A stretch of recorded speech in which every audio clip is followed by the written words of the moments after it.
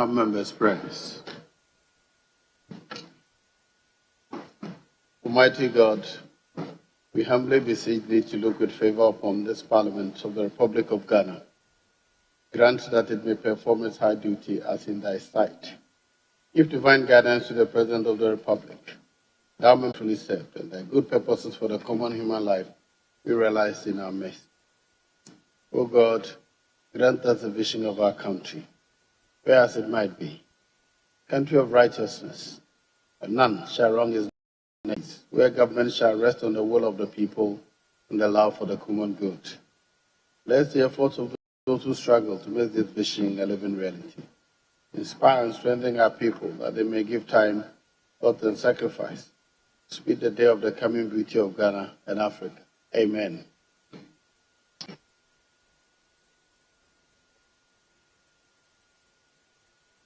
Of votes and proceedings. Honourable members, now the votes and proceedings of the page 4, page 5,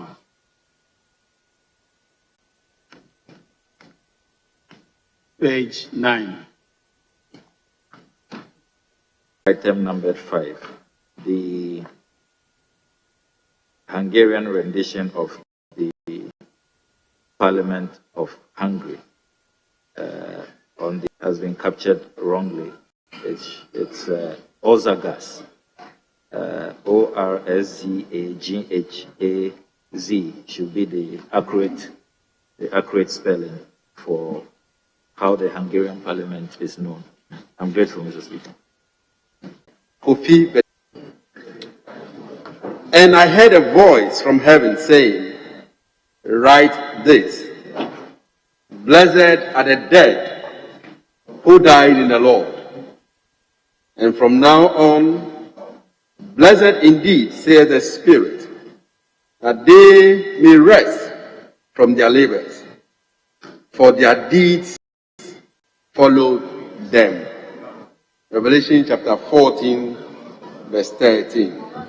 Passing of Honorable Gershon Kofi Gbediame was received by Parliament with great trepidation, particularly so as we thought the Honourable Member was doing well after his life in Parliament.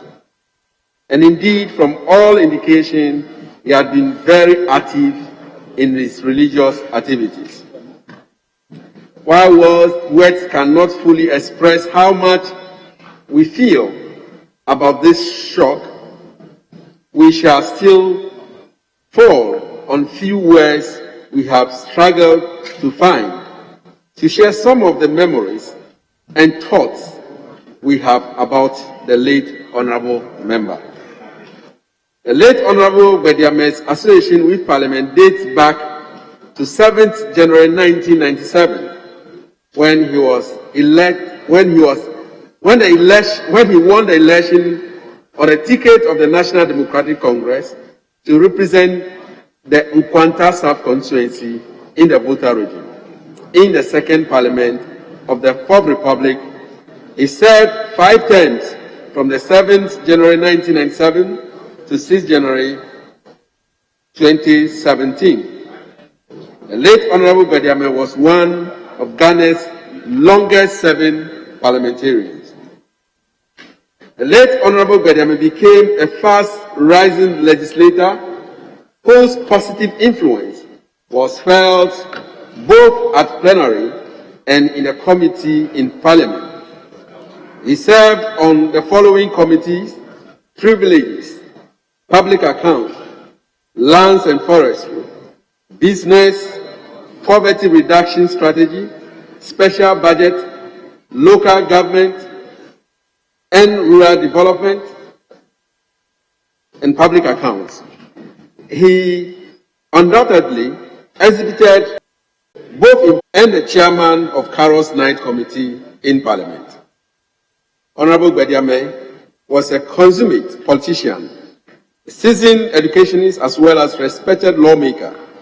Before he entered Parliament, he had been a senior superintendent and physics tutor at the Presbyterian Boys Senior High at Lagos, and his background and experience in education were at the forefront of his intellectual discourse in and outside Parliament, always emphasizing the importance of education in nation building and improvement of livelihood.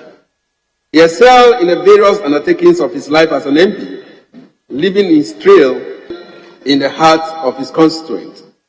He devoted his whole life to serving the people of Nkwanta South in sincerity in order to promote the dramatic positive change he had envisioned for the constituency. He always emphasized that his basic aim of becoming a member of Parliament was to help his people improve their well-being, get the necessary facilities, and promote education. This aim was at the center of his activities. It was not surprising that his constituents reposed so much confidence in him and elected him in 5 consecutive elections. Honorable Bediame had the patience and tenacity of the ant. The member was dependable, hardworking, and always ready to put his hand to the plow. These attributes made him the man of the people, an excellent politician and quintessential gentleman, and a proud son of the Volta land, now the Oti, who always guided by his moral principles. Persons from all walks of life who came close to him. Throughout his life as legislator and representative of the people, he devoted himself to self-studies, self-improvement. Through his solid knowledgeable debate, he contributed to the sustenance of parliamentary democracy, improvement of livelihoods for ordinary Ghanaians, and sustainable development in all sectors of the Ghanaian economy. Not only was he committed to his job, working long hours and participating actively in plenary all the time, he was also committed to giving back to the community through his philanthropic work. On the floor of the House, Mr. Speaker, he always advanced spirited debates that were full of knowledge and wisdom, and his colleagues were always in high praise of him. He was invariably unassuming. His calm posture was his strong attribute, and through his enviable advocacy skills, he was able to make successful strides in bringing development to the people of Nkwanta South. He advanced the cause for the improvement of maternal and child health care, livelihood support programs, water and sanitation projects, and school infrastructure, provision in deprived communities, and rural education and satellite television transmission project. As a proud educationist, Honorable Bediame also took advantage of the debates on the floor of the House to advocate the welfare of teachers. On 11th November 2005, in contributing to the statement on the incentivization of teachers, he said, "Mr. Speaker, I want to say that the welfare of teachers goes beyond this Best Teacher Award because looking at the late Honorable members' outstanding commitment to supporting government social intervention programs, especially in the education sector, dominated most of his spirited contribution on the floor of the House. In contribution to the debate on the annual estimate on 9th December 2014, the late Honorable Bediame had this to say, "Mr. Speaker, may I also talk about the school feeding program, and I only urge that the bill that the ministry wants to bring to Parliament should be expedited so that we will be able to know the means of growth in the Volta region." Honorable Bediame was noted for his consistent appeals to the Ministry of Finance and Roads and Transport in that regard. In a statement on the floor of the House on 22nd July 1998, he stated, "Mr. Speaker, I rise to make a statement on the floor. I rise to make a statement on the state of roads in the Volta region, with a special emphasis on those in the northern sector of the region, and to call upon the Ministry of Finance and Roads and Transport to make immediate action to salvage the situation. Mr. Speaker, almost all the roads in the region are in a state of disrepair, while some can best be described as death traps.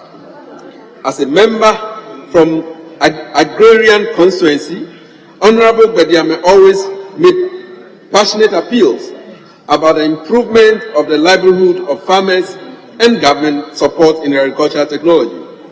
In one of such passionate appeal on the floor of Parliament, the Honorable Bediame had this to say: Mr. Speaker, I want to appeal to government that the Poverty Alleviation Fund that is normally sent to districts, instead of maybe giving 500,000 cedis each to some of these people, it can be put in a pool to provide machinery for the clearing of the farm for the farmers. Still on agricultural sector, in relation to storage and food security, he re-echoed: Mr. Speaker, I wonder what plans the Ministry of Food and Agriculture has for those silos in order to ensure our food security. I think that we must have a second look at these silos and see how effectively we can use them to store food, so that during the lean season, those food items that have been stored can be released to the market to at least maintain a stable price for these products. Honorable Bediame was a man of deep conviction who always incorporated the values of fairness, integrity, kindness, and service in the discharge of his duties, and his colleagues in the House can testify about what positive influence he was. I know we all have many questions. Despite all our grief and frustration, we can be consoled by the fact that only two things in life that are certain: you live and then you die. William Shakespeare put it profoundly when he said, "In the world's stage, and all the men and women merely players. They have their exits and their entrances, and one man in his time plays many parts." The Honorable Bediame has played his part admirably, and it behoves us to also play our part with perseverance and hard work. Indeed, Ghana has lost a true son of the land. Parliament has lost a veteran, and the people of Ngwata South has also lost hero indeed. Out of the abundance of amid sorrow and joy, we say we are forever grateful to you for your presence and contribution to the sustenance of parliamentary democracy. Admittedly, you were a very simple but pleasant person who found joy in service to humanity. You have contributed your quota to the dutiful task of nation building, and we know that your Creator will reward you for your meritorious service to humanity. For families, friends, and loved ones, your death is a reminder to all that life finite. Honorable Gashi Kofi Bediame, your gentle soul and the soul of all the faithful departed rest in peace and rise in glory on the resurrection day. Thank you, Mr. Speaker.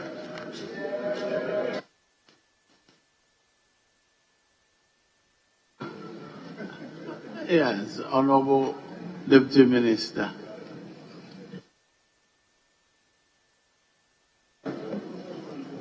Thank you, Mr. Leader. And also thanks to the Honorable Member, that's the Chairman of the Voter Caucus, for the glorious tribute to a colleague and somebody that I called an uncle since the day I came to this house.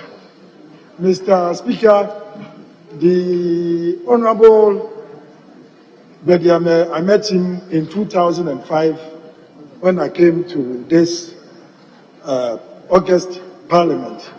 And at that time, he was the deputy ranking member of the Lands and Forestry Committee of Parliament, and I too happen to be the Vice Chairman of the Lands and Forestry Committee of this Parliament. Mr. Speaker, at that time, as a new parliamentarian, the honourable member was the one who guided me through the standing orders and all the ways and then the workings of the committee that we were happy to serve on. Mr. Speaker, he was a very soft-spoken person. He never got angry. I never saw him once being angry. And that, I would say, was a good trait that all of us must emulate. Mr. Speaker, I happened to travel with him on several occasions outside the shores of Ghana, and I had to learn something from him. Mr. Speaker, anytime we traveled outside, I remember he would tell me, Benito, I need to buy something for my children. And those times, Mr. Speaker, I had a young daughter, and he had some children. But then to follow him into shops, and he knew the size of every child of his, just at the back of his mind. And I found that a bit strange, but he did it with passion. He did it with passion, and that showed that he really cared for his children. Mr. Speaker, it's unfortunate that today he is no more here with us. But then I would say condolence to the minority and condolence to leadership, because we have lost a very good leader. No wonder the leadership of the current minority made him a member of their leadership for almost 12 years. And that showed that he was someone with good character. I would end by saying, Bede, and that was how I used to call him, Bede, Demirfabia, Demirfabia, Demirfabia, Dienia Manono.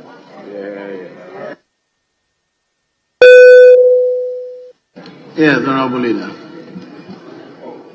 No. This is a leaders' meeting. Thank you, Mr. Speaker. Well, when I was a if the constitution doesn't hear the voice, they will hear him. From the constituency, telling this house about the true honorable Gershon Bediame. We may not get the true stuff of the story. The leadership would have their choice, so the leadership can feed their choice to him. But these are the people he worked with as a leader. Yes. And that's why I'm giving it to the seniors who were with him. He will give the chance. Here in the chamber. I can yield because he was the deputy majority leader at that time. But I thought when it comes to leadership, I can yield to him. So if you hear the member from the constituency, after which he will speak on behalf of leadership, I think we may be fair. Very well. Yes. Thank you, Mr. Speaker, for giving me the opportunity to contribute to this statement. Mr. Speaker, indeed, the good people of Nkwanta South has lost an icon. They have lost a humble man. They have also lost a peacemaker. They have lost a project-driven MP, and they have lost a man who could have been in his chair to be the advisor of his people. Honorable Gershon Bediame was an MP from Nkwanta South for 20 solid years. And during his tenure of office, he initiated a lot of projects. He initiated a lot of schools, cheap compounds, feeder roads, and of course he organized festivals to bring peace to the good people of Nkwanta. His loss is a great loss to the good people of Nkwanta, because they would have thought this man stays longer to carry the constituency to the promised land. As the MP of the area, I stand on behalf of the chiefs and my constituents to mourn with the bereaved family and to say their loss is our loss, and for that matter, Honorable Gbesingeriame will forever be remembered in the good books of Nkwanta South.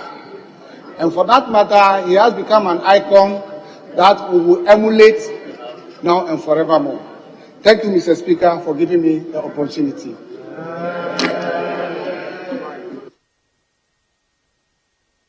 Leadership.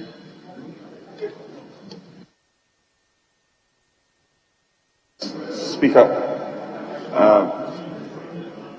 Okay. Yes, Honorable. Thank you, Mr. Speaker, for the opportunity to make contribution to the statement eulogizing, recognizing, remembering this friend of ours, Honorable Gbediame.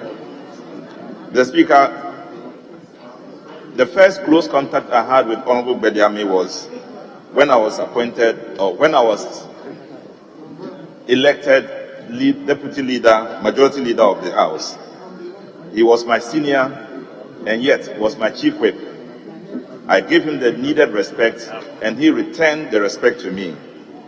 Mr. Speaker, this was a man committed in doing the good, and at every point in time, he believed he was serving his God and doing the right thing. He fought his way through, he fought in his politics, he was committed, reaching out to the opposition at the time, and at all times, he wanted consensus, and he was a leader in seeking this consensus. The Speaker, this was also a man who loved his family. As mentioned by Honorable Benito, he talked about his family, he loved them, and he served them. And in Parliament, he never turned back when it came also to his party. He fought for his party and demonstrated truthfulness and forthrightness. He's a man who was largely respected because he often will extend the respect to the people who respect him.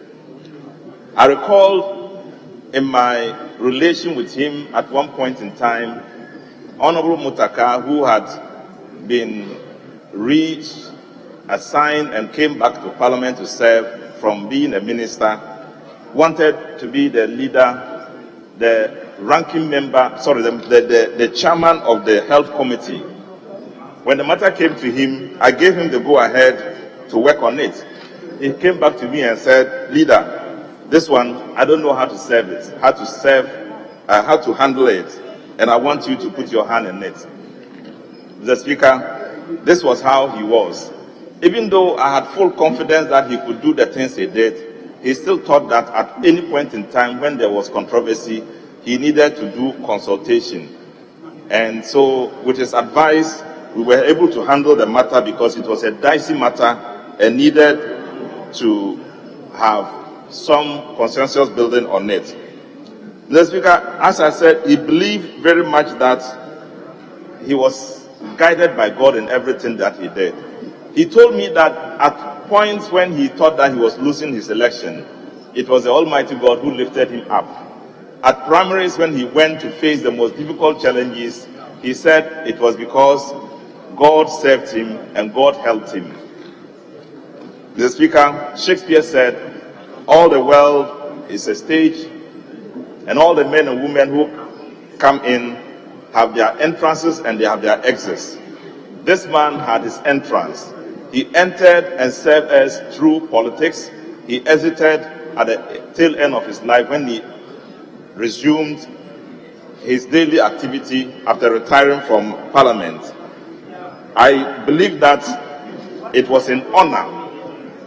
It was also in order for a speech to be made for him in recognizing who he was and in serving him as a person who served his country and his people. This man, we can only say Allah, God, forgives him and put him in the right side of his kingdom, which is called Jannah to Firdaus by Muslims. Because for me, I had never seen him doing anything bad. And if he did anything contrary to the expectations of any single individual, he was very quick to say, I'm sorry. And that is the kind of life and character we expect from each and every one of us. And I think that his life will be exemplary for all of us. A man who came to serve through Parliament without ever having a fight here and without ever having any confrontation that would have rendered his name in any bad light. And we pray for him. Mr. Speaker, I thank you for the opportunity. Yes. Mr. Speaker, we are also yielding to Honorable Akachian. Yes, Honorable Abuakwa South MP. Right, Honorable Speaker, I'm grateful to your good self for me to say a few things as we eulogize our dear brother, Honorable Kofi Bediako Bediame, the ex-member of Parliament for Nkwanta South Constituency. Honorable Speaker, I was just philosophizing on the word Bediako. As a matter of fact, when you bear that name, as if you are cast out to fight, Bediako, the etymological meaning is that he came to fight. And as a member of Parliament, what was he fighting? He was fighting poverty. That is all we've all been called upon to come and fight. To see how, in our own small way, we will use our energies to fight poverty in our background. And on that score, I am very, very excited that he did exactly that. That in his background, he was doing everything in his power to help the people who elected him as a member of Parliament. Right, Honorable Speaker, I've heard also that he was a first-class gentleman. I never clashed with him, as sometimes you find situations in which two members of Parliament will clash on point of principle and the rest of it. And I am hearing also that he could say sorry. And then he never got angry over petty matters. I want to say that this personality was a strong personality as the elements properly mixed in him. Honorable Speaker, there is one factor which I want to stress, and then I'll take my seat, which is what is being said all the time, that the day we were born, we start dying. Anybody who comes on this earth the first day should begin to count that one day you move on. And that is what should inform behavior. That this earth stage is not a place of permanence. We are here for a divine assignment. And what assignment is so ennobling than serving others, especially those who are less privileged? Now, when you have the endowments of God and you become so important to the point of becoming a whole member of Parliament, all that you are required to do is to serve your people. And that service is invaluable, and sometimes your reward will not even be with your constituents. Your reward will be with God, who eventually you will give an account to. Right, Honorable Speaker, one area I heard about this great man is the work he did with the Public Accounts Committee. Right, Honorable Speaker, that is one committee that is always in the business of plugging out corruption. And those members who had the opportunity to assist in this exercise of plugging out corruption should be given a standing ovation, because it is not easy, given the volumes of work that this committee is always engaging. And I'm reliably informed that he acquitted himself creditably in that all-important area of public accounts. Right, Honorable Speaker, on this solemn occasion, when he will be sent off finally tomorrow, my heart goes out to the extended family especially the spouse and the surviving children. Honorable Speaker, as your custom is, I know your package in terms of funeral donation will be handsome because it's one of our kind. I'm grateful to you for this opportunity.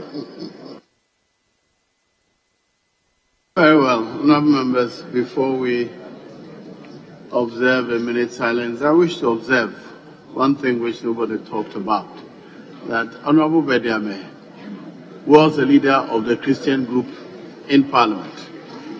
I haven't asked you to stand up yet. I said, before I invite you for a minute silence, I'm making my observation. And my observation is that Honourable Bediame was a leader of the Christian group in Parliament. And his life in Parliament, his style and nature truly reflected that kind of leadership. And I wish that the good Lord will place him safely in his bosom. Now, shall we observe a minute silence in memory of our brother?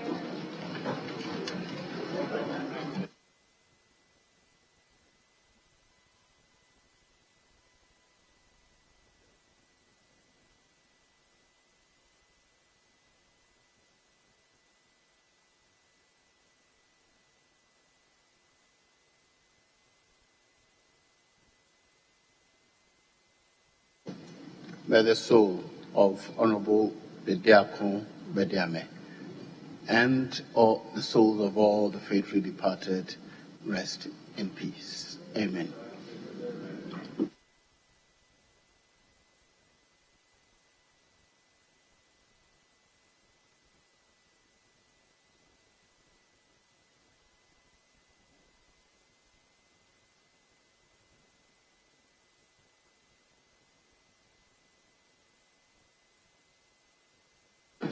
Honourable members, as we agreed yesterday, we agreed to defer the questions, right? So we'll go on with the debate.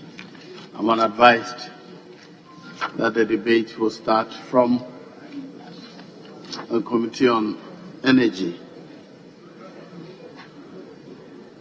And to start is the Honourable Member for Buakwa South, Honourable Honourable Samuel Atta Acha.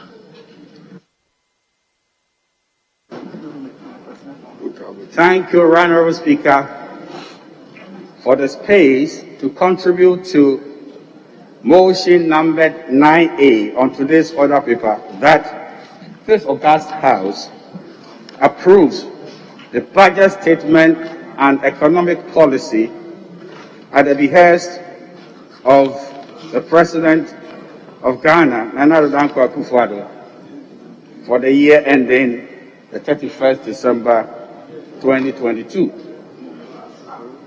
Right now, Mr. Speaker, it is said... Sorry? Oh. Oh, okay. I'm sorry. No, but it's numbered 9A. Okay, let me hear his objection then. I have given you the floor. Very well, very well. Yeah, no, Deputy Leader, what's the matter? Thank you, Mr. Speaker. Mr. Speaker, you've mentioned motion 10. Mr. Speaker, motion number item 10 on the order paper. And it reads that this Honourable House approves the budget statement and economic policy of the government for the year ending the 1st December 2022, moved on Wednesday, 17th November 2021 by the Honourable Minister for Finance, Mr. Ken Ofori-Atta. Mr. Speaker, the Honourable Minister for Finance moved a motion on behalf of the President. We are debating the motion to make alternative input to be sent to the President who sent him to bring the motion to us. Mr. Speaker, where is the mover of the motion? What is that? Mr. Speaker, this House must not be taken for granted. If the President sent you to bring us the budget statement and economic policy. Mr. Speaker, necessarily we are going to suggest alternative solutions. The Minister for Finance must be here to take notice of all the alternative solutions that are going to be suggested and send it to the President. Mr. Speaker, like we are saying, this is the House of Record. We have a Minister for Finance, a Minister of State at the Ministry of Finance, 2 Deputy Ministers of Finance. Mr. Speaker, at least one of them must be here to take notice of these alternative inputs. Mr. Speaker, where are they?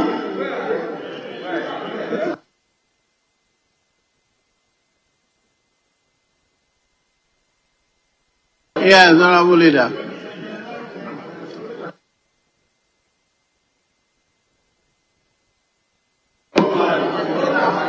Mr. Speaker, I am so surprised at the Deputy Minority Whip. You should have made me Mr. Speaker, the Finance Minister, his deputies, Mr. Speaker, they joined Parliament in Ho for the post-budget workshop. They take Parliament serious. And Mr. Speaker, our friends have been in government before. And they know that in moments like this, the ministry would be engaged in a lot of activities. Mr. Speaker, yesterday, Mr. Speaker, they may have to be quiet and listen. Mr. Speaker, I've always said that is your problem. They won't be quiet and listen. We listened to Ahmed Ibrahim. We did. If it's all about every day trying to score cheap political points, you may do so. Mr. Speaker, you may do so. We are supposed to debate the budget. It's the turn of Honorable Atacha. Let him flow. That is all it is. Honourable members, I have been advised by the table office that senior analysts from the ministry are in the house for the purpose for which you could allow them to bring them to sit at the officers' lobby. But otherwise, would anybody point to me where in a standing order which says that the minister must be here? If you point that to me, I'll rule on that. Yes.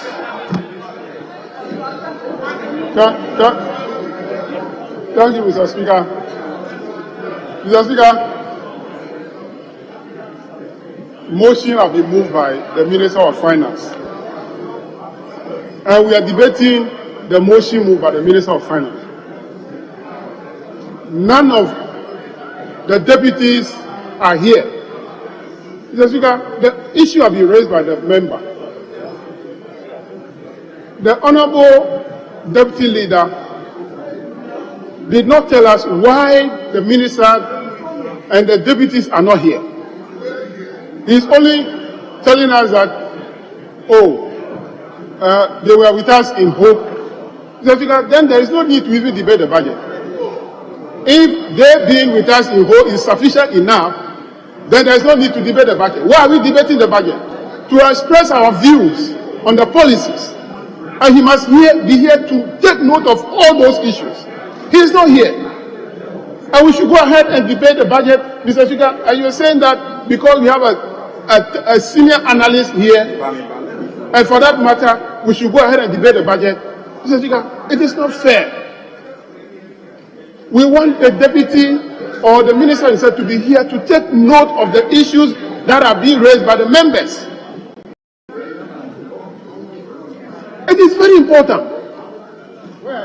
So, Mr. Speaker, please, let's call for the minister or any one of his deputies to be here. We should not accept senior officers or technical officers from the ministry to be sufficient. Mr. Speaker, they are not members of the House, are they?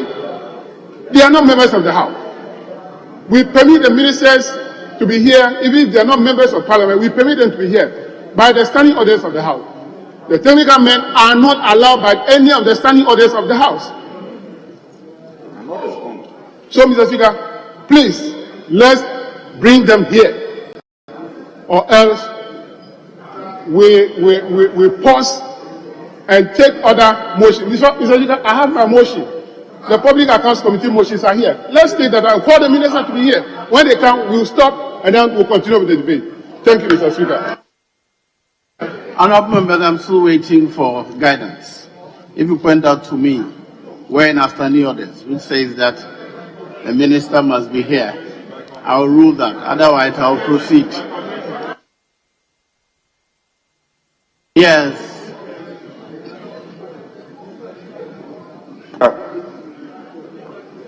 I thought for a long time we have established a very reliable working relationship. Now, colleagues, your leadership in the front bench continuously have been lamenting and talking about welfare issues, and they are justifiably so. Talking about welfare issues. Now, most of the reasons raised related to welfare have to be dealt by these ministers, these same ministers. Now, at one breath,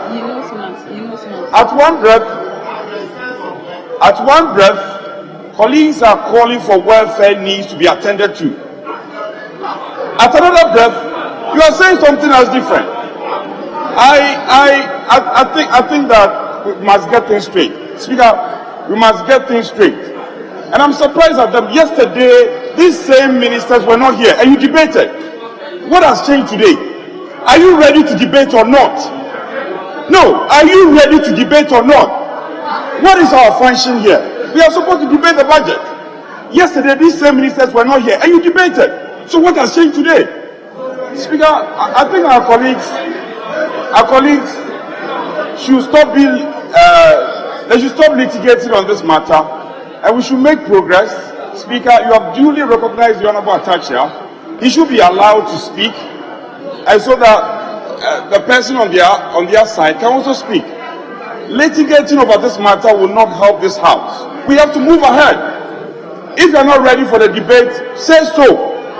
If you are not ready for the debate, be candid enough and say so, and stop this shifting of the goalposts. It will not help anybody. Let's debate and stop this gerrymandering. It will not help anybody. Honourable members, I called for direction. I see that honourable member for Tamale North holds his order book, so I stand the orders. I'll listen to him. Yes. Thank you very much, Right Honourable Speaker. Mr. Speaker, before I refer to the order, the standing orders, I just wish to crave your indulgence that it is also the practice in this House that we are guided by the standing orders and conventions of the House. And Mr. Speaker, as far as I know, conventions are as important as, the standing orders. And the convention has always been that the ministers of state, especially of finance, are available at this time, so they can report. Now, Mr. Speaker, the order I wish to refer to is Order 93-2, which says that it shall be out of order to use offensive, abusive, insulting, blasphemous, or unbecoming words, or to impute improper motives to any other member, or to make personal allusions. Mr. Speaker, when the issue was raised by the deputy whip, the deputy leader on the other side did impugn improper motives for raising that issue when he suggested that we were merely engaged in cheap political point scoring. Mr. Speaker, I think that is unacceptable and it must be withdrawn by the deputy leader with all respect. Thank you very much.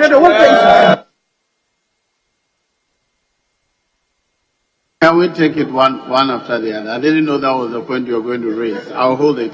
But I wanted to be guided on whether there's any rule requiring then that the Minister of Finance be here in person or represented.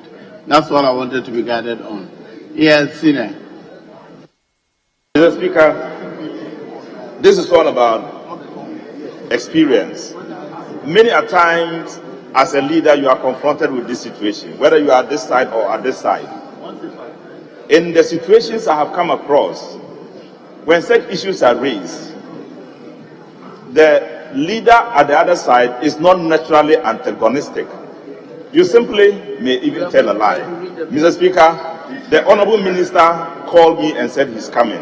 If we can go on whilst he arrives, then the debate continues.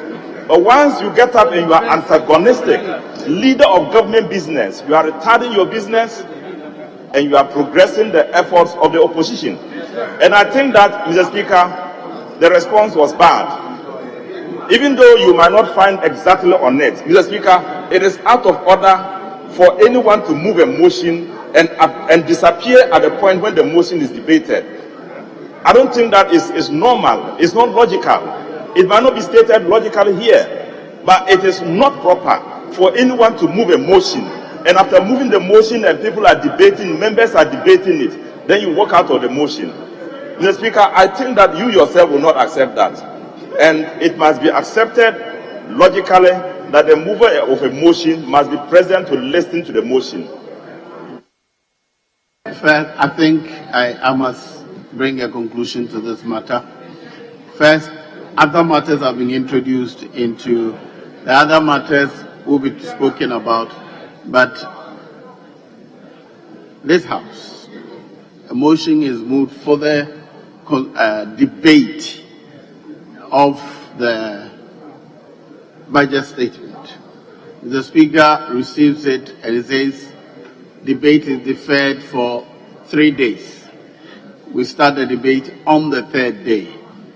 I was trying to find whether I'll find, looking for any suggestion that the minister must be in the chamber. It is true that often either the minister or a representative sits in, but I'm not aware that at any point in time any minister has been ordered to sit in while the debate proceeds. It will be in the minister's own interest to be in the chamber, but proceedings must continue. On the other matter about leaders and leadership, I take it that a former leader, a former deputy leader is advising his current colleague. I hope that we'll take it out of here, so I don't have to rule on whether the deputy leader behaved well or did not behave well. I'm sure that as a senior and more experienced, you will discuss your concerns with him out of here. Honorable Atacha, please continue. Thank you, Honorable Speaker. That is, your decision is Solomonic, and I want to proceed. Honorable Speaker, it is said that the economy of a nation determines everything. Everything rises and falls with the economy. Relating to every economy, David Igwe posits as follows. And Honorable Speaker, I would like to quote, with your kind permission. When our economy is truly healthy and everyone rises with the tide of prosperity, then issues such as the lack of affordable housing, homelessness, hunger are greatly diminished. Obviously, Honorable Speaker, the economy does not wear party colors. And members of this hallowed house should resist the temptation of doing partisan politics with the budget, which is a lifeline of the economy. Honorable Speaker,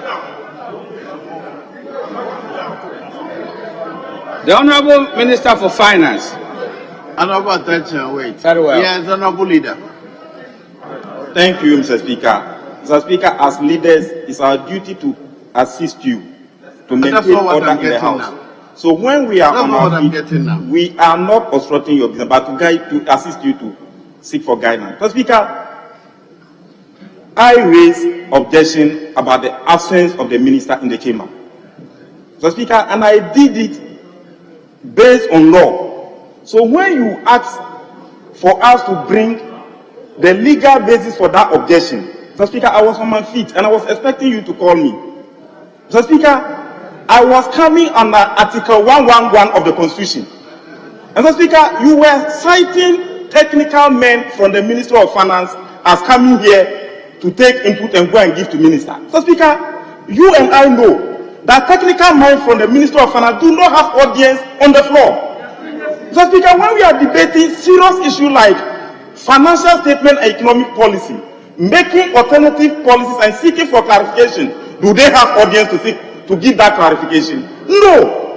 It was on that basis that I raised that objection. But, Mr. Speaker, that be that as it may, the chief whip of the majority said the Minister for Finance is not here because he's seeking for welfare issues. Mr. Speaker, we did not.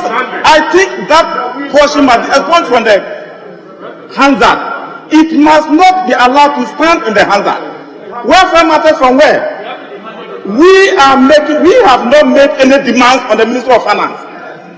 He must be here to listen to our alternative input as a shadow caucus from the shadow ministers, from the will-be ministers.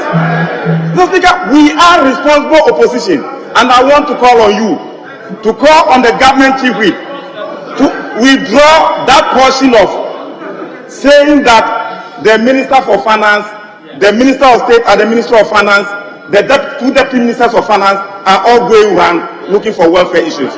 That is unfortunate, and we are not seeking for any welfare issues. They must be here to listen to what Ghanaians have given to us to come and tell them. You can't just come and throw government financial policy somewhere and go and sit there. We need them in the chamber, Mr. Speaker. And I'm basing my argument on the Article 111. The Minister of Finance is entitled to sit and he can speak. The two deputies are members of Parliament. They must be here and they can clarify issues. We were not with them in cabinet, so we need them here. What decision that was taken at EMT, we were not there with the Minister of Finance. The decision that were arrived at cabinet, we were not there. The only platform we have is here, and they must be here. Then when we are giving alternative issues, then they take note. When we don't understand certain portions, they clarify. Even if the chief director from Ministry of Finance is here, does he have audience on this law? The answer is no. So, Mr. Speaker, I want you to direct the majority chief whip to withdraw that portion from the statement, and also to send for the whereabouts of the Minister of Finance, at least one of his deputies, to come and listen to us. Mr. Speaker, we are serious and we must be taken serious.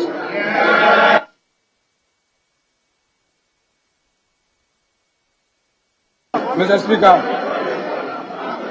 Speaker, with respect. Mr. Speaker, with respect, my honorable colleague. Hold on. The honorable Deputy Whip, I gave my ruling on the matter of whether the Finance Minister must be here or not. The rule is that if you are dissatisfied with my ruling, you come by a proper motion, and I stand by my ruling. Now,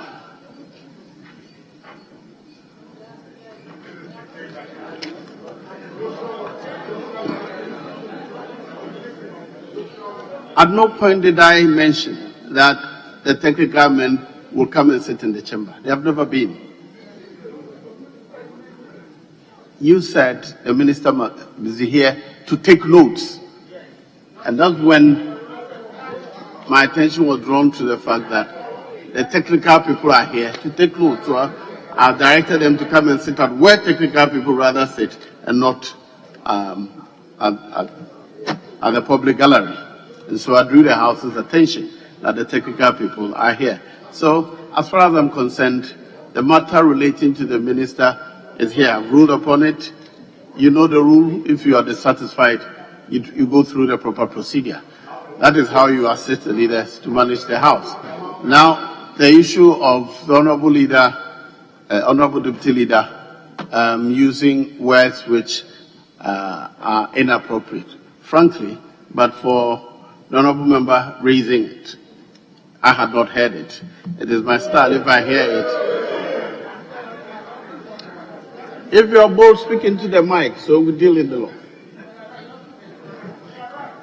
When I withdrew my attention to it, then the former deputy leader also advised him. So I took it that he will take this matter out because it involves leaders. That is why I made the effort to leave it there. But if you insist that it be litigated, I'll ask him. Yes, Honorable Deputy Leader, you are alleged to have said that. You are alleged to have said that. What was the proper word being complained about?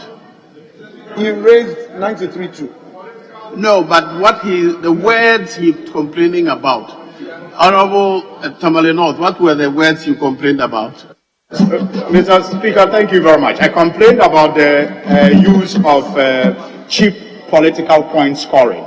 And the Deputy Chief Whip also complained about the issue of welfare being championed by us, which we clearly deny, and we demand a retraction of that.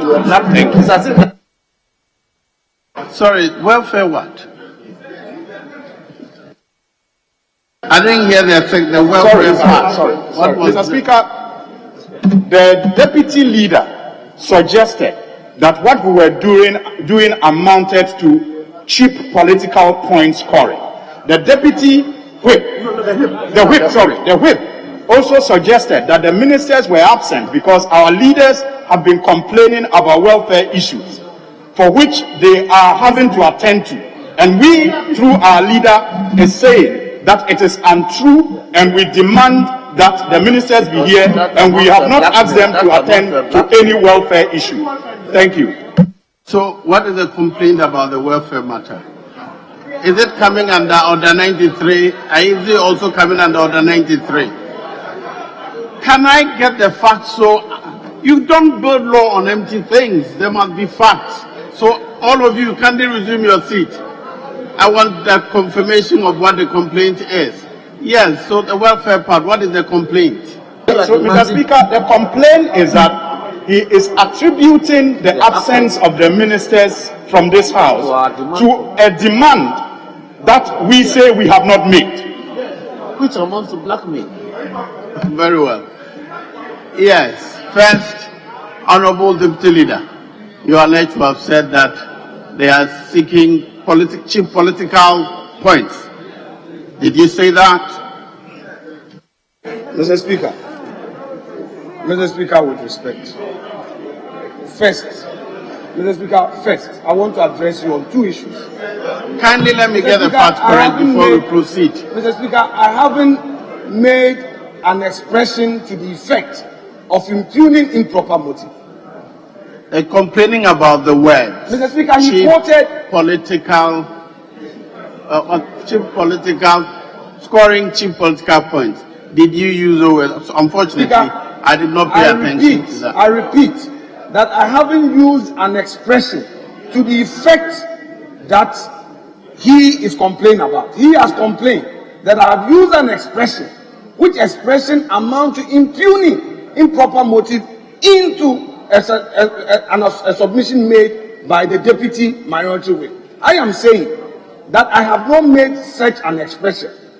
And yes, I have not made such an expression to that effect. No. Mr. Speaker, let me then, having dealt with that, address the two issues. Mr. Speaker, Honorable Ahmed Ibrahim, on his feet, says that he is raising a legal matter, a matter on a point of law, and relies on Article 111. Yes. Mr. Speaker, clearly, the 111 he quoted did not amount to the minister being present. That is wrong. Mr. Speaker, number two, I am happy about the expression or the views expressed by Honorable Rashid Purple. With respect, Mr. Speaker, he has been in leadership before, and he knows that some of these things are discussed. Leadership amount to where we have issue we discuss. You don't spring surprises at your colleague. You don't.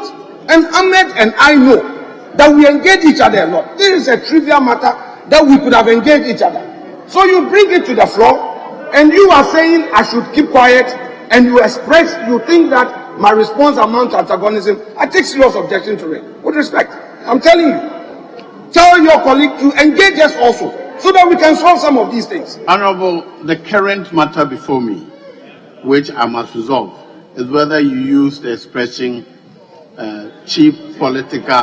That is a complaint. Mr. Speaker, I have not offended 93(2) of our rules. I have not. Mr. Speaker, I have not offended the very rule that he relied on to mount his application. I insist. I have not offended the rule that he mounted his application on. That is his contention. I have not. Yes, I have not, Mr. Speaker. Yes, leader. Mr. Speaker, I think that the question you are putting to the deputy leader needs a simple answer. Have you used the word?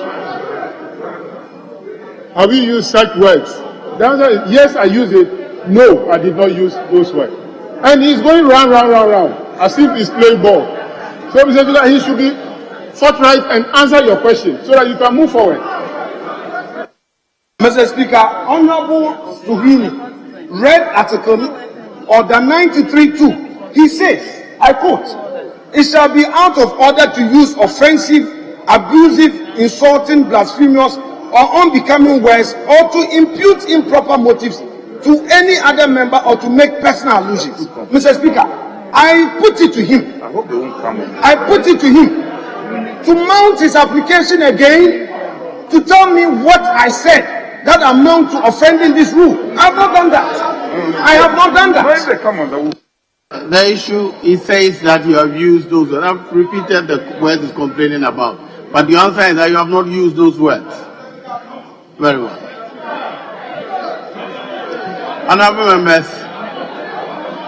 members, to be able to come to a conclusion one or the other, I need to get the evidence. Yes. Mr. Speaker, Deputy Leader said he did not use those words. Mr. Speaker, can we call for the records? Yes. We want to listen to the records. Yes. Yeah, we have the voice. So that we play the voice if you actually did not use those words.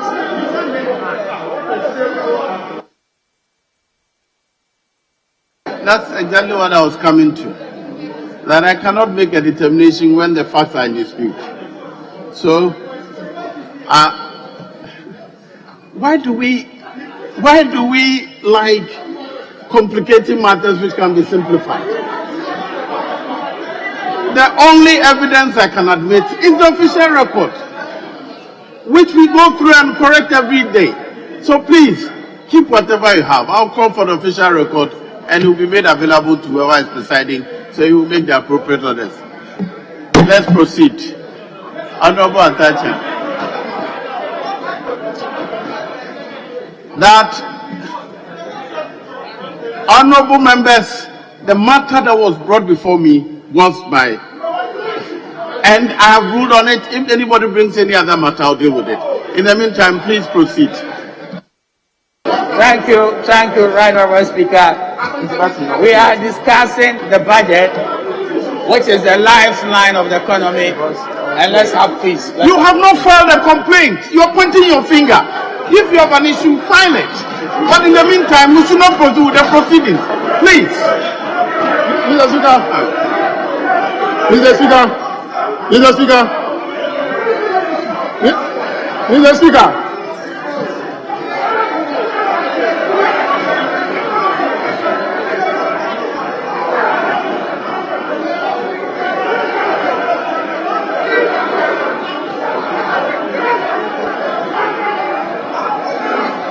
Yes, leader.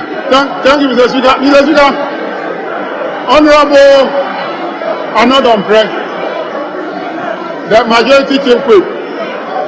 The majority chief whip. Honorable members, order. Can I listen to him? Mr. Speaker, thank you very much. Mr. Speaker, the majority chief whip says that the absence of the minister and his deputies was because we in leadership of the minority have asked him or are putting pressure on him on welfare matters, and that the ministers are working on the welfare matters of the minority. Mr. Speaker, what he said That statement is not true. There is nowhere we are putting pressure on him on welfare matters. So if they can withdraw that portion to correct the records that we have not put any pressure on him, that is making it impossible for the minister and the deputies to be present here. That factual, incorrect statement must be made right. We have not put any pressure on him. So I'm lodging this complaint to direct the chief whip to correct himself. Thank you. Yes, Honorable Chief Whip. Speaker, in this house, I don't have a problem withdrawing an expression wrongly used or communicated. But what I said was, there have been outstanding welfare issues of which we've been fighting for. And that's a statement of fact. I want to challenge my colleagues in leadership. I challenge my colleagues in leadership. They should tell this house, if we have not been pursuing welfare concerns for members, that is a statement of fact.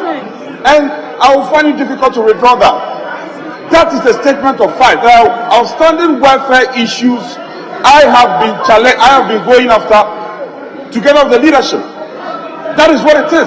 And I cannot withdraw this. I don't know why you should find this offensive. Honorable Veji, what is the offense in saying that there are outstanding welfare issues of which the ministers are working on? What is the offense in that? What is the offense in that? What he said and what you said are different. What he is complaining is that you said their leaders. So if you did not say their leaders, then there's no basis for the complaint. That's all I want to confirm. You said their leaders are pressuring you on welfare matters. But you're saying no, you said there are welfare issues that are being discussed. Let's get clear. Speaker, in this house, we always agree to disagree. And we've always agreed to disagree. Who are those people? So, unreservedly, Speaker, with the greatest of respect, I never meant to offend my colleagues. If they find that offensive, unreservedly, I withdraw that part of the expression. And we can go ahead and make progress. Thank you.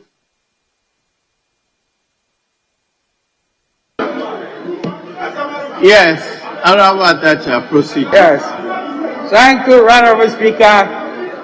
We are debating the budget, which is a lifeline of the economy, and I'm glad that we have peace. I want to proceed. Honorable Speaker, the Minister for Finance, Ken Oforiatta, in presenting the 2022 budget, used 20 paragraphs in explaining the devastating and calamitous effects of that international demon, as it were, the COVID-19. In paragraphs 22 and 23 at page 12, the minister said that our economic fortunes plummeted when we were hit by the COVID-19. Honorable Speaker, with your kind permission, I would like to read the relevant portion of what is said. Paragraph 22.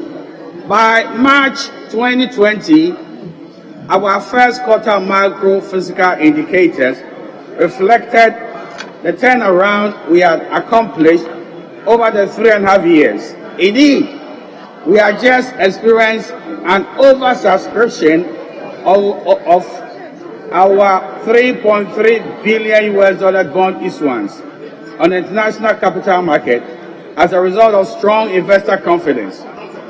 The transaction comprised $525 million United States dollars for a 4-year zero coupon, $1 billion for a 7-year tenure priced at 7.75%, $1 billion for 12-year at 8.65% and $500 million for a 20-year tenure with a coupon of 8.875%. Mr. Speaker, I'm continuing what he said. Then COVID struck, and the health and economic impacts have been devastating. Honorable Speaker, I beg to submit that Osajifo Dr. Kwame Nkrumah was never hit by COVID. Indeed and in fact,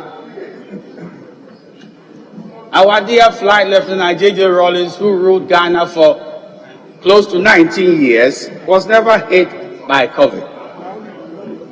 Mr. Speaker, strong leadership is measured by the gargantuan and sometimes the elephantine problems one tackles and solves. It is on record that although we were in the COVID environment, no one single worker in the public sector was laid off. And economy had the shock absorbers to continue.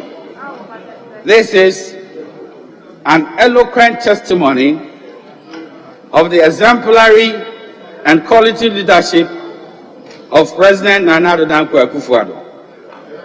Right now, Mr. Speaker, what we are confronting is of international proportions.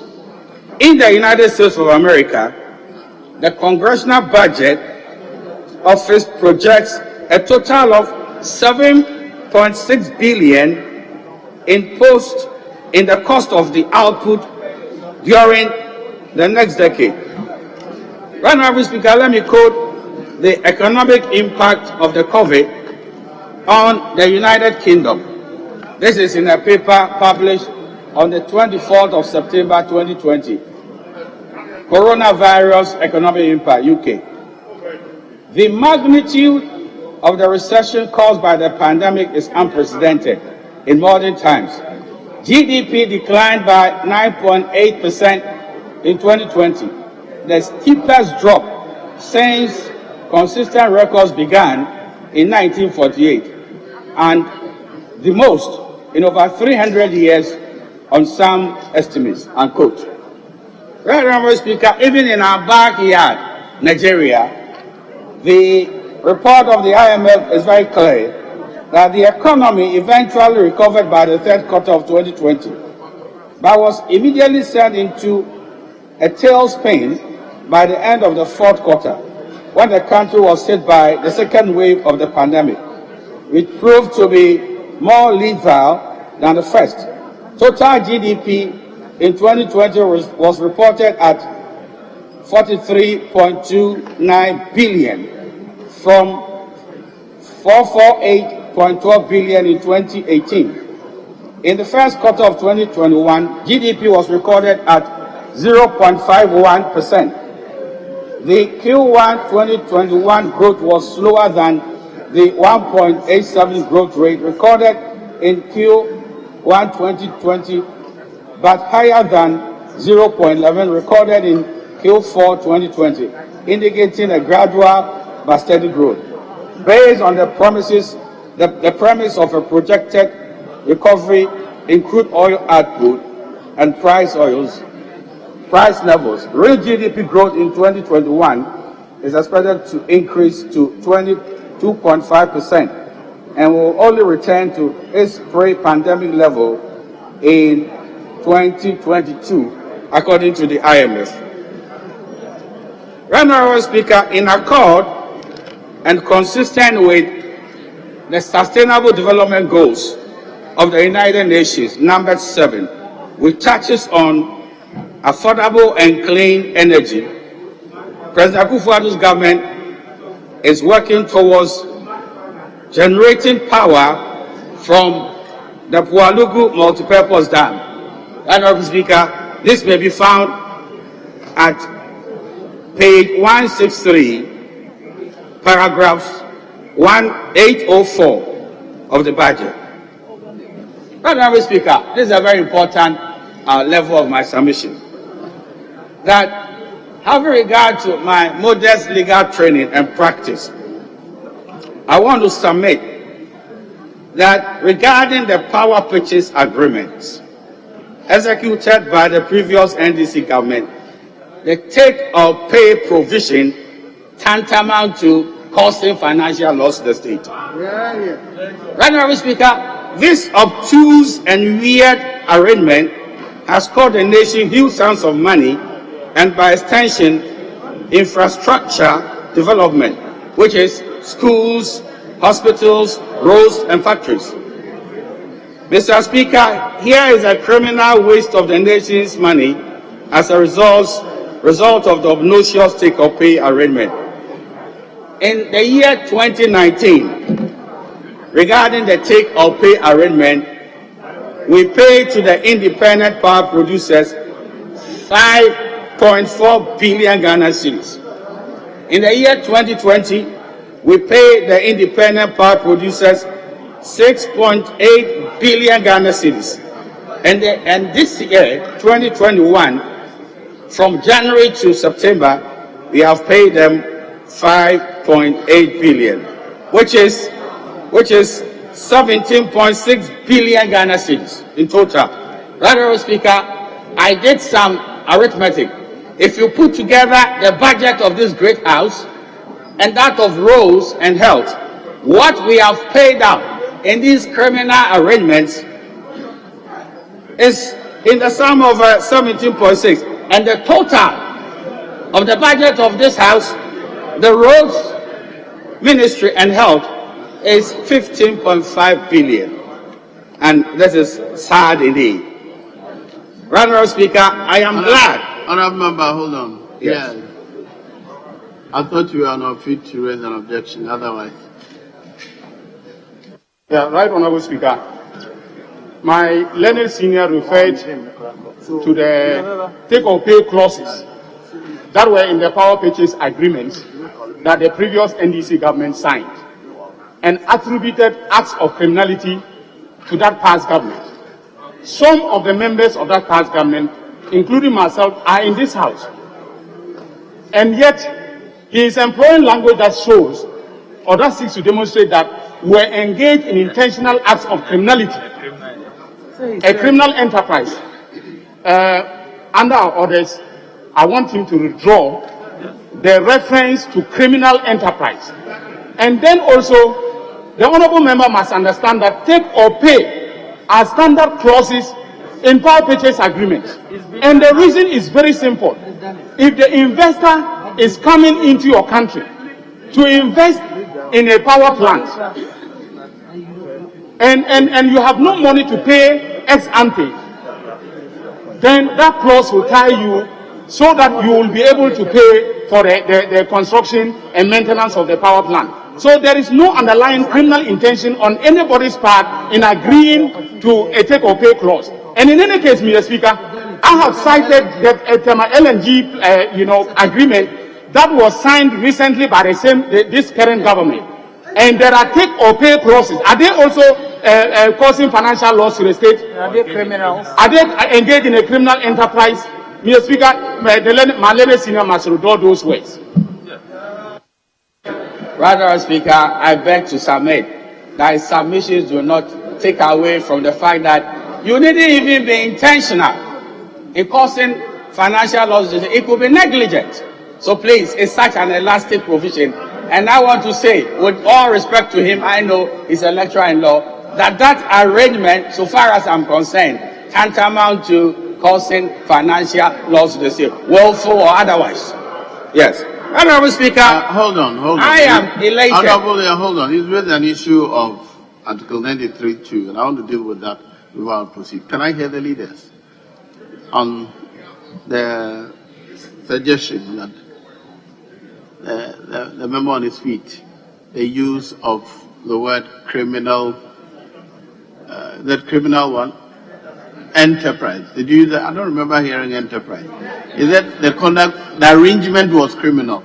That is what is a complaint about. Yes, Honorable Deputy Leader. Yes, I want to hear you, then I'll hear the leader. Thank you, Mr. Speaker. Mr. Speaker, the issue raised by the honorable member has an objection from our side, who was in the previous government, in fact, as the Deputy Attorney General. he has taken strong objection. So for the member to do the right thing, he should just withdraw that aspect. If there's a criminal element of that, you don't come here to say it. So there are steps that you follow. You don't come here to criminalize that action and just to leave it that way. So, he doesn't lie in his thinking to say that that action is criminal. It is a court that must take the final decision. So, objection has been taken. The best thing for him to do is to withdraw that aspect of his statement. Thank you, Mr. Speaker. Yes, Honorable Majority Leader.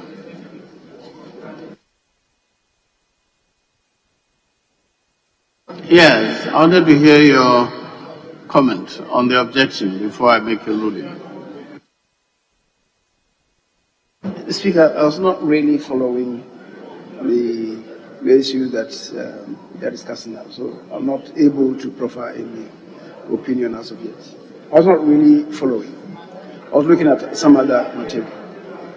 Well, I would wish that, as much as possible, we avoid the use of words which offend one or the other. May not necessarily be, in my view, as it is, but if it will affect the debate and the quality of debate, I will advise that we withdraw it or use a less offensive word so that we can move on.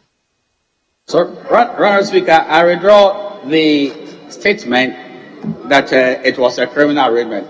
But I would say, with the greatest of respect, and with my entitlement to opinion, that when you pay so much money for a power that you have not used, the inference of causing financial loss to the state is a legitimate conclusion I can make.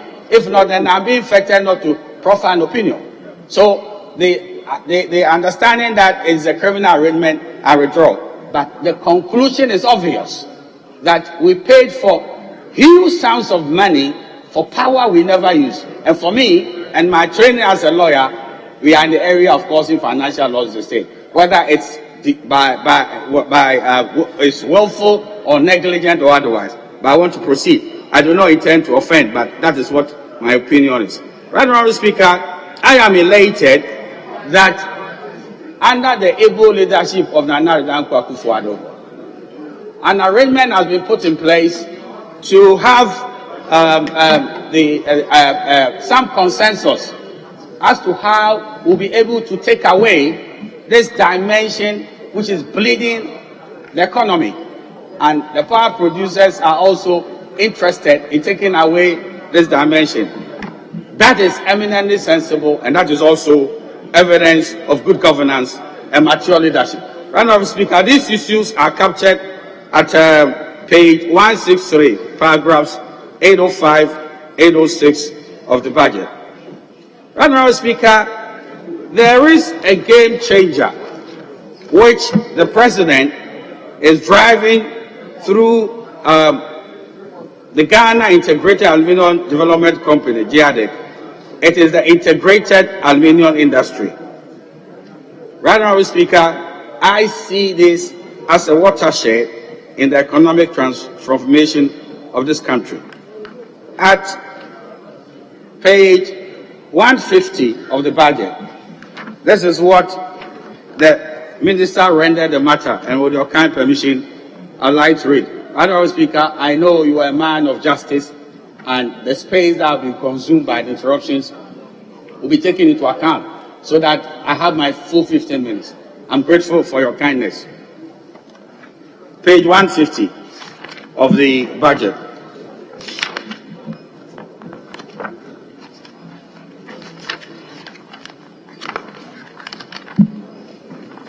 Honourable Speaker, I'd like to read.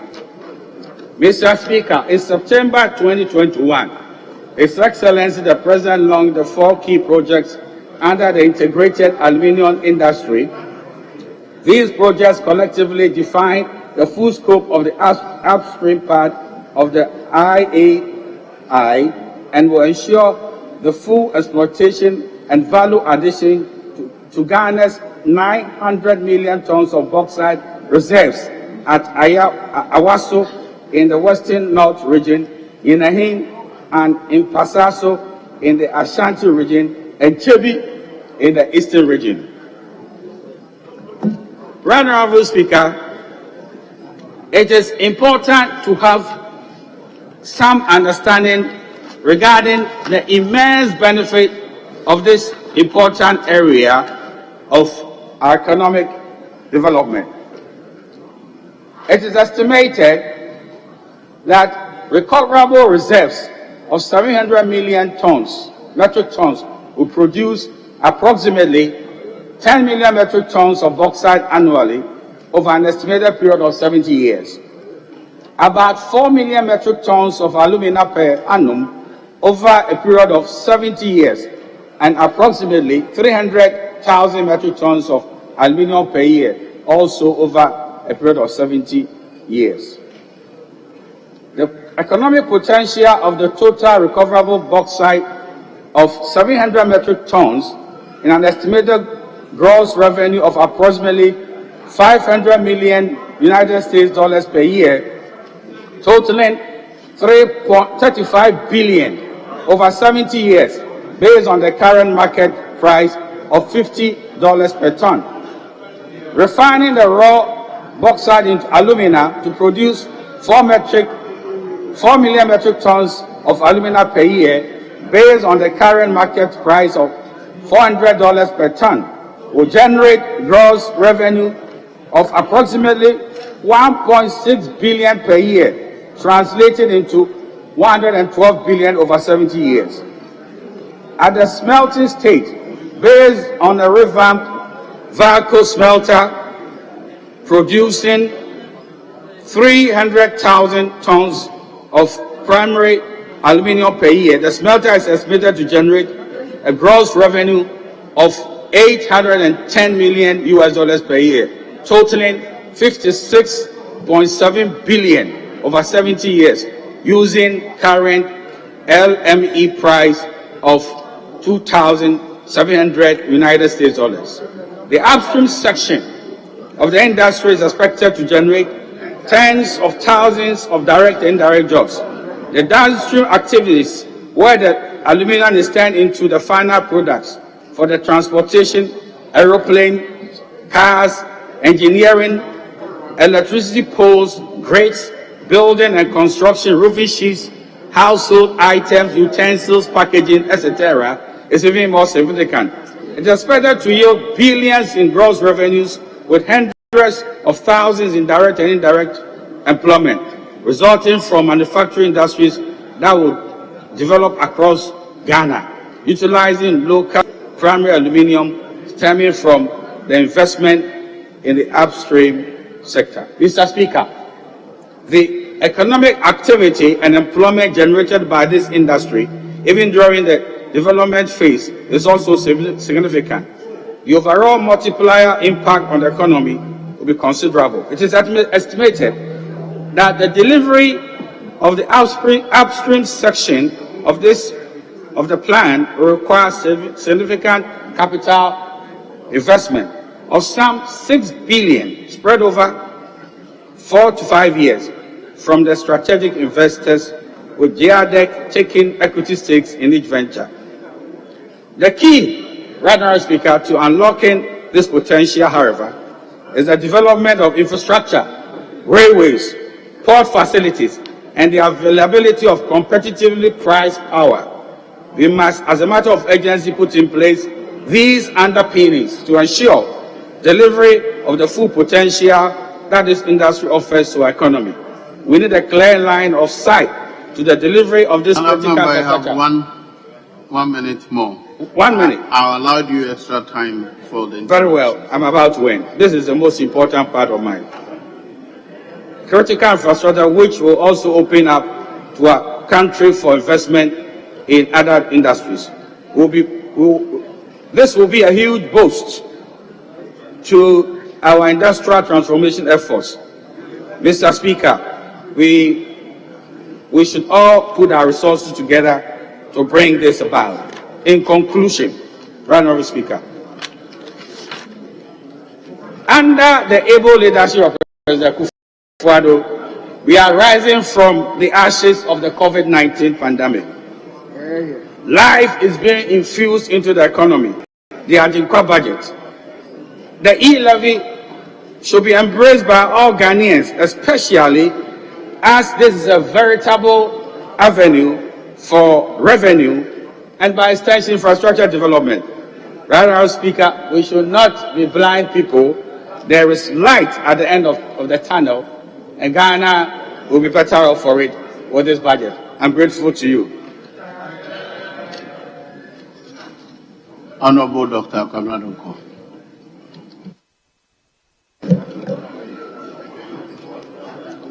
Thank you, Mr. Speaker. Mr. Speaker, I want to start by looking at paragraph 823, in which the government assisted GMPC to acquire additional 7% stake in the Anadako interest in Deepwater Tunnel and West Cape 3 Points in a sales and purchase agreement with Cosmos. Mr. Speaker, I want to put on record that this is one of the most positive decisions taken by this particular government. And I want to appreciate it. This fulfills the vision that our side had when we went into oil and gas to increase Ghana's stake in the oil and gas business. We have no qualms giving praise where praise is due. And therefore, I will want to congratulate the minister and his team.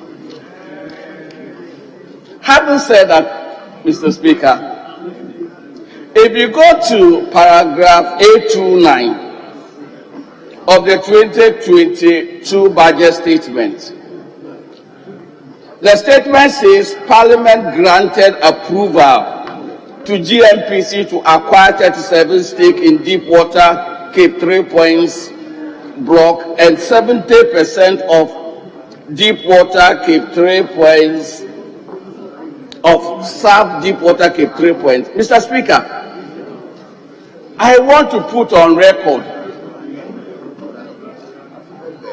that Parliament never granted this approval. Mr. Speaker, I am really amazed, mesmerized, worried that such a major policy decision could go into the budget statement. Mr. Speaker, what this Parliament did was to give the Ministers of Energy and Finance, and by implication GMPC, the nod to go and negotiate a price and report back to this House for approval. Mr. Speaker, the Hansard of 6 August 2021 attests to this. How come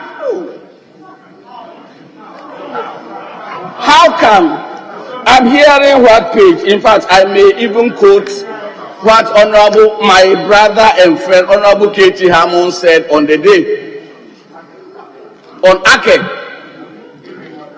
We said this House, and it was a joint committee report, joint committees of finance and mines and energy, that yes, in principle, we're giving you permission to go and negotiate a price and report back to this House with terms and conditions and report to this House for approval.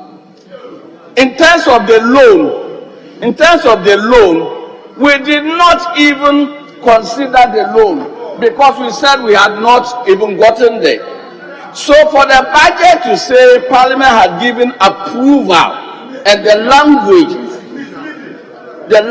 that Parliament had granted approval to JMPC to acquire 37, we gave no such approval. We gave approval to go and negotiate. Please hold on.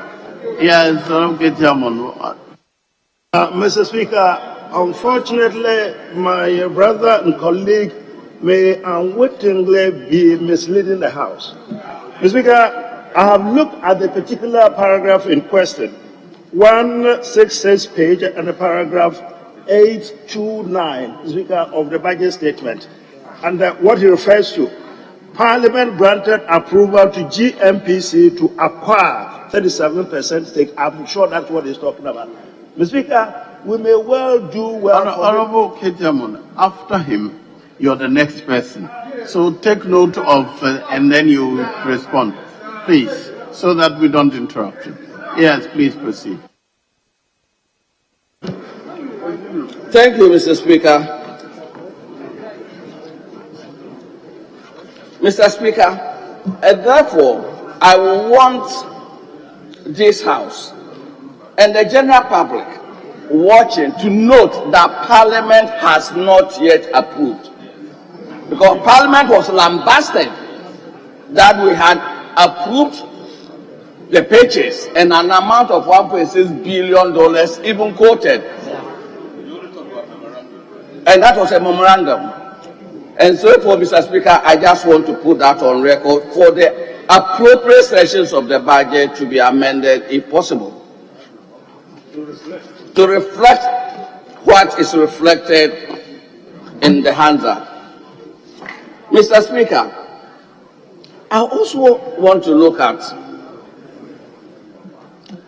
if you look at paragraph 810, the budget is saying that it is the intention to achieve universal access to electricity by the year 2024. And the same budget states that today we have an access rate of 86.63%. Mr. Speaker, what this language does not state is that universal access is 90% or more. So even if we achieve 90%, we have achieved universal access. It's a technical term. It is not literature, and it's not linguistics. It's a technical term.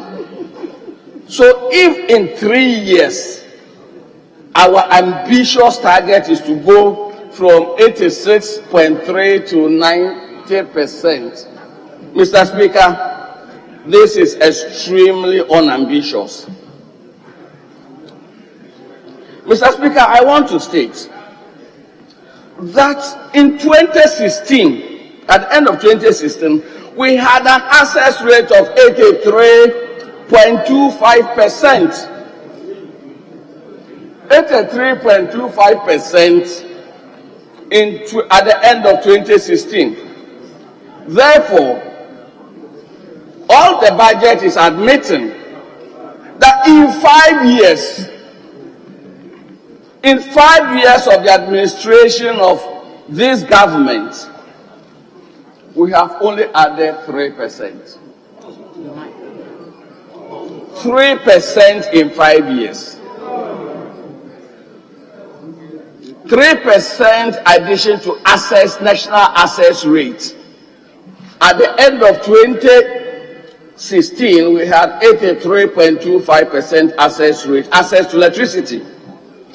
At the end of 2020, and we now have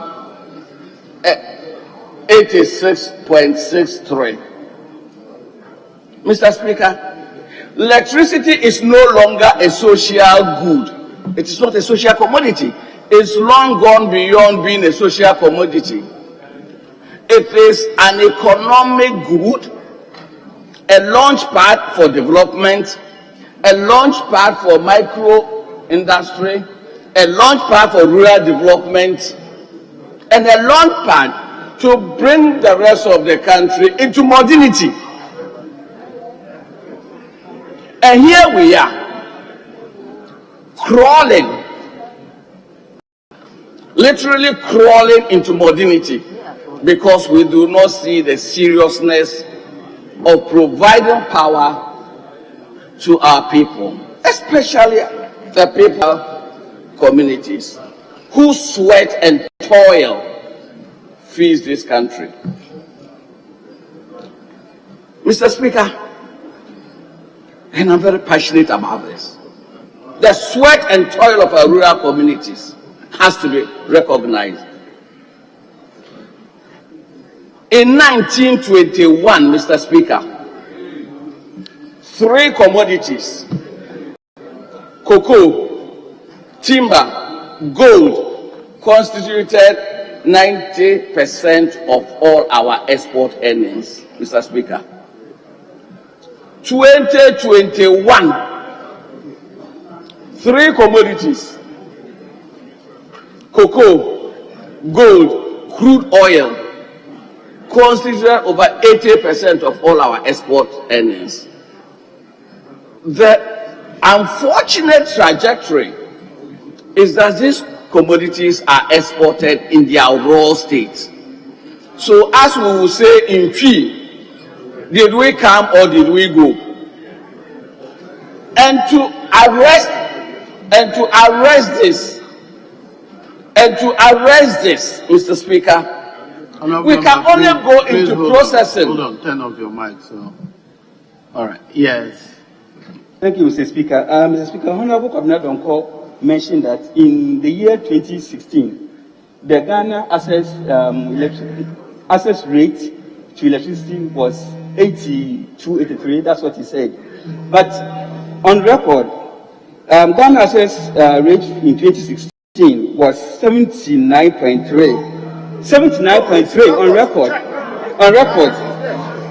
In 2017, Mr. Speaker, it moved to 79.0. In 2018, 80.40. And in 2019, Mr. Speaker, it moved from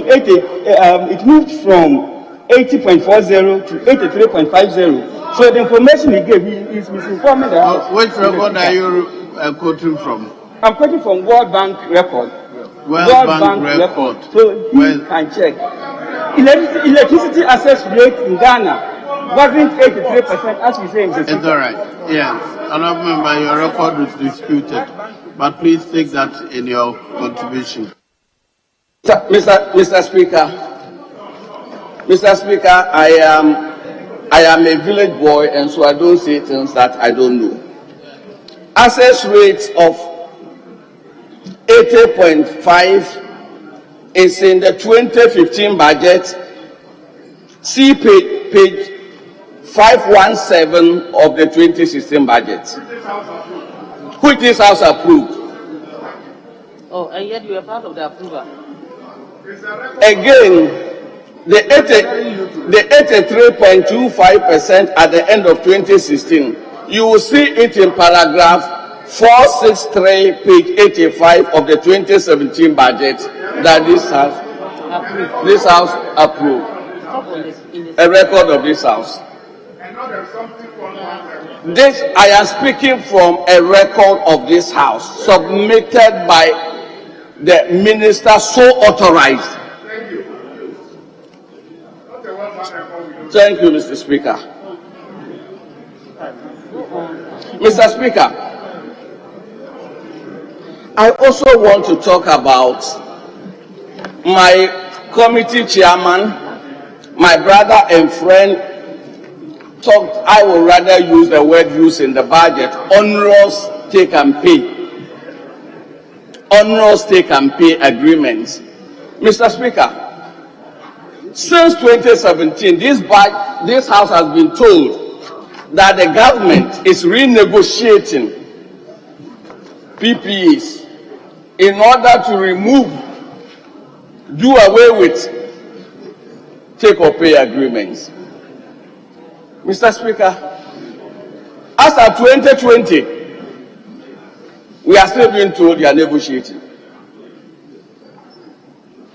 we've been told that for 5 years we've not been able to negotiate away take-or-pay agreements.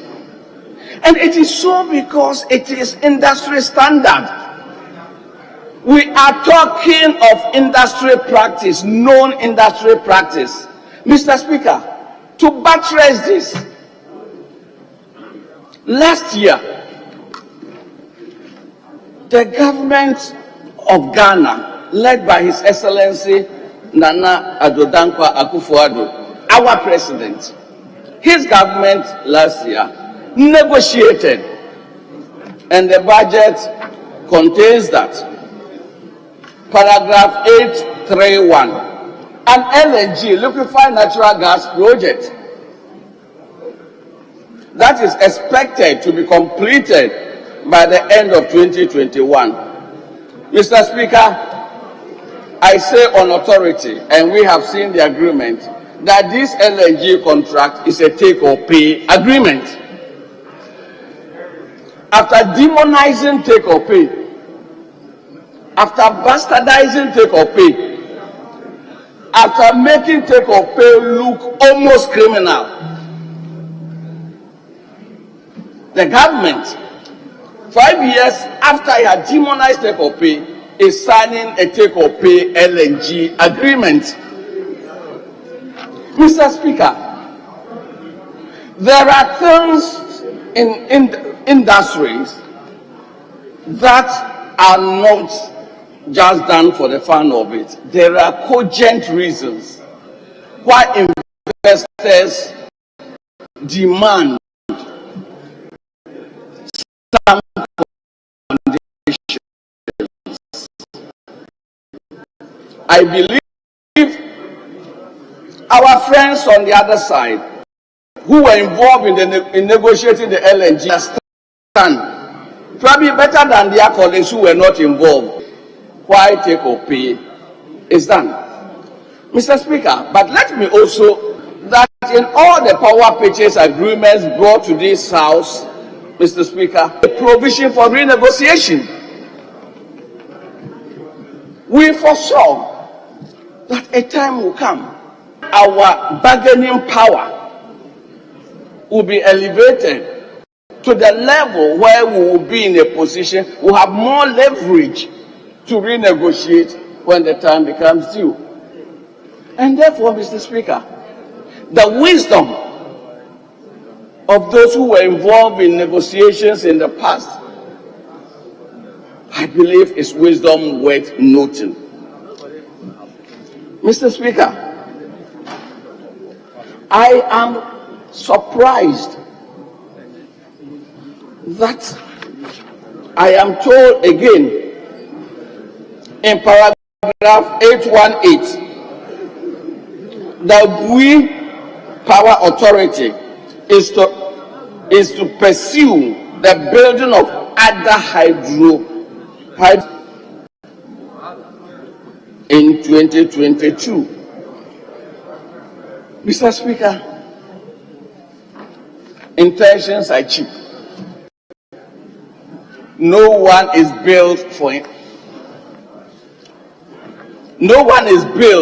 intentions. But Mr. Speaker, there are onerous duties that a government has to carry out. What has happened to the intention of consolidating Bui into VRA? Mr. Speaker, Corn Thermal plant with 160 head plate capacity is bigger than Bui Power. And yet there's a whole bureaucracy, a board management, a whole bureaucracy around Bui.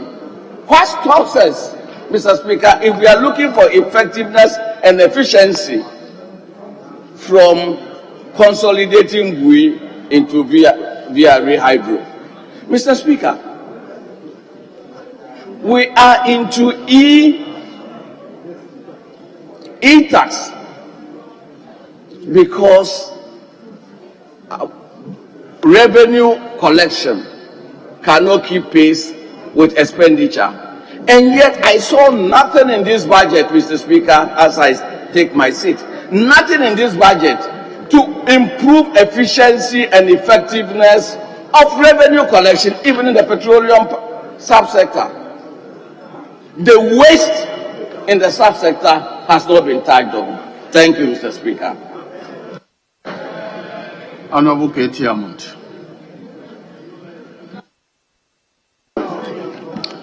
Thank you very much, Mr. Speaker. Before I commence, may I draw your attention to the presence of the Honorable Deputy Minister of Finance in the House, our colleague, Mr. Speaker. She is here in the House. Mr. Speaker, I wanted to respond to my colleague on the question of the approval granted the Ministry of Energy in the course of his debate by way of a call on the point of order, because I didn't want you to eat into my time. But, Mr. Speaker, you said I should wait when my turn came. Mr. Speaker, this is the resolution addressed by the clerk to this House, to the Minister responsible for energy. Mr. Speaker, if I may take it quickly and in the context of what has been discussed. In accordance with the provisions of the said articles, finance articles, Parliament authorizes the government, represented by the Minister of Energy and the Minister of Finance, to implement the request that Ghana National Petroleum Corporation GNPC through GNPC Exploco acquires 37% interest in Deepwater Tunnel Cape 3 Points operated by Aker Ghana Limited and 70% share in AGM Ghana Limited. B. GNPC Exploco establishes a joint operating, I leave it at that. C. The Minister of Energy and Minister of Finance commence negotiations to agree on the figures that we are talking about. Now, I think, Mr. Speaker, what maybe caused the confusion for my colleague is this. These conditions were granted by this House, Mr. Speaker, subject to the following conditions. Now, there are two different things altogether. First one is granting what was requested by the minister after approval by cabinet, and of course, Mr. Speaker, the caveat that this House put after granting the request. The following are the caveat that were put by this House, Mr. Speaker, after the granting of the request. Subject to the following: the terms and conditions of the loan for the acquisition of the shares be brought to Parliament for consideration pursuant to Article 181 of the Constitution. 2. The petroleum agreement between GNPC, Exploco and Aker shall be laid in Parliament for consideration pursuant to the relevant articles. And of course, 3, Mr. Speaker, a technical report from the relevant ministries on the acquisition shall be secured and furnished to parliamentary committees on mines, energy and finance. This is the resolution, Mr. Speaker. I could hand a copy to my friend, brother, Mr. Speaker. Very well, a copy, because I am confused. This may be a different one from what you were talking about. If I may refer you to the relevant paragraph that is under consideration. Can I? Thank you. Mr. Speaker, this is the price, I think was 829, this is where it is, 829, and this is what it reads. Aker Energy made significant progress. Let's ignore that. The next statement, the next segment. Parliament granted approval to GNPC to acquire 37% stake in the Deepwater Cape 3 Point block and 70% of the South Deepwater Tunnel block from Aker Energy and AGM Petroleum Limited, respectively. This is the paragraph that my brother and colleague assumed or thought that may have been quoted out of context because Parliament did not grant the request in that context. I've taken pains, Mr. Speaker, to obtain the clerk's. Can we continue? Mr. Speaker, so I wasn't really going to deal with that, but as we had to confront it. We settled that. Mr. Speaker, many years ago, in about the latter parts of the 17th century, a philosopher made a statement. This is a very, very simple and innocuous statement. He said that everything seems very simple than you see it. But in the same statement, Mr. Speaker, this philosopher then said, but it all looks more complex than you imagine it. You might think it's an oxymoron. But thinking about it, Mr. Speaker, in the context of what we are looking at today, Mr. Speaker, you see the sense in what he was talking about many, many, many years ago. Mr. Speaker, this specific matter which has come out for discussion, paragraph 829 of the budget statement, Mr. Speaker, was discussed against the backdrop of the energy resources of, Mr. Speaker, this country. Mr. Speaker, the statements on that occasion, I think the 5th or 6th of August, Mr. Speaker, were also made against the backdrop of what the world was anticipating was going to happen in Scotland. What, Mr. Speaker, has been described famously as a COP26 conference. It was against that background that, Mr. Speaker, this statement was made. Mr. Speaker, if only everything was that simple and it wasn't at the same time very complex than we imagined. Mr. Speaker, it's been taken for granted the whole world over that we have the oil resources, we have the fuel resources, fuel capacity, Mr. Speaker, to run the world's economy. Mr. Speaker, the world is waking up to a realization that things are not so straightforward. Mr. Speaker, the collective fossil fuel resource, Mr. Speaker, of the whole world, as we speak today, stands at about 1.7 trillion barrels. Various countries, Venezuela tops with about 300 billion barrels reserves, Saudi Arabia 266 billion, it goes on to Nigeria, which is on about 11th position, with about 37 billion barrels of oil reserves. Speaker, sooner or later, it's all going to become stranded assets. It's all going to become stranded assets.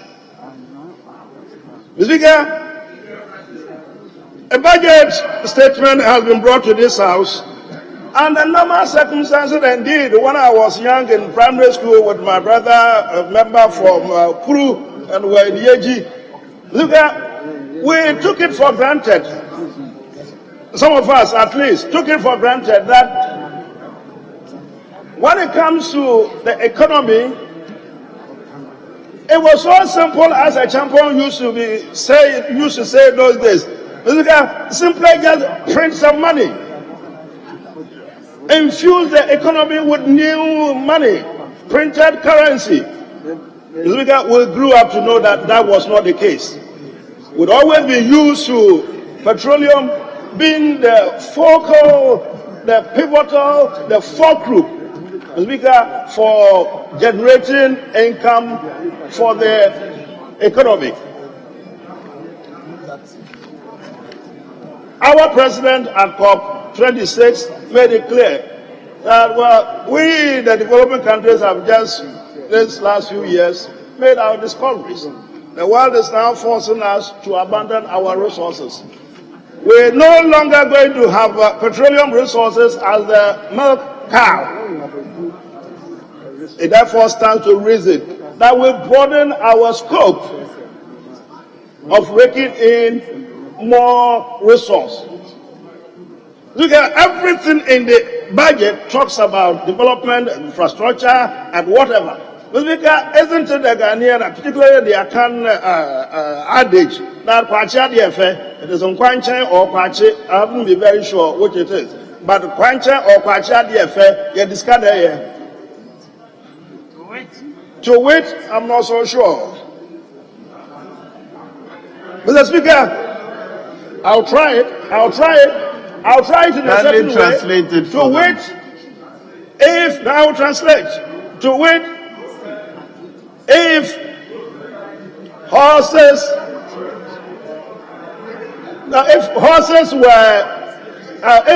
were beggars, no, if beggars were horses, no.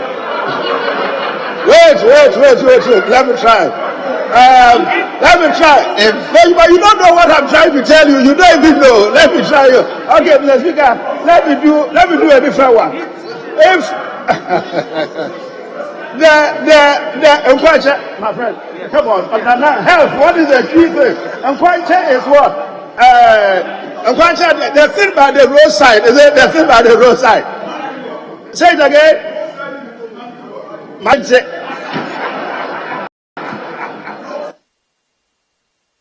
Anyway, I will do the proper one. If wishes were horses, beggars will ride.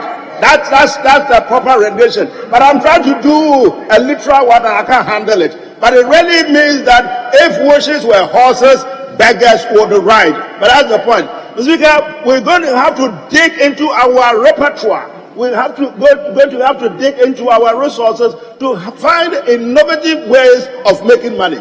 The reason, Mr. Speaker, to finance the economy of the country. That is the reason why the government has come up with this new E-levy, which has generated so much heat in the country. Mr. Speaker, we are going to have, as a nation, as the whole world, we're going to have to find new means of generating electricity. We're going to have new means of generating power. Mr. Speaker, fuel resource hitherto has been the source of the greatest power energy supplies. It's done our gasolines, it's done our for aeroplanes, it is done for coal tar, it's done for our chemical agrochemicals, all sorts of things. We are being called upon, Mr. Speaker, to put a halt to all of them in the shortest possible time, Mr. Speaker, of about 10 years or so. Sooner or later, we are going to have to drive. We don't produce cars in this country, but we're going to have to drive electric cars powered by electricity. Our oil assets there, Mr. Speaker, are going to be stranded. Let's collectively, Mr. Speaker, as a nation, have a good look, irrespective of political affiliations. What is it that we can do with our resource out there? Mr. Speaker, when it came to the COP26 thing that I've talked about, Queen Elizabeth, who was unable to attend but sent a recorded message, Mr. Speaker, to the conference, said something which is quite interesting. And this is what she said. She said that it's important. Let's listen to this. It has sometimes been observed that what leaders do for their people today is government and politics. But what they do for the people of tomorrow, that is statesmanship. And then she concluded, I, for one, hope that this conference will be one of those rare occasions where everyone would have the chance to rise above the politics of the moment and achieve true statesmanship. These are very clear words of wisdom. Mr. Speaker, I've heard all this debate about members not happy with the E-levy. Some will vote against it. Some will do all sorts of things. Mr. Speaker, it is in the Bible. I think I've quoted it before in this house. And it says that the sins of the fathers shall be visited on their sons, and in the context of Jeffrey Archer's books, many folks. Thank you, Mr. Speaker. Many folks, there would always be an MPP government. There may be a PNDC, NDC, and maybe government. Don't forget, the decision we make on these matters, Mr. Speaker, will never be forgotten. You might think that voting against the E-levy is against the MPP government. We're talking about a whole gamut of the economy of this country. But as I said, the repercussions of any side vote would be there for posterity to see. Let's not play politics. Let's not do any grandstanding. Let us, in the words of Queen Elizabeth, live up to the occasion as statement. Speaker, you are looking at me. Looks like my time is about up. Not enough, but thank you very much.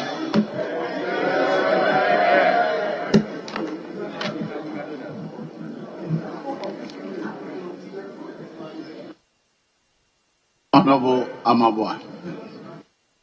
Thank you, Mr. Speaker, for the opportunity to contribute to the budget statement and economic policy. Mr. Speaker, as ranking on trade and industry, I'll be focusing on trade and industry and talk about some very critical energy issues. Mr. Speaker, before this budget was read, I was in my constituency and I spoke to the owner of a water sachet company called 7 Stars. He took me around the company, and Mr. Speaker, what he was worried about at the time, this is a few weeks ago, was the cost of electricity. He had trucks that distribute this water to consumers around the western region, and how much fuel cost was really a problem. And indeed, it was a problem because we knew that in the last 3 months, fuel costs kept rising. He was also worried about the cost of raw materials. So, Speaker, he was speaking for a lot of small businesses in the country. Speaking at a time when our economy is on its knees, rising inflation, rising unemployment, the real sector of the Ghanaian economy is in very slow growth. The agri sector that grew at 7.4% is projected to grow at 5.3% at the end of this year. Industry that grew at negative 3.6 is projected to grow at negative 0.5 at the end of this year. The key sectors of the service industry, real estate, finance, insurance, health, the social sector, Mr. Speaker, all projected to decline in growth at the end of this year. So what do you do as a caring government in presenting a budget under these circumstances? Mr. Speaker, I should add that we are dealing with these issues at the back of a public debt that is completely at epic levels. We moved from 56% to over 80% debt to GDP. That's where we are. So what does the government do to address the concerns of businesses, small businesses especially? What you do is that you reduce taxes, give waivers and reliefs. You deal with some of the specific concerns, for example, fuel. And don't let anybody tell us that we can't do anything about fuel cost. Mr. Speaker, last year, 2020, this government had projected, we are a net exporter of crude oil, had projected that we are going to get about $800 billion in the export of crude on our portion. We pledged it at $54 per barrel. Thanks to crude prices have moved to $80. So project about $400 million that this government has waited for, that this government could use to cushion the very concerns that have been raised by businesses. But no, Mr. Speaker, what do we see? In addition to the already suffocating budget, taxes, we are now told of new taxes. Inward remittance tax, bank transfer tax, and tax on momo. Mr. Speaker, can you imagine? I go to a fuel station, I buy 1,000 Ghana cedi of fuel, I decide to pay by my momo, I'm charged 1.7. The attendant who receives the money is supposed to transfer it to his company headquarters, is charged The headquarters is supposed to transfer that same money to the bank, is charged. Mr. Speaker, how do you even explain this to the 7-star owner? How do you explain that? Mr. Speaker, this is the context in which we discuss this budget. And so clearly the approach by this government is unacceptable. The taxes, especially the E-levy taxes, as has been variously stated, cannot be supported. We can't support it, Mr. Speaker, but we know how we got here. This is a government that, Mr. Speaker, for the longest time, will say one thing and do the other. And Mr. Speaker, I took the trouble to listen to all the teams since 2017 when this government came to power. In 2017, this was the team of the budget. The team was sowing the seeds for growth and jobs. At the end of the year, there was no growth and there were no jobs. In 2018, this was the team. It was putting Ghana back to work. At the end of the year, Ghanaians were put out of work. In 2019, they gave us another team, consolidating the gains for growth, jobs, and prosperity. Mr. Speaker, you know what happened in 2020? They consolidated coronavirus, poverty, and misery. In 2021, Mr. Speaker, they were a little sophisticated in their team.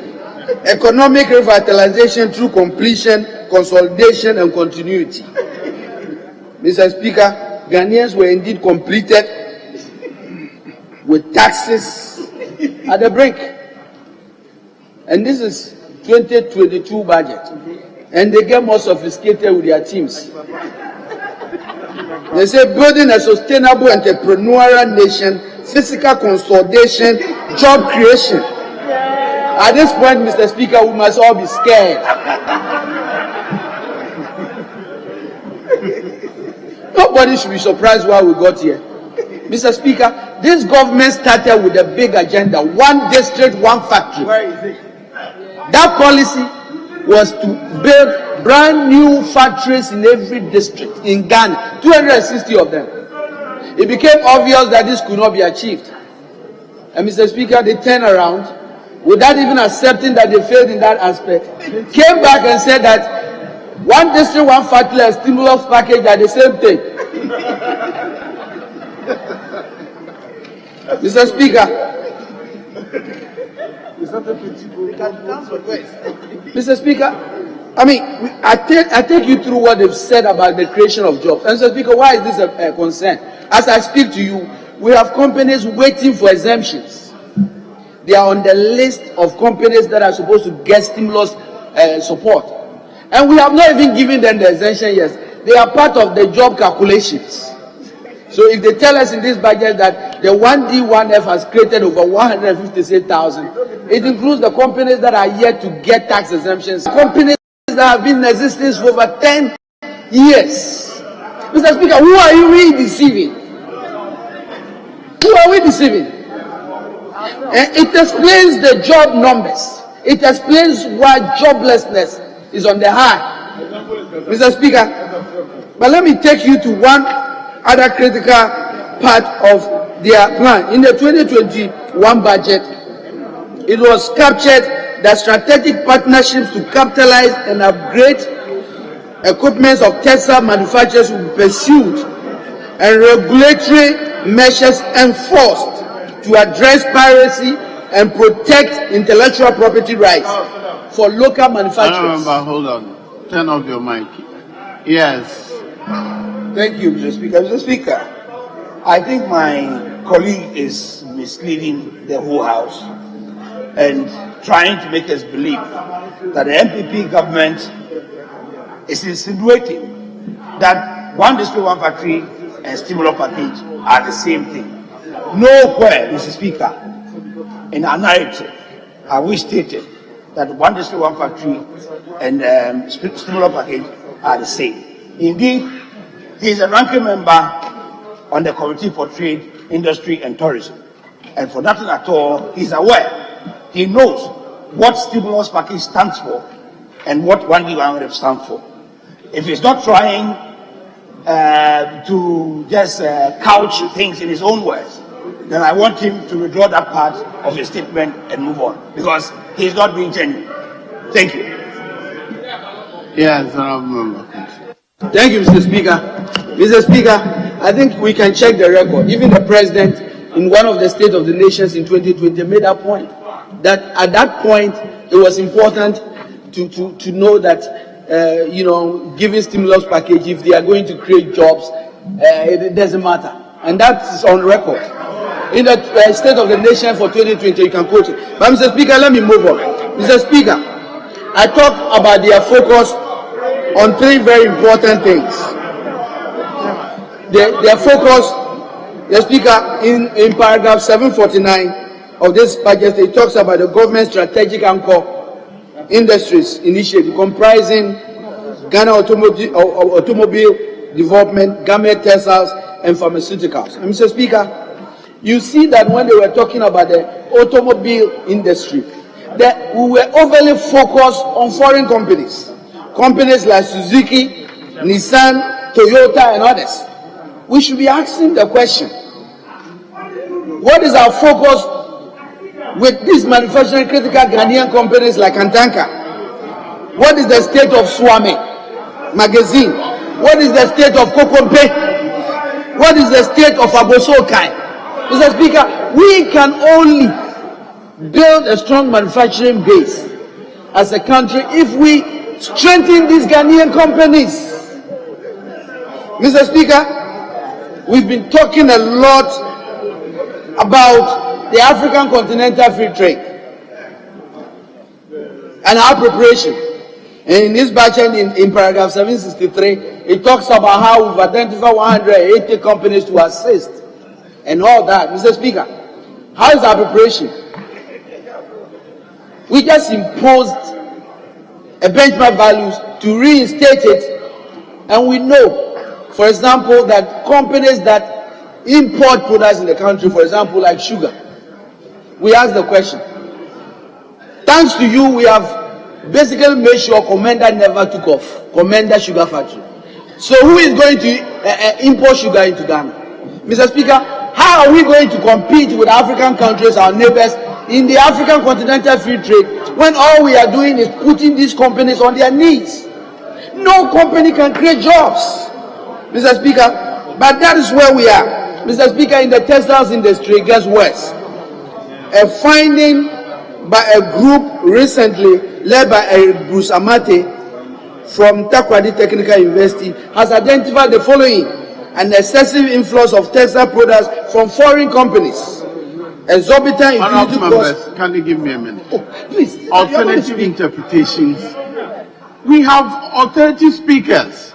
When you speak, you respond to that.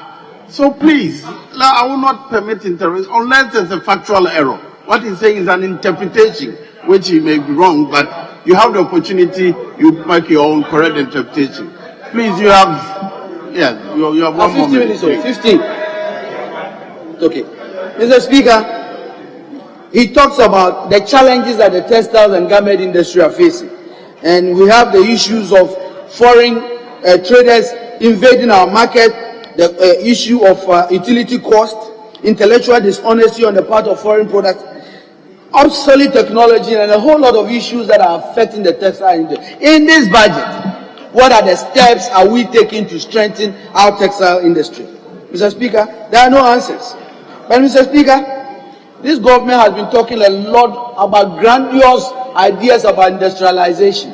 What they fail to address has to do with the issue of how these industries will function. In paragraph 815, this government was talking about power additions, Mr. Speaker, and all those power projects they talk about, whether it's Amandi, whether it's early power, were all legacies of the NDC. I challenge this government to tell me one initiative on the power project that they can point to. I challenge you, Mr. Speaker, but it goes more. In paragraph 815, the NPP government shamefully. I remember wind up. I'm winding up, Mr. Speaker. Shamefully, Mr. Speaker, I have 5 minutes more. 15 minutes. I'm a ranking member. 15. The first person Mr. who Speaker. spoke here had 15 minutes. You have 10 minutes. This is your 12th minute. Oh, explain to him. Yes. Mr. Speaker, he sought permission as the ranking member for trade and industry to speak before the next person on energy speak.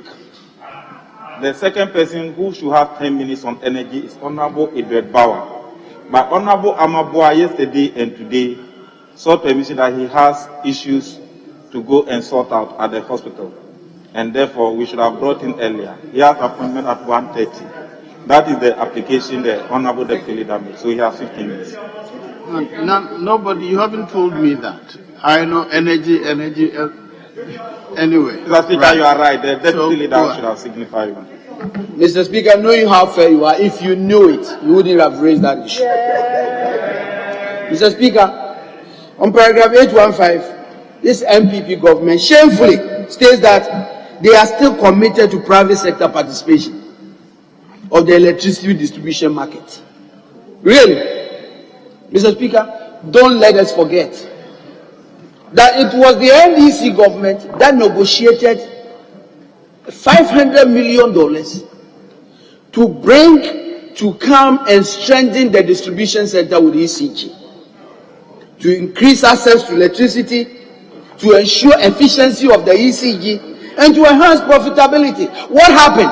What happened is that, let us remind you, what happened is that, Mr. Speaker, they altered the agreement with MIDA, brought their cronies. Please, let me speak, it's on record. Mr. Speaker, and then we have PDS. Okay, I will draw it, Mr. Speaker. I will draw cronies. I will draw it because I want to go. Mr. Speaker, we ended up to have PDS. And guess what? A critical part of that agreement, which was making sure the right guarantee was in place, was not. As a result, the United States government terminated the agreement and took away almost $200 million fats. Today you are committed to private sector participation. Don't forget, 6,000 employees were at stake. Mr. Speaker, let me add my voice to the point that has been made here. We never approved the ACE agreement in this house, that they should go and negotiate 1.2. They brought a request, a policy approval. I remember, hold on. We are on 14th minute. Switch off your mic so that the time stops running. Your mic. Yes. Speaker, thank you for the opportunity. It's a palpable falsehood for my learned colleague on the other side to suggest that government changed. It's not learning. Well, my colleague on the other side to suggest that government changed the players in the ECG transaction. All the companies that were shortlisted were done under the NDC. No changes were introduced by the MPP government at all. It was only the shareholding percentage of the foreign component and the local component that was changed. Beyond that, all the players from BFC to the French company and PDS were all participants from the very beginning of the transaction under their watch. Thank you, Mr. Speaker. Very well. Your point, the honourable member, take note of that. If you Thank you. Thank you, Mr. Speaker. The point is that we lost $200 million. That is not the fact. The fact is that you misrepresented. But Mr. Speaker, should I have 2 minutes? Let me finish. Mr. Speaker, in paragraph 756 of the 2021 budget, it was stated that renegotiations of PPAs with Senate, Energy and AXA were almost complete. In this 2022 budget, it states that renegotiation of PPAs continues. Mr. Speaker, do you recall Honorable Ajaku, the Energy Minister, having told us that they have saved over $1 billion in PPA renegotiations? 6 years on, we are still renegotiating. When will the so-called PPA renegotiation and all whatever we are going to get be ready? We are sick and tired of it. Bring it on. Mr. Speaker, But more importantly, Mr. Speaker, the point must be made again. This is the government that brought, the NDC government, that brought Ghana into the energy, gas era after we had done all we had to do. But Mr. Speaker, what happened? Look at the upstream sector today. As we speak, Mr. Speaker, to conclude, I humbly submit that the overwhelming introduction of new taxes, in addition to the already difficult taxes, makes this budget very difficult to accept. Colleagues who have already spoken as time by them in saying that the E-levies will add additional burden to the people of Ghana. All right, thank you. Mr. Speaker. Honorable Samuel Abujinapo, Honorable Minister.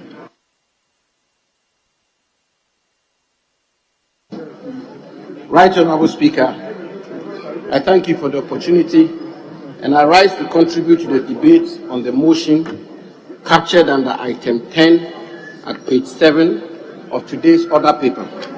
Mr. Speaker, the budget and economic policy before this House clearly seeks to take the country on the path to sustainable development, fiscal consolidation, and job creation. But Mr. Speaker, from the very outset, may I refer the House to page 102, paragraph 427 of the budget, where, Mr. Speaker, the President, through his Minister for Finance, is seeking to establish in our country an alternative livelihood program for illegal miners. Mr. Speaker, we are all very familiar with the issues relating to mining and its impact on jobs and livelihoods. This indeed is a bold intervention by the President to resolve the issues of unemployment arising out of the efforts of the government to sanitize the small-scale mining industry. But Mr. Speaker, if that were to work, we must have a strong economy. And Mr. Speaker, the budget and economic policy of the government must necessarily be discussed and debated in the context of the current global economic situation. And Mr. Speaker, if I may refer the House to the Guardian publication of 12 February 2021, Mr. Speaker, where the Guardian newspaper, in speaking to the situation of the global economy, says, and I quote, Mr. Speaker, the Office for the National Statistics said gross domestic product fell by 9.9% in 2020, as no sector of the economy was left unscathed by lockdowns and plummeting demand during the pandemic. It was the biggest fall in the United Kingdom in GDP since the frost of 1709, end quote. Mr. Speaker, the Guardian newspaper goes ahead to give some statistics which is very revealing. Mr. Speaker, for instance, they say that the G7 countries, for example, GDP fell by 3.5% in the United States, 5% in Germany, 8.3% in France, 8.9% in Italy, 5% in Canada, 5.6% in Japan.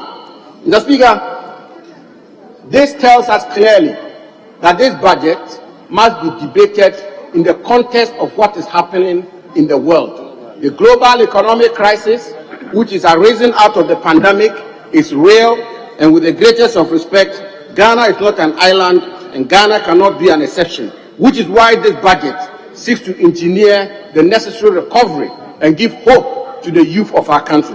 Mr. Speaker, further, the former Prime Minister of the United Kingdom, the Right Honourable Gordon Brown, in writing in his book, particularly at page 79, paragraph 2, Mr. Speaker, had this to say about the global economy, and I quote, world economic activity in 2020 was around 6.5% less than it would have been had there not been a pandemic. Instead of the global economy growing by 3%, as expected, it shrunk by 3.5% in the biggest annual contraction since the Second World War. In the biggest economies alone, the IMF predicts further job losses of 25 million in 2021 and 20 million in 2022, end quote. Mr. Speaker, I give all these statistics to establish the point that this budget statement and economic policy presented to this House by President Akufo-Addo seeks to give solutions in dealing with the Ghanaian peculiar situation which has arisen out of the COVID-19 pandemic. And in all parts of this budget and on all accounts, this budget clearly, if this House were to support it, will indeed offer the Ghanaian people this recovery and unleash the jobs for the youth and prosperity for the good people of this country. Mr. Speaker, already, out of the efforts of President Akufo-Addo, the economy is recovering. The economy is recovering. Mr. Speaker, just 2 days ago, specifically on Monday, 22nd November 2021, the Bank of Ghana reported in its updated Composite Index Economic Activity that annual growth rate in September 2021 was 11.2% compared to 10.8% in 2020 and 4.2% in 2019, a sign of a sustained recovery from the global pandemic. Mr. Speaker, that is a clear indication that the measures being taken by President Akufo-Addo and his government is leading to recovery of the national economy. And I call on this House to support this budget, and I call on the country to support this budget. I call on the youth of this country to support this budget, because this budget, Mr. Speaker, this Ajinkwa budget is the budget that will pull this country out of the doldrums. Mr. Speaker, there's been a lot of debate in this House, and there's been a lot of political scoring and propaganda in this House. But Mr. Speaker, let me put before the House just one statistic, and this is not my statistic. This is statistics from the Ghana Statistical Service. Mr. Speaker, and to appreciate these data, I refer the House to page 32 of the budget before us, figure 1. And there, Mr. Speaker, you will find that in 2014, GDP growth was 2.9%. In 2015, it was 2.1%. In 2016, it was 3.4%, which is the best. Mr. Speaker, today, in spite of all the difficulties our national economy has undergone, in spite of the disruption in global supply chain, in spite of the fact that even developed industrialized countries are struggling, today in 2021, the GDP growth as of today stands at 3.5%. Mr. Speaker, in 2014, there was no pandemic, there was no crisis. In 2015, there was no pandemic, there was no crisis. In 2016, there was no pandemic, there was no crisis. And yet, the best GDP growth our opponents scored in 2016, which is 3.4%, today in 2021, with a pandemic, with a global economic crunch, we are growing at 3.5%. Our worst was their best. Mr. Speaker, that is the data. I don't pretend to be an economist. I don't pretend to be a financial expert. But these are the facts. The best GDP growth by the John Mahama administration was in 2016. It stood at 3.4% GDP growth. Mr. Speaker, these are Bank of Ghana figures. Nobody has contested it, and it's uncontestable.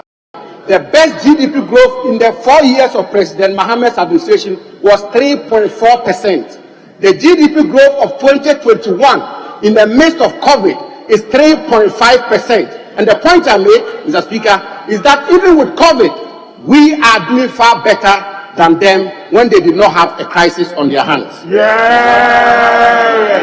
Mr. Speaker, if I may, without a crisis on their hands, they managed our economy and took us to IMF. And we had a freeze on public recruitment. Mr. Speaker, without a pandemic, they took us into unemployment situation, which occasioned a national graduate unemployment association. Mr. Speaker, without a pandemic, our friends from the other side plunged this country into 4 years of doomsday. That is what happened under their watch. Mr. Speaker, even on deficit, and again, I'm not an economist, but these are the figures. Even on deficit, I'm not an economist, I'm not a financial expert, but the Bank of Ghana and the Ghana Statistical Service has given us all figures to appreciate. Mr. Speaker, with all the expenditure that President Akufo-Addo and his government embarked upon, free electricity, free water, free food pass, free SHS, allowances for frontline health workers. Mr. Speaker, in spite of all those expenses, Mr. Speaker, and these statistics are very revealing. It's important that we pay attention to them, Mr. Speaker. In spite of all of them, the deficit for President Akufo-Addo stood at 11.7% of GDP. That's a fact. 11.7% of GDP is captured in the budget, and I can refer you to the specific provisions of the budget, which puts the deficit at 11.7%. Mr. Speaker, now let us pay attention to their deficit. The budget of 2014, the budget of 2015, the budget of 2016. These statistics are captured in those budgets. Mr. Speaker, in 2012, the budget stood at 12.2% of GDP. In 2013, it stood at 11.7% of GDP. In 2014, it stood at 11.9% of GDP. Mr. Speaker, and these statistics are captured in their own budget. So I don't know why they are worried about it. Mr. Speaker, so the point is that, the point I make Honourable is that... Minister, please hold on. Switch off your mic, please. Yes. Very Honourable Speaker, the Honourable John Abdullahi Jinapo has a point of order on a case that is being made by Abdullahi Jinapo. So I wanted to draw your attention to it on the fact that he was put out. Honourable Sam Jata George. The next time you do that, I'll have you thrown out. The man is sitting right next to you. If he has a point of order, he will rise. When you rise, it means that you have a point of order. Yes, please continue. Mr. Speaker, let me conclude on the data by again just giving them one final statistic. Mr. Speaker, before COVID hit, the first quarter of 2020, the GDP growth of our country was 7%. I'm not sure anybody is contesting that. That 7% GDP growth, in the 4 years of President Mohammed's administration, you could not even achieve a 5% GDP growth. So where is the contest? Where is the competition? Mr. Speaker, it is clear that where we find ourselves as a country, the difficulties the Ghanaian people are going through as a result of COVID-19, and all the challenges that the Ghanaian people are going through, we require competent, visionary, far-sighted, digital managers of the national economy. That is what we require. And indeed, Mr. Speaker, a careful examination of this budget, will reveal that the components of the budget seek to respond to the needs and aspirations of the Ghanaian people. And Mr. Speaker, one of this budget, which for me I want to pay attention to, is that today in our country, arising out of years of inaction and action, commission and omissions, we have a youth unemployment situation. And every young man or woman who is listening to me, you always require your government and your state to back you in times of difficulty. You always require your country to stand by you in times of difficulty. Mr. Speaker, in addition to all the interventions that President Akufo-Addo has unleashed, NAPCO, planting for food and jobs, all the intervention, one district, one factory, which is contributed to creating employment for the Ghanaian people. The USTAT intervention, Mr. Speaker, the USTAT intervention clearly demonstrates that President Akufo-Addo and his government have a plan to resolve the unemployment situation in our country. What President Akufo-Addo is telling the youth of this country, the young men and women, you start. You just start. Start something. Whatever idea you have, get on with it. If you want to build a business, start. If you want to get into IT, you start. If you want to get into agriculture, you start. Government this year, in this budget, in 2022, is going to make provision of 1 billion Ghana cedi as counterpart funding, source funding from World Bank, source funding from the commercial banks, and we are going to give the youth of this country a pool of resources so that you can build yourself, create your own enterprises, create your businesses, create your jobs, and unleash prosperity for the youth of this country. Mr. Speaker, this is a budget that responds clearly to the situation of youth unemployment in our country. Mr. Speaker, education is a very important component of every nation's life. And indeed, under the free SHS policy, President Akufo-Addo and his government. Already, we have put 1.2 million Ghanaians in school. And today, we are going to make TVET part of free senior high school. And we are going to absorb whatever costs there are. And in the 2022 budget, Mr. Speaker, I refer to Appendix 4A, page 246 of the budget. The government is committed to commit 2.3 billion Ghana cedis on free SHS alone. This is the government that is investing in the youth of our country. This is a government that is investing in the human capital of our country. And it is the only way we can bring about prosperity and transformation in our country. Mr. Speaker, this budget responds to the needs of the mining sector. For many years, there was a withholding tax of 3% on mines, small-scale mining. There were a lot of agitations, and arising out of stakeholder consultation, the government has reduced the 3% to 1.5% on unprocessed gold. It means that moving forward, if small-scale miners export gold out of the Precious Minerals Company Limited, they will pay zero tax. Mr. Speaker, that is good news for us. Mr. Speaker, we are digitizing the records of the Lands Commission, and this is going to be a golden era for the Lands and Natural Resources Ministry. Mr. Speaker, let me conclude by stating that this budget clearly is laying the building blocks for a recovery. This budget is laying the building blocks of hope. This budget is laying the building blocks to satisfy the aspirations of the Ghanaian people, particularly the youth of this country. Mr. Speaker, this budget is clearly going to build an entrepreneurial nation for our country. Mr. Speaker, the Ghanaian people, President Akufo-Addo and his government are the first people to admit that arising out of the pandemic, we have challenges and we have difficulties.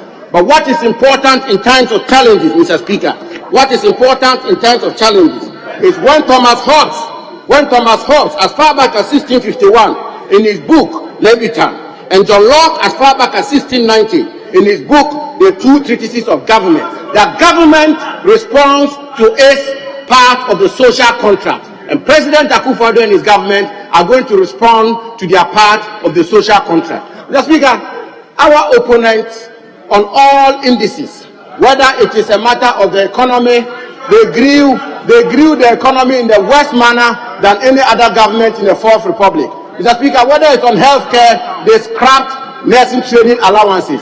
Mr. Speaker, whether it's on agriculture grew by negative 1.7%. Your time is up. Mr. Speaker, therefore, let me conclude by saying that this budget is the budget of hope. This budget is a budget of forward march. This is a game changer. This is an Ajinpa budget. This is a budget that is going to unleash prosperity. And I call on the House to support this budget for progress and prosperity. I thank you, Mr. Speaker. Honorable Edward Bauer.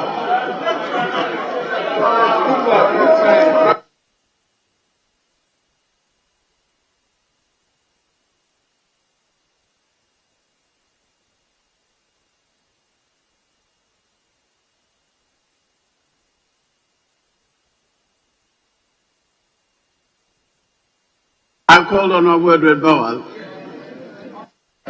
Thank you very much, Mr. Speaker, for the opportunity to contribute to the motion that this House approves the budget statement and the economic policy of the government for the year ending 31st December 2022. And in doing that, I could not help but observe that a cabinet minister responsible for lands and natural resources could obviously run away from his sector.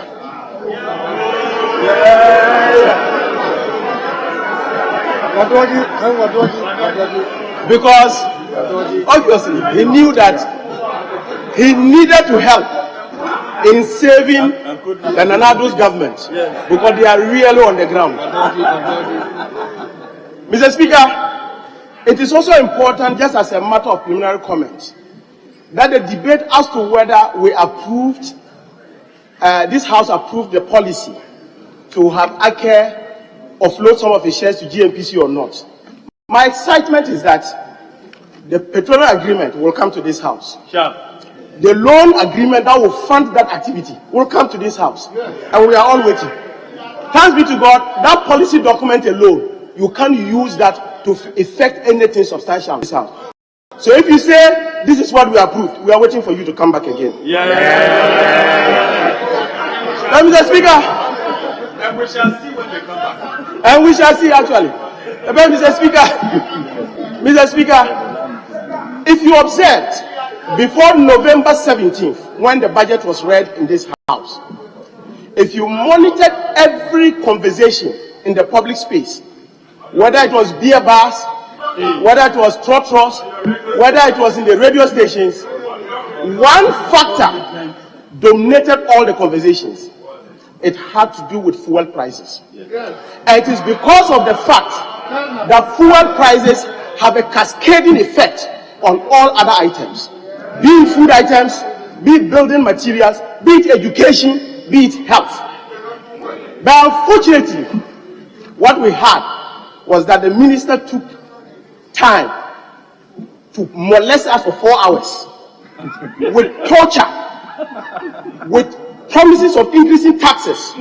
And there were a lot of people who had BP just because they knew that their expenditure pattern was going to increase as a result of this tax. But was convenient enough to have avoided the issue, the topical issue that Ghanaians were interested in seeing them talk about. Mr. Speaker, if you today you sit down and you ask yourself, if you were to go to the pump station and you are going to buy fuel, what are the factors that affect the final price you pay for the product? Of course, we all agree the prices of crude in the international market. That is very true. We also do know that taxes and levies are also part of it. We know that exchange rate is part of it. We know that margins, both distributors' margins and the statutory margins, are also part of it. Out of all these factors, government, yes, may not have control over the crude prices on the international market. Government has no control over what they call the distributors' margin, because that's private sector. But government has control over taxes and levies, and government has control over statutory margins. And so the expectation was that government would have looked at these factors in these times when Ghanaians were suffering to find a way of intervening in the lives of these people.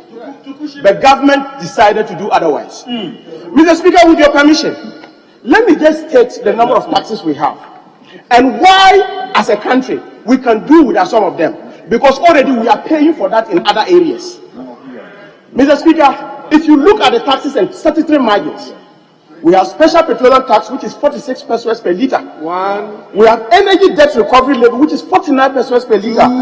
We have road fund levy, which is 48 pesos per litre. We have energy fund levy, which is 1 peso per litre.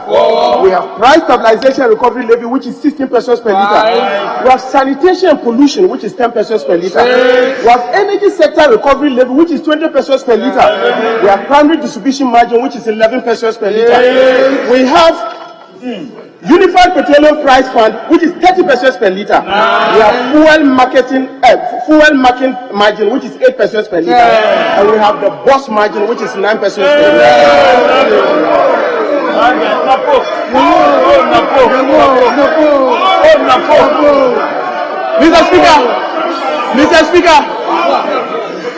Mr. Speaker, in all these taxes, we are convinced that there are some taxes that we can do without.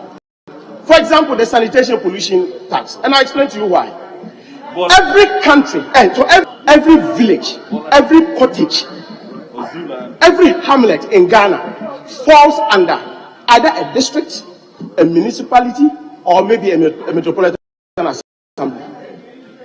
If you go and look at the description that accompanies the DAC of the District Assembly's Common Fund, hold on, colleagues. Having regards to the state of the business of the House, I direct that the House sits outside the regular sitting hours. Please continue. Thank you very much, Mr. Speaker. If you look at all these various towns, we all fall under either a district, a municipal, or a metropolitan assembly. Every assembly is charged 80 40,000 Ghana cedis per quarter for fumigation. Every assembly is charged 40,000 Ghana cedis for sanitation implementation program, which means that all of us pay already for our sanitation. Then government goes ahead to again charge us 10 pesos per liter for what they describe as sanitation and pollution. This is obviously a particular tax that we can do without, and the service will still be rendered, especially in these times. 2, Mr. Speaker, the special petroleum tax was introduced at the time when the price of crude had collapsed, and when our FPSO had challenges. Indeed, if you look at the 2014 budget, the target was that we were anticipating that crude oil would have been about $54 per barrel, and that we're going to be producing at least 100,000 barrels per barrel. The truth of the matter is that prices of crude collapsed to about $25 per barrel. And again, you had, in terms of our production, because of the challenge with the FPSO, the production level of 2 factors conspired and made sure that our petroleum revenues also had a shortfall. And that was why the special petroleum tax was brought to Parliament as a way of plucking that particular gap that was created. It was supposed to end in 2017 because there was a sunset clause to it. Unfortunately, this current government came back and in 2017 decided to reintroduce it and make it a fixed tax. Today, as we speak, crude oil prices are around $90 per barrel. If you look, we are no longer producing from one field. We are producing from 3 fields. So in terms of revenue, in terms of petroleum revenues, we are having very high levels. Why would you still be keeping SPT on the terms of the price builder? Why? And that is why, you see, Mr. Speaker, me, I'm a Christian, and Mr. Speaker knows that we are both Catholics. Yes. It reminds me of the biblical story. You know, Luke 19:1-10 talks about.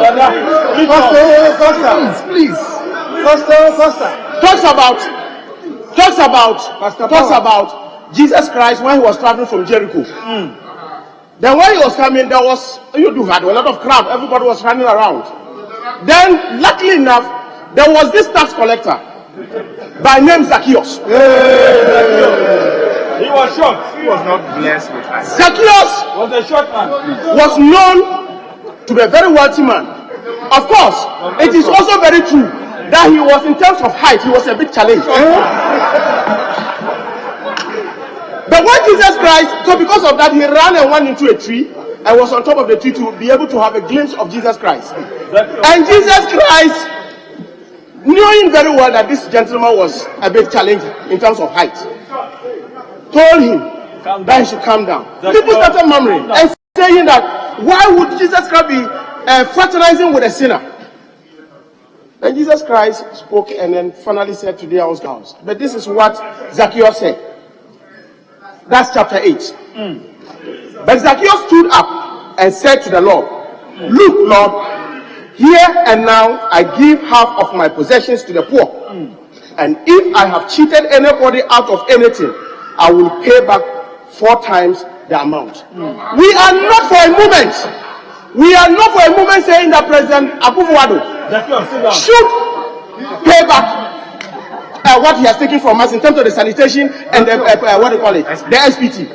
All we are saying, there must be an immediate cessation of those charges to be able to ensure that at least Ghanaians have some level of respect. Mr. Speaker, my next point I want to talk about Mr. Speaker, has to do with this whole idea that the government has decided that all our IPPs, that are generating plants, we are going to convert them into tolling plants. The arrangement is that the state will provide natural gas to power plants for them to generate.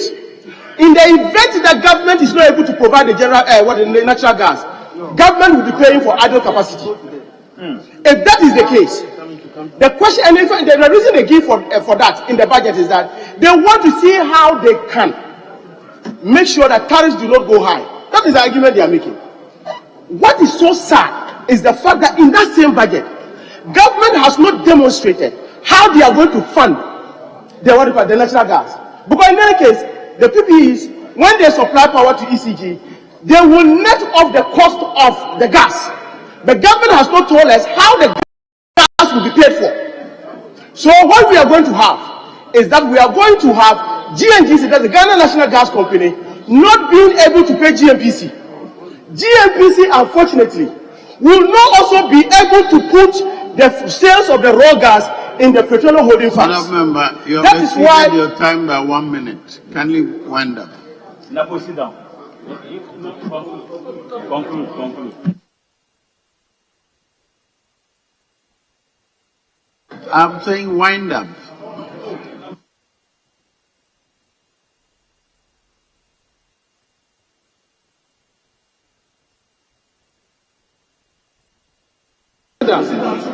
You're not taking part in the debate, are you? Are you taking part in the debate? You're not. Very well. I'll still reserve the time for you to wind up, so you may make your point. Mr. Speaker, my honorable colleague alleges, when he knows that it is untrue, that the fuel that are given to IPPs, we have not indicated how it's going to be paid to GNPC, and that GNGC cannot pay GNPC. That is a factually incorrect statement. Yes, when you know about the gas clearinghouse. So, Mr. Speaker, if he's making a statement, no IPP or GNPC has not come to complain to him, and he's a member of the Energy Committee. In fact, Mr. Speaker, he was a member of the government that introduced the special petroleum tax. Mr. Speaker, now if he's telling us that he doesn't know how GNPC is paid, I'm stunned to make a statement in this chamber and say that GNGC cannot pay GNPC. At least stick to the truth in this matter, because it matters. Because you just quoted the Bible. Honorable, how will the GNPC pay Ghana gas? Now, I thought that was the answer you were going to. He said, the answer I'm providing is that he said GNGC has no way of paying Ghana gas. And I said he knows that there's a gas clearinghouse. There's a gas clearinghouse where the debts are settled. So to say, when he's quoting, immediately after quoting the Bible, as a PRO of the Energy Ministry before, he knows what he's saying, and he's being diabolical. Thank you. Very well. Yes, Honorable. Kindly conclude. Mr. Speaker, my indication was that the budget has not provided any means in paying this. That's what I said. But Mr. Speaker, my point I just want to make is that if you look at the way we run our energy sector, we seem to be trying to create a problem, knowing very well that in 2024 we will lose elections. And therefore, on the basis of that, you will bequeath to the next government challenges that are bigger than we have them today. Because as we speak today, we do not know the total indebtedness of the energy sector, because government has refused to be transparent in that.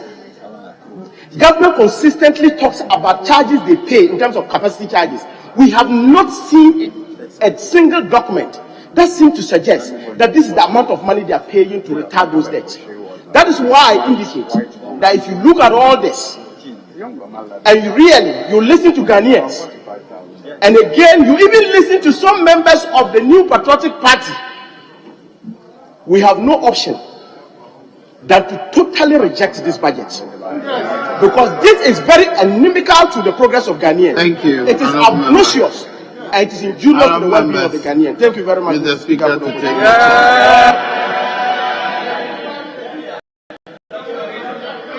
Before Mr. Speaker, we'll go to Honorable Dr. Ayo Afriye. Mr. Speaker, I rise to contribute to the motion on the floor, and in doing so, I wish to first of all say that with regards to the health sector, the various provisions in the budget is grounded on sound health system principles. Mr. Speaker, health system principles are actually in the whole world based upon 6 pillars. So all decisions may imply along a pillar. And if you look at the budget, you see that governance is clear with new policies. But my particular interest will be in the area of healthcare financing, health service delivery, and then also the new ways to go. Yes, one of them is in the area of health information management systems. Yes, I will credit my friends on the other side. 2015, they piloted the electronic medical record in Cape Coast. And a very responsible government of the MPP. Yes, the minister, a good job done, and the government. You actually scaled up. You did not sack the businessman. You actually said, for what you have done in the health sector, we don't do politics. So really, if you have to scale it up, we will not read in between the lines, and you have to continue to do it. So actually, I will give kudos to all the sides, and then I will say that there is progress. So what it means is that very soon, you will not need folders. If you are in Kolebu and they have to refer your files to a Fijase hospital, just a button click, it will be in the Fijase, and all these paper systems will fade out. It's been rolled up in phases, and this is a very good thing in the budget I want to comment on. Mr. Speaker, then also we'll go to the issue of access to essential medicines. Yes, the zip line that was opposed by my friends on the other side was vehemently opposed. Indeed, during this pandemic, it's helped. The zip lines have helped in supplying essential medicines and even vaccines to areas that are difficult to access. I'm sure in future, when there are other new policies in the health sector, our friends would come along and not actually oppose it. Mr. Speaker, the central medical stores, yes, mysteriously was gutted with fire in 2015, but actually this budget is captured to build it, and that will also make availability of medicines for the society, which is very good. Mr. Speaker, in terms of healthcare financing, we are looking at service delivery, Agenda 111. Mr. Speaker, to take the chair. Okay, Agenda 111. Health service delivery and healthcare financing. The legacy of COVID would be visible physical structures for posterity, where they are going to have 111 or 101 district hospitals, 7 regional hospitals, and 3 psychiatry hospitals. Mr. Speaker, the question will be, how do we finance these projects? In the midst of COVID, government cut down a lot of spending. Free water, free electricity, frontline workers, 50% addition to your salaries, income tax was suspended for 6 months, and then free testing.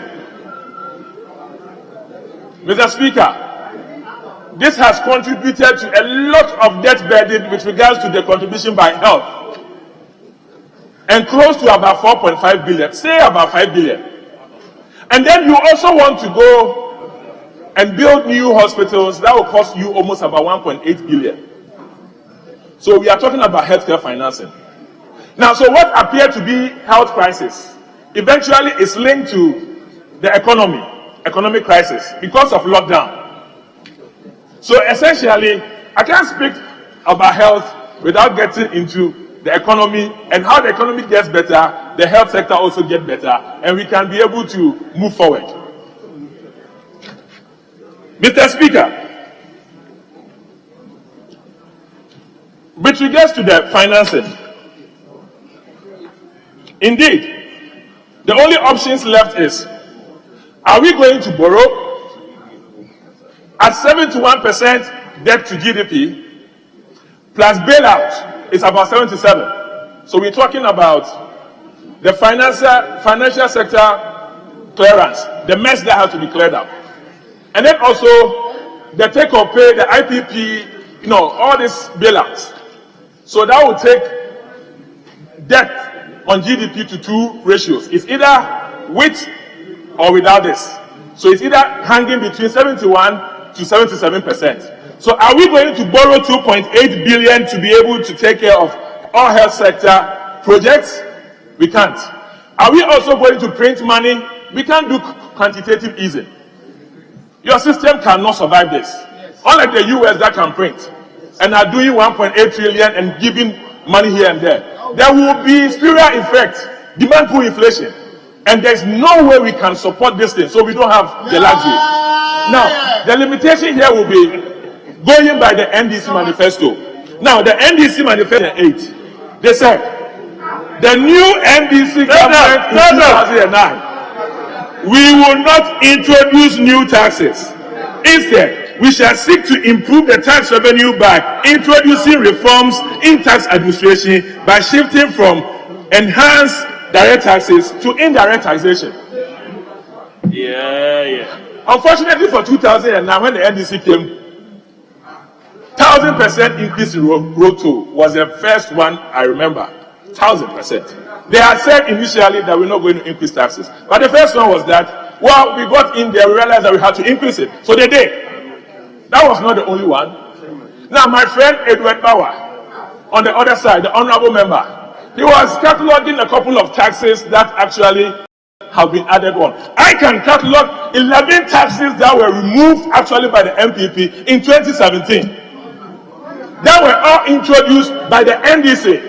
This notwithstanding, the MPP government in 2017 reviewed some of the taxes like national identification from 5% to 3%, and a couple of them. So if we're talking about tax burden, I would say the Social Democrats of the NDC actually added more taxes than the MPP. But this is the way to go. They realized that walking the talk, talking is different from when you get in there. So we got to change. We supported them. We have to be careful with the over-politicization of taxation, because one day it may come to harm some people, and we would want to come from this direction. Mr. Speaker, as I speak, the way to go is digital taxation. Like it or not. COVID has come, a lot of things are virtual, everything is virtual. So according to the Africa Tax Administrators Forum, in their meetings, for us to be able to tax or make revenue, is for countries to look at a few things. Mobile money, electronic transaction. Of that meeting, 10 countries agreed, of which Ghana is a part, to be able to tax Ghana, Egypt, Nigeria, Cameroon, South Africa, Kenya, Mauritius, and the rest of them. Mr. Speaker, it's not as if their tax to GDP ratio is better. Let me talk about South Africa. South Africa wants to introduce taxation like this, and they are actually having tax to GDP at 29.1%, which means that if they even dare to increase it by 0.5, they are tapering into 30%. Mr. Speaker, talk about Kenya. Kenya is also proposing, those who are following what's happening in Kenya, they're actually going to also introduce this. Their tax to GDP is 15.9%. If they even add 0.1, they are tapering over 16. Ghana is there about 12.2%. So if we don't tax this area, in the past we had gold, and the white man came here to the Gold Coast. You had timber, that's fine. You had cocoa, that was fine. You had oil, that was fine. If this is the new direction, why would you want to impede this with a political motive? It doesn't make understanding to some of us. Mr. Speaker, we cannot take health out with economy, because if the economy don't get better, we cannot finance the Agenda 111. And that is why I'm very passionate about this, Mr. Speaker. As a matter of fact, if you look, like I said, as we walk through the valley of shadow of digitization, we are not alone. I mentioned those countries. There are other countries that are actually implementing it. Mr. Speaker, I stand to say, and as I say, I want it to be fact-checked as I speak. Mr. Speaker, before COVID, Malaysia was doing 6% digital tax. Before COVID, Russia was doing 18% in 2016, and they are now doing 20%. Before COVID, Norway was doing 25% digital taxes. Mr. Speaker, it's not as if their tax to GDP is on the low. It's actually on the high. As a matter of fact, Denmark has one of the highest tax to GDP ratios, 46%. Yet, They have implemented a digital taxation. And Mr. Speaker, this is the way we also have to go. Mr. Speaker, Indonesia has added the digital tax, that is 10%. And their objective by 2025 is to raise $135 billion. Mr. Speaker, if you look at India has done 2% in February. In May, France announced that by December they are starting a new taxation, which is digital taxation. Mr. Speaker, like I said, New Zealand is doing 15% already. It is not as if people wanted to do this taxation. If it was going to come, it will come on their own. But because of COVID, we have no option than to be able to rake in some money. And our budget or our economy is service driven. It is services driven. And we don't have any option to that effect. Mr. Speaker, if you look at the paradox, the US is actually investigating a few countries that are actually targeting few products like Apple, Facebook, to tax them. The UK is part, Austria is part, Kenya and the rest. And this is targeted. So actually means that we have a more more tax net to actually rope in some more groups into this to make some more money.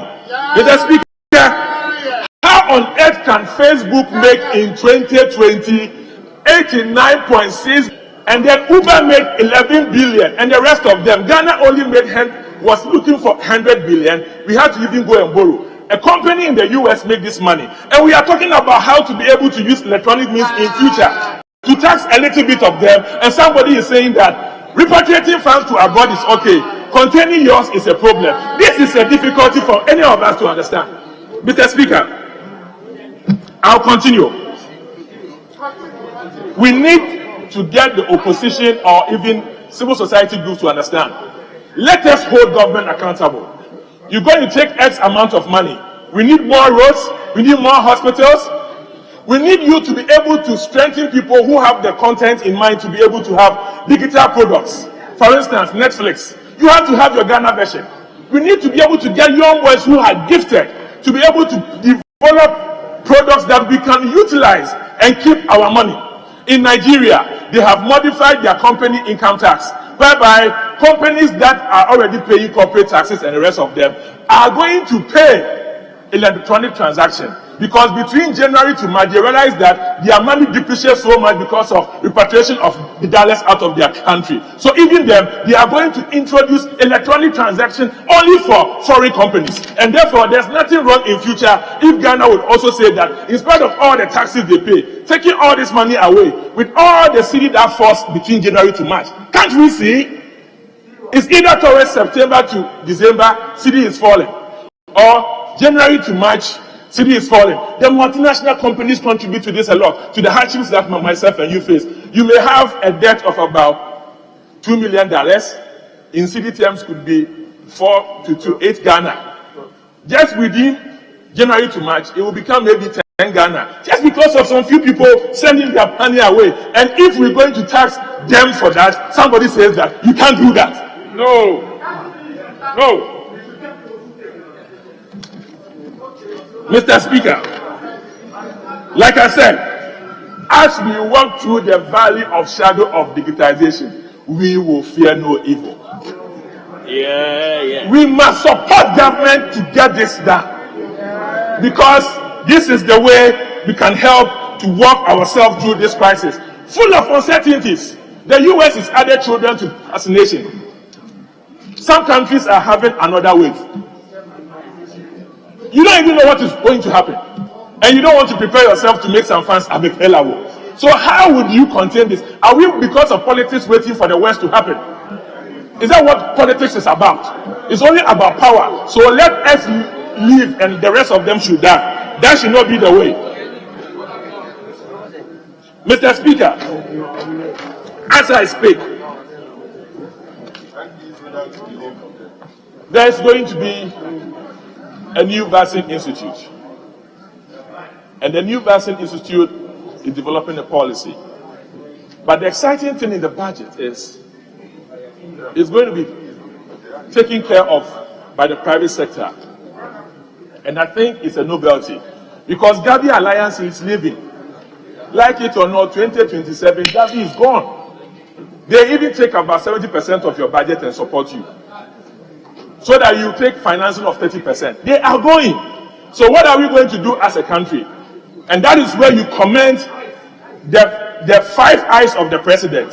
He's been able to see now, see in between, and see that the next 5 years would need to get vaccine production, not only for COVID, but for our own consumption. Honorable member, I think I've been generous enough. Just added you about another minute, So your time is over long ago. Oh, Mr. Speaker, thank you so much. Thank you very much. You are considerate. Very, very considerate. Yes, you are. Also, Mr. Speaker is a very considerate person and a former health minister. Actually, my father is number 2. So, Speaker, I will sit down graciously and I will say that as we walk through the valley of shadow of digitization, we should not fear evil. Thank you very much, Mr. Speaker.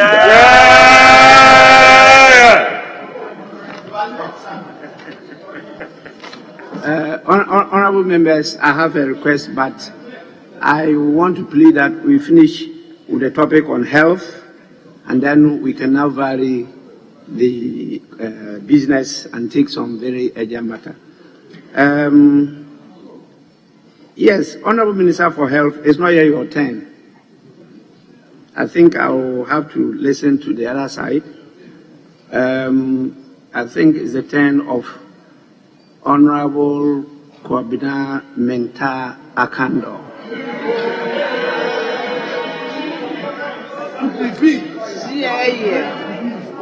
I'm most grateful, Mr. Speaker, for the opportunity to contribute to motion itemized 10 on today's order paper.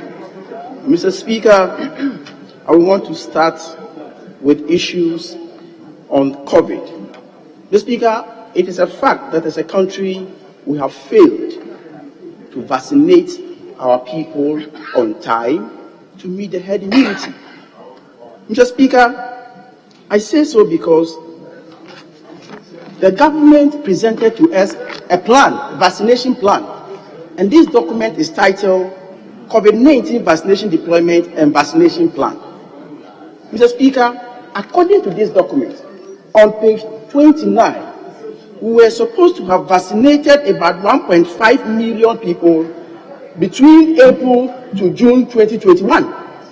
Mr. Speaker, again, from June to August, we were supposed to have vaccinated about 6.3 million.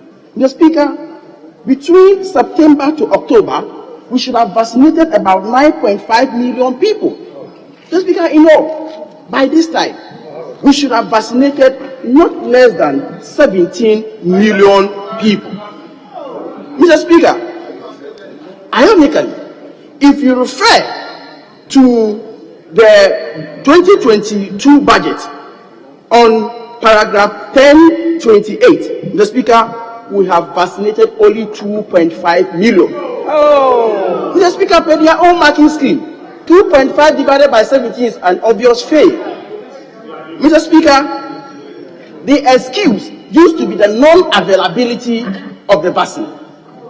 Mr. Speaker, per their own budget, Mr. Speaker, table 28, page 203, Mr. Speaker, they are telling us that now they have taken, deliveries of more vaccines in this country.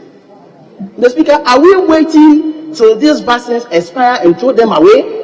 The cheapest thing to do, Mr. Speaker, at this point in time is to expedite action on the vaccination in this country. Mr. Speaker, after waiting so long for freebies and getting more than about 8.4 million doses of vaccines, the cheapest thing to do here, Mr. Speaker, is to expedite action on vaccination in this country. Again, Mr. Speaker, a very relevant information is missing here. As members of Parliament, we need this information to help us to, perform our oversight responsibility well. Mr. Speaker, yes, the total number of vaccines that has been received has been quoted in, table 29. But what is missing out of the 8.4 million is, out of the 8.4 million doses, how many did we receive as donations? And how many did we buy? and the processes leading to the purchase is very important, Mr. Speaker. We should take in mind. Mr. Speaker, that information is relevant. We have hidden behind COVID and we have spent in excess of 15 billion Ghana cedis. Mr. Speaker, and the core issues as far as COVID is concerned has been left unattended to. Mr. Speaker, irrespective of the fact that we have spent in excess of 15 billion, frontline health workers, as I speak to you now, have not been paid their allowances, some of them. Mr. Speaker, just some few kilometers from here, go to Kolebu, irregular supply of oxygen. Where did this money go? Mr. Speaker, that is why I agree that there must be a whole investigation, a whole probe into the entire expenditure of COVID. Mr. Speaker, and let me serve notice that during the estimates at the committee level, we will insist on the details of the COVID expenditure. Mr. Speaker, again, the Mahama administration left and invested hugely in the infrastructure in the health sector. Without imposing e-transaction levy. Mr. Speaker, per Article 35(7) of the 1992 Constitution, governments are enjoined to continue to complete and operationalize any project that they inherit. Mr. Speaker, again, any document that with the sort of a budget must give the progress so far on all these projects. Mr. Speaker, what is the status of Afari Military Hospital? It is missing in this budget. Ask them. Mr. Speaker, what is the status of Kumawu District Hospital? It is missing in this budget. Ask them. Mr. Speaker, what is the status of Abetifi District Hospital? It is missing in this budget. Mr. Speaker, what is the status of Famina District Hospital? Mr. Speaker, is missing in this budget. Have you given them the money, the contractors the money to go back to site? Mr. Speaker, especially with that of Abetifi District Hospital, the sad story is that if we have to go back to the site to continue that project, Mr. Speaker, we will have to demolish not less than 70% of the structures on site. Mr. Speaker, the obvious question is it not causing financial loss to the state? It is. Mr. Speaker, I think that at this point in time, we should compel the executive to demonstrate sources of funding to some of these projects, to complete them and to operationalize them before seeking for more. Mr. Speaker, I said that is not enough. They moved from 88 district hospitals to now Agenda 111 without demonstrating clearly in this budget where they are going to get the sources of funding. You promise you bring them in budget before going to look for funding. Who does this, Mr. Speaker? Mr. Speaker, again, I don't think, because the dishonesty in this budget is too much, Mr. Speaker, I don't think that this document qualifies to be a budget for the Republic of Ghana. Mr. Speaker, and I'll tell you why I'm saying that.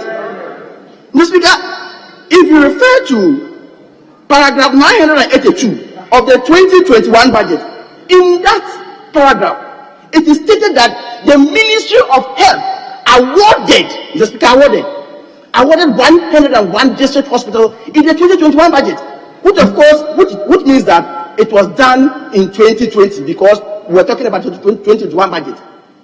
The Speaker, the first falsehood is that it is not true that it is the Ministry of Health that is doing the award. Palpable falsehood. Again, Mr. Speaker, if you come to the 2022 budget, paragraph 1012, it says that, Mr. Speaker, now cadastral plans and sites are ready. Mr. Speaker, in 2021, they had awarded the project. In 2022, they are now telling us that cadastral plans and sites are ready. Mr. Speaker, do you award projects on contract before you look for cadastral plans and sites? Mr. Speaker, obviously that cannot be correct. Dishonesty. Mr. Speaker, again, if you refer to the 2021 budget, paragraph 995, a number of health facilities have been listed there as completed. Mr. Speaker, again, if you refer to the 2022 budget, paragraph 1013, this same number of health facilities have been listed and repeated that they have been completed in 2021. Mr. Speaker, And I'll give you examples of those projects. Bupe District Hospital, Somenia Hospital, Cholo Hospital, Solar District Hospital, Bambai Polyclinic. Mr. Speaker, what did they complete in 2021? Falsehood, dishonesty. Project that you completed in 2021 cannot be the same project you complete in 2020. Dishonesty. Mr. Speaker, again, I see that is not enough. If you go to the 2021 budget, paragraph 996, Mr. Speaker, a number of health facilities have been listed in paragraph 996 of the 2021 budget as projects that they are continuing, Mr. Speaker. These projects, again, have been listed in paragraph 1014 of the 2022 budget as yet to commence. Something that you were continuing in the 2021 budget, now in the 2022 budget, you are telling that you are yet to commence. Dishonesty. Mr. Speaker, the dishonesty in this government is becoming legendary, Mr. Speaker. Mr. Speaker, and such, I will give examples of such projects. The Tema General Hospital, Shama District Hospital, La General Hospital, reconstruction of Nkwasa Hospital, Accident and Emergency Center Adoma. Mr. Speaker, these projects were repeated in 2021 budget and 2022 budget with different captions, Mr. Speaker. And we cannot retrogress, Mr. Speaker. Mr. Speaker, again, after talking about Agenda 111, the expectation of every Ghanaian is that we will make plans to recruit more health professionals in the health sector. The Speaker, clearly it is missing in this budget. The Speaker, we need specialists for the hospitals. The Speaker, it takes an average of 3 years to train a specialist. So your first budget at a cutting sword should give that direction. The Speaker, the worst form of it is that the total staff strength of the Ministry of Health in 2001 budget stood at 251,527. Now, after counting Agenda 111, that it should increase, the Speaker, it is now 203,000 people. It has reduced a difference of about 43,000. The Speaker, why are people going? Mr. Speaker, 43,000 people have retired. Interesting. Mr. Speaker, again, the impression created at paragraph 1005 is as though Ghana has just discovered e-health, and we should allow our vice president to be touching everywhere that Ghana have just seen e-health. The Speaker, I will prove to you and this house that the e-health was actually started by the visionary leader, His Excellency John Dramani Mahama. Mr. Speaker, the e-health was started in 2013, in 2014, and Mr. Speaker, in the 2015 budget, the minister responsible for health then, Honorable Setepe, had this to say. The Speaker, with the permission, I read. 2015, Minister for Health, Minister for Finance, had this to say. Paragraph 521. Mr. Speaker, the ministry through NITA embarked on the deployment of an enterprise-level hospital administration, radiology, information and communication systems for managing the healthcare provision needs of Kolebu, Wa Regional Hospital, Zebila District Hospital.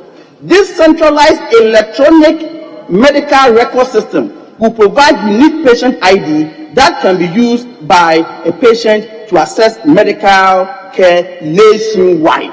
This is 2015 budget, which is available to this house. Mr. Speaker, progress that were made in 2013, in 2014, in 2015 were all reported in the 2016 budget. Mr. Speaker, again, with your permission, I read, and this is what the minister responsible for finance, Honorable Setepe, had to say. Paragraph 590. Mr. Speaker, in 2015, the ministry continued to deploy e-government applications in government establishment as part of the e-transform project. Mr. Speaker, these include the one-stop service center, e-immigration, e-cabinet, e-parliament, e-justice, and e-health. Mr. Speaker, these are the evidence. Mr. Speaker, all these things were done. What His Excellency John Dramani Mahama didn't do is to impose a transaction levy, E-levy. So, Mr. Speaker, if they think that they do not know what to do, Mr. Speaker, to develop this country, it is not by force. Mr. Speaker, they can leave the good people of this country alone. Mr. Speaker, I would want to end by saying that the Momo tax, the electronic transaction tax, is a killer tax that must not be tolerated by this House. If indeed we are members of Parliament representing our people. Mr. Speaker, with these few words, I'm most grateful for the opportunity.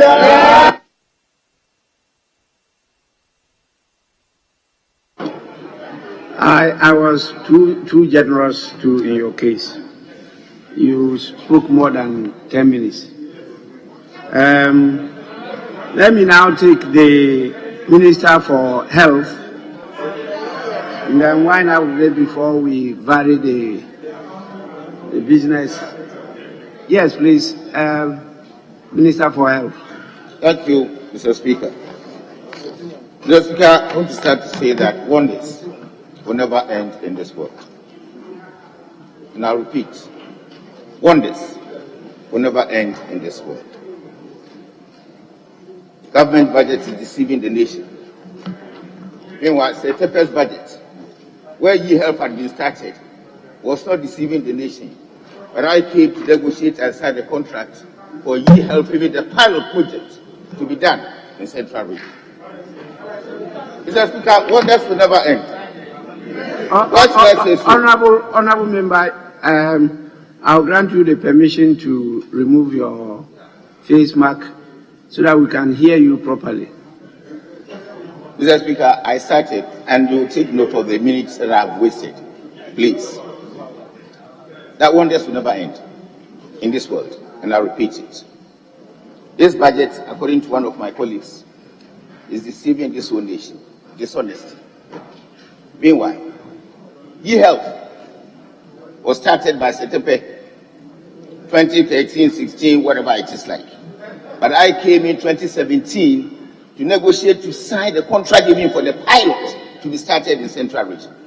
And as I stand here in 2017, and as I stand here, we have connected 36 facilities, including the teaching hospital in Cape Coast, that speak to each other.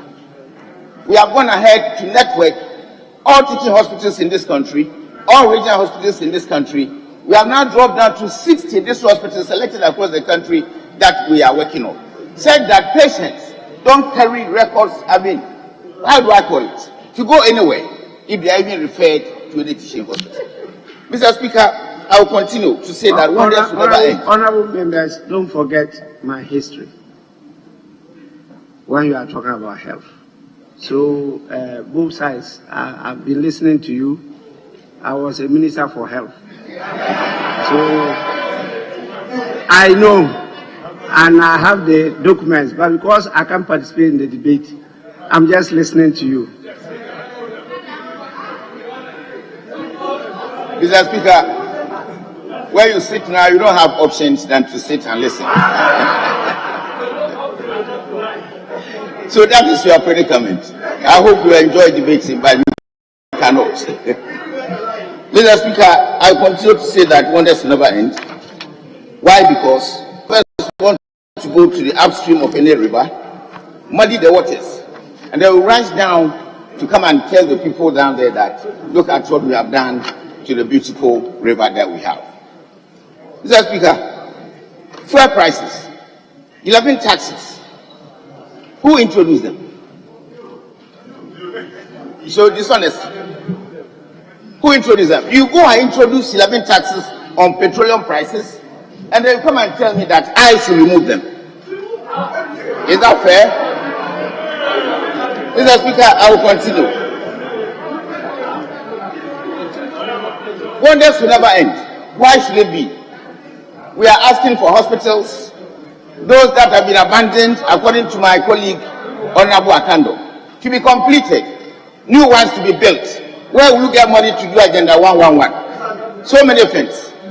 Meanwhile, in the other breath, there should be no taxes. E-levy should be dropped. Taxes should be reduced. So how do we provide this? Including roads, and several other social services. Mr. Speaker, our debt situation is not anything that anybody can write home about. But let us look at how some of these monies have been spent. Honorable Akano is asking for complete investigation into COVID expenditures because they are material and that adds up to our debt burden. And we will get investigations into that area. Mr. Speaker, the financial sector cleanup, that one, none of us want to talk about how it happened. Almost all banks in this country were going broke by the end of 2016. If you had entered 2017 without change of government, Mr. Speaker, I'm afraid some of us will have signed checks without laying hands into our deposits that were put into the banking system. Here, they wouldn't read what Secretary said, IMF told you. Financial sector reforms should have started as far back as 2013-2014, where most banks were not even meeting their capital adequacy ratio. Yet we couldn't do anything. Then we come in 2017, just like we managed it, to come and resolve financial sector, put reforms in there to clear the mess. At the end of the day, the cost to this country is part of the debt burden that we are now entertaining. The energy sector, IPP challenges, litigation and some compensation to some people to just get them off, to make sure that we will kill them off, which we have actually done. That is part of our debt burden. Mr. Speaker, apart from these mess that we inherited, there are several others, and I'll continue. The new initiatives that we started, who has costed senior high school costs, school feeding costs? All these things have been borne by the government, by the states, without people paying for anything. Mr. Speaker, let me go to growth. We have soon forgotten about the impact of COVID on all of us, even including Parliament. For several months, we were in lockdown. We wouldn't come to the chamber. When 3 people come today, 4 people should come tomorrow. How could that have contributed to any magnificent growth in any economy? Not only here in Parliament, the banking system. Up to today, have go to work 2 weeks, the following week they don't come again. Lockup of Kumasi and Accra, the economic nerve centers of our country, against the other parts of the country. For nearly 2 months, 9 months, 10 months, how could that generate growth into our system? Yet, you were doing better growth than when NDC exited exited government. Mr. Speaker, these are some of the things that all of us here should think about passionately and probably put an end to politics that we want to do for power. And let us think together as one community, one nation, to solve the problems that COVID has brought to us. Mr. President, Mr. Speaker, let me come to investments into health. Mr. Speaker, it is on record by the WHO assessment that 2 countries that got things right with COVID management, Ghana and South Korea. Nobody can challenge me. You can go to the archives and check with the WHO. How did we do it? Investments, good thinking, innovation, initiatives, good ones. That helped us to do that. That is on record. We haven't finished. Mr. Speaker, no government in this country has ever positioned the ambulance service of our country the way Nana Akufo-Addo's government has done for us. We procured 307 ambulances at a go. 200 ambulances that NDs were supposed to provide. Just about 37 were provided. You couldn't use them. They are still sitting somewhere. You are all Minister for Health. They did not take delivery because they were not up to the standard that the procurement prescription gave. They are all sitting there. We are still not taking delivery of them. We procured 307. And Mr. Speaker, the good thing was the fact that, you see, vision. If we hadn't procured these ambulances in the midst of COVID, we wouldn't have known where this country will have moved to. Apart from that, Parliament has approved another 100 ambulances to be procured to beef up what we have in the system. Human capacity into the ambulance service. What we met was nothing to write about. Yesterday, I commissioned about 435 new drivers to join the ambulance service. And that will bring a total number of ambulance service personnel close to about 2,500. And when we are talking about employment, we are saying that we haven't done nothing. We have done so much, Mr. Speaker. Mr. Speaker, not only that, I'm talking about COVID and why we want to forget about COVID so immediately. During the lockdowns, government was speaking about the poor people. They are not working. Some of them will work from hand to mouth. If they don't go to work one day, they have nothing to eat. The laborers. We gave free utilities, water, electricity. We started giving some of them. Oh, you have forgotten. That's why I'm saying that you have forgotten about COVID so soon. If you had been afflicted with COVID, probably you remember. But thank God that most of us weren't there. So let us be very factual. Let us be very passionate. And when we have a problem created, not by any of us, but by nature and from the rest of the world, we think about how we together can put our heads together and resolve the matter. Now, vaccines. Mr. Speaker, I'm so amazed. When I was rushing to get the vaccines to do vaccination very quickly to meet our deployment targets, I was found culpable of not having come to Parliament, and I've been lambasted to the extent that now I don't have any image in this country. Your own colleague in the chamber. Now you stand up and tell me that our vaccination has been very slow. Mr. Speaker, we did a deployment plan that Honorable Akando has got a copy. That is what made Ghana receive the first consignment of COVID drugs, vaccines, in the whole world. Because we submitted our plan, number 1. And they looked at it and started giving it to other countries even to copy. And that is what gave us the first consignment of 600,000 AstraZeneca vaccines in February. We started deploying very quickly in March. And when that got finished, India, where we were supposed to take the COVID vaccines from, had blocked its export drive so that we couldn't get vaccines any longer. And between April and August, Mr. Speaker, I beg to say that we never received a single dose of vaccines from anywhere, apart from the COVID that I negotiated for, and we got the first 21,000, and even that, the guy couldn't supply, which made us cancel the contract. So what crime was this? And then you come and sit here and say that government couldn't meet its own target by vaccinating 17 million people by now. Where could we have got the vaccines from? Where could we have got the vaccines from? Mr. Speaker, my predictions and my projections that we're going to get vaccines adequately enough in August had yielded fruit. And therefore, from August coming, we have been receiving COVID vaccines month to month, donations from other countries, bilateral. And all these things, we negotiate and sign agreements. But the fact is that we have the capacity to administer. And we don't anticipate that we shall waste any vaccines that we receive from our side, whether the ones that we have procured or the ones that we have taken on donations. Mr. Speaker, E-levy. I keep on saying that wonders will never end. You want me to administer vaccines 17 million by now? Cost of vaccines is big. You say no E-levy. How do we pay for these vaccines? They are quite expensive. And you want us to continue taking donations without buying anything? It can happen. Mr. Speaker, the E-levy. There are hospitals that have been started, not completed. We want some more facilities. We need hospital beds. We need equipment. There should be no levy. So we should go ahead and sit there without doing nothing. Mr. Speaker, when you are confronted in operations research with complex equations like we are in, you need money to do a lot of things. We don't have the money. You think on your feet. Innovation. And take bold initiatives to help you resolve some of these problems. Mr. Speaker, the E-levy issue.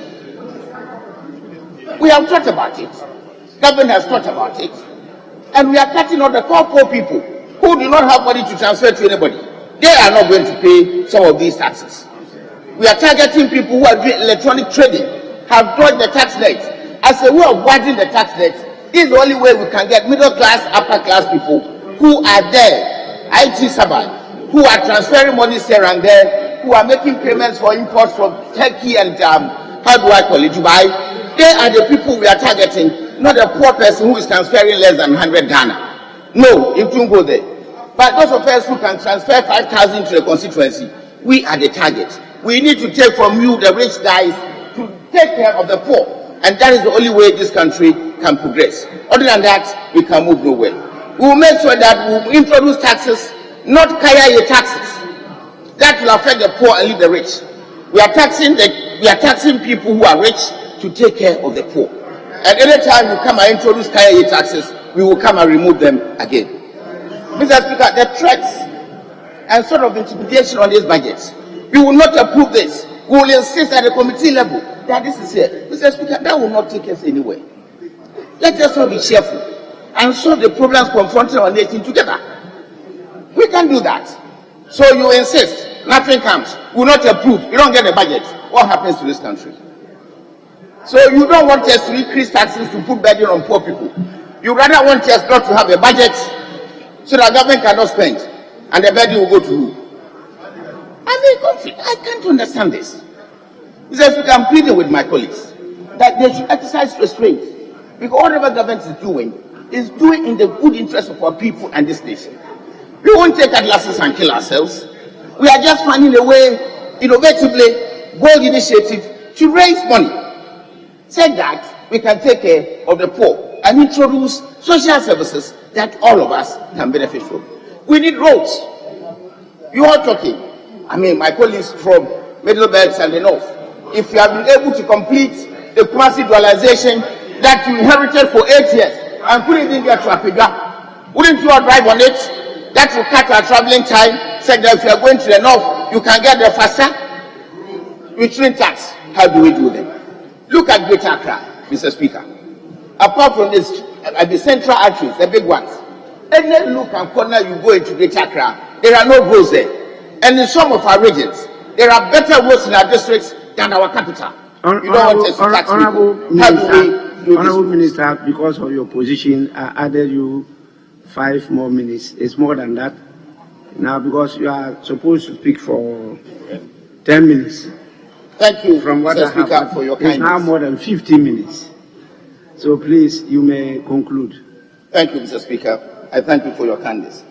All I want to say is an appeal to my colleagues that we should all begin to cheer up. This budget will not kill anybody in this country. We are doing this in the good interest of our nation. And I believe when we are able to raise the monies that we are using this budget to raise, we will do a lot of things that will satisfy almost everybody in this country. I thank you, Mr. Speaker.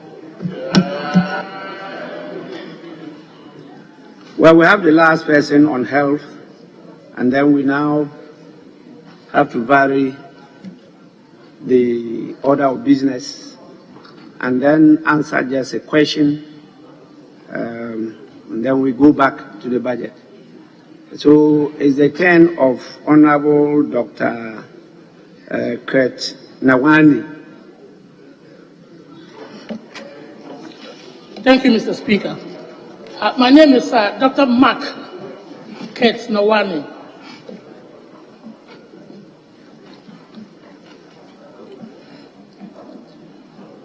Mr. Speaker, I would wish to draw the Minister's attention to the fact that our struggle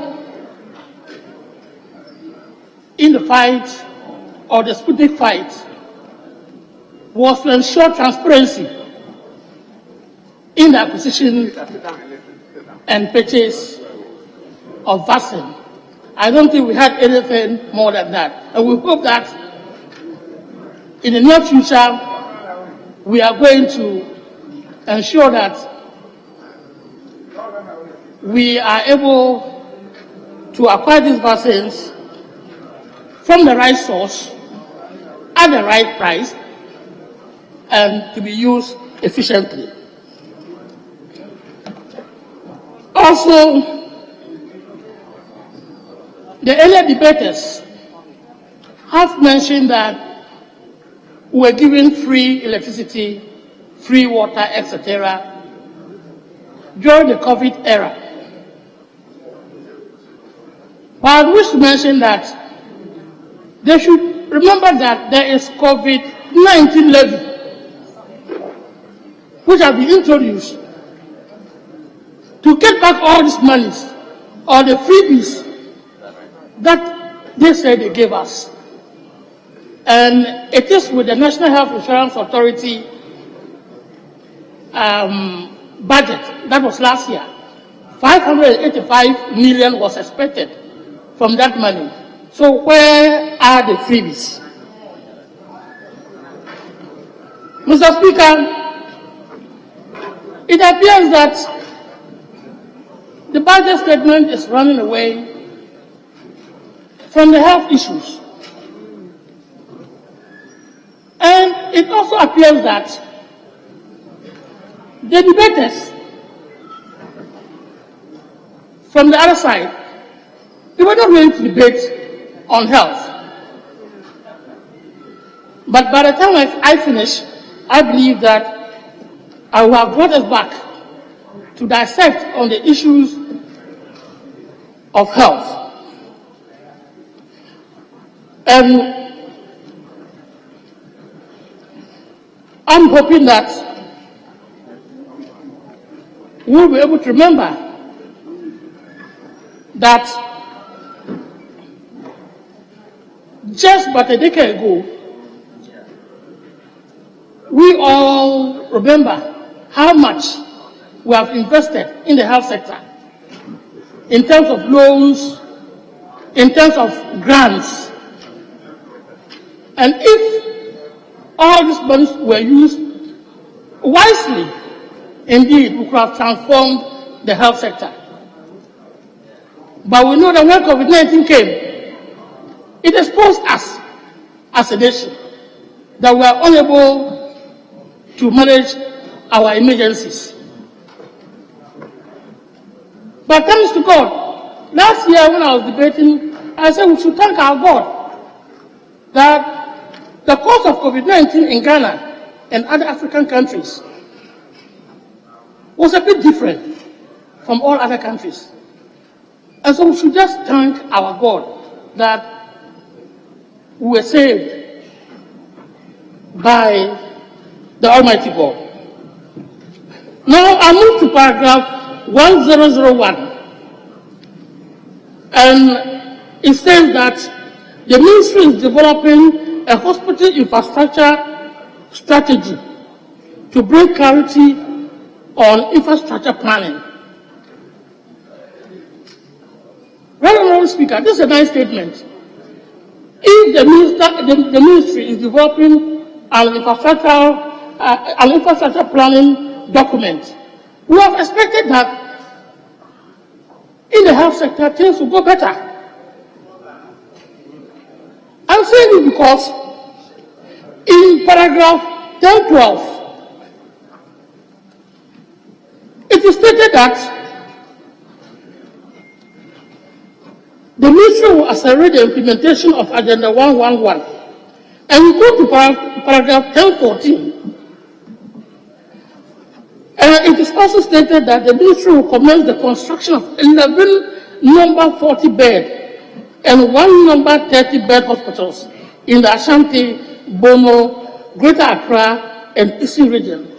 And we put all this together. Here's the case. We have a lot of uncompleted projects that we will not be able to finish. We usually call them Mahama projects, but I prefer to call them Ghana projects because those projects were started by President Mahama, but it is for Ghanaians. The coalition of NGOs are stating that such projects are about 65 or more in this country, and yet we are not fighting to complete them. Okay, we want to start Agenda 111. That budget was there. But what about the new projects that we are starting? What has happened to the Agenda 111? What is the progress on it? And we are going to start 11 number 40 beds and 1 number 30 bed hospitals in the stated regions. Mr. Speaker, what we are going to have in this country is a lot of dotted, uncompleted projects. And I always say that it is better to complete one project, commission it, make it operational and use it, than 101 uncompleted projects.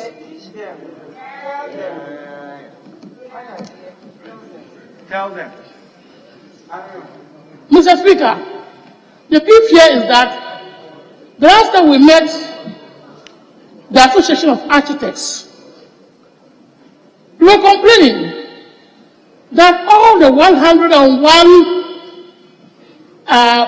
hospital projects, its cadastral planning was given to one company. And that the whole association, the architects, the rest of them, none of them was given anything to do. Why should it be so? Are we not all Ghanaians? Are we not all Ghanaians? Why should the whole association of architects be ignored in this particular case?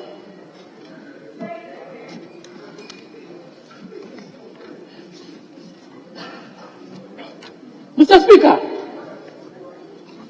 I think in the course of the debates made by the earlier speakers, they made mention of a hospital electronic health care record system.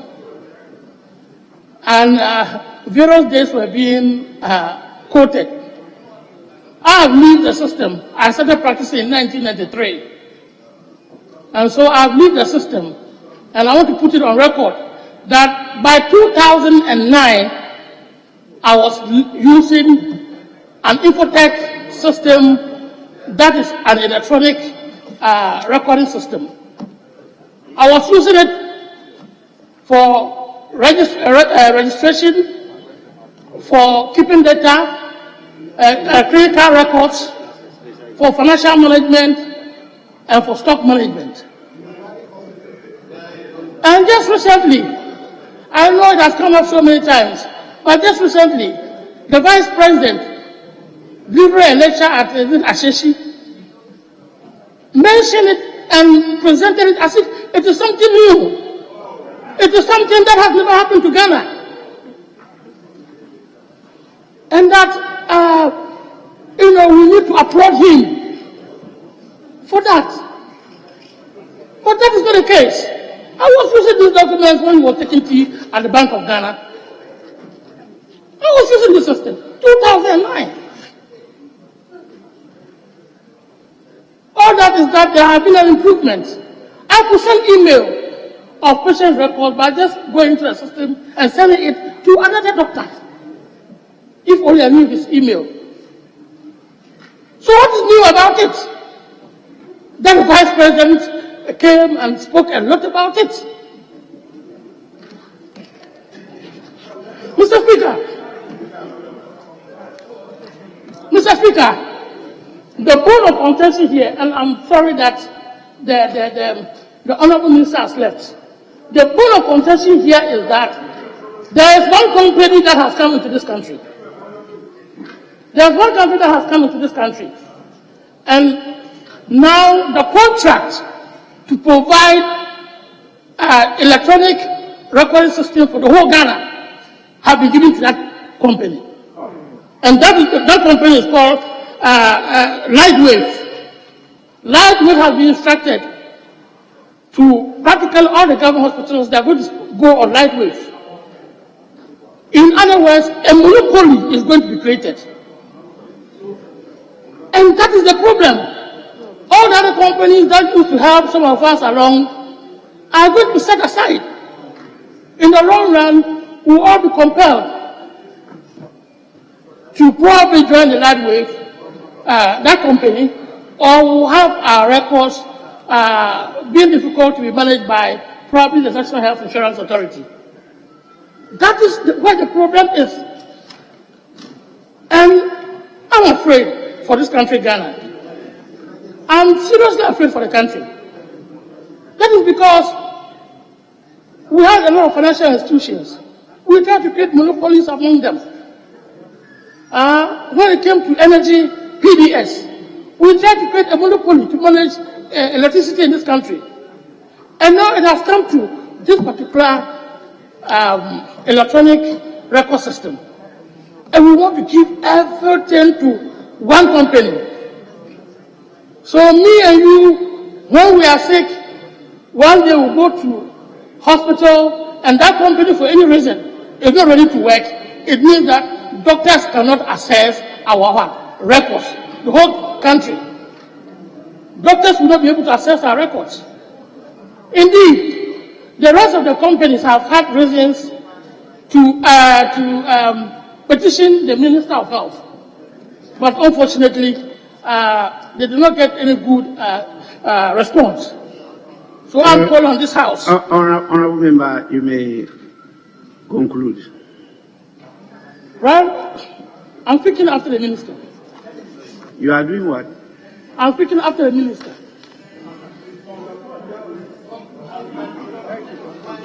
Well, in conclusion, Mr. Speaker, I want to touch on the health financing and then the HIA. In conclusion, you want to touch on? Hey. The Ministry reviewed a national health financing strategy to guide the implementation of the Universal Health Coverage Roadmap and the new medium-term development plan. Right, Honorable Speaker, in conclusion, I want to tell you that the cash and carry system is creeping back. All of you sitting down here, you know that when you go to hospitals, you pay. And you're paying for your conscience as well. It is bad. And let it not be said that it is during President Nana Addo Akufo-Addo, his time, that the cash and carry system came back. Thank you, Mr. Speaker. I'm done. Yes, thank you so much. Honorable members, I'll have to, with your indulgence, vary the business and we go back to questions.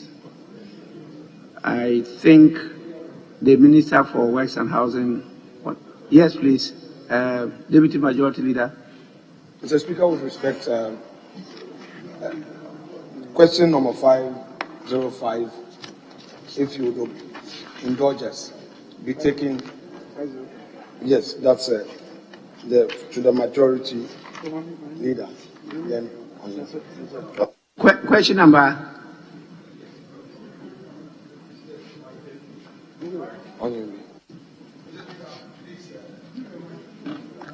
Mr. Speaker, we will take Works and Housing. Then after that, Majority Leader.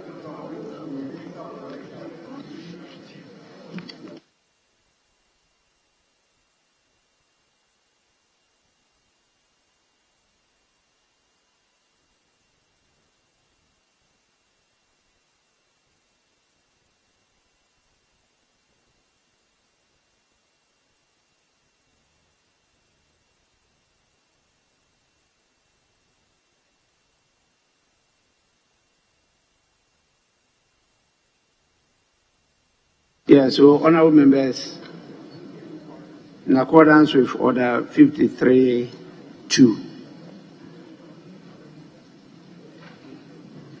we're going to alter the order of business set out in the order paper, and we will take questions. My attention has been drawn to the presence of the Minister for Works and Housing and the Minister for Parliamentary Affairs, Majority Leader, and Leader of the House. They have some questions to answer before to Cabinet meeting. And so we'll start with the Minister for Works and Housing, which is to respond to question number 5E, standing in the name of the Honourable Member for Efutu, Honourable Alexander Kwamina Afenyo Markin. Please, Honourable Member, you may ask your question.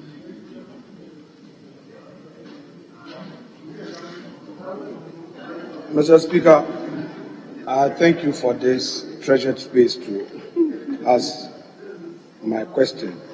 Mr. Speaker, I rise to ask the Minister for Works and Housing, when the construction of the Blekuso Sea Defense Project Phase 2 in the Volta region will commence, having regard to the recent rampaging effects of the tidal waves. I thank you, Mr. Speaker. Honorable Minister.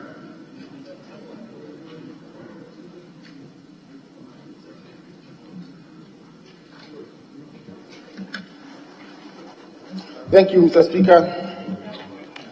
Mr. Speaker, the Ministry of Works and Housing has taken note of the urgent need to implement the Blekuso Sea Defense Project, Phase 2, in view of the recent flooding experienced by the communities along the sections of this coastal stretch. This coastal stretch is characterized by narrow beaches and intense tidal waves are resulting in beach erosion, loss of land and property. Flooding caused by wave overstopping impacts negatively on fishing, which is the main source of livelihood of the communities along this coastal stretch.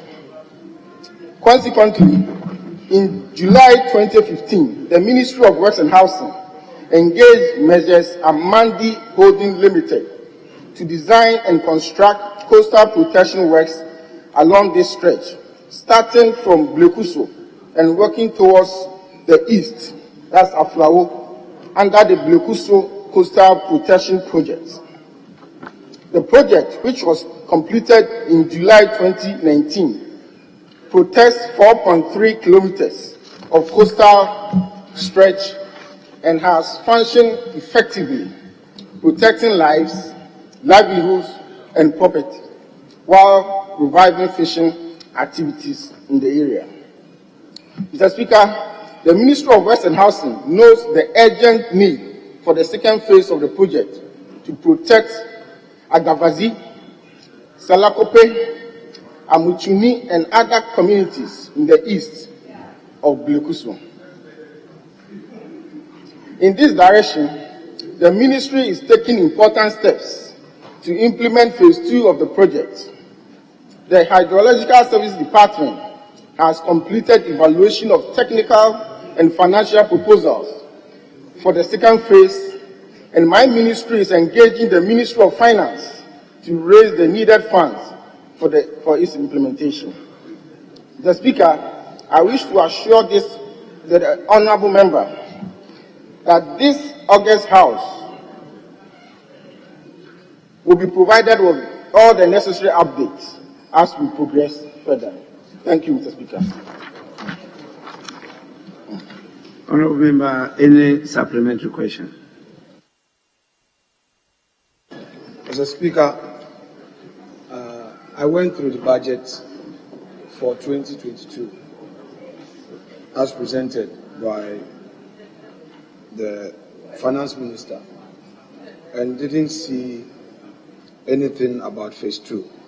From the Minister's answer, is it his case that as a result of the preliminary works not having been completed could perhaps be the reason for not budgeting for sale in 2022? Because you have, Mr. Speaker, the Minister said they are doing some preliminary works. So he's unable to determine even the cost. I would want to find out from the Minister whether the inability to complete the costing is the reason why the project hasn't found space in the 2022 budget. Minister, the question is, why is the Phase 2 not finding expression in the 2022 budget statement? Thank you, Mr. Speaker. We had all the necessary engagement with the Finance Ministry, and I was hoping that it would be captured. I have since engaged with the Finance Minister, and he has assured me that the project will be, funds will be available for the project will be commenced soon.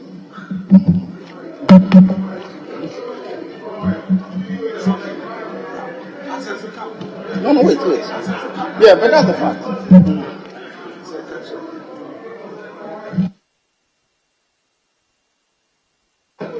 Any further supplementary? Mr. Speaker, are you missing your days? Mr. Speaker, so I will want to find out from the minister regarding the engagement with the finance minister and the fact that it cannot be found in the budget. Would he assure this House that every effort will be made to ensure that during the mid-year review,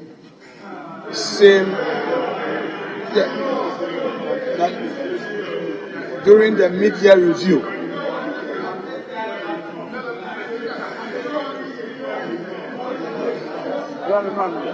Mr. Speaker, my colleagues have made it impossible for the minister to hear me. So if they, because Mr. Speaker, Honourable Member, we all understand that, Parliament is a school. So you start somewhere, you have to grow up.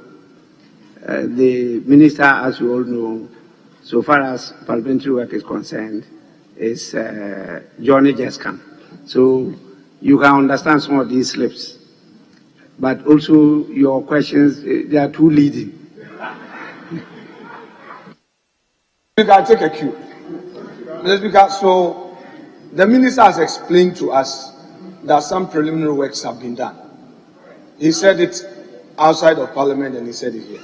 He's also said that he has engaged the Minister of Finance. But that assurance from the Ministry of Finance regarding making provision for it in the budget for the time being is not there. Question is, would he assure this House that be considered during the mid-year review? Would he assure this House? Honourable Minister, just a minute. Assurance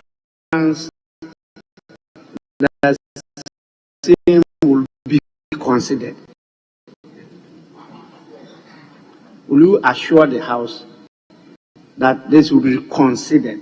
Not by him, it's by the Minister for, and you are asking him to assure the House that the Minister of Finance will consider it. He doesn't control the Minister of Finance. So I will disallow the question. Please, Honourable Minister, resume your seat. Put the question properly. Mr. Speaker, thank you. You continue to guide us with your pearls of wisdom. We guided accordingly. Mr. Speaker, former Minister for Works and Housing. That time, water resources Mr. was Speaker, added. Former Minister of Health. It was water resources, works and housing, not just works and housing. Majority leader and minority leader, constitutionally number 2. Mr. Speaker, according to the experts, constitutionally number 2. Mr. Speaker, I take a cue. Mr. Speaker, so the question to the Minister for Works and Housing is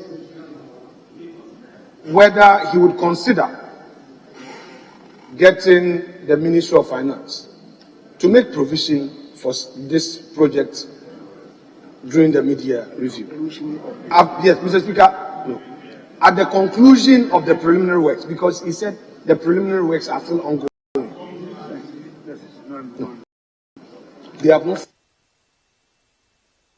The minister said he was surprised that it didn't find expression in the budget. So the only thing the minister can do is to resubmit it to the Ministry of Finance for consideration under the mid-year review. That's what he can do. And whether it will be considered or not, he doesn't control that. It depends on so many variables. And so I don't want to, because we have a committee on government assurance. And they will note it down and they will follow the minister that you came and gave an assurance here. That so and so will be done. Now it's not done. That is the difficulty, because he's not been with us for long. So I don't want you to pigeonhole him into some corner that he may have some difficulty. Majority Leader. Speaker, if I understood the minister well, it says that some preliminary works are being done. And the question to him is, would he assure this House that at the conclusion of those works, he will submit the outcome to the Minister responsible for Finance, such that should there be a mid-year review which will occasion a supplementary budget, it will be factored into the supplementary budget. I think that is the import of it. I agree with you. The minister went beyond that to say that he was surprised that it didn't find expression in the 2022 budget statement. So he's now not dealing with the works that have been done. But his expectation was that the 2022 budget would have captured it. So his surprise is not captured. So what he is waiting for is to resubmit it for the mid-year review. Mr. Speaker, that is so. Yes, but for you to say he should assure the House that is whether it will be captured, because he doesn't control the capturing. He can only submit. Mr. Speaker, if I may remind you of the salient proclamation in this House. We assure you, but he tell you that it all depends on the availability of funds. Because even this budget, this whole budget that we are dealing with, it's only a proposal. Even when we approve it, it's still subject to the availability of funds. Absolutely. But majority leader, in that case, you don't give assurance. You only say that subject to availability of funds, this will be captured. But you don't give assurance. When you give an assurance, we hold you responsible. Yes, Deputy Minority Leader. I'll come back to you. I'll come back to you. Yeah, thank you, Mr. Speaker. Mr. Speaker. No, wait. You also ask your question. Mr. Speaker, for the fact that the minister was surprised for not having this captured in the budget means that work was done and the estimate was supposed to be captured in the budget. But he was surprised. Mr. Speaker, in 2020, the year of roads, voter region was completely omitted from the budget. But when we raised the issue, the Minister of Finance came back and inserted a page in the budget to capture the three essential roads in the voter region. Mr. Speaker, would the minister consider, where are you going back to the Minister of Finance? Where are you coming from? No, Mr. Speaker, what I'm saying is that it is because it could be a mistake. No, let's just, he was asking a question. So let him complete with that. If you have some supplementary you want to, I'll allow you. But let the honorable member for Efutu finish up his supplementary, then I can come to you. He's not. Hey, I'm in control.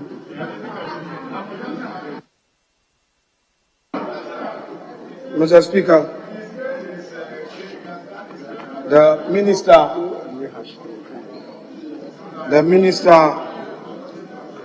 for Works and Housing has indicated in his answer the positive steps that have been taken to ensure that the all-important Phase 2 gets into the works. Can the minister tell this House certain interim steps that are being taken to resolve some of the challenges the people are facing regarding the effect of the tidal waves in the affected area? He should tell us in the interim what are they doing to bring relief to the good people of the area. Mr. Speaker, I thank you. Honorable Minister, let me just put it this way. You are surprised that your project did not find expression in the 2022 budget. So what will you do to get the government to include it as part of an emergency project in view of what is happening in the area?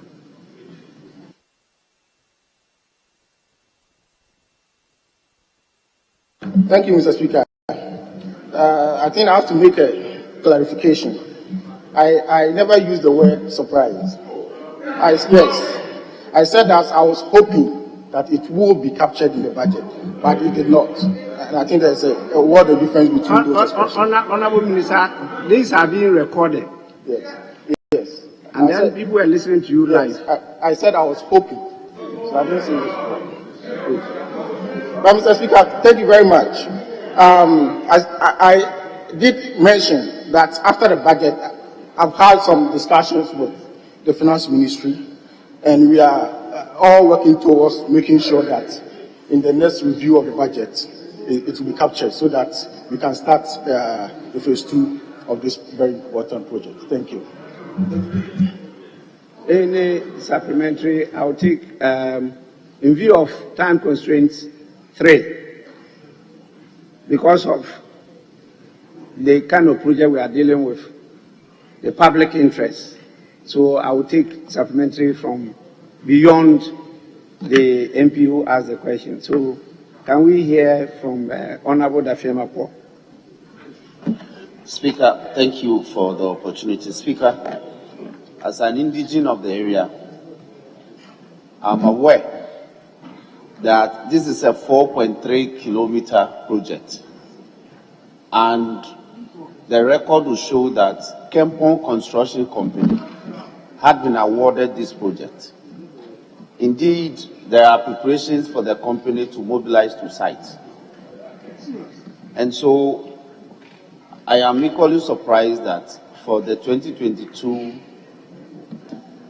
government is not making provision for the company that it has itself awarded this project to go and complete, will make available funds for it to do so. So if the minister will be kind enough to indicate that yes, Kempon has been awarded the project and that they will take steps to We are dealing with supplementary questions. That is so, Mr. Speaker. So far, no supplementary question has been asked by you. Mr. Speaker, my question is simply this. Can the minister confirm that Kempon Construction Company has been awarded this project? Thank you. Minister. Thank you, Mr. Speaker. Mr. Speaker, it is not the case that Kempon Construction Company has been awarded the phase 2 of the Blekusu Sea Defense Project. The company that the ministry has engaged, as far as the Blekusu Sea Defense phase 2 project is concerned, is Measures Amandi Holdings. So that is not a fact. Thank you. May I give it to Honorable Jafar Umachi? I will come to you. Mr. Speaker, I'm grateful for the opportunity to speak on this matter, and I'd like to ask the Minister what the excuse or the reason the Ministry of Finance has for not capturing this in the budget. Because I do recall that 5 months ago, you assured this House here and also in the constituency that work will start at the end of this year. What was the ministry's reason for not having this cut? Thank you, Mr. Speaker. Well, that is, if the minister is aware, you can supply that, because he's talking about the Ministry of Finance. The reason for the Ministry of Finance not adding this project to the budget. If you have that information, you can share with us. Thank you very much, Mr. Speaker. Mr. Speaker, I do not have that information as at this time.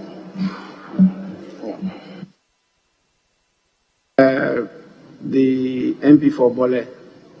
Thank you, Mr. Speaker. Mr. Speaker, from the minister's answer, he's saying that he doesn't know the reason for which this project was not captured in the budget. He just told us that he engaged the Minister of Finance on this particular project. What was the discussion that you had with him relating to this issue? Yes, they just want to know, you indicated earlier when you had this discussion with the ministry. So what was the discussion you had? Thank you very much, Mr. Speaker. Mr. Speaker, the minister did not indicate to me the reason why it was not captured. But I was able to have a discussion with him to make sure that my plans for phase 2 of the Blekuso Sea Defense Project be resubmitted and it will be considered at the next review of the budget. Thank you.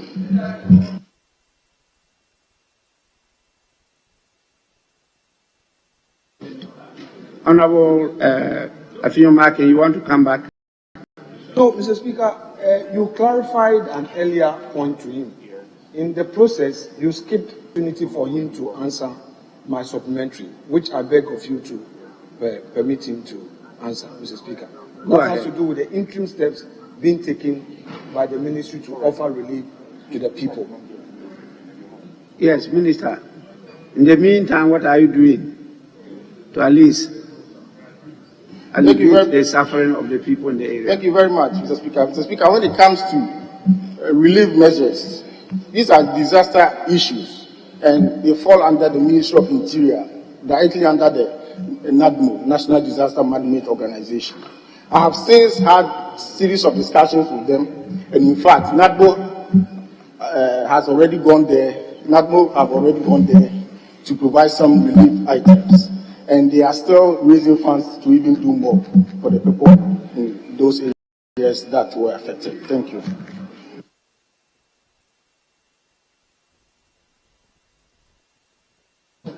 Are you saying that you haven't gone there?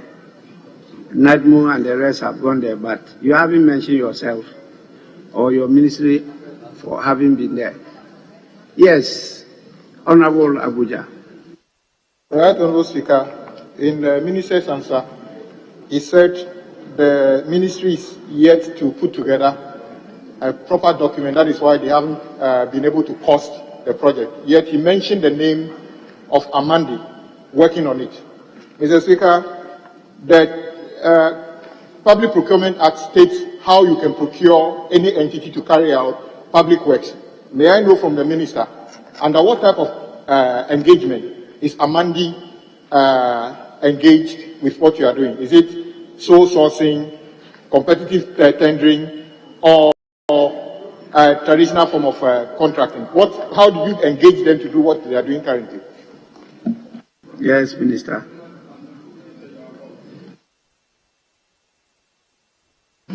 Thank you very much. Mr. Speaker, I don't think I ever said that you haven't finished the costing.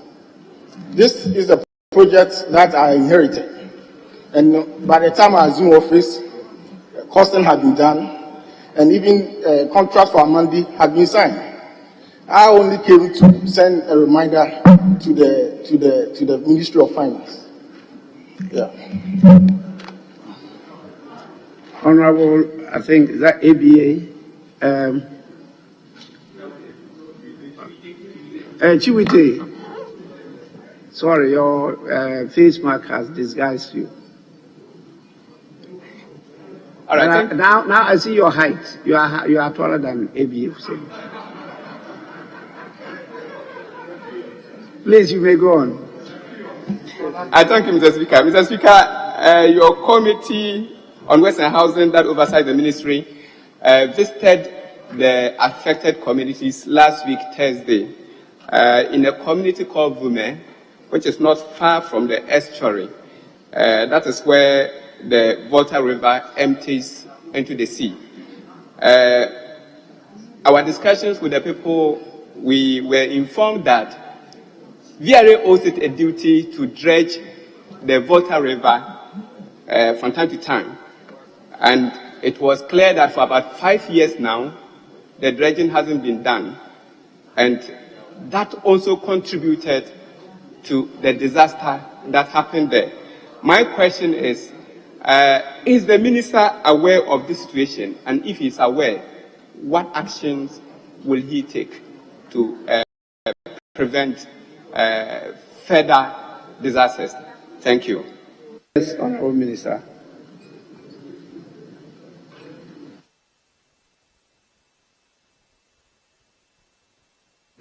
Thank you very much, Mr. Speaker. Mr. Speaker, it is true that in the past, VRA had a machine that was used to dredge the estuary. But for some time now, that machine hasn't been functioning. And that is why they have not been doing that particular work, dredging west at the estuary. But dredging will be part of the Phase 2 project. You blow sea defense and you do dredging. It's part of the Phase 2 technical details. Is capturing that. Thank you.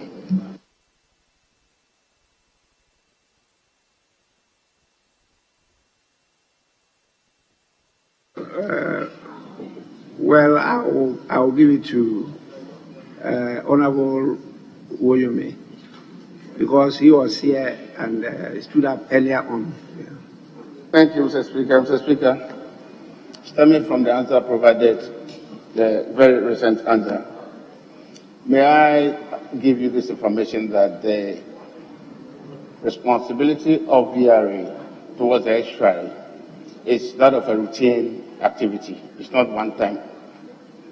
So when it comes to the sea defense, it's a one-time project you are undertaking. So if you put the two together in your Phase 2 project, you are looking at undertaking this dredging exercise at once and hoping that that solves the problem. No, because the silting at the river is a continuous exercise. Therefore, the stationing of the dredging department of VRA at Adanfor ought to constant and routine dredging to ensure that that whole area, is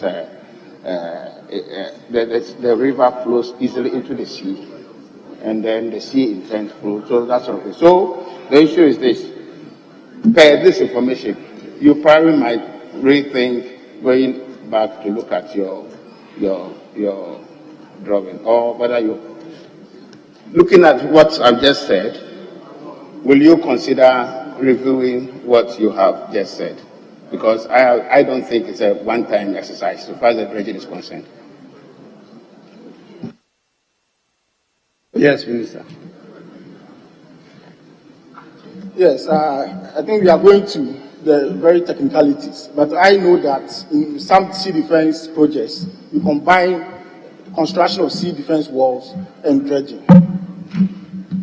Yes.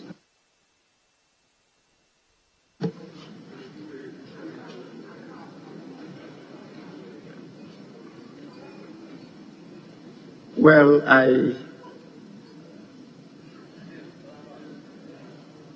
because of public interest, I have a difficulty in stopping members, but time is also of essence. We have other 2 questions before they could leave to the cabinet meeting. So, since you are insisting, I'll listen to you, and that is the end. Okay, I thought. I'm very grateful, Right Honourable Speaker.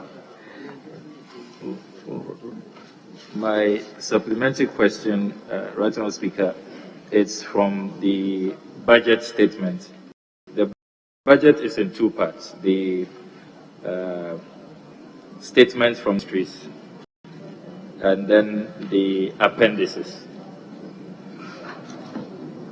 And having served in the executive before, I know that we submit our priority areas and their pros, the text, to the Ministry of Finance to compile. So I'm going through page 171 to 173, which has the Ministry of Works and Housing, your outlook for 2022, and your ministry presents phases of other projects. For example, the Elmina housing, you have phase 3, you have the security housing, you have phase 2, and all of that, your outlook for 2022. But conspicuously missing is the Blekusu Sea Defense project. So how do you explain how your submission to the Ministry of Finance from pages 171 to 173 does not capture the Blekusu Coastal Protection Project? I can understand you when you talk about the appendices which the ministry prepares on financing, that the minister probably could not find money for the project. But how about your submission to the ministry in terms of the pros, the statement that you submitted to the ministry, which is captured under your ministry's outlook for 2022? Well, we've gone past that. It was asked before, and then he answered that question. Actually, it's because you are my son-in-law, but the permission was not given to you. It was given to the gentleman at the who was insisting. You were actually seated. You were not up. Yes, please. Thank you, Mr. Speaker, for the opportunity. I'm the MP for Anglo. If you could permit me, the minister is aware. I wrote to him about 5 months ago concerning the challenges that we are having as far as the dredging is concerned. Fortunately, he wrote back saying his officers will be around. I would like to ask the minister, when are we going to receive these officers to come and have thorough access of the place? Having listened to him, Mr. Speaker, it looks as if the phase 2 they are talking about is always being referred to as the Blekusu. But the Blekusu is the eastern side of the problem. But we also have the western side, which is the Puvama enclave. So I'd like to ask him whether the phase 2 he is talking about will include that of the western corridor, that is from Jita to Puvama. Thank you. Actually, I didn't get your supplementary question. Is it the last part? Just a minute. Is it the last part that it is supplementary, or the earlier one, when you wanted his ministers or the same too? Please, the earlier one, please, Mr. Speaker. Yes. Yes, Honorable. Clarify the situation. Please, the last one. Honorable Speaker, I was building on the last one. Whether the phase 2 is dealing with the western side or the eastern side? Very well. Or both? Yes. Okay, Thank you, Minister. Mr. Speaker. Thank you very much, Mr. Speaker. Then I mentioned this in my first statement, that is towards the east, and it will be 8 kilometers towards the east, and I mentioned Aflao. But Mr. Speaker, I think it's instructive to note that Ghana's coastal stretch is about 550 kilometers. Out of this, 330 states need protection. And so far, 75 kilometers have received protection. So subject to availability of funds, my ministry will continue to work hard to make sure that the rest of the coastal line is protected with sea defense works. Thank you very much. Thank you so much, Minister, for coming to respond to the questions. Accordingly, you are discharged. And we'll ask the next minister, he is properly situated already, Minister for Parliamentary Affairs, to get ready for the questions.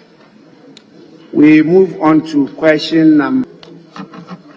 That's page 4. Question number 505 stands in the name of the Honorable Member for Nalirgu Gambaga, Honorable Seidu Isifu. Please, Honorable Member, you may ask your question now. Thank you, Right Honorable Speaker. Right Honorable Speaker, I rise to ask the Majority Leader and Leader of this House the specific steps that are being taken to ensure that Parliament begins sitting on time. Thank you. I don't know how you got this question admitted.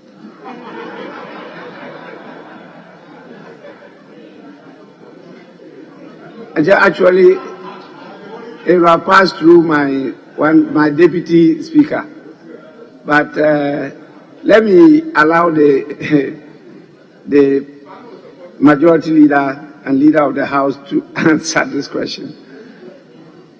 Maybe he has a different perspective from mine.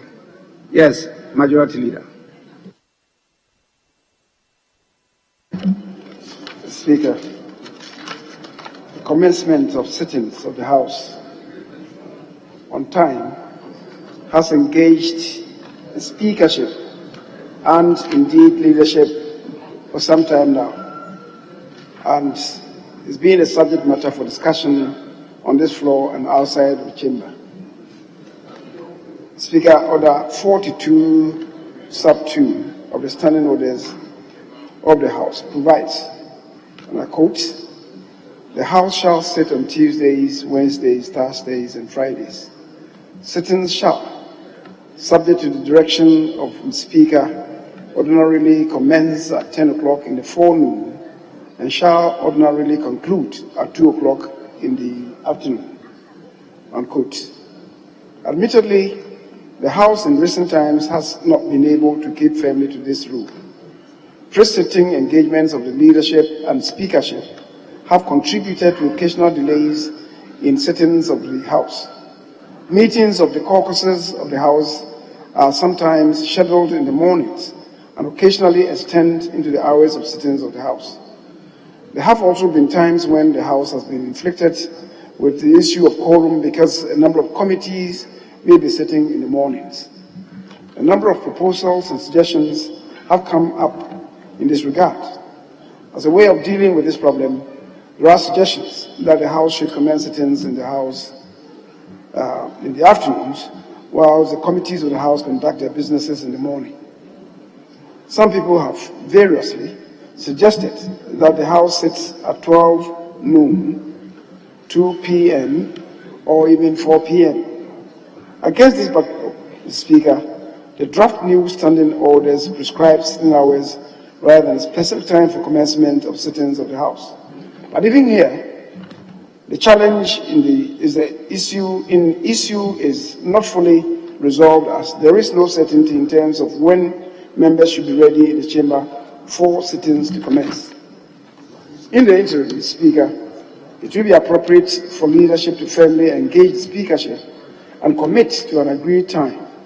In the event that sittings will be delayed, the necessary communication has to be issued to members to be informed ahead of time. It is hoped that the engagement between leadership and speakership on this issue of concern will result in measures that will enable the House to overcome this challenge.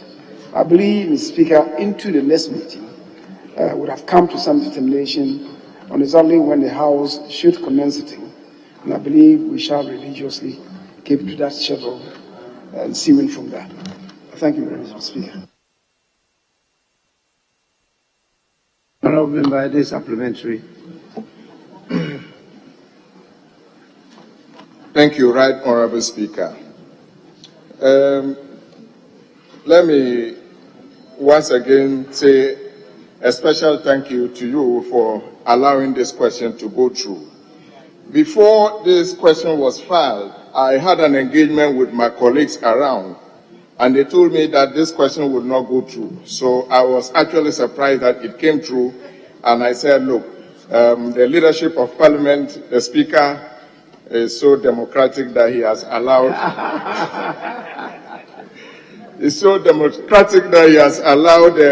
the majority leader and leader of government business to face the honorable members. I have a little challenge with the response of the majority leader. It is not about changing the time.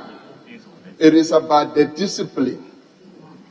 You can change the time to 4 o'clock. People will still be late. So what I want to find out is that what concrete steps are we going to put in place to ensure that this discipline begins to creep in? Because, Mr. Speaker, what is happening on the floor of Parliament similarly happens at committee meetings. It is very frustrating. At the beginning of this Parliament, some people... Thank you. But what concrete steps are we putting in place to ensure that at least members begin to respond to the times allocated for our sittings? Thank you. Well, I don't know whether the majority leader of the House want to respond. What I know, which I will share with you again, is not an issue of discipline of speakers or leaders. It has been the experience of the 4th Republican Parliament since 1993. Because we have had a lot of challenges. We are still having the challenges. Even here, we sit as tenants. These are not our properties. These properties belong to the state, entrusted in the hands of the executive. And so since January 1993, that has been the experience. We've never had the occasion where Parliament sits at 10 exactly and closes at 2. That is why even when you read the standing order that the majority leader referred to, it says the House shall sit on Tuesday, Wednesday, Thursday, and Fridays. Sittings shall, subject to the direction of Mr. Speaker, ordinarily commence. Ordinarily commence at 10 o'clock in the forenoon and shall ordinarily conclude at 2 o'clock in the afternoon. These are very cautious words. And because there are a lot of interventions, as we always try to say. In fact, when we started at the International Conference Center, you know that is not a place structured for a chamber of parliament. We had a lot of challenges, but we tried. And the decision then was for this conference center, where we are in, to be reconstructed into a chamber for the meantime to be used by Parliament whilst a permanent place is looked for the legislature. This is still work in progress. So this is still interim. We have not got any permanent place yet. And that is why we are having this a patch, you know, patching works all over the place. And you can see that your sitting arrangement is getting much closer because of the increase in the numbers of MPs from 200 now to 275 and still counting. I hope we will end at 275, not and still counting. But well, 300, you need to build a different structure. It cannot accommodate this. This structure cannot accommodate 300 MPs. And so we need to take note that as much as leadership, including the Speaker, who always want to sit at 10, it is not practicable in the circumstances we are to always sit at 10. And we appreciate and sympathize with members. We ourselves are always under serious pressure. And that is why in the new standing orders, as the majority leader has stated, there is a proposal for us to look ahead and decide that because of these early morning interruptions, we not move to, let's say, start at 2. But then those things are finished, committees are finished with their reports, and then we can start from then. There are some objections I hear from some of you, but when we get to that, we'll see how we cross the bridge. The majority leader has the opportunity to still add to what I've said. Mr. Speaker, I believe what you have said should satisfy our colleague.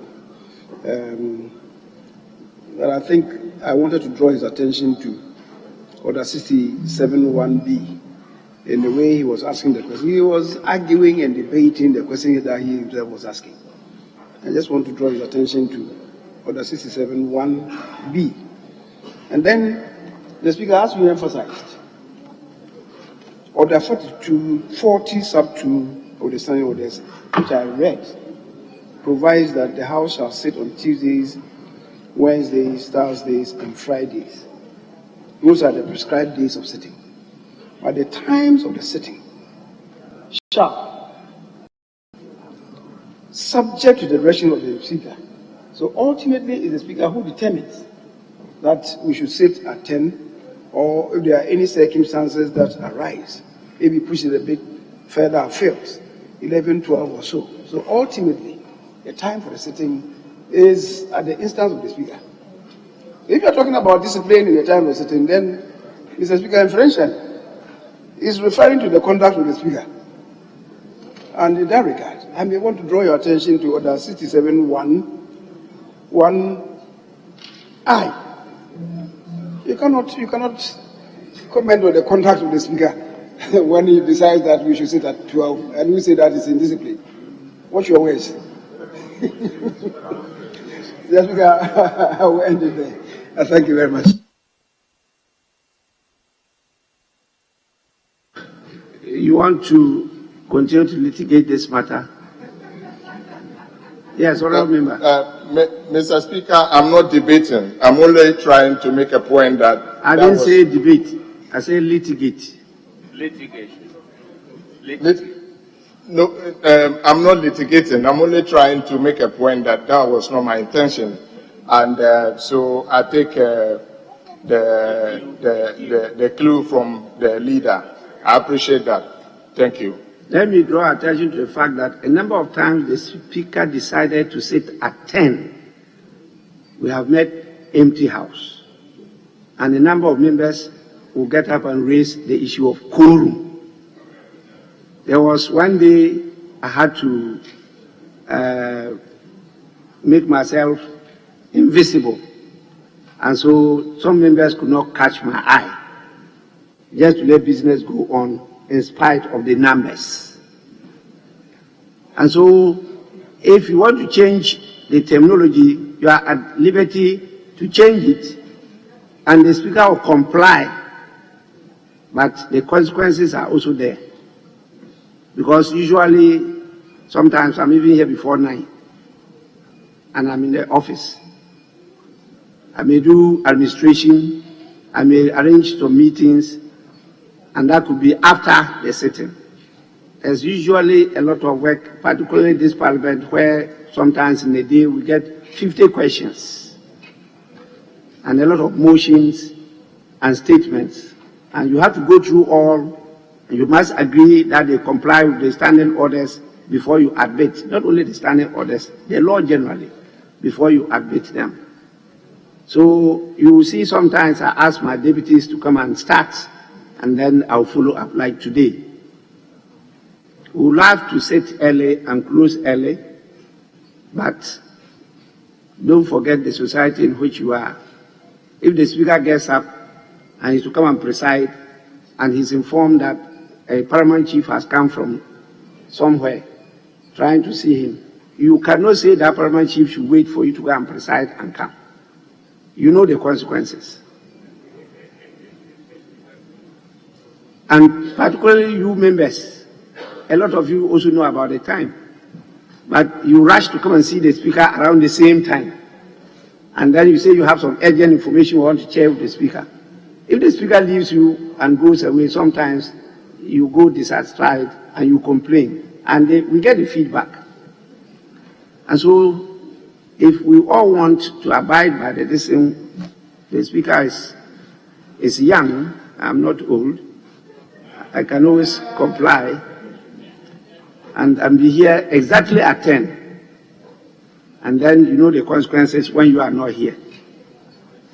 And so, we'll leave it at this and then go to the second question.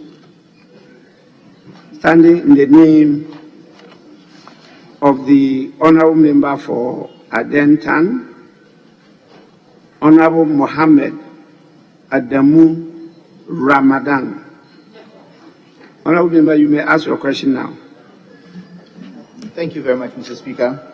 Mr. Speaker, I rise to ask the Minister for Parliamentary Affairs what the current status of the building of offices for members of Parliament in their respective constituencies are. Thank you, Mr. Speaker.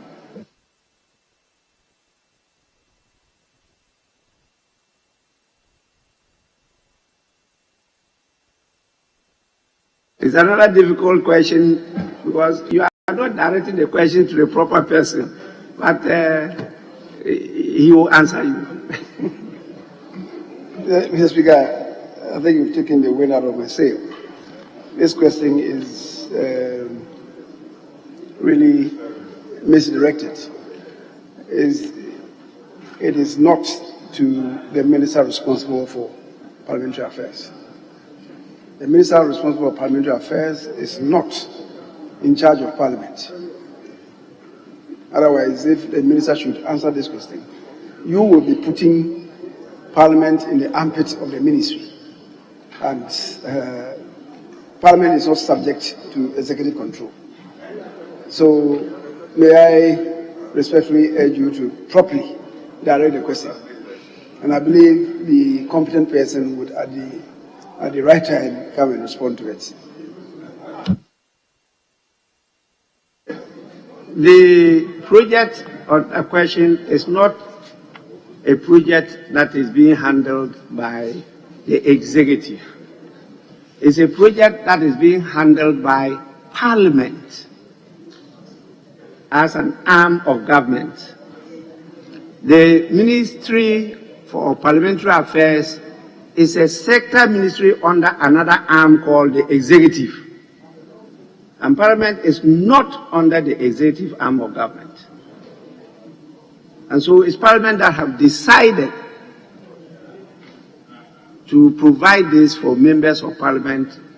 It's taken a long time, it has a long history, and because of the challenges involved, Parliament decided to take it over because he who feels it knows it better.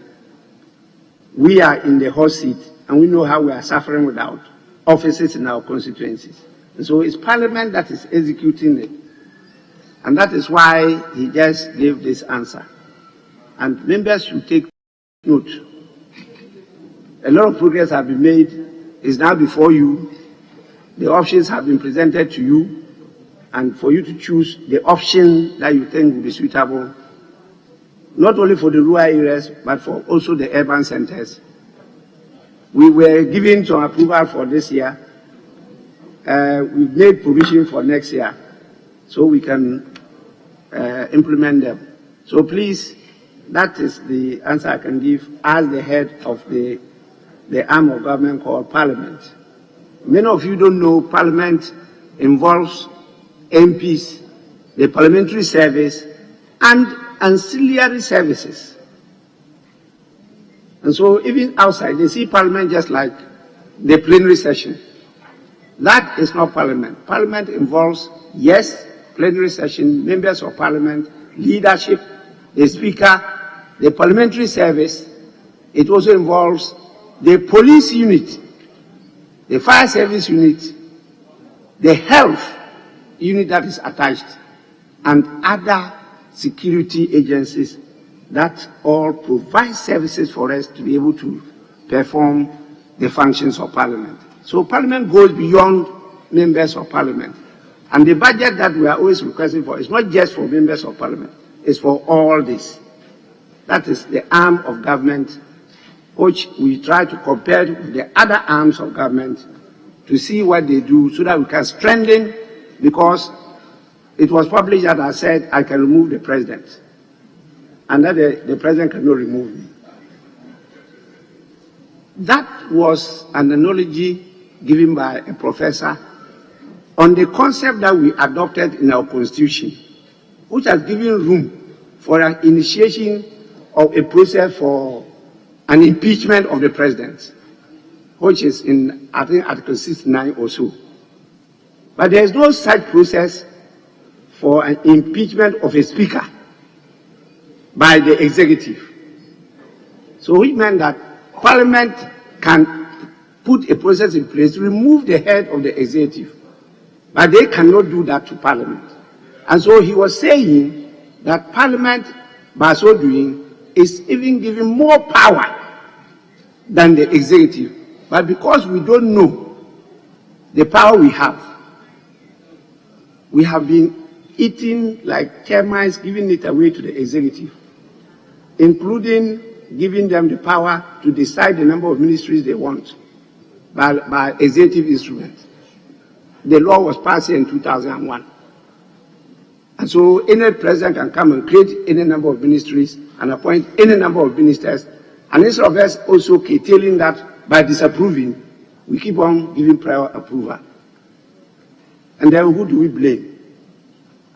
Ourselves. So that was the analogy I gave, only for it to be published that I can remove the president, but the president cannot remove me. It's not me, it's Parliament, which I had. Yes, Honourable Member. Thank you very much. Speaker, May I, with your kind indulgence, now discharge the Minister for Parliamentary Affairs and Majority Leader and Leader of Government Business to move on to the next lesson. He has to go to do another assignment. So, Minister, you are discharged. Yes. Speaker, you are discharging the Minister. The question, I was going through. Are you challenging the Speaker? The Speaker. In this case, who is challenging the Speaker? Is it you or him? The Speaker, I was looking at other systems. He's your leader, so I'm sure he will indulge you. Yes, Majority Leader. You've denied my brother his opportunity under Order 69 on supplementary questions. But that notwithstanding, that question was admitted by the Speaker. I'm sure maybe there was an oversight. That the Speaker shall be the sole judge of the admissibility of a question. So I don't know why the Majority Leader took the opportunity to come and answer the question without raising the issue with the Speaker. I'm surprised at what you did, Majority Leader. Oh, the Speaker himself raised it, so there was no need. He just simply accepted that what I said was right. I couldn't perform all this administrative work, so I delegated some of it to my deputies. But I still hold ultimate responsibility for it, so I cannot blame my deputies. I have to take the blame. So I agree with you. It should have been admitted. Yes, Honourable Member.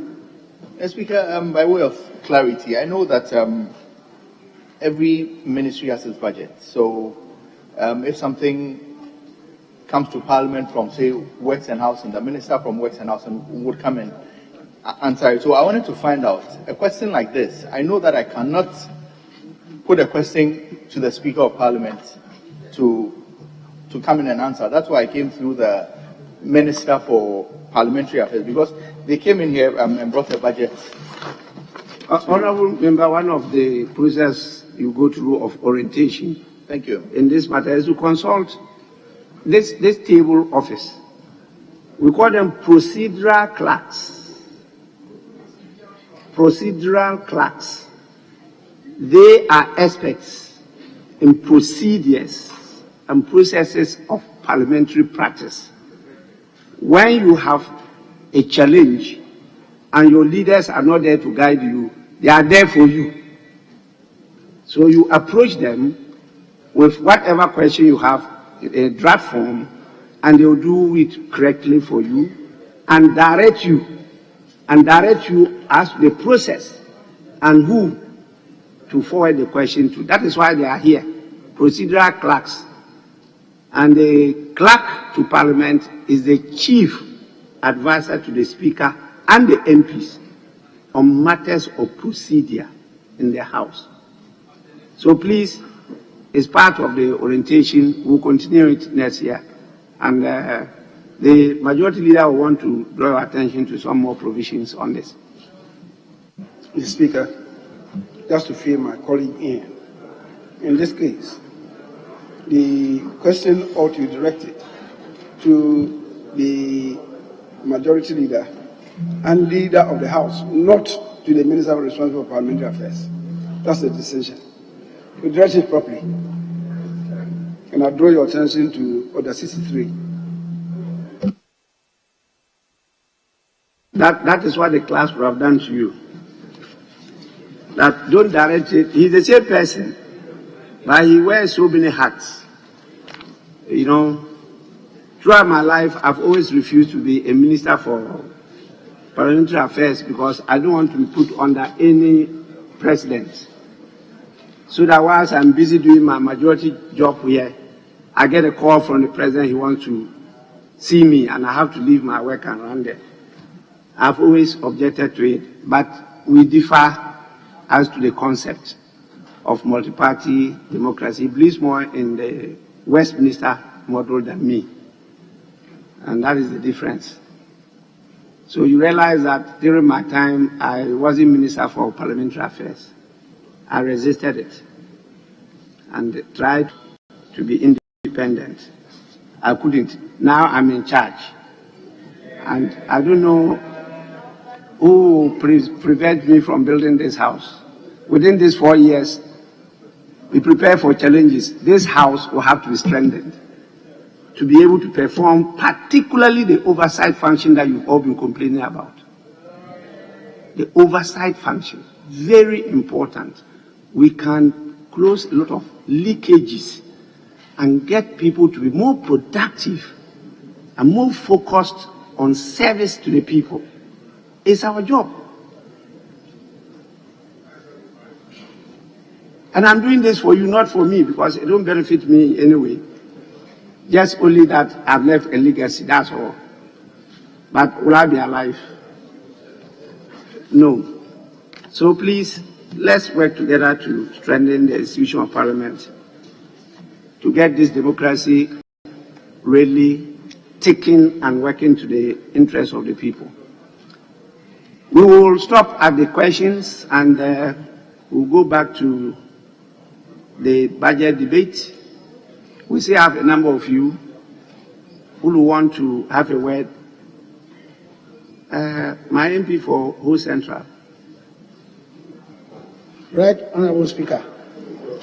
I want to find out when question number 397 will be answered. That was programmed for yesterday, not taken, and today too, it has returned to the other paper. But it's not been answered. No, but no comment to talk.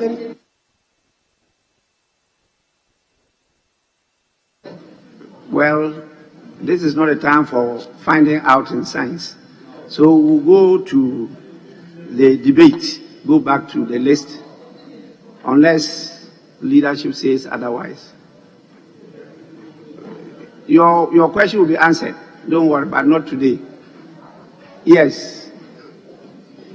Speaker, definitely so. We'll go back to the debate. But just to notify, Speaker, with much respect, that your first Deputy Speaker inadvertently escaped the Honorable Francis Bame, who was next in line to speak, and he was left out.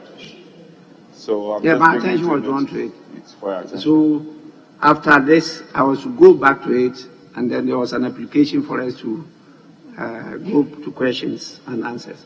So I will call on the Honourable Member Francis Adabo Menu to make his contribution under the sector lands and forestry. Thank you very much, Mr. Speaker. I rise to speak to the motion on the floor advertised on page 7 of today's order paper, seeking to approve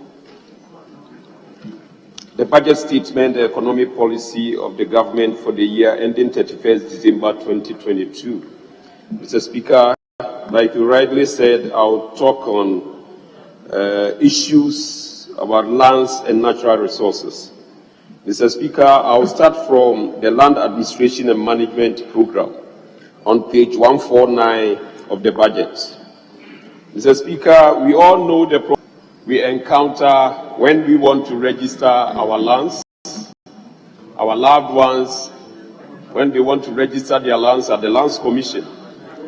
This is because, Mr. Speaker, if we do the same thing over and over again, we don't expect any change in results.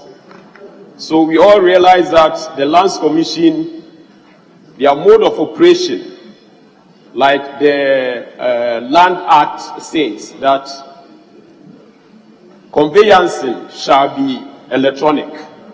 So we tried over the years to change their working from manual to electronic. And today, I have news for you, Mr. Speaker, that there is an enterprise land information system developed online at the Lands Commission, where members who want to register their land can log on to the online services.lc.gov.gh. That is the online application for services at the Lands Commission. Some of the services you can obtain online include application for stamping, submission of application for registration, and then online payment. Mr. Speaker, we also have consolidated searches. My colleagues here will bear me out that some months back, if you want to do searches at Lands Commission, you could be referred to the Survey and Mapping Division or the Land Valuation Division or also to the Land Registration Division. Today, they have consolidated all these searches at the Lands Commission. So you can log on to this website and then put in the correct site plan and then get information about your land online. Mr. Speaker, since 1st October 2021, the Greater Accra Lands Commission no longer issues searches using manual way. They do all their searches online. Mr. Speaker, an application, 3,168 applications have been received from October 1st to November 22nd. And they have completed 1,363 online, 1,805 at various stages of completion, and a number of applicants have been using wrong site plans, so their applications have been queried. And now the turnaround time for searches have been reduced from months to 18 days because of online application. Mr. Speaker, I visited the place with your committee last month. We went to the head office of the Lands Commission, and then we visited the office where they do these consolidated searches, and we saw things with our own eyes. Mr. Speaker, they are fully digital now. And then we also went to the corporate head office, which is being built at the 37, opposite the 37 military hospital. Mr. Speaker, we were informed that if not because of the electronic wiring, the e-wiring that they're supposed to do, they would have completed the building by the end of the year. But they're supposed to do electronic wiring. which means the whole building will be digital. All the information there, all the rooms, all the offices will get computers. That will be networked. Mr. Speaker, expecting a modernized lands commission where all our land administration and management programs can be very fast, swift, and accurate. Mr. Speaker, the Lands Commission also liaised with the administrator of school lands, also for them to provide the same digital information. Now, the administrator of school lands has also contracted an organization and is helping them to come out with a software which they will use to do their work, also to help them mobilize more resources for the administrator of school lands. Mr. Speaker, the administrator of school lands again is trying to also give computers, establish customary land secretariat for our chiefs. Last year, Mr. Speaker, they were able to establish 2 customary secretariats, and in 2022, they are trying to establish 5 customary secretariats for our chiefs. Mr. Speaker, in the 1990s, there is a chief in Kumasi called Asokore Mampohene. Mr. Speaker, he put all his land information on computer, and he is able to monitor acquisition, the plots he gives out, the number of people who have even paid, those who have acquired their building permit, and then when they change ownership from one owner to the owner, another owner, he keeps all this information on the computer. And because of that, you never see Asokore Mampohene going to court for double allocation on all the vices and practices that go on in our land administration. Mr. Speaker, we want to replicate this across the country for all our chiefs and landholding groups to get computers so that they also establish their own customary land secretariats. Mr. Speaker, we need money for this. We need money for this. All the time, we try and we are able to do 1 chief, 2 customary secretariat, 3, 4, 5. But we know we have so many chiefs. That's why I will appeal with our colleagues in the House that we have to approve this E-levy so that we get money to give to the administrator of school lands so that our customary land secretariats across the country, all the chiefs, will get that facility. Mr. Speaker, we all know the revenue that we need to generate if we are able to cover all the land acquisitions in the country. There are millions and millions of people who are living in their houses, but we don't even have information about where they live. So they dodge all the taxes. But if we are able to give this information to our school lands administrators, we give this information to our chiefs, and then we give the same information to those who collect the data on the ground, Mr. Speaker, we'll be able to boost our data collection. Mr. Speaker, also we need money to also provide maps covering the whole country so that the land use and spatial planning, the LUPSA, those who provide layouts across the country, can get data to do their work. Mr. Speaker, we are still developing slums. Anytime we do development, we talk about the cities. We leave in the villages behind. So you go to the villages, people don't have any scheme for development. They develop anyhow. And it's time we get maps, accurate maps, which we can fly the whole country and get it. And then we give to the land use and spatial planning department so that they can produce maps. All they need in their work is base maps. When we have the base maps and we give to the land use and spatial planning, Mr. Speaker, all villages across the country will get layouts. And the people will develop based on the scheme. So that when there is even fire somewhere, there are areas in Ghana, when there is fire outbreak, ambulances will not get access to go and put off the fire. Mr. Speaker, it's long overdue. We need money to fly the whole country and then get maps covering the whole country and then get accurate layouts, get people to demarcate, get all the roads set out so that it will be easier for us to do monitoring and then mapping. Mr. Speaker, I cannot end without talking about forestry.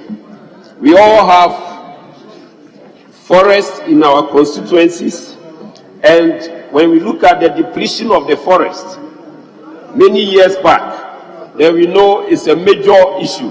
Mr. Speaker, we have set out this afforestation program across the country, and they plant trees almost every day. Mr. Speaker, we added a total of 72,000 trees, we added 75,170 hectares out of the 80,000 hectares that we set out this year to achieve. We were able to plant 75,170 hectares. And also, we engaged 72,000 workers, 35,000 from youth in afforestation, 17,000 for the modified tonja system, 2,000 seedling production, and then 18,000 people from the private sector. Mr. Speaker, all these people went into the youth in provision of seedlings for the afforestation, Mr. Speaker, and we all remember the Green Ghana Day, where we targeted 5.2 million trees to be planted, but we were able to plant 7.2 million tree seedlings. Mr. Speaker, that was about 36% above the target. Mr. Speaker, when we read the budget, we are now envisaging that in the 2022, we'll be able to plant 20 million trees on the same date. My committee recommended to you, Mr. Speaker. Honorable member, you just have to conclude because... Mr. Speaker, in our report to you, we appeal to the President to make it a holiday every year so that we go ahead with this tree planting. And we are expecting next year to plant 20 million of said trees. I think, Mr. Speaker, this will help in our afforestation program. Thank you very much for the opportunity. Honorable member, how can a day we used to be planting trees be a holiday? Mr. Speaker, if it's not even a holiday, Mr. Speaker, I know you allow members to also join our communities to plant the trees that day, like you are we did working, this year. so it's not a holiday. You are working that day, so that day cannot be a holiday. Well, it can be a national day, but it's not a holiday. A holiday, if you really read the meaning of holiday properly, is a day of a rest. And so when you say Farmers' Day and you say it's a holiday, you don't expect farmers to go to their farm. They should have a rest and celebrate.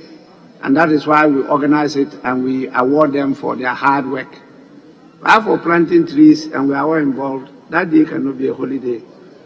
But it looks like Ghanaians like holiday too much. Anyway, we'll move to the next sector. This time we're going to communications, and then we'll start with, I'm going by the list submitted.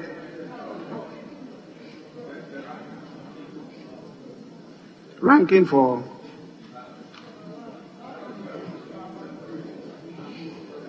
my attention was not drawn to that. I was only told that he hadn't contributed. Sorry, Mr. Speaker, they were both left out. When we got to the lands, both our ranking and then the chair were left out. So in correcting, we need to correct them together. Because the ranking hadn't taken his turn. The ranking and his deputy hadn't taken their turn. That's Honorable Rashid Pelpo and then Suhini Al-Hassan. They were, on both sides, they were left out.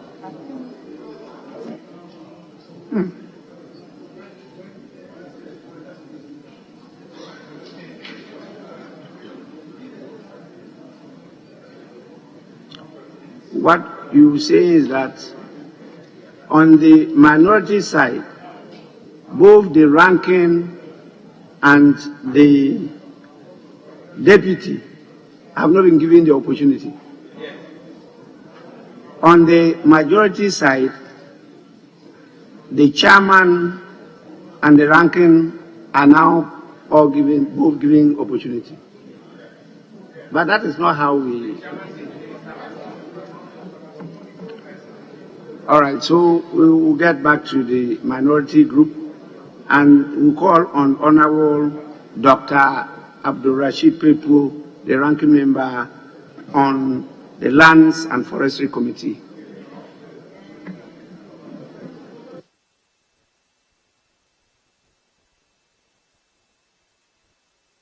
Sorry, Deputy Majority Leader. Speaker, I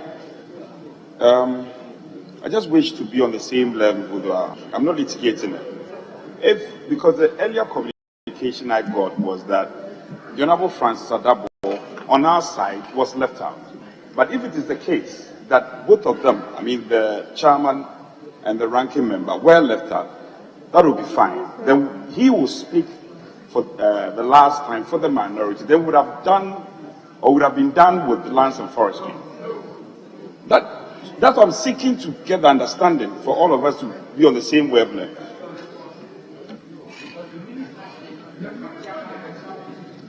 Actually, the brief I got from my deputy was that the Minister, Honorable Samuel Jinapo, had spoken, and then he was then to call Honorable Francis Menu Adabo, but he skipped that name to another. My attention was not drawn to the fact that the minority hasn't spoken at all. So let's allow them to contribute, but they haven't. Hello? Sorry, Mr. Speaker. Yes. Mr. Speaker, my colleague will remember yesterday when we were having this argument about the sequencing. When the leaders said the two whips should come together to deal with it. So we agreed to start with lands and forestry because the minister was going to join cabinet. So this morning, I believe we couldn't start the debate early. So the minister did speak. After speaking, it was supposed to come to our ranking, then it would go to Adabo and come to our deputy ranking before it moves to another area. But the minister got his turn. But unfortunately, in the chain between you and the deputy speaker, it got mixed up. So both our ranking and his deputy, none of them to speak. And then it was continued with help. So we are saying that to correct it, because the minister spoke, and now Honorable Adabo also spoke, our ranking and his deputy must take their turn. The ranking and the deputy must get their turn to balance it. Unless we can go through the list and see how many people have spoken on both sides since we started today. Yes. Speaker, I think we are not speaking at cross purpose. It's the same, in effect, it's the same effect. But probably we should go with your latter suggestion, which says that we should look at the number of people who have spoken on both sides. Then we can conclude that, because I'm under the impression that when the Honorable Francis Adabo speaks, then the Honorable Pepple will speak on the minority side. Then we would have finished with lands and forestry and move on to the next sector, which is communication. If that is the understanding, then there's no debate, then we can move ahead. Then there's no problem. So Honorable Pepple speaks, and we are done with lands and forestry. No, that is it.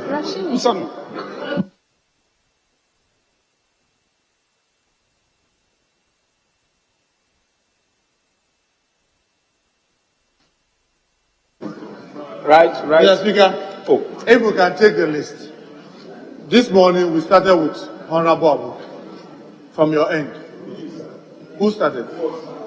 I started with Mines and Energy, followed by Honorable Procedural on Mines and Energy. Then you sought permission. I think one of the leaders sought permission for each of the deputies to speak, to jump to Abu. Come on. Well, one day this speak, because on our side, please, let's understand each other, so to be clear. Let's just check how many people have spoken so far today on your side. You got Attach here to speak. You got Katie Amon. Then you got Abu to speak. Then the Free spoke. And then the Minister for Health. Afriya spoke. The Minister for Health also spoke. And then Adabo spoke. That's 6. Right?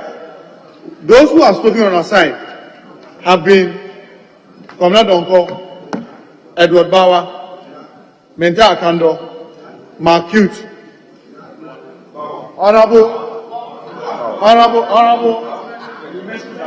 Bawa, And then Amakofibua, yes, Amakofibua was going to hospital.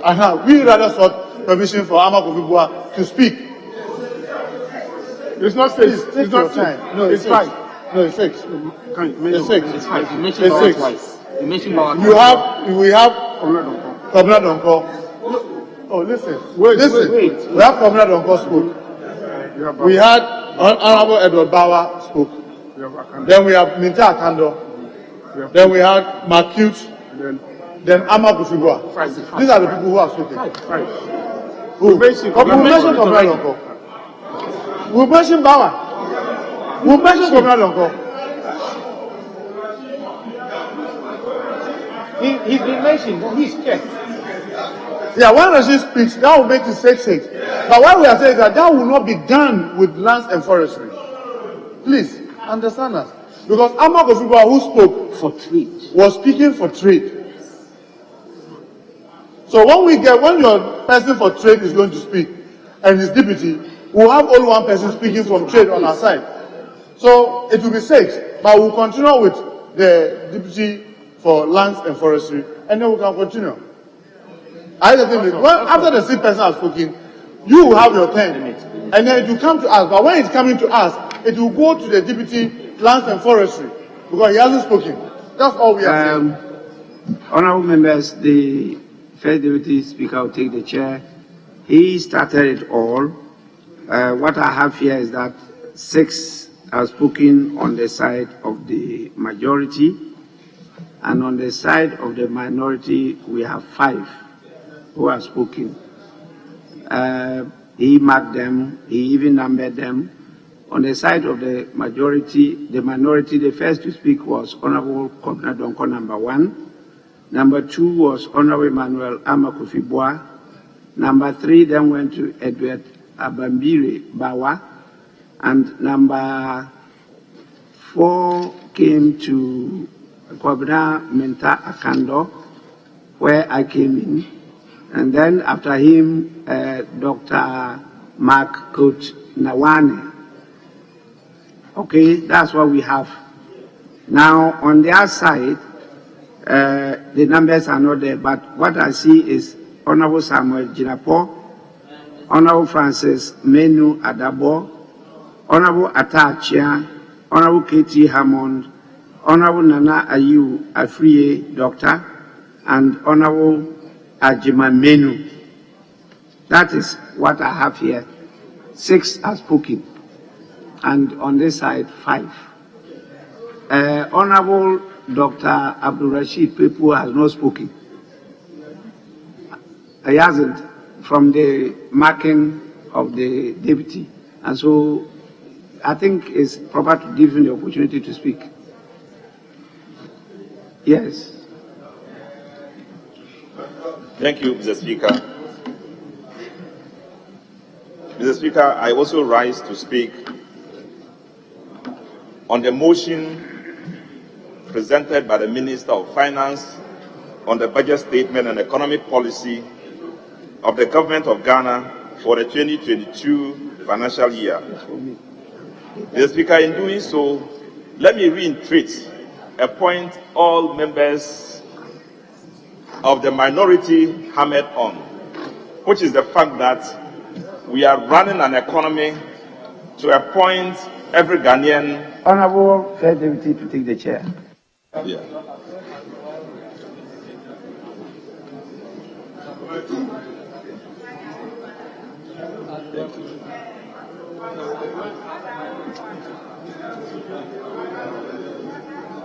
Honorable Member, please continue. Thank you, Mr. Speaker.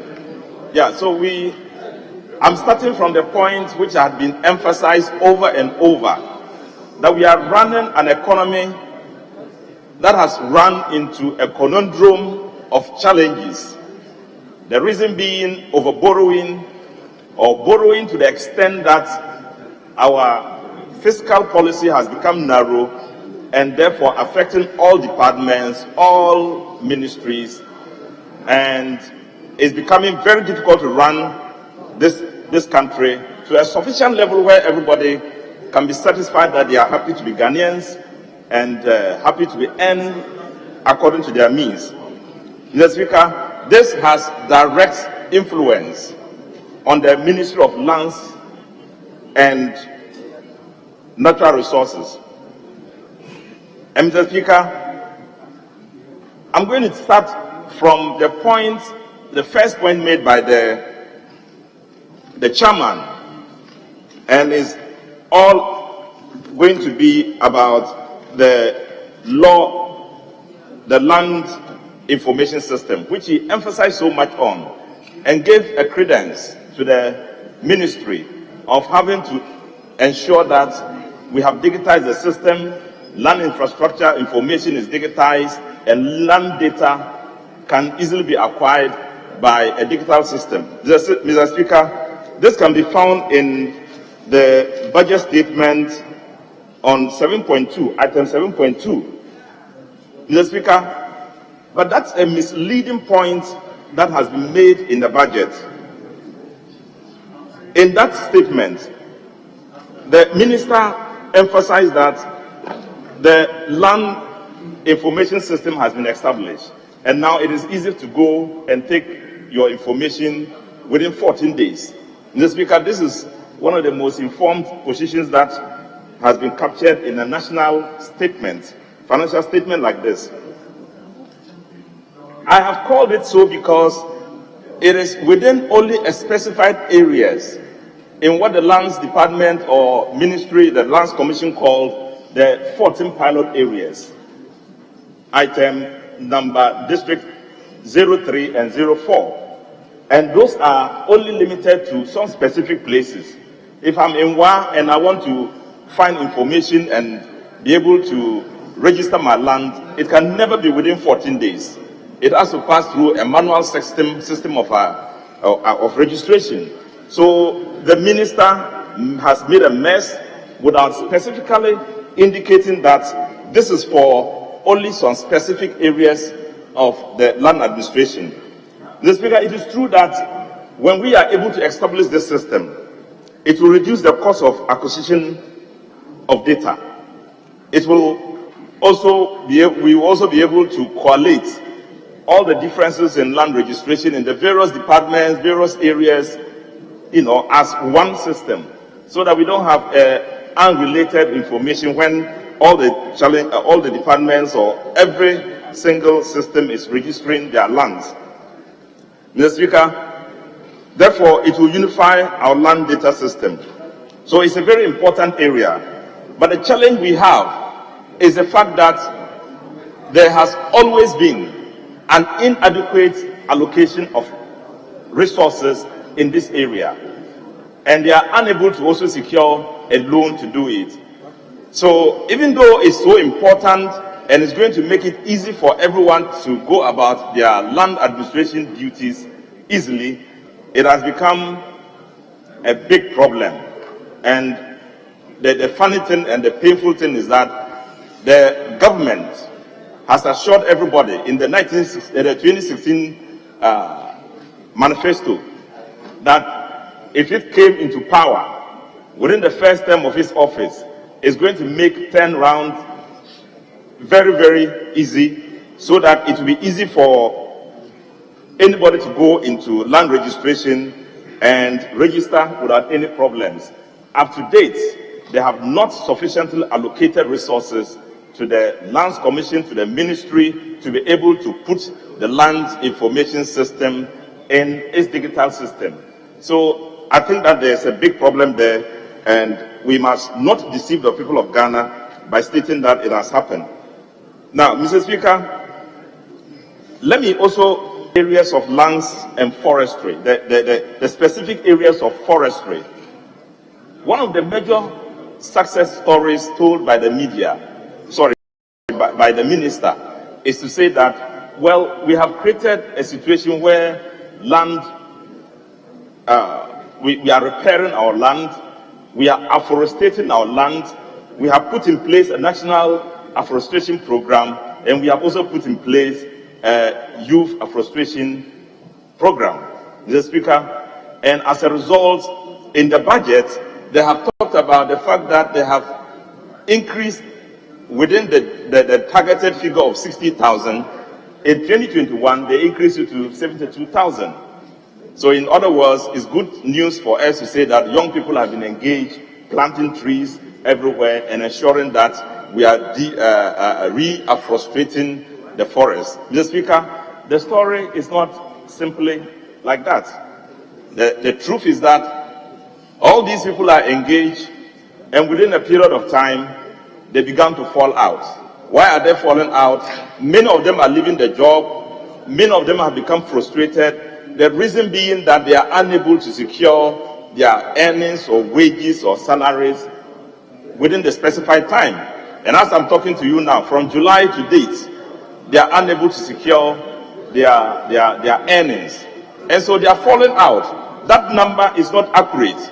There can't be 72,000 now. Even in the same report, we are told that the 72,000 people, several of them had also been absorbed into the youth,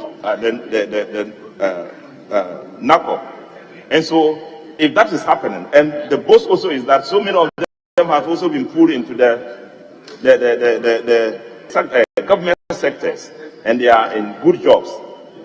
So you cannot come to report that old 72,000, that was a perspective in policy pronouncement, is still what we are going to quote in this budget. So, Mr. Speaker, there is a tragedy. The tragedy is that we make big pronouncement about land restoration.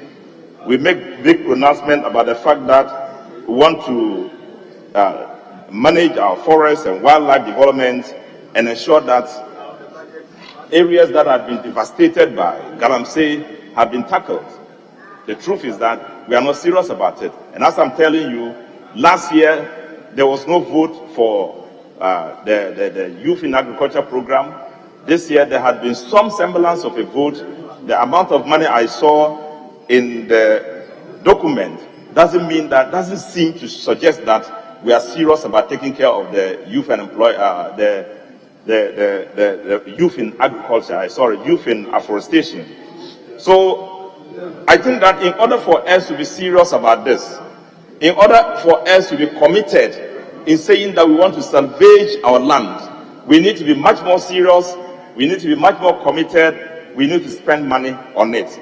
If we don't do so, Mr. Speaker, I think that the story is not going to be a tasty one.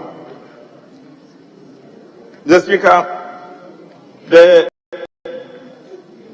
story also about the timber industry is a painful one. Today, those large trees we used to see when we were young do no longer exist in the forest. They are all being mowed down. They have been taken away either by chainsaw operators or by legal operators.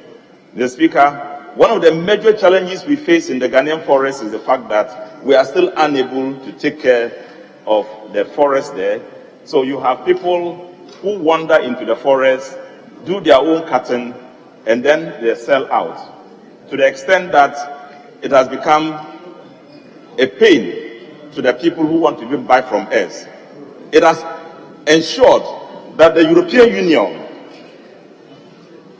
insists that in order to buy from Ghana, it must buy only forest products that are protected, that are lawful, and that can be assessed in that respect. And so there was an agreement, which is the Voluntary Partnership Agreement, the VPA, between the European Union and the Ghana government. And the VPA has a very cumbersome process in which, in order for you to cut any tree or sell any forest product, it has to go through a system, a legal system. That has also become one of the incumbents in the sale of forest products, especially timber, because the processes one has to go through before you can sell to them is so disturbing. And as a result, Mr. Speaker, we are finding it really, really difficult. One, because the light trees are no longer there, and the big companies do only have materials for cutting light trees. The smaller trees are not being managed properly. And so we have a problem there. Cutting the smaller trees has become a problem. Effective functioning of the companies has become a problem.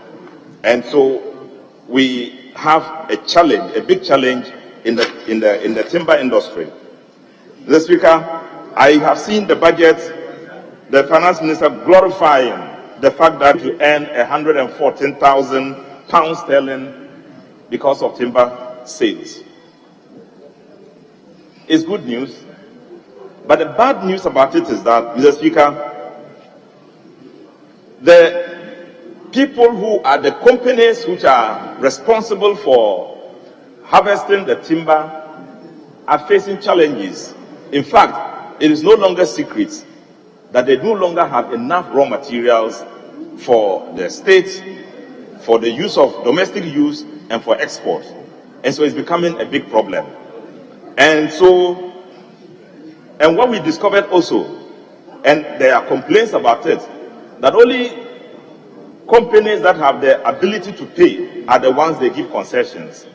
And so there's a discrimination in the allocation of concessions to companies. And the most painful of them is that the most painful experience suffered by these companies are the real Ghanaian indigenous companies.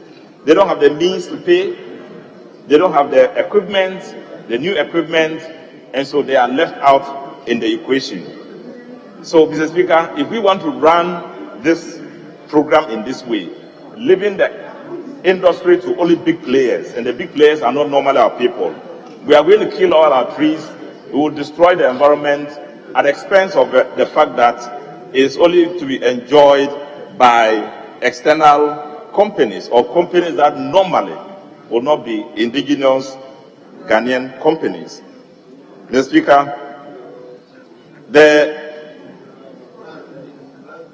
lack of supply of raw materials is a key factor in the timber industry, and we would want to urge the ministry to wake up in this enterprise. When the minister was speaking, Mr. Speaker, we thought that he was going to address these challenges. He diverted into speaking about something he said he's not aware, he's not so conversant with. He kept saying, I'm not an economist, and he was speaking economics. I just wish that he had narrowed down and spoke on these matters and cried for help. Because the support that is supposed to come to the ministry is dwindling by the day. And yet, he has a lot to do. And once there are challenges facing him, the expectation was for him to use this occasion to call urgently for support for the youth in employment, the youth in agriculture, youth in afforestation, and to call for the digitization of the system. The present system of manual effectiveness, manual usage is not effective and needs to be changed. Mr. Speaker, in conclusion, I would like to urge the government to be very clear in the fact that we have a challenge in the management of land, we have challenge in the management of our forests, and we have a bigger challenge in wildlife protection in this country. And it doesn't sound good for Ghana, given the fact that after independence, what we saw, and in present times, what we saw, there's two varied things, and it tells about inadequacy, it tells about failure, and the painful thing about also this is that the government had made big pronouncements in protecting the soil, our lands, and Galamsey came and overthrew everything. We don't know how much we are going to spend in restoring the land. Sources has indicated that we need about £250 million sterling to restore the land. Nothing is being done. The budget doesn't show that such a thing can happen, Mr. Speaker. And there is need for us. You have exhausted your time, but because you said you're concluding. Yes, thank you, Mr. Speaker. So I'd like to conclude it by thanking you and appreciating the fact that the minister will come over and restore his desire to protect his own ministry. Thank you. Very well. Honorable Sylvester Tete.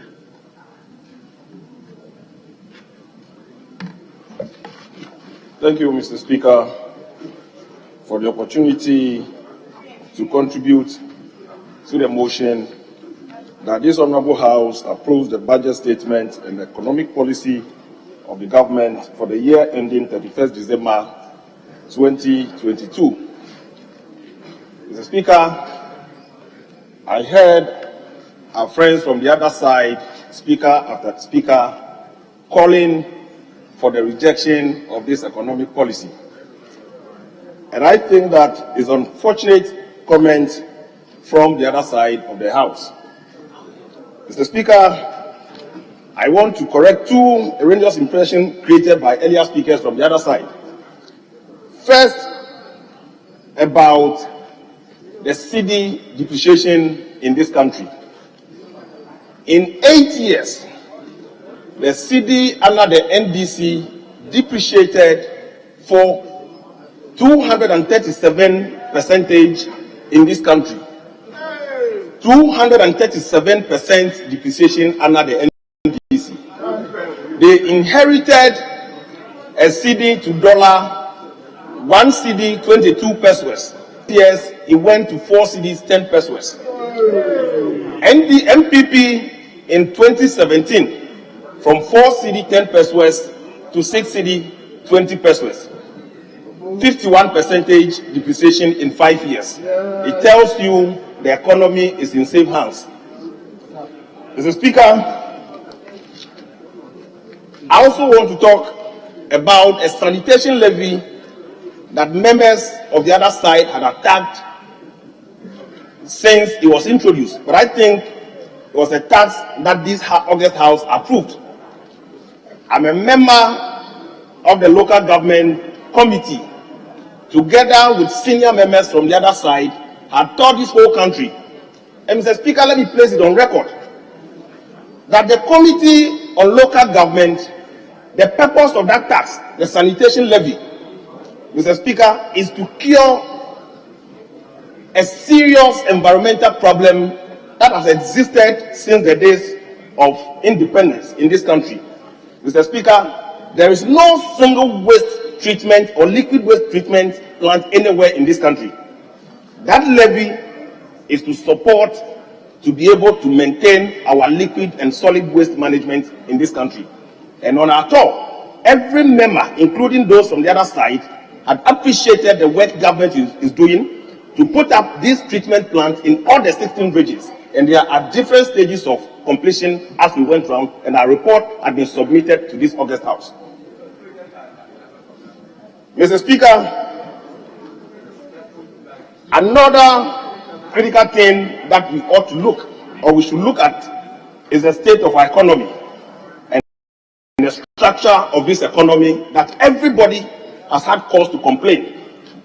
The budget deficit and then the debt to GDP ratio in this country.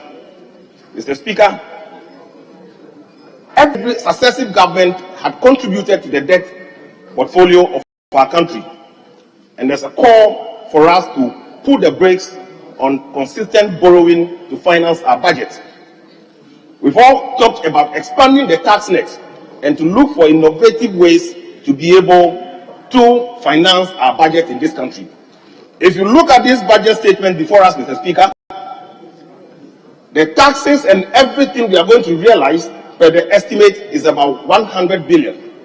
Mr. Speaker, we need 137 billion to finance government programs for the year ending 31st December 2022. Mr. Speaker, how are we going to fund this? And people are talking about the E-levy. I'm happy Speaker after Speaker is recognizing the impact of digitalization in our economy. Various sectors, and Honorable Adabo enumerated what is happening in land administration in this country. Every sector is seeing the impact of technology and digitalization in this country. Mr. Speaker, in today's world, the best companies that are doing well are the tech companies. They are doing better than the oil and gas industries anywhere in the world. What it means is that government has to do the proper investment into ICT, digitalization, and formalizing our economy. That is the only way we'll have opportunity to rake in the necessary taxes. Mr. Speaker, Ghana's economy, people are saying that E-levy of 1.7% should be rejected. But I think that anybody who made that call may not wish that we stand down the tax and money to finance. Because the cost of financing our debt in this country is way above the cost of money we spend to fund infrastructure in this country. How long do you go cap in hand begging other people to give you their taxes to come and finance your budget? And that is what we've done in time past. Mr. Speaker, the policy before us, when we members of parliament, that this budget statement had been presented before us, representing the good people of this country, we don't speak to the policy and what government intends to do. But we take our partisan positions, and the policy in the budget itself is left out. And then the media pick the propaganda and then we run with it. Mr. Speaker, with a specific issue on communication, I think that the government has good intentions, and what the government has done in time past, in 2021, 2022, and from 2017, that is why I refer this House to Appendix 1A. And you look at the services subsector or the information communication subsector. In 2016, it was growing at 5.6%. In time of COVID, where everything is pointing to the negative, this subsector is growing in 2021, 21 percent point contribution.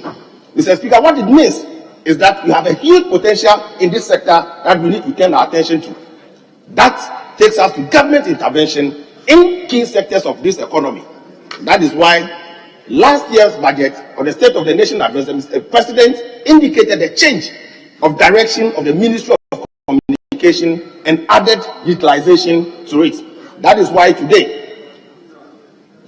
in 5 years, the National Identification Authority had captured over 15.6, and these people had been linked to the tax identification numbers, that the tax bracket is being widened by the day. The moment the tax bracket is widened, what it means is that the tax burden on the 9% of our population that are taxed in direct taxes will reduce as we go forward.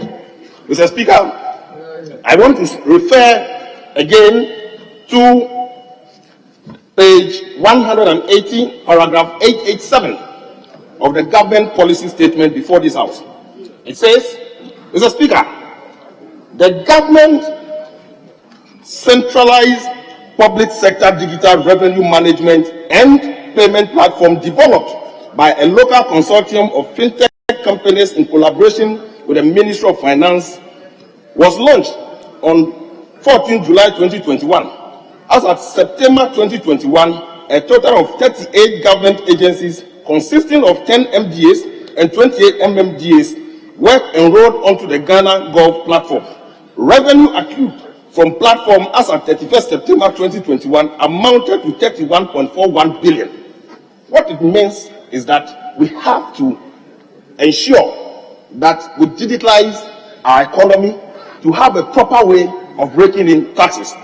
Mr. Speaker, I heard members say, and indeed it's true, that the free SHS policy will burden the tertiary institutions for enrollment in this country. Once again, we need to be innovative and place the ministry at the forefront to ensure that we do proper recruitment of our students and have a better management system so that all of them will have opportunity to have education. Mr. Speaker, once again, in paragraph 893 of this policy statement that is crucial, it says NITA, in collaboration with Ministry of Education, will deploy learning management systems to 25 public tertiary institutions in 2022 to improve on the enrollment of free SHS graduates.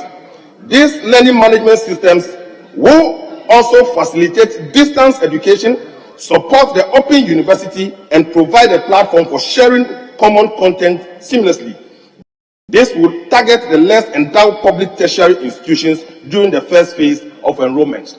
Mr. Speaker, these are policies that need to be welcomed than for people to say that we should reject these budgets.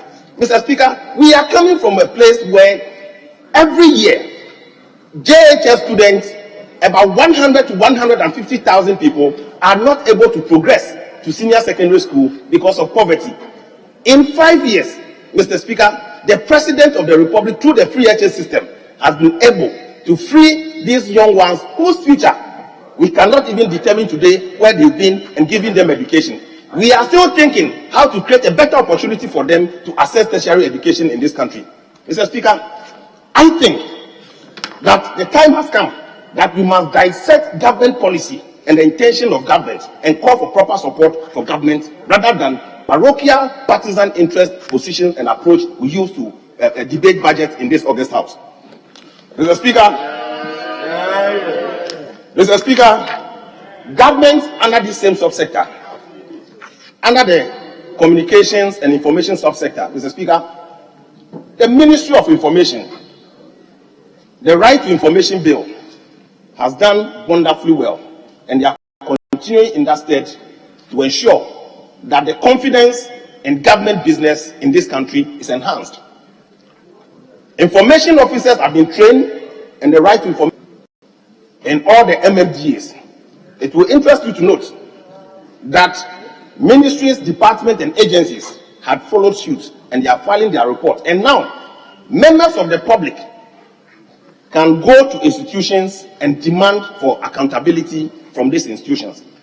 As part of our work as a communications committee, we had a report that members had written to municipal district assemblies to demand how members of parliament are using their common fund. It tells you the level of governance and where we are going today. Mr. Speaker, technology is proven to be the way to curb unemployment and create more jobs for our people. We're coming from a place where youth unemployment, the solution that was given to the young people of this country is to go and gather stones and cut grasses and put by the roadside, and you can get jobs. Today, we have had opportunity where young people, one day, 100,000 of them had been given opportunity to learn on a job. And halfway the opportunity, 33,000 people of our young people had had a formal employment. Mr. Speaker, this is a policy statement of government, and I call for support for every tax opportunity in this budget to be able to fund the budget that we run in this country. And even want to call, Mr. Speaker, I want to say that the president should come back to this house for us to approve the JAPA deal so that we get more revenue to run this country. And I'm calling for the coming back of the JAPA bill so that we get more money to run this country. That is the only way this country will stand independent from the shackles of people who think that we can always go out there to go and borrow. It is good to borrow, but of course, when you borrow, don't forget that your generations yet unborn will stand to come and pay that debt for you. Mr. Speaker, with these few words, I want to thank you and thank the House.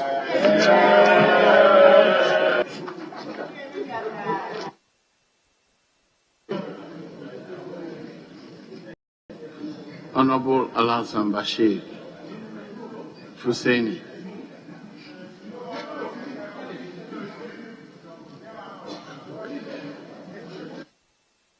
Please guide me. What do you have here? Communications ranking. Alhassan Bashir Husseini. Then Samuel Nete George. So if you want to substitute, just tell me. I'll change it. Thank you, Mr. President. We are not changing. Remember earlier in the morning, a variation was made for Ama Kofibua from our side because he was going to a hospital. So that distorted the flow.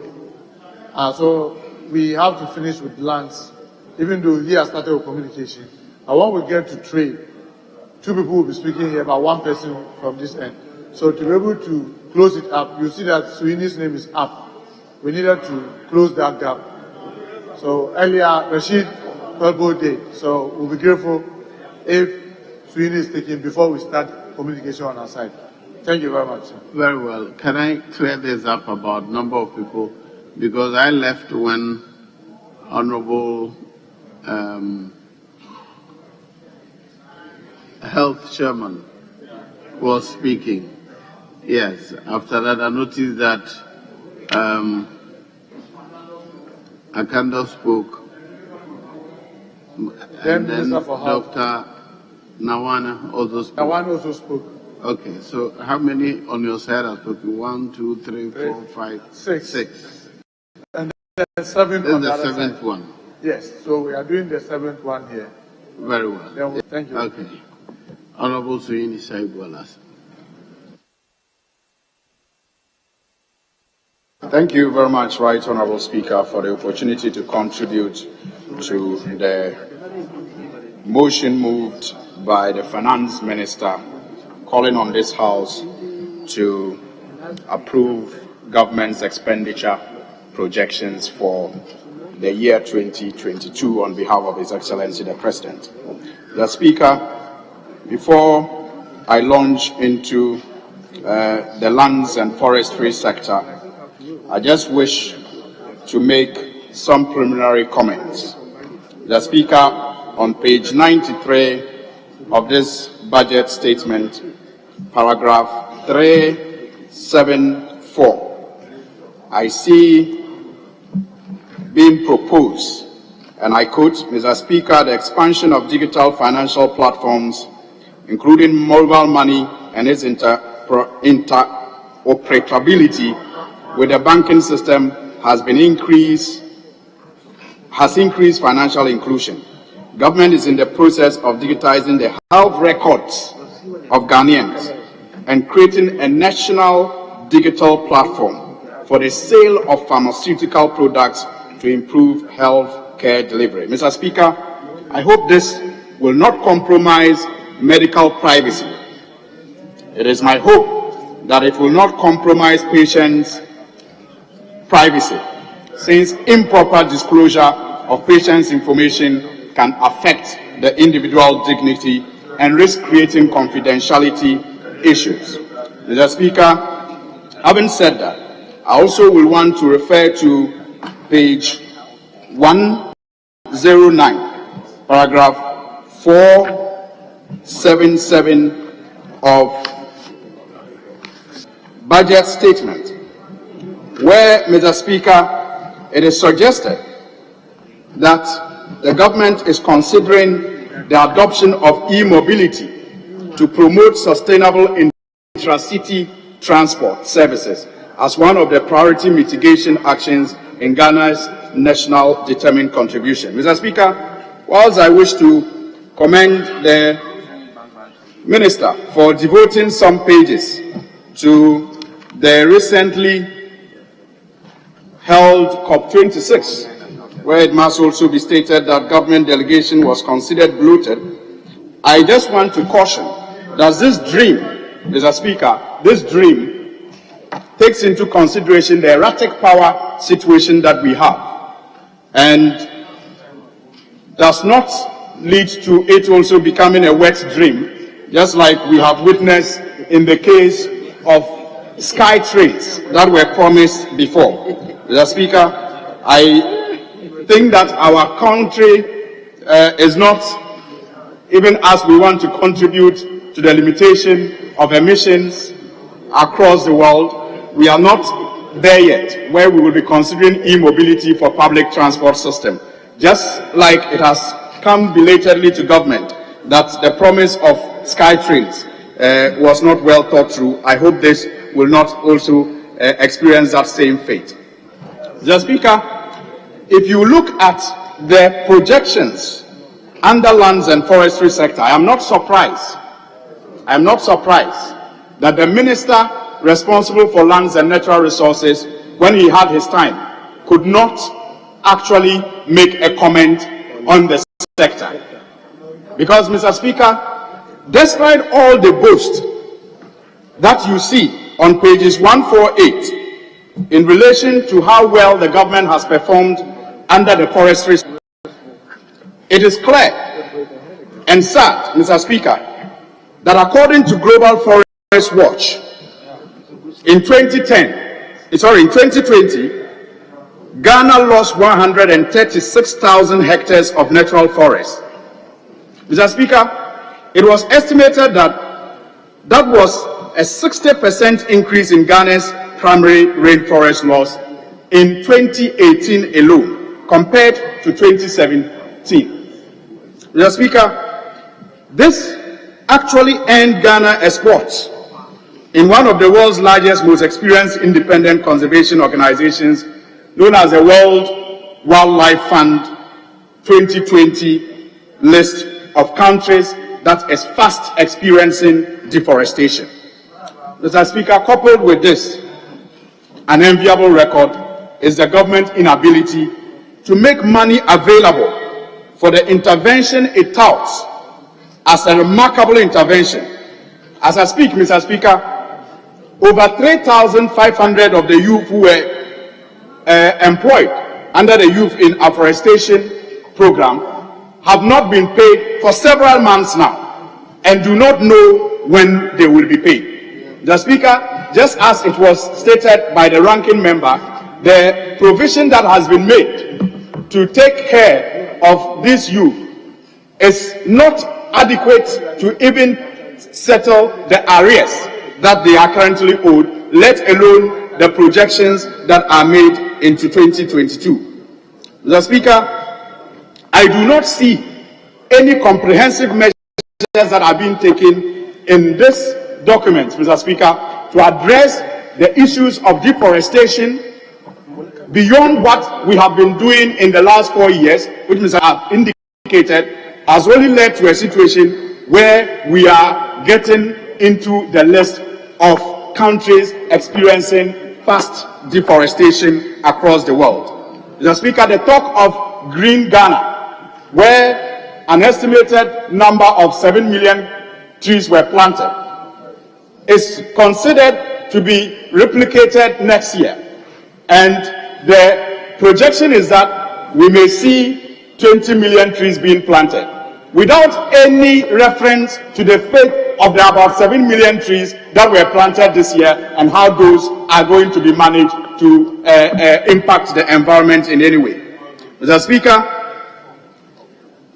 on this note, I want to look at the land sector, where it is said that, Mr. Speaker, you can now do searches and get your results in 14 days. And that is the boast in this budget statement, Mr. Speaker. Mr. Speaker, that was not what the people of Ghana were promised.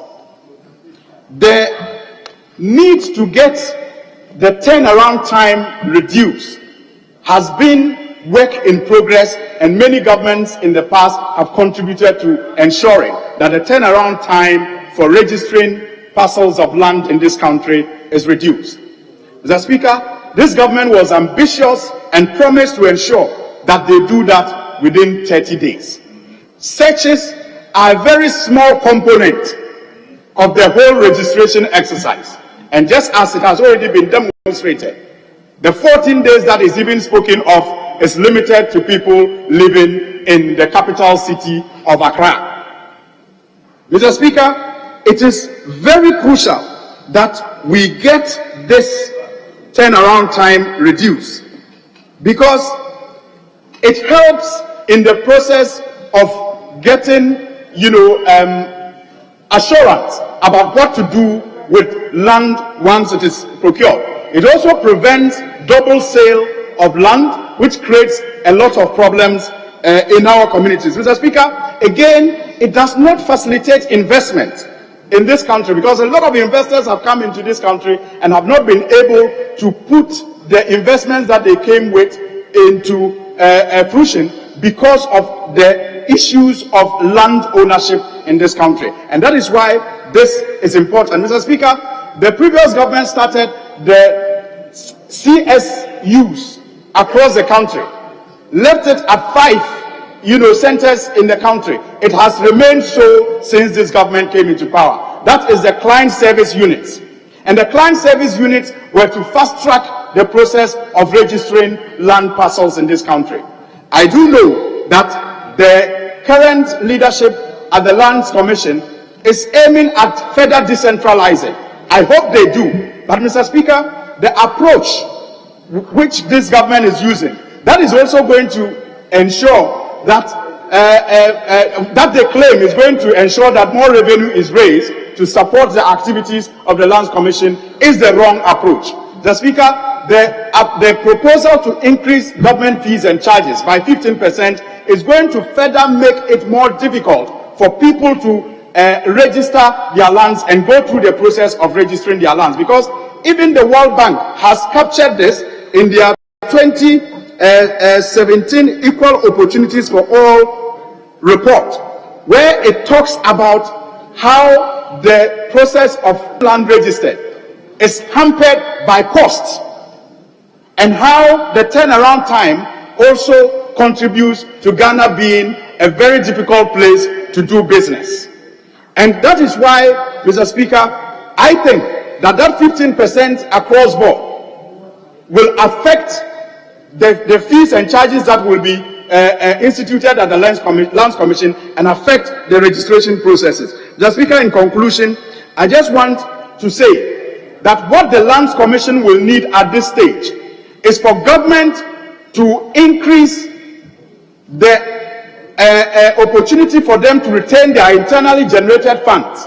Currently, they are only allowed to retain 33% of the internally generated funds. And government does not need to increase these fees and charges. All they can do is to stop capping and keeping all the money at the top and misapplying them, and allow these institutions to utilize the revenue they are already generating by just increasing the internally generated funds that they are supposed to keep from 33% to about 50 or 60%. And I'm sure it will be enough to help the Commission to expand the client service units and to further decentralize their offices to the local level, where people can have easy access to registering their lands. Mr. Speaker, on this note, I want to thank you for the opportunity to contribute to the statement, and hope that government will look at how to maximize the internally generated funds of these institutions instead of slapping a 15% across-board increment on fees and charges. I thank you for indulging me. Honorable Charles Echampo.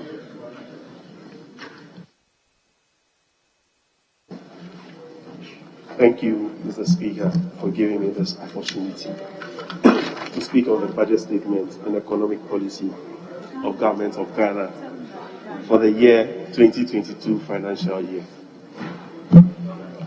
Maximum.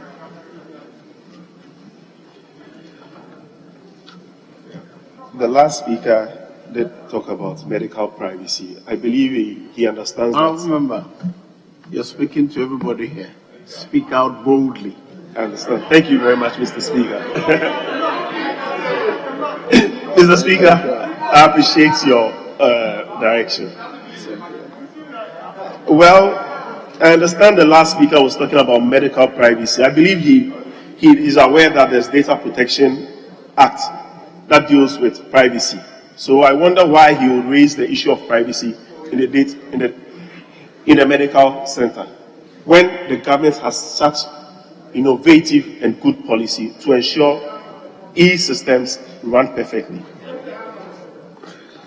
Mr. Speaker, I'd like to talk about the digital taxation that's being introduced in this budget. It is imperative to note that digital taxation is the way to go in this country. Why do I say that? Statistically, the e-commerce industry gave 2.4 billion Ghana cedis in 2020. It is expected to grow by another 2% year-end 2021 to about 2.6 billion Ghana cedis. How is the government going to make revenue from such area? Are we saying we should allow the government to provide security services in this e-commerce area and not get any revenue from it? As a country, we are willing to allow some industry players to take 1% of our revenue out of this country. But we are not willing to keep that 1.75% in this country. Why should we do that to ourselves? Why should we do that to ourselves? The number of internet users have gone to about 15.7 million users. Penetration is about 50.1%. There are about 8.2 million social media users in this country. That's about 26.1% of Ghana's population. Imagine they transacting business on the internet.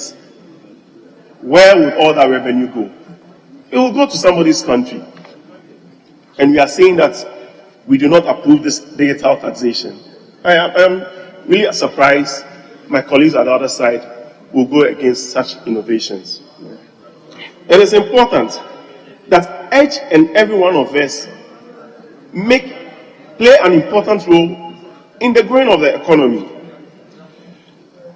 A point in time in South Korea where the country went very, very down. The government taxed people.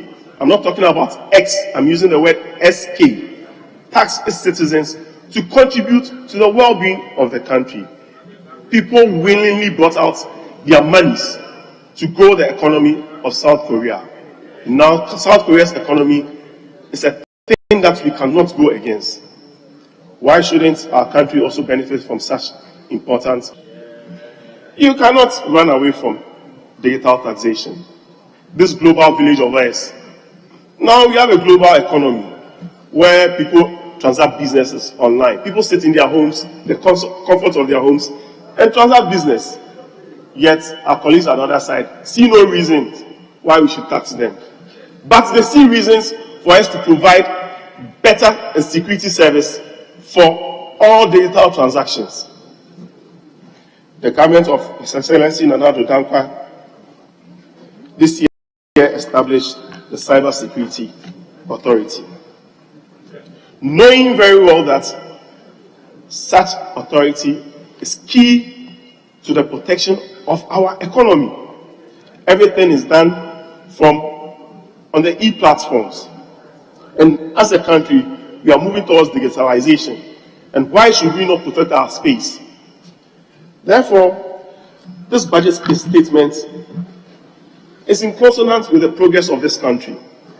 We understand, and the government of Ghana, or the government of MPP, understands the need to protect each and every individual who uses a digital platform to transact business.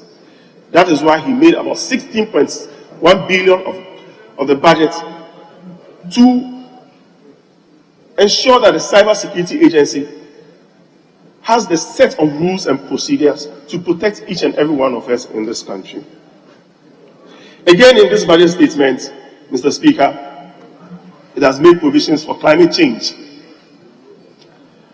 The budget statement will route to the Ghana Meteorological Agency. Why should we consider retooling the Ghana Meteorological Agency, Mr. Speaker? We travel by air. We go to the sea for fish farming. We go to our farms. We need data on the weather to be able to undertake all these activities. Ghana has enjoyed air safety records, and we cannot take it for granted. That is why it is so important that this budget statement has made provisions for the protection of this country through the meteorological services. We should not lose sight that air travel is one of the safest means of traveling, and we all enjoy it. And the air traffic control uses information from Meteo to guide the air traffic or airports pilots to land. Yes. Mr. Speaker, in 2005, when His Excellency J. Kufuor was the president of Ghana, he brought out the National Telecom Policy 2005, which sought to bridge, or which sought to make universal access to every community and every population of age. 16 years down the line, have we achieved that? My colleagues on the other side did not see the need to ensure universal accessibility to all communities. However, His Excellency Nana Akufo-Addo brought that in the 2020 budget, made provisions for the rural telephony project.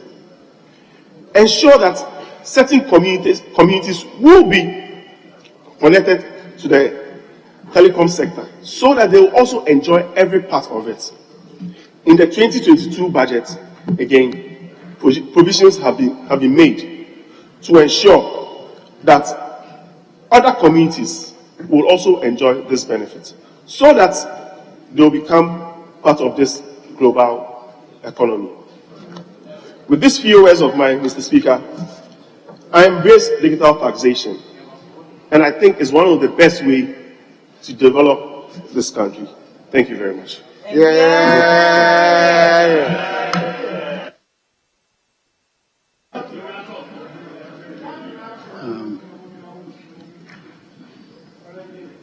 Now I can go to Honorable Bashir Al-Hassan. All right.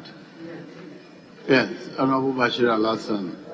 Yeah, thank you very much, Mr. Speaker. Mr. Speaker, it is PLO Lumumba who is in his international dialogue series asserts that if you make a claim that you have achieved astounding success and you have to speak to the extent that your voice becomes hoarse, you have to speak and drink water plenty in order to explain to the same people that the success is meant for. You are engaging in an exercise in futility. You run the high risk of becoming a comedian and a laughing stock, because the very people for whom that success was meant, they know it more than you, if that success actually existed. And so when I hear our colleagues from the other side blowing the trumpet from the high stakes to the point that they have achieved such astounding success, and you only hear lamentations and cries of excruciating hardship from our people. Mr. Speaker, you don't need any magician to tell you that when you build your house with saliva, it will be destroyed by the next Jew. That, Mr. Speaker, the panacea for hunger is not to hold physics in your stomach. It's to go look for real food to eat. The prayer of success is to do diligent work that inures to the benefit of the good people of this country. Mr. Speaker, last Wednesday when the finance minister came before this house, Mr. Speaker, in his own mind, he was presenting a budget statement and the financial policy of government for 2022. But in the hearts and minds of millions of Ghanaians, Mr. Speaker, he was engaging in a funeral announcement.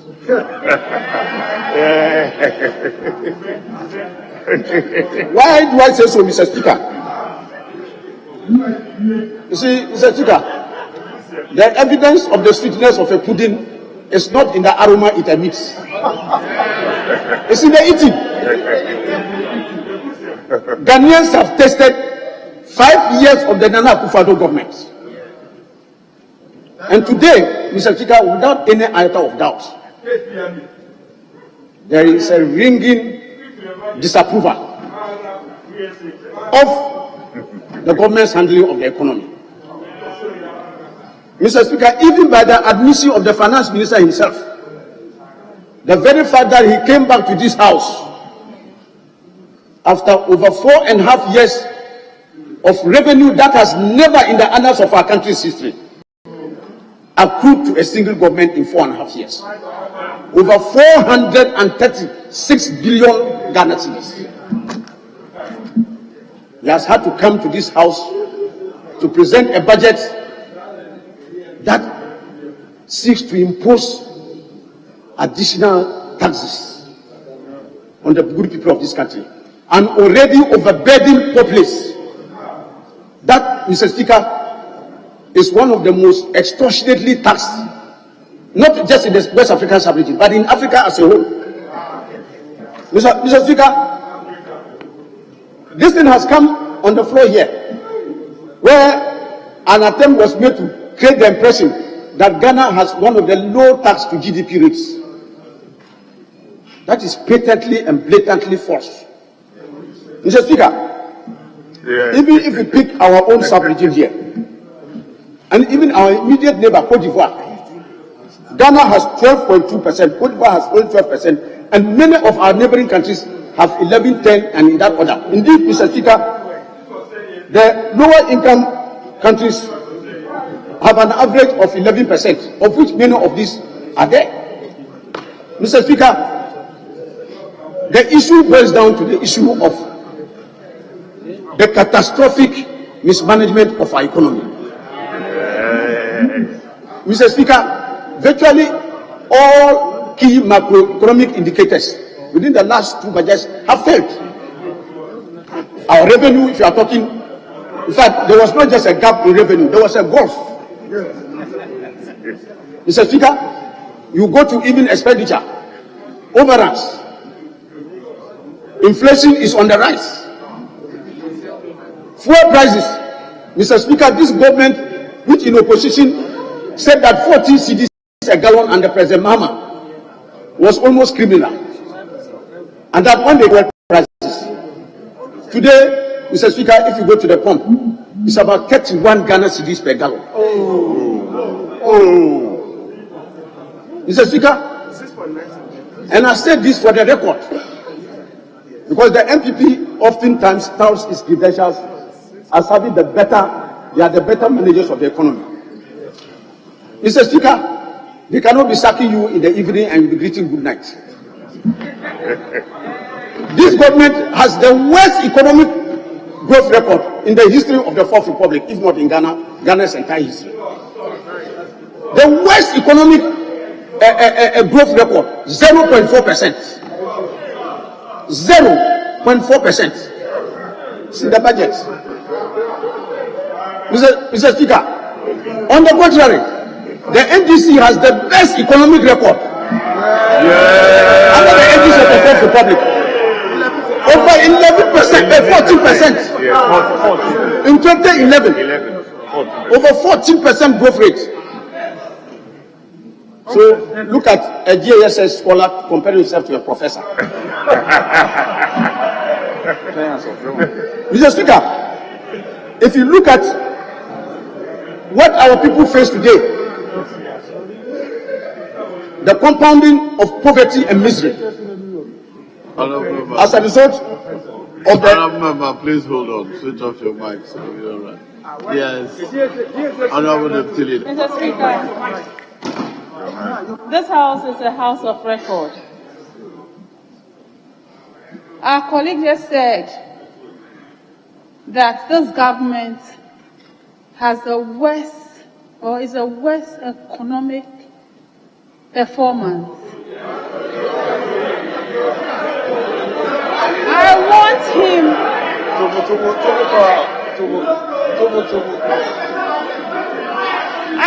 him Order. to prove it. Honourable members, order.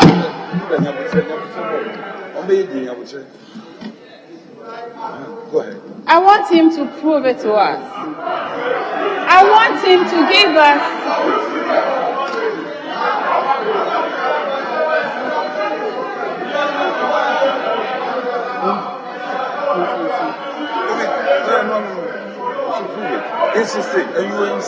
and I insist that he should prove it to us. In the midst of COVID, he should prove it to us.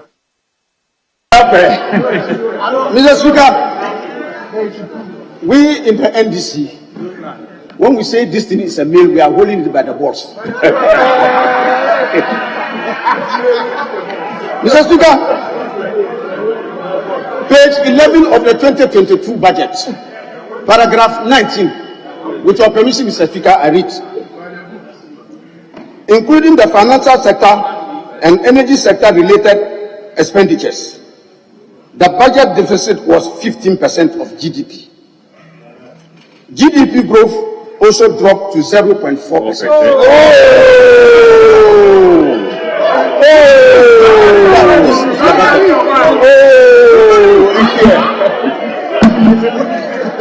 Mr. Speaker, Mr. Speaker, are you satisfied? Escalating fuel prices, and our colleagues here have talked about once you've chosen to, can you quote the 15% from which year's budget? Mr. Speaker, escalating fuel prices have brought untold hardship and misery to our people. I'll ask you a question. Since you're comparing, you said this is 2020. The 15%, which is your record, it is from which year's budget? 14% from which year's record? Mr. Speaker, I'm just comparing records 2010 of growth. Mr. Speaker, I'm just comparing records of growth under the MPP, and I'm saying that the NDC has the best economic growth record. This is what has happened. Mr. Speaker, I've not doubted that. I want you to, you have quoted from here. That is your evidence. Yeah, do you have the evidence for the other one? Yes. So allow me. I know what I'm saying. It's 2011. The budget is on its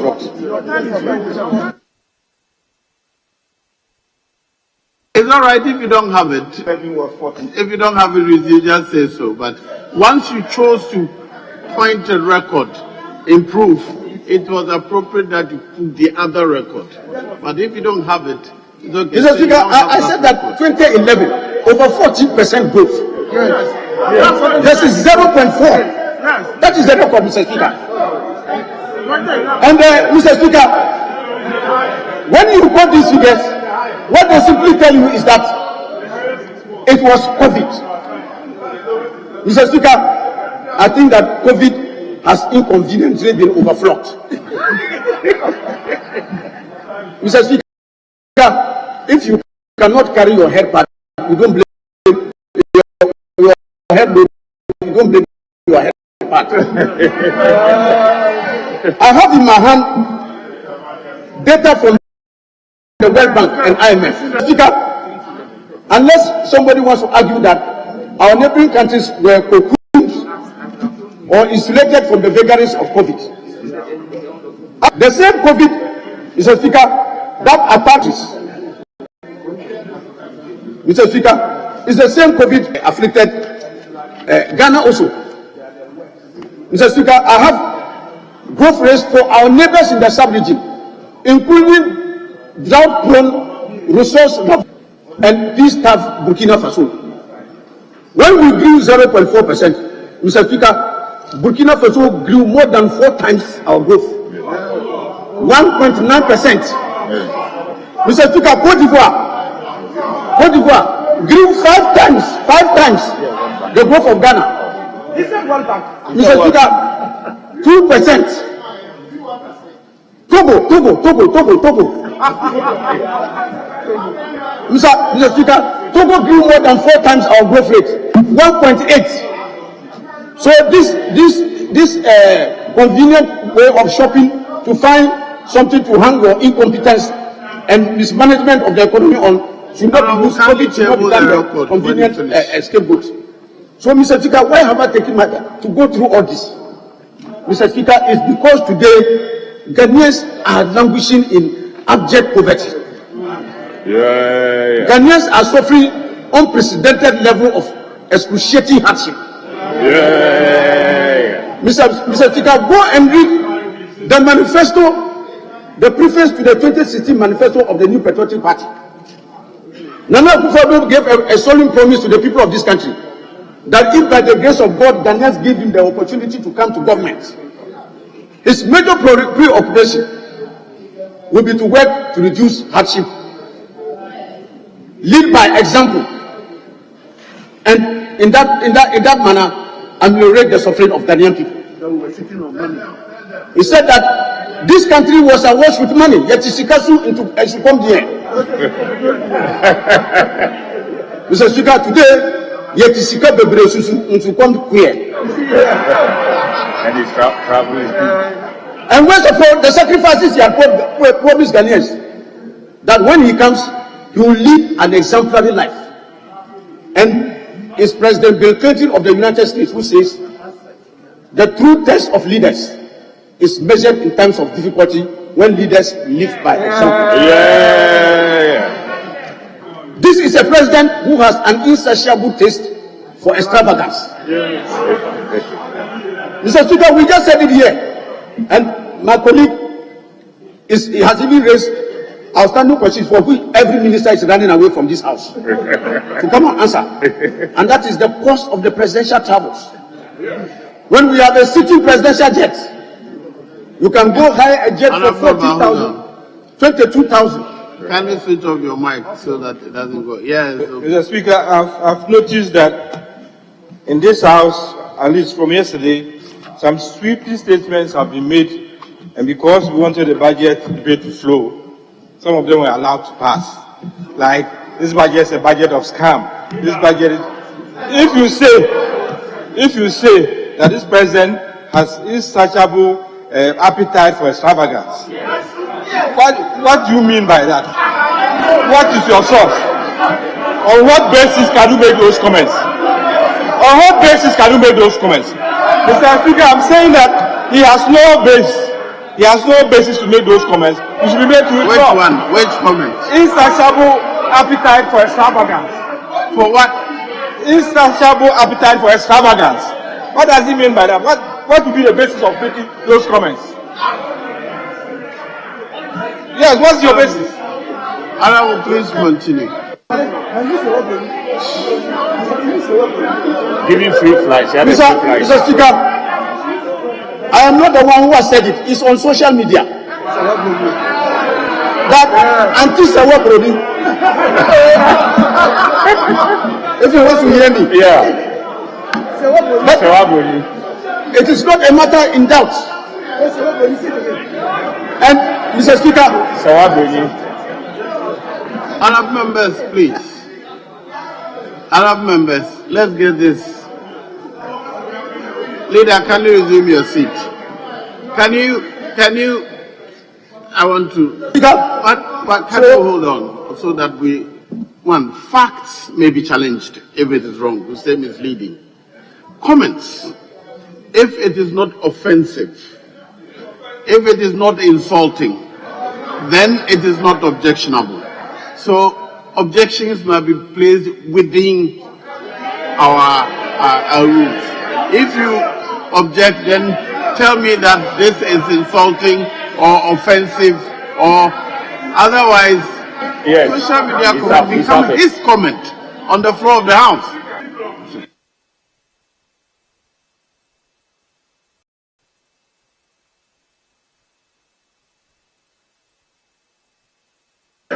Yes, leader. Speaker, in line with what my senior colleague, Honorable Obiamo said, and the member who spoke is a very good friend. Unfortunately, he has failed to provide proverbs in his presentation today.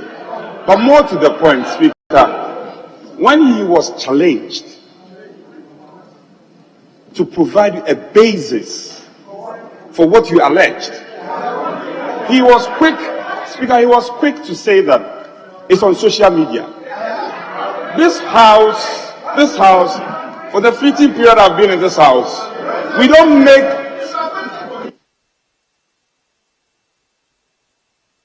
Speaker, order. None of us will like it if when he's on his feet, others behave that way. So please. Speaker, with the greatest of respect, in this house, we don't use wild comments and commentaries made on social media for a basis in advancing our argument. we take a strong offense in the comment he made. I don't want to be obstructing you. In fact, I am enjoying your argument. But just depart, withdraw that section of your statement, and then we will support you to go ahead. Because Speaker, we insist. The honourable member, he knows what he said. He should retract that statement.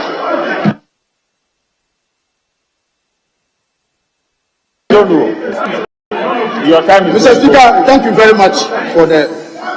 Mr. Speaker, the cumulative effect of all this is that today, Mr. Speaker, life is very hard for Ghanaians. Mr. Speaker, I produce a bowl of cake. Mr. Speaker, this bowl of cake, just a short while ago, sold for 50 pesos. Today, Mr. Speaker, is 2 Ghana cedis. Mr. Speaker, even at 2 Ghana cedis. Honorable, hold on. Yes, leader, what? Yes, I am still seeking your wisdom. And Speaker, in this house, we always sought guidance from you. Our colleague should withdraw the comment he attributed to His Excellency the President, and then he can go ahead. He should withdraw those words, Speaker. He should withdraw those words, and he can go ahead and make his argument.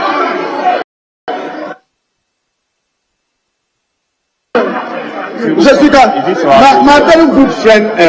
Honorable, hold on. If we want the leader insists that is an objection, let's go through the motion. So, leader, what are you complaining about so that we go through the motions? The specific words you want withdrawn or you've considered offensive, I'll need that to guide me.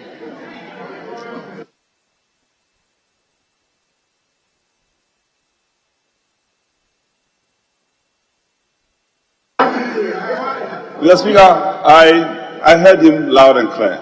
Insatiable opulence and appetite. That's what you said. Insatiable appetite. Speaker, insatiable extravagance. These were the words of the honourable member who spoke. And we are saying that we take strong exception to these expressions, especially when you are attributing these to His Excellency the President. You can bring 1,000 balls of kenke to the chamber. We don't take offense in that. But for you to make these words and expressions attributed to the President, you are under compulsion to withdraw them. Withdraw them, and then we can allow you to go on. Speaker, we demand that. We demand him to withdraw that. To withdraw these expressions. Yes. Mr. Speaker. Thank you, Mr. Speaker. Mr. Speaker, our orders are very clear. And I want the majority to refer us to where the use of opulence is an offense. I'm saying that his argument is that if a president of a third world country like Ghana chooses to hire a jet, and the jet, his defense minister will come to the floor of the house to say that the president should be able to freshen up once in the air before he arrives. That's opulence. That's opulence by every measure. And I don't see where this offense are standing honest. This is on record. Is the defense minister in answering a question here that said that he need to freshen up? That's what he said. And how offend our rules? Why he's saying this is a fact? Yes. Yes. Speaker, my good friend, the minority chief whip, has invited me to provide part of the standing orders that provides, or the basis for my claim. Come with me to Order 93.2. Speaker, with your kindness, Order 93.2 is clear. It's clear. Speaker, if you permit me, it shall be out of order to use offensive, abusive, insulting, blasphemous, or unbecoming words to impute improper motive. I mean, this false, the expressions.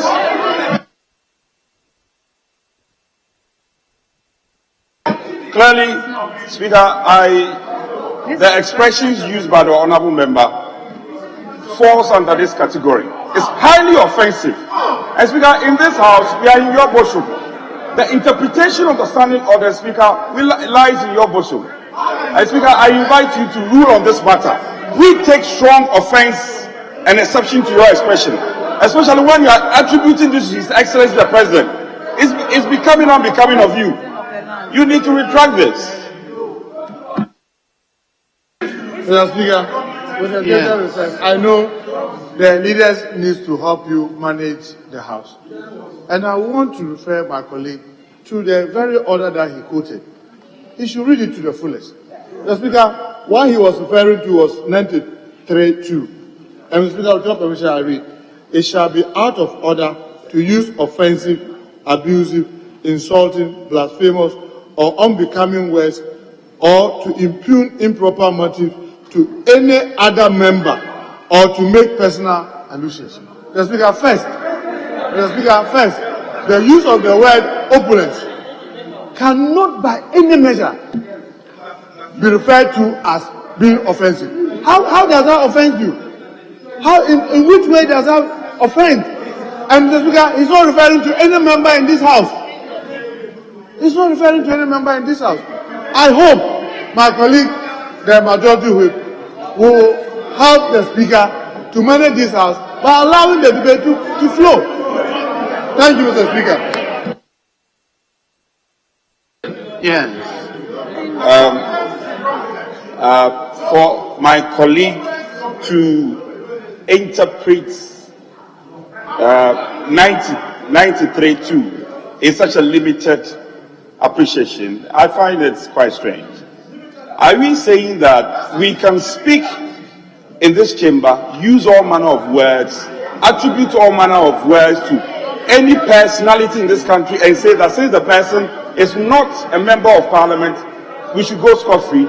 We are saying to say that the President has an insatiable extravagance. We take offense in that, and we demand of you to retract those expressions, and then you can go ahead and make your commentaries. And as I indicated, Speaker, you can bring 1,001 balls of kenke. Nobody has a problem with you. But to make this attribution to the President, we take offense in it. And we insist, you must retract. Mr. Speaker. Honourable members, I want to listen to all the arguments before I make a ruling. Are you responding to the objection, or if it's for the continuation of your debate? Mr. Speaker, I just wanted to add that in this very house, His Excellency President John Dramani Mahama was called grossly incompetent, bankrupt. Mr. Speaker, they use all these words in this house, Mr. Speaker. Should members of this house be gagged about the diction that they choose to describe a situation? Finish it. Go on. Mr. Speaker, where would the status of Parliament be if members of Parliament cannot even use words like incompetent, insatiable appetite? What is wrong with that? Mr. Speaker, what is wrong with that? You may not be happy about the decision, but that does by no means make it abusive. It is not. It is not.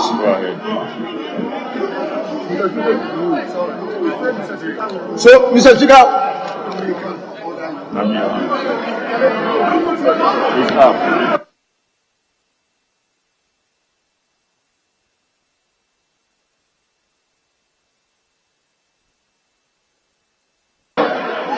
Honourable, you just entered. What are you coming to contribute?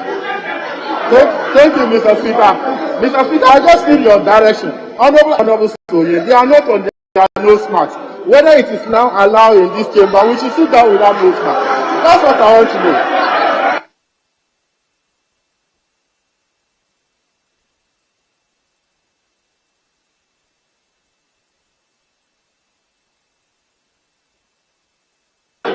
Honourable members, of course, he can't see what is behind him, but he can see what is ahead of him. So those who are not wearing your nose masks, I can see left and right. Please put on your nose mask. Look, I think I've heard enough. There's nothing new to be said, right? There's nothing new to be said. The issue before me is whether the words insatiable appetite for opulence is an insult. Or what was the word? Insatiable appetite for extravagance. Right. I don't consider that as offensive or demeaning or... You notice that two people's conduct are not to be called to question in our chamber. The Chief Justice and the Speaker. Our rules are against the making a comment on the conduct of the Chief Justice or the Speaker, unless by a substantive motion. But deliberately, the President was left out because the President is a politician. The other people are not politicians. So I encourage members who disagree with his interpretation of it to respond, not make it an objectionable choice of words in this House. So, thank you. Please conclude.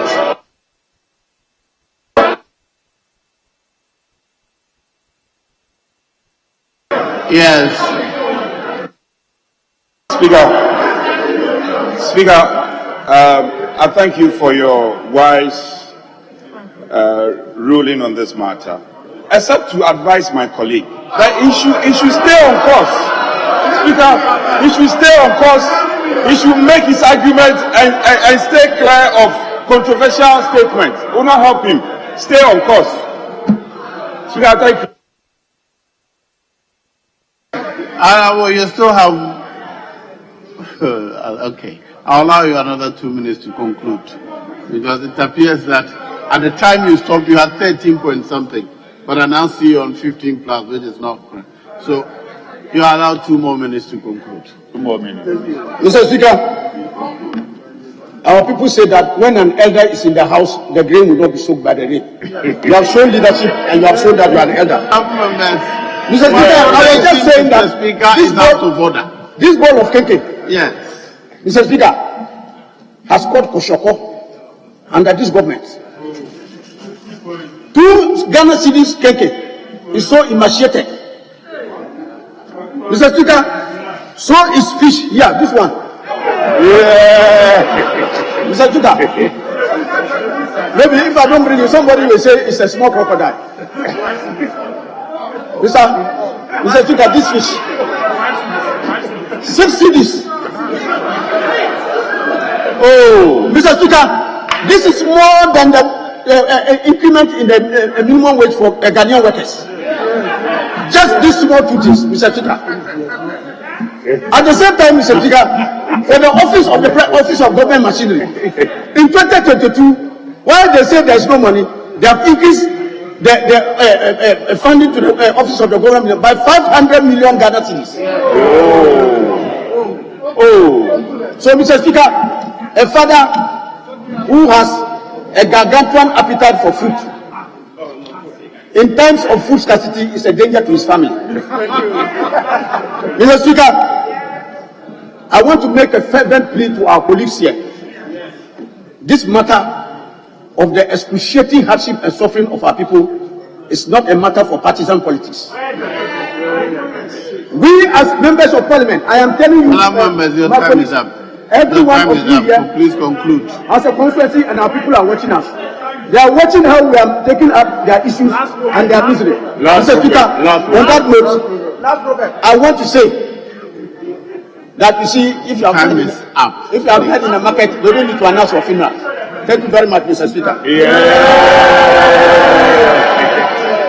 die in a market, you don't need to announce your funeral.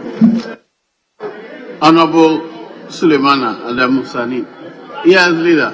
Speaker, your kindness, before Suleimana comes in, our colleagues have made copious reference to the World Bank report, and I want to put on record that that World Bank report, of which our colleagues have referenced several times, I will want to call for that report to be tabled.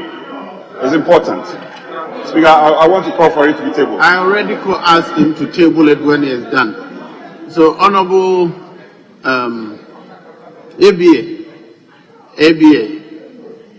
kindly table the report he was referring to. I had earlier requested that you table it, so just table it. Yes, the World Bank report you quoted from. Yes, shall we have Honorable Sanid Suleiman? Yeah, Mr. Speaker, thank you very much for the opportunity. Honorable, table it in your pocket. Put it in your pocket. That's where it belongs. Honorable ABA Fuseni, please. Where is the paper? He has to tell.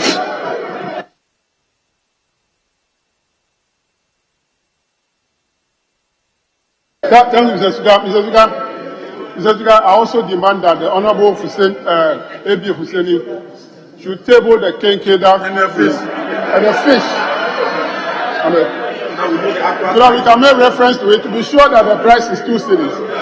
Honorable, kindly guide me. Which part of the study orders are you referring to? Mr. Speaker, he's making allusion that the price of guide me. Which part of the study orders? You are a leader. Which part are you referring to?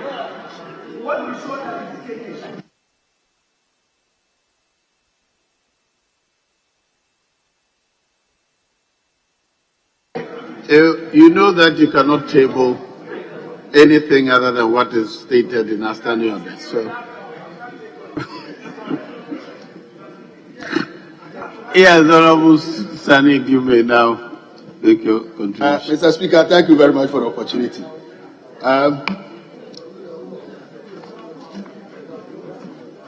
I rise to support the motion number 10 on today's order paper, page 7, that this Honourable House approves the budget statement and economic policy of the government for the year ending 31st December 2022.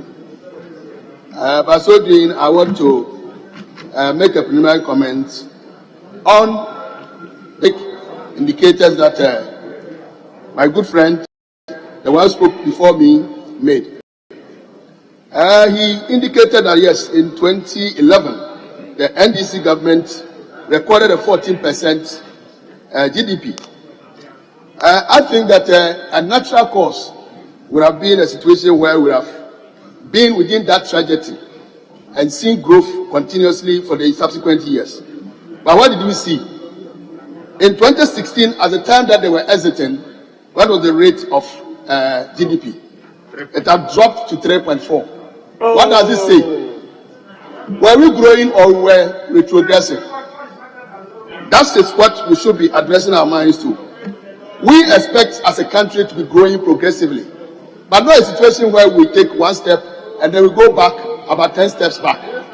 And then you glorify yourself with something that happened in 2011, when at the time that you were exiting, you should have bequeathed something that was monumental to the succeeding government.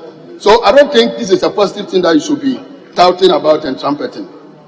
Now to the most substantive issue, Mr. Speaker. Before I address issues relating to local government and rural development, I want to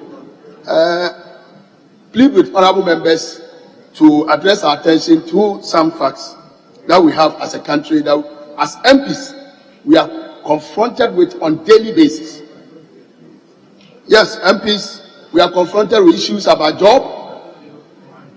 Our constituents call us for jobs. They call us for support in terms of healthcare, when they have health challenges and all that, bills we pay. Our constituents call us for roads. When our roads are not good, they call us to do that.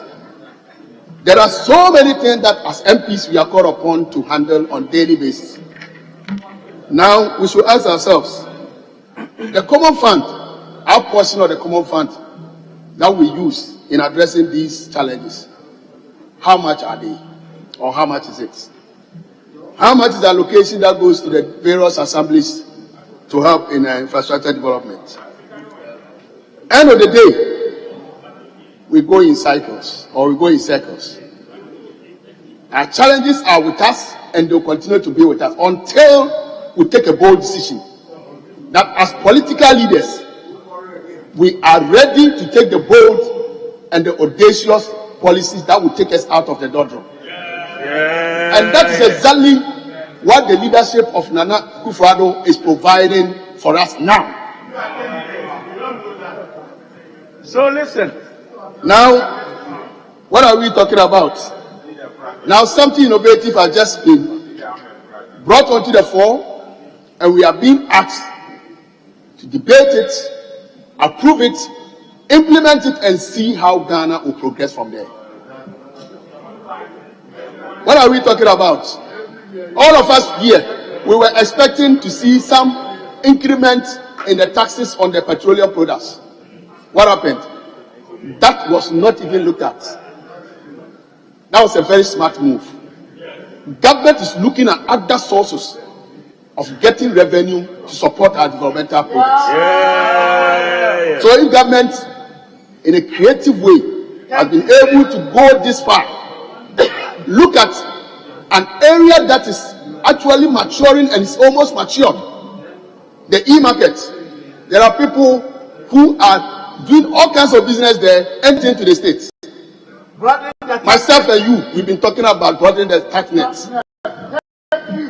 How do we broaden it? When a number of our compatriots are now migrating to the e-platform and making money without paying anything to the states. So if they are being called upon to pay something, I expect all of us who are committed to the state and want to see the state grow to support this initiative.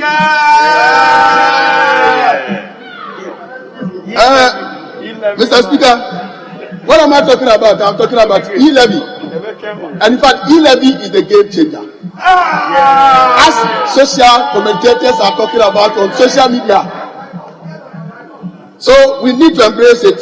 And then we see how the various activities that we want to use it to target will be used to help us. Mr. Speaker, I will now zoom into local government and its activities over the years, and then the strategy that the ministry is deploying to see us progress. Mr. Speaker, in terms of infrastructure, we all know very well that at the local level, most of the assemblies rely on the DACF project funds that come in to embark on their projects. The IGF at the local level is not that appreciative, and then we cannot really rely on it. So, if we are looking at getting infrastructure, our schools, our roads, and all that, to be brought to the level that will give our people comfort, we need to really look at what is happening at the local level.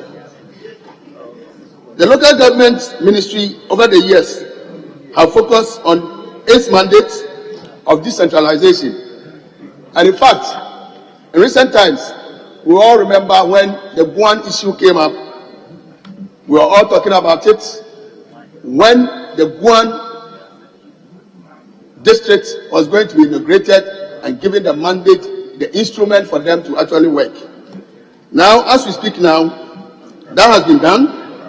His Excellency, through the ministry or the Minister of Local Government, has inaugurated the Guan district, and now, with the Guan district coming in, we have a full complement, and then what is expected of them in terms of revenue generation, in terms of allocation, that will be going to them for their local development coming, and they will also be part of nation development.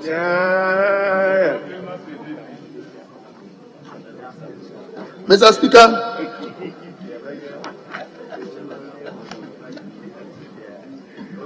the ministry has also been pursuing several initiatives to support the MMDAs come up with their annual action plans to achieve improved service delivery.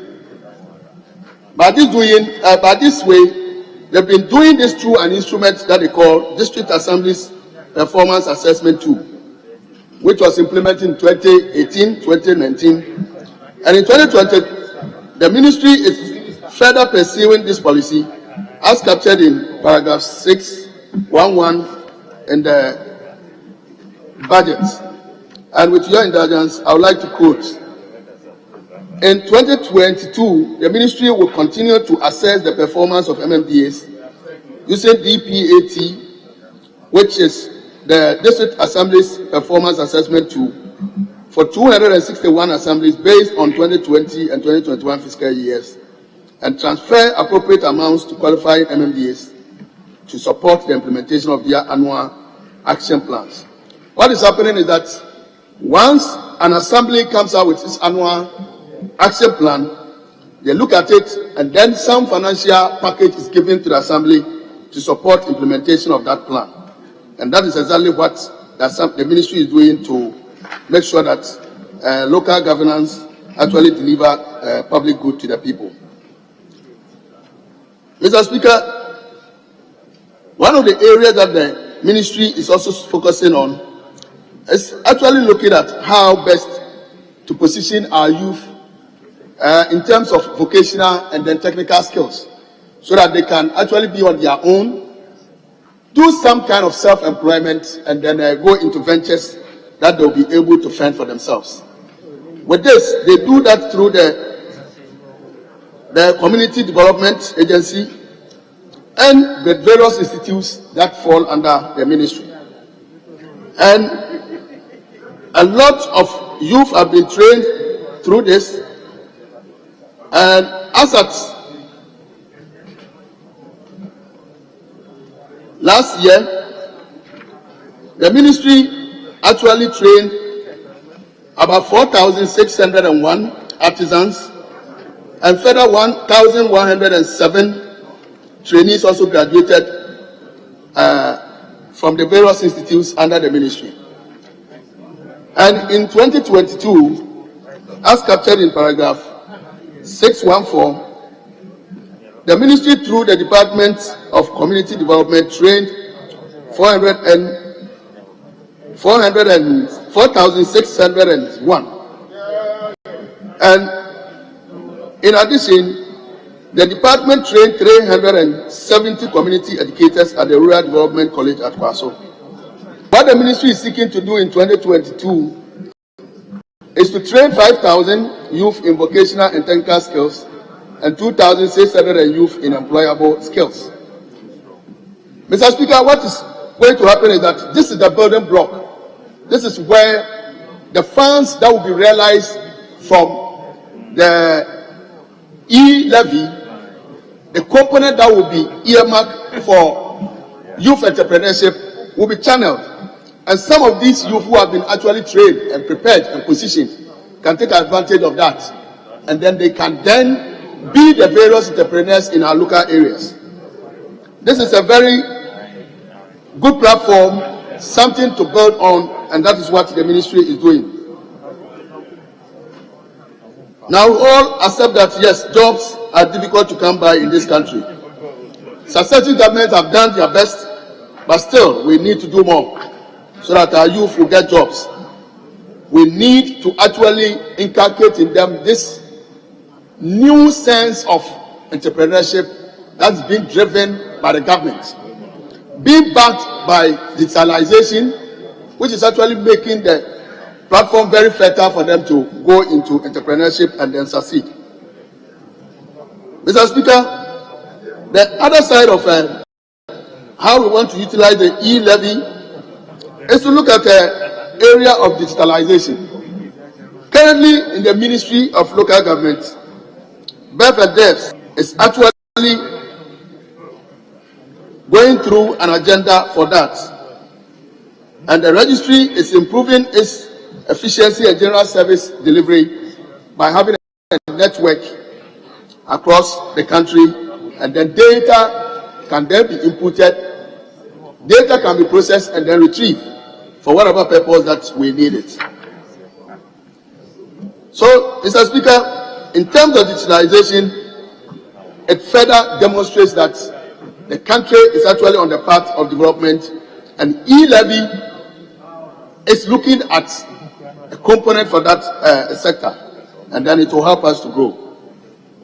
So, Mr. Speaker, I want to call passionately on our colleagues on the other side that as MPs and as development partners, we need to put everything aside. Let us all embrace it. Let us embrace it and then put in place the necessary controls and mechanisms that will also ensure that at the local level we get something for us as MPs, for our various constituencies. And then whatever we decide to do, we can have something at the highest level where it can be used for the asphalting and all those other things in terms of road infrastructure.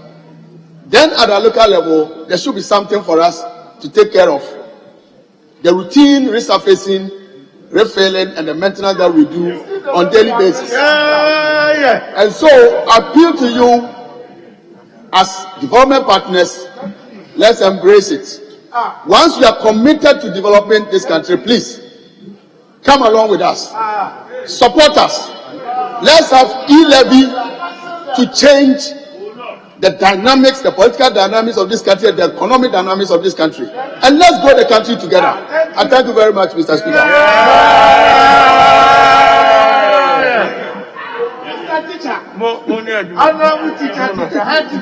Honorable Sam Nate George. Thank you, Right Honorable Speaker. Right Honorable Speaker, I start my submission by quoting a German philosopher, Immanuel Kant. He says, if the truth shall kill them, let them die. I intend to speak the truth here today. I have heard people debate in this chamber and say we should pursue the national agenda. I agree. We must pursue a national agenda. That national agenda is the agenda of the people who sent us into this chamber to represent them. And that agenda is an agenda that does not support this killer budget that has been presented. And so we will support the national agenda in saying that we cannot support this budget. Because I take this budget and go to paragraph 885. And I see the ministry talk about a national SIM card registration, Mr. Speaker, and say that they want to register SIM cards to be able to fight illegal activities and fraud, and insist that they would only use a Ghana card for SIM card registration. Mr. Speaker, the LI that sets up SIM card registration in Ghana is LI 2006, passed by this House under the hand of Honorable Haruna Idrisu, then Minister for Communications and now Minority Leader. In that LI, in there nowhere does it say that only the Ghana card can be used for the registration of SIM cards. The ministry is wrong, and we will challenge that in due course. Mr. Speaker, they claim that you will use a Ghana card to fight, illegality because you can trace perpetrators of crime. It's laughable because they don't understand the system. Mr. Speaker, close to 70% of addresses on the Ghana card database are fraudulent.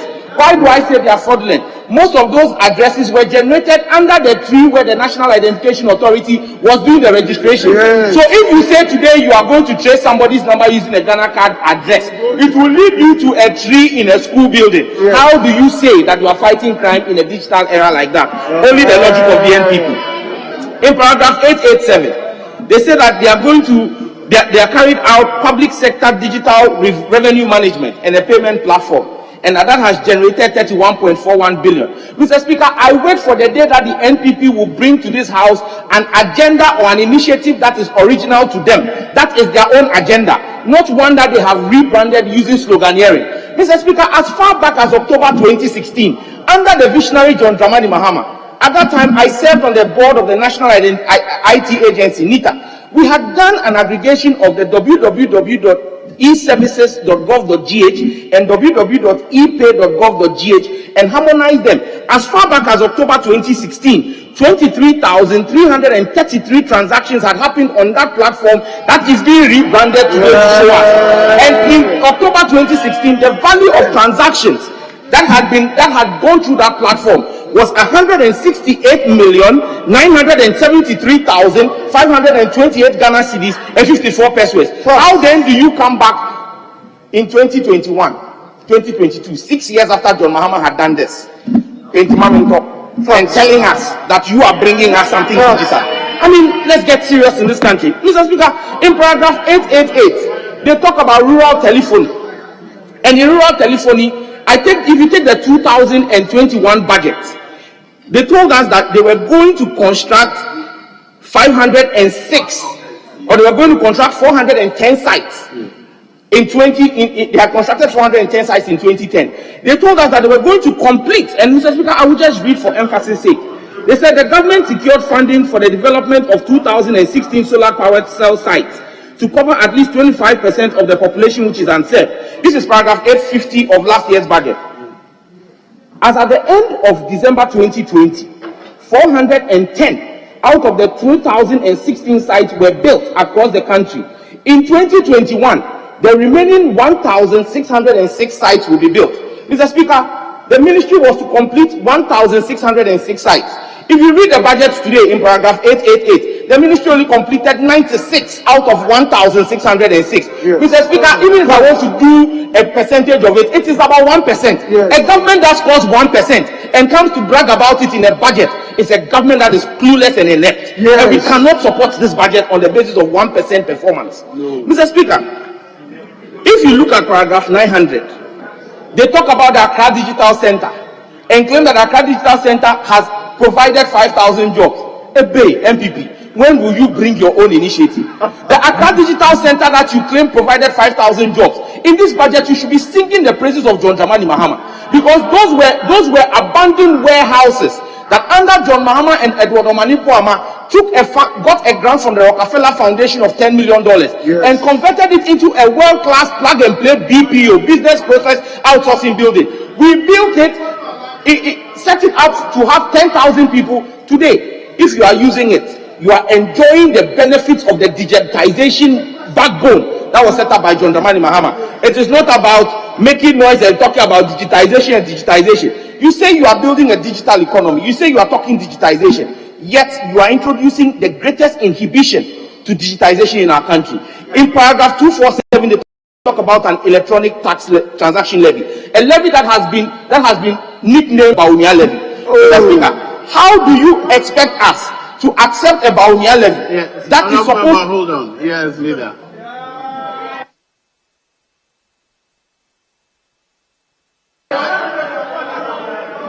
Speaker,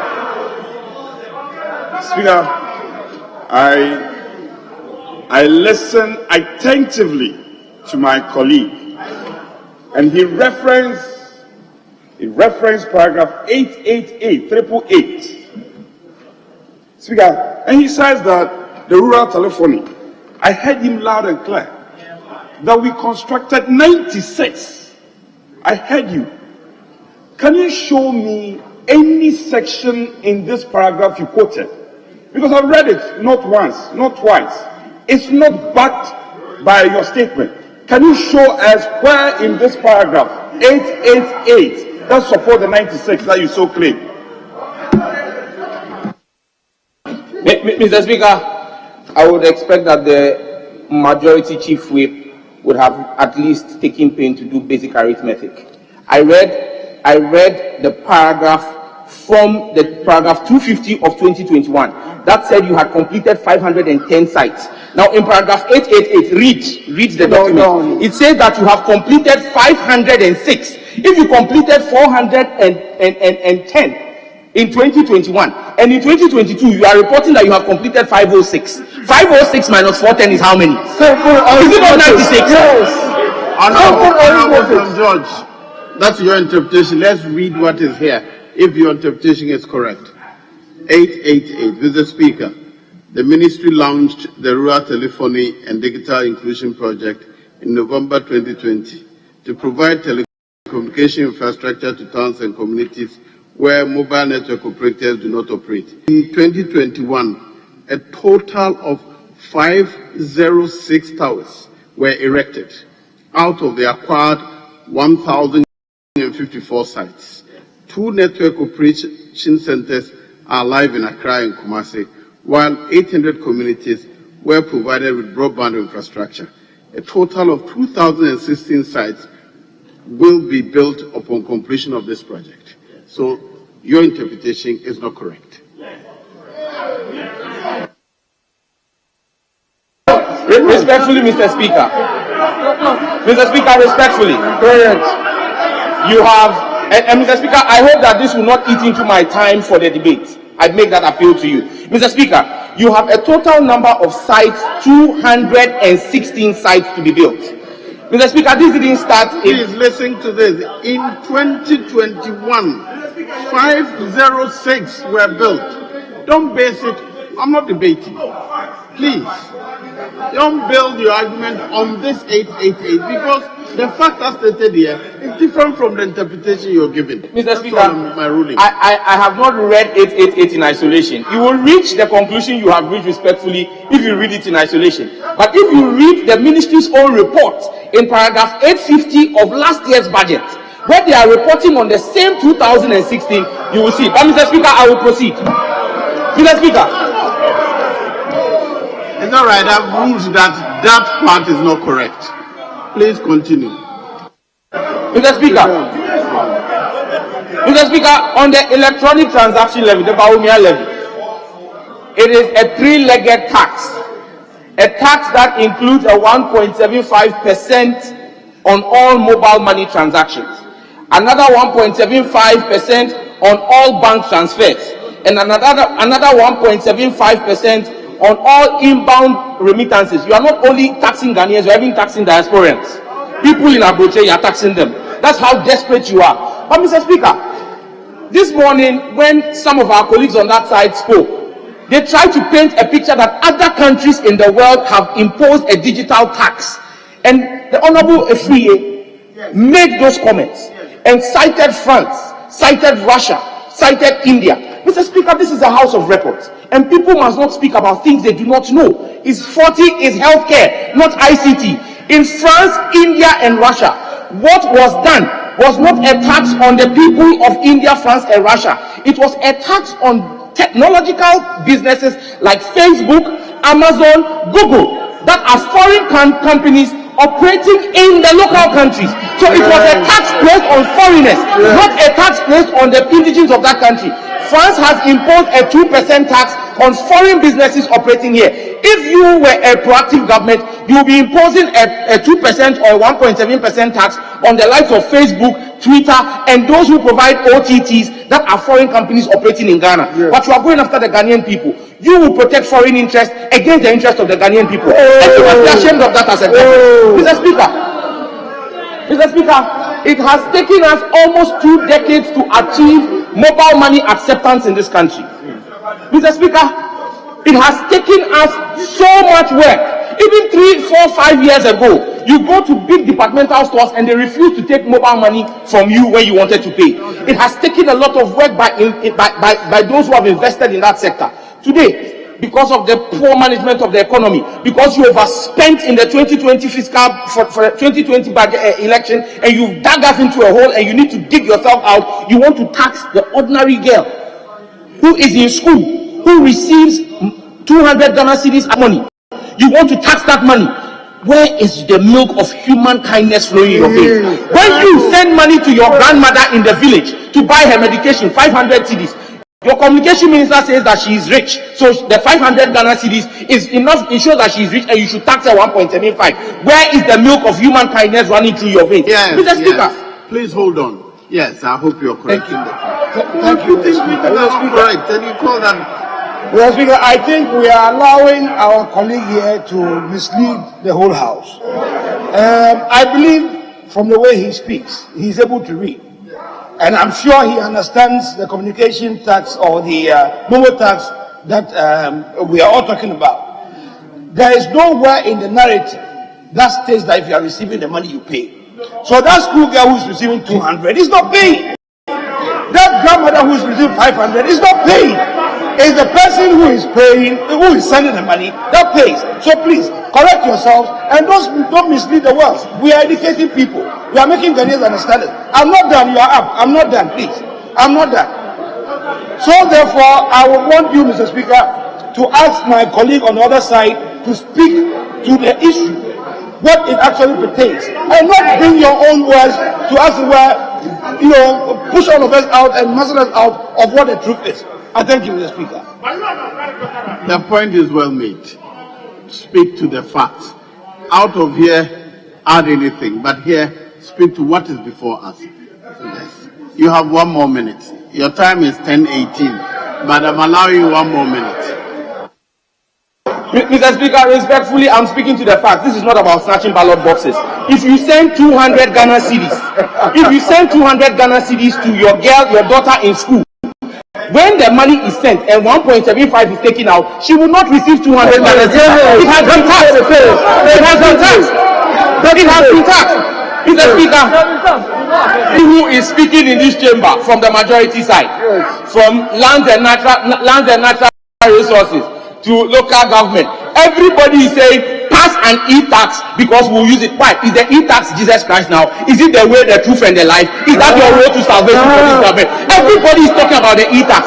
Is the e-tax the solution to your problem? Mr. Speaker, this is a house of records, and I will put it on record that you are a government that intends to raise 6.9 billion from taxing mobile money transactions alone. The total amount of physical cash in circulation on our mobile money economy is 8 billion. Yes. So it means in 1 year, you are looking to take out 88% of the total value of money in circulation. In value. This tax is a taxation policy scheme. Because listen, when you look at, Mr. Speaker, I beg you, 1 minute. In conclusion, Mr. Speaker, this tax is obnoxious, this tax is capricious, it is odious, it is revolting, it is unpalatable, it is regressive, it is vile, it is abhorrent, poisonous, it is putrid, it is obscene,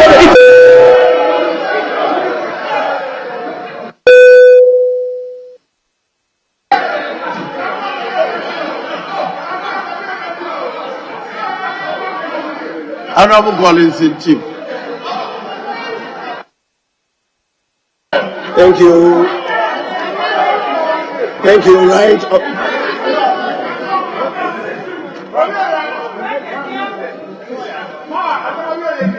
Yes. Thank you, Right Honorable Speaker, for the opportunity to contribute to the debate on the budget statement and economic policy of government. And Mr. Speaker, in doing so, I really want to limit my discussions to segments and sessions of the policy that pertains to local government, rural development, and decentralization.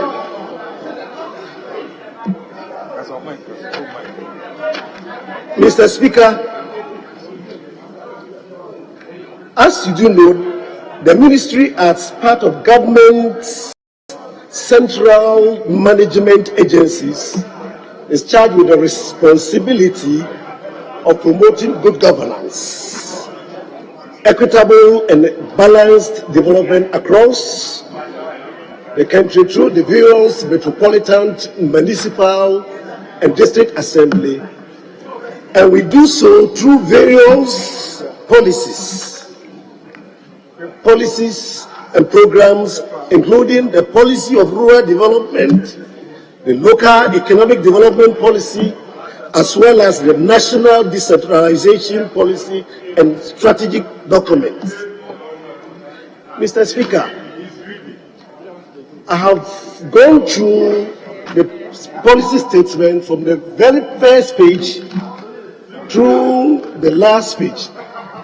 And Mr. Speaker, you realize that several institutions, ministries, agencies, and departments are implementing certain strategic programs and policies, all with the intention of trying to enhance the economic life of the poor rural dwellers. Mr. Speaker, all these interventions and strategies eventually finds expression at the district level for implementation. And for that matter, The Ministry of Local Government, Taxation and Rural Development has also positioned all these districts in such a way as to be able to appreciate all these interventions, the programs, and own it, so that they are able to implement it successfully for the benefits of all the citizens under their jurisdictions.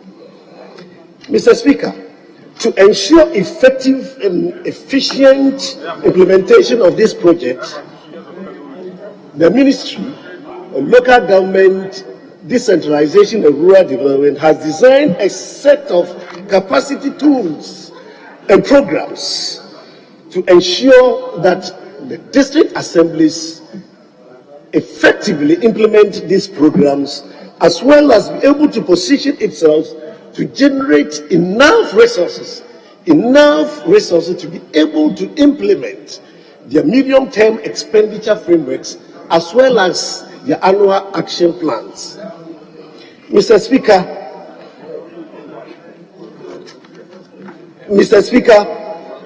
for the ministry to be able to appreciate this, one critical area the concentrate has to do with the revenue strategies, mobilization strategies. And to do that, the Ministry of Local Government has introduced a software we called the Revenue Generation and the Management Software, and has rolled out all these softwares to about 114 district assemblies to be able to position it, to be able to manage its revenue generation. And this budget, Mr. Speaker, has been debated.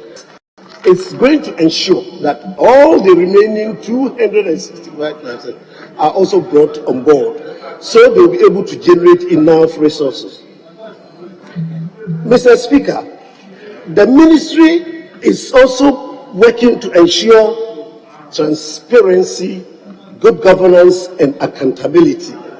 And for that matter, has also developed and deployed a web-based monitoring and evaluation system we call the District Development Data Platform.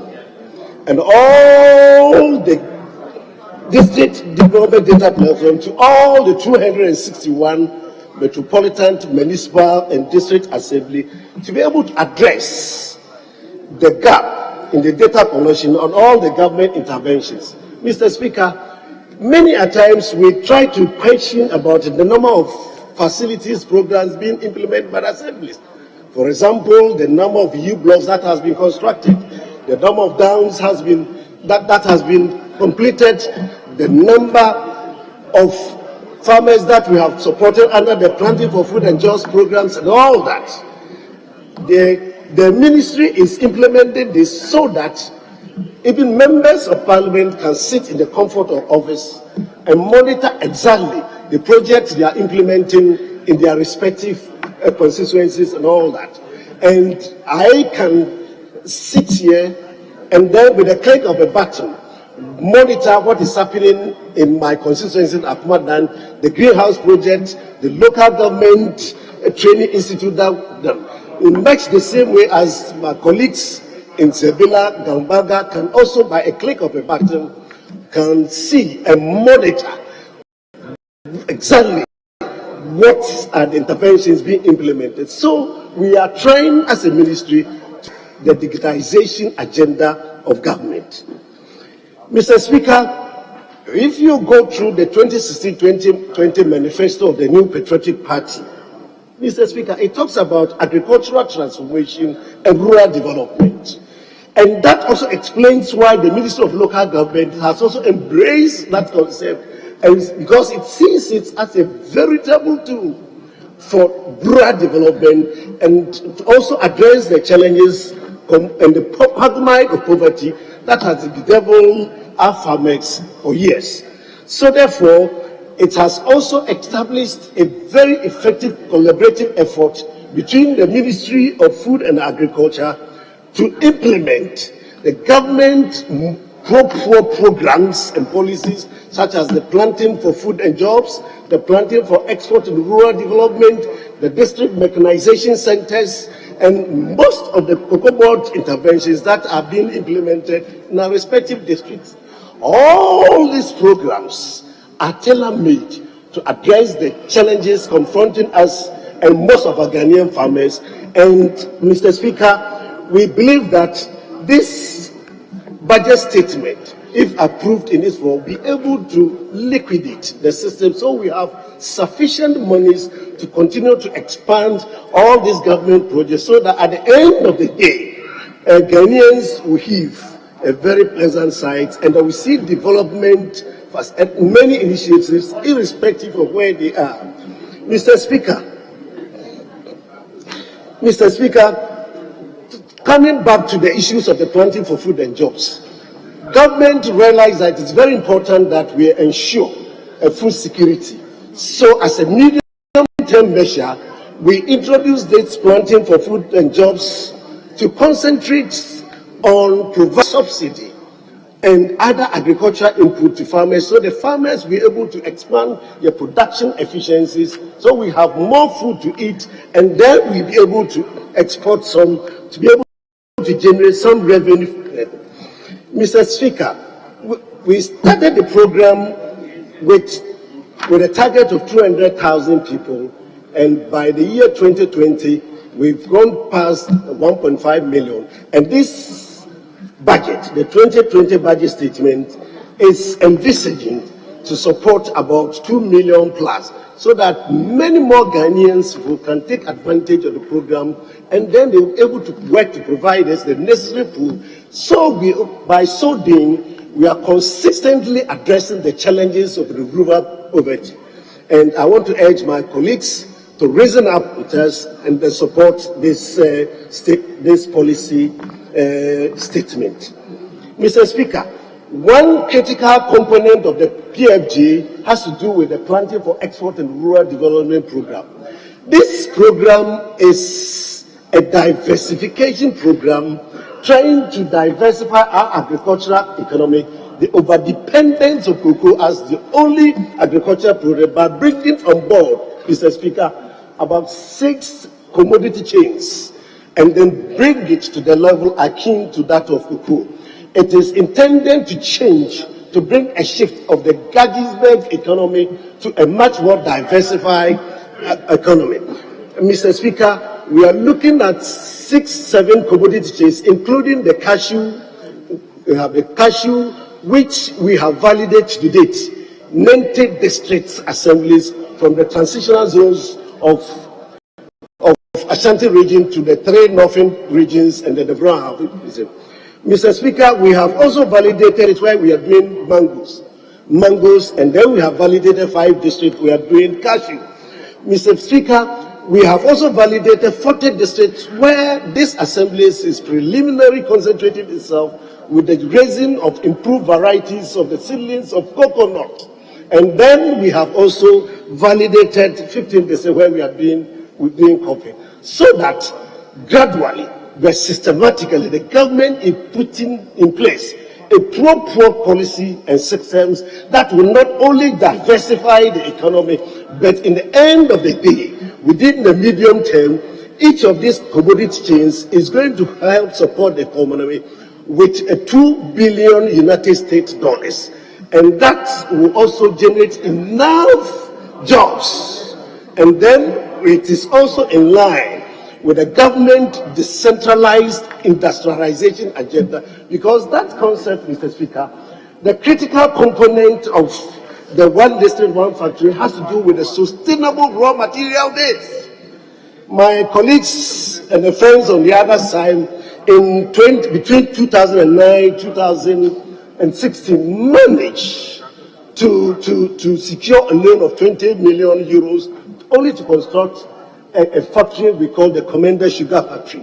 But Mr. Speaker, the interesting thing of that, after they did not, as part of the implementation program, think of establishing a sustainable raw material base in terms of the cultivation of sugar cane.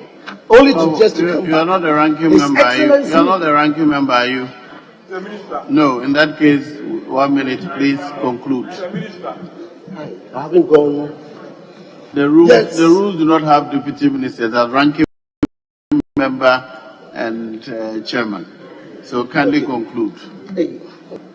Speaker, with your kindness, rightly said that the rules didn't make provision for ministers. I want to plead, I think this is a sector minister, deputy minister, if you may, add some 5 minutes to his time.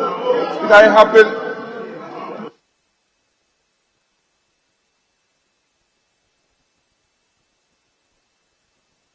Speaker, I want to plead on behalf of the Deputy Minister, with the blessings of my colleague. We've been doing this so that, Speaker, we grant him some more, maybe just 5 minutes for him to run out. Speaker, I want to plead for this, for your kindness.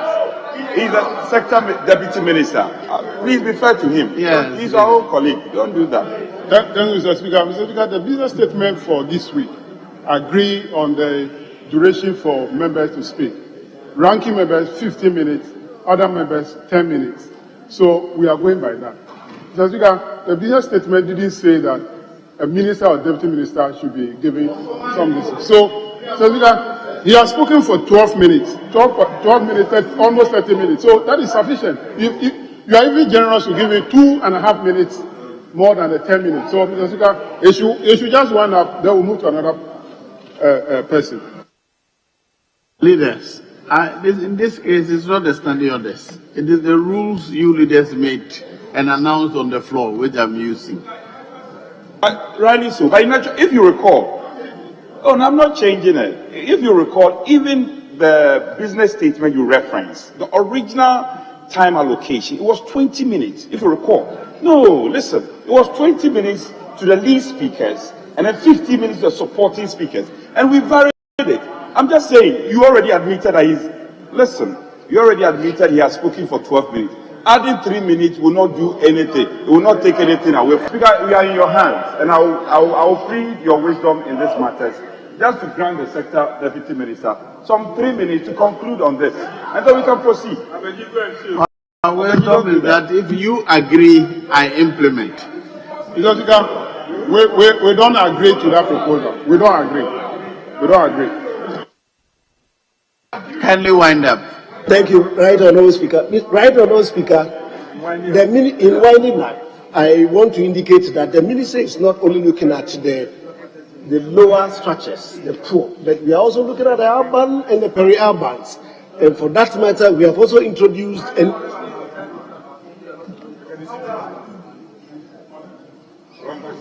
Yes, hold on. Yes, honourable member for.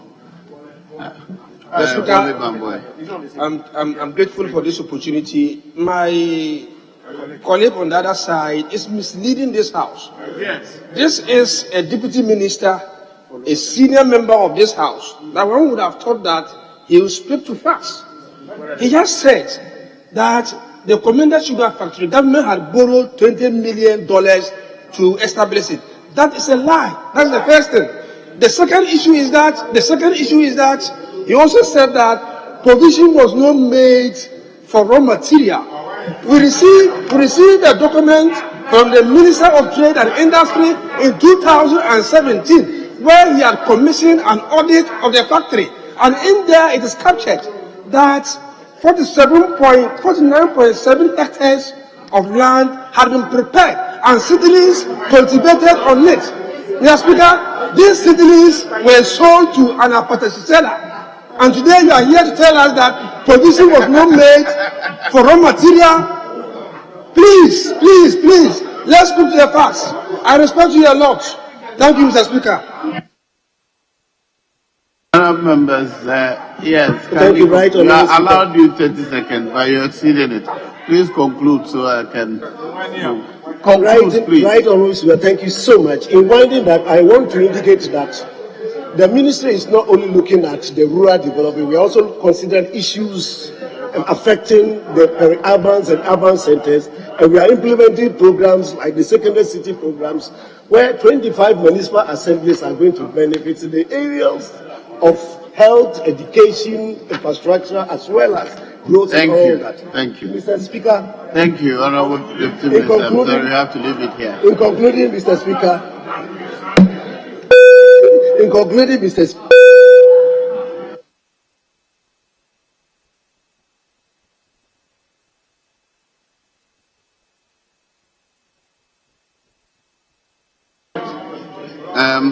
Honorable Benjamin Kodo, now mention you are a ranking member, so you have 15 minutes.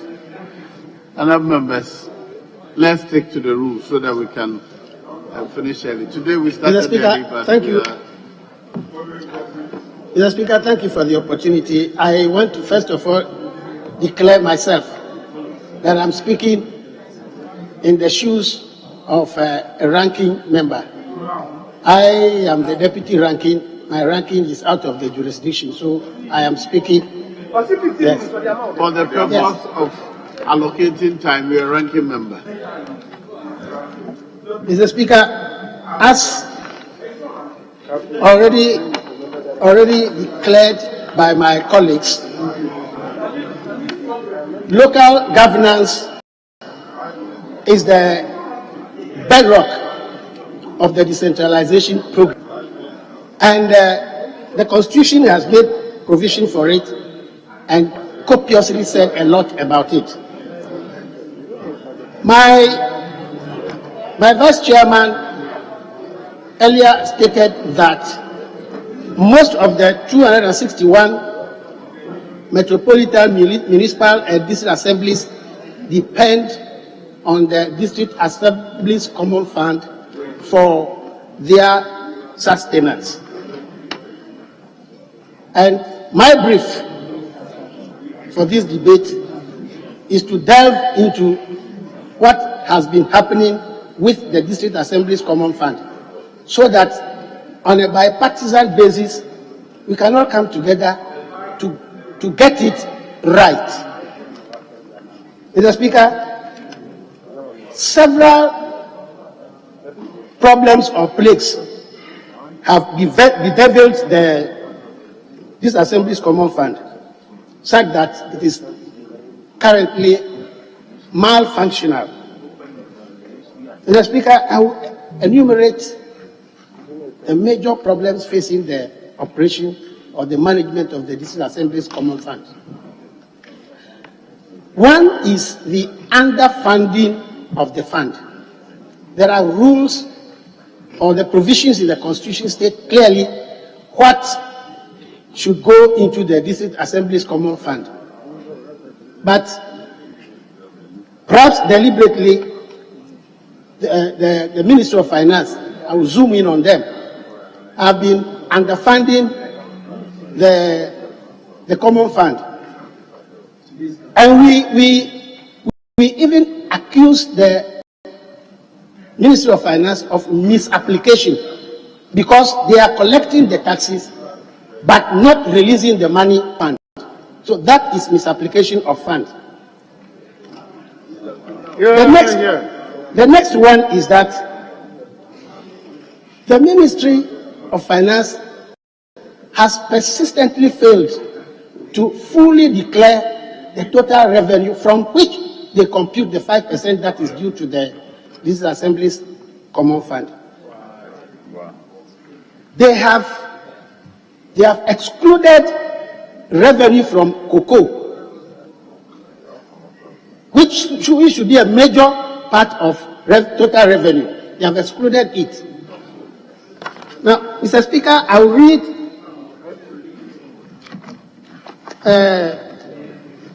paragraph 681. I'll just read the last sentence. Okay, Mr. Speaker, I read.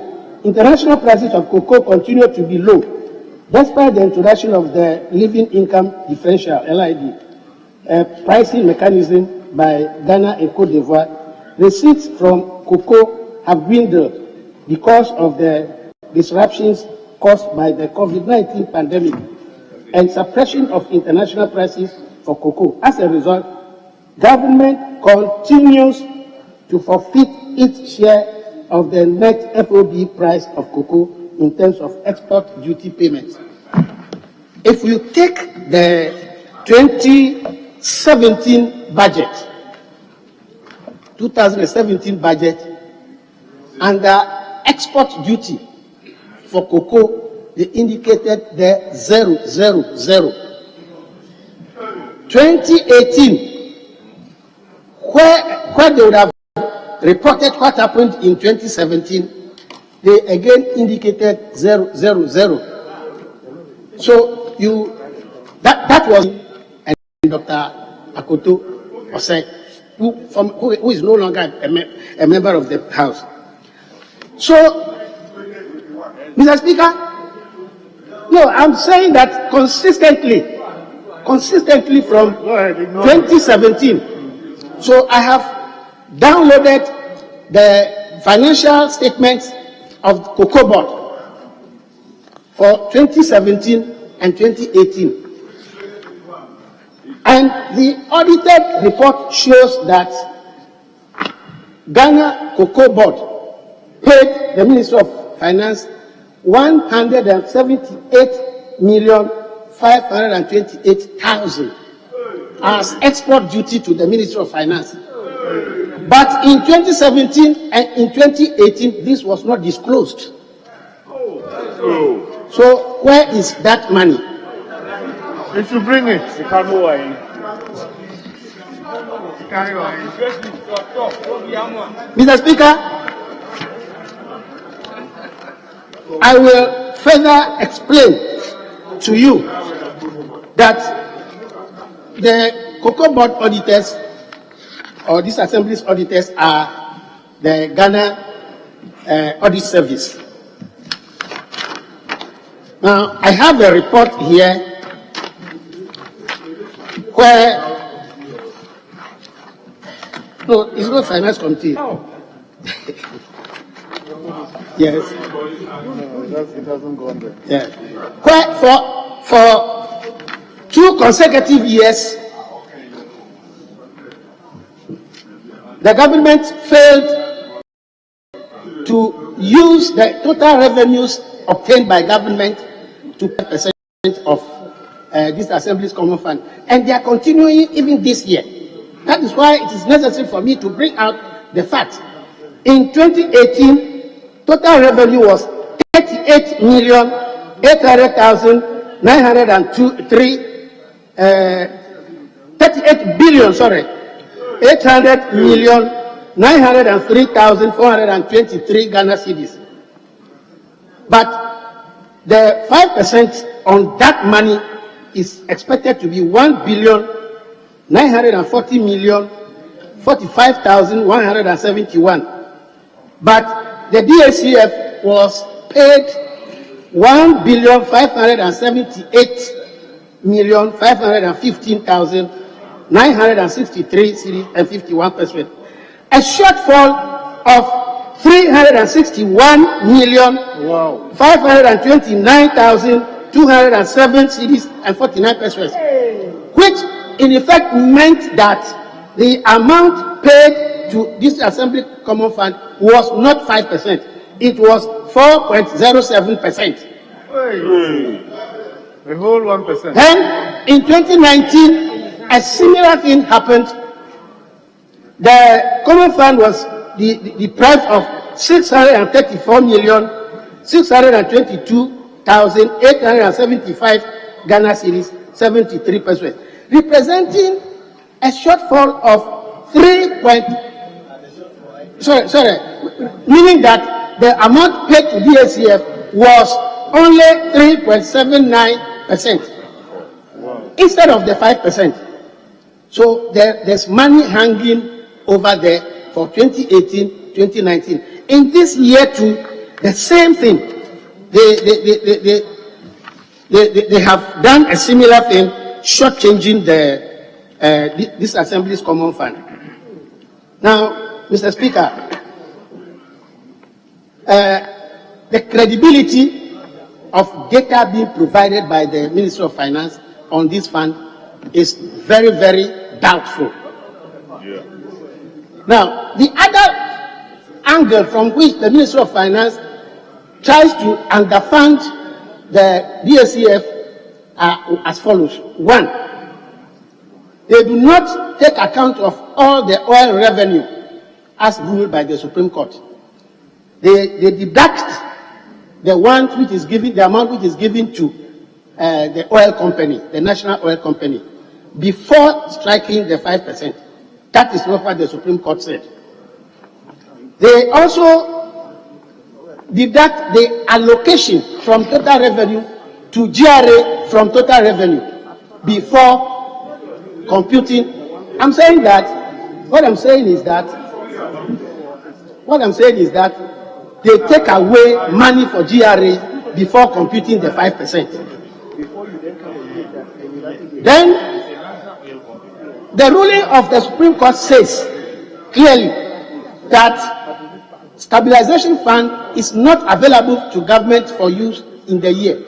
But anytime they access some amount of the stabilization fund, they should give 5% to the Disassembly's Common Fund. In this year's budget, stabilization fund is being withdrawn to the tune of 946,600,000. Yes, they are withdrawing 946,613,340 from the Ghana cedis from the stabilization fund, but they have not allocated the 5% to the common fund. Now, when you work all this out, you will see that this Assembly's Common Fund should have been allocated additional 246,186,765 instead of the 3,330 million which they are giving to the Common Fund. Mr. Speaker, it appears that the Ministry of Finance does not regard the laws which govern the Disassembly's Common Fund. In Article 252, Clause 2, it is clearly indicated that the Disassembly's Common Fund, when computed, should be given to the Common Fund in a quarterly installment. But they don't do it. They don't do it. When, for instance, the first quarter in March is due, they will wait till the end of the second quarter before they declare how much is due to the Common Fund. In this age of digital economy, we cannot take 3 months to ascertain how much was earned in a particular quarter. I'm not concluding that soon.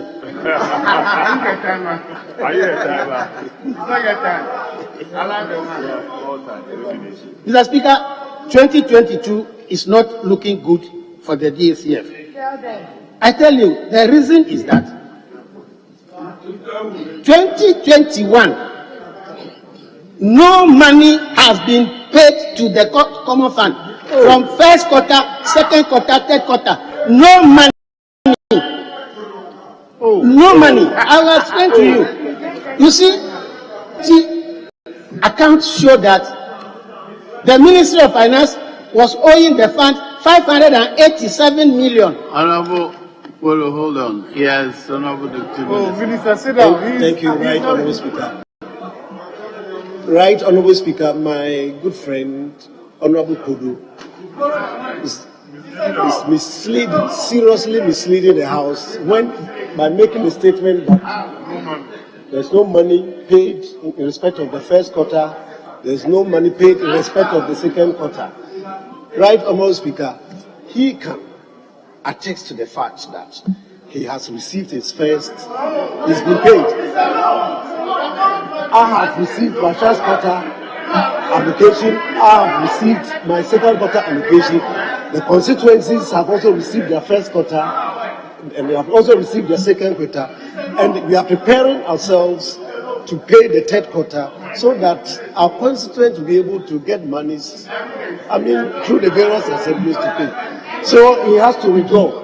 It's a serious statement which is misleading, and it is baseless, it has no facts, and he can attest to the fact that Government Fund, District Assembly Common Fund, has paid the first quarter, and we paid the second quarter, and we also paid the last quarter in respect of the 2020. You have raised the objection. It's important that we put the record straight.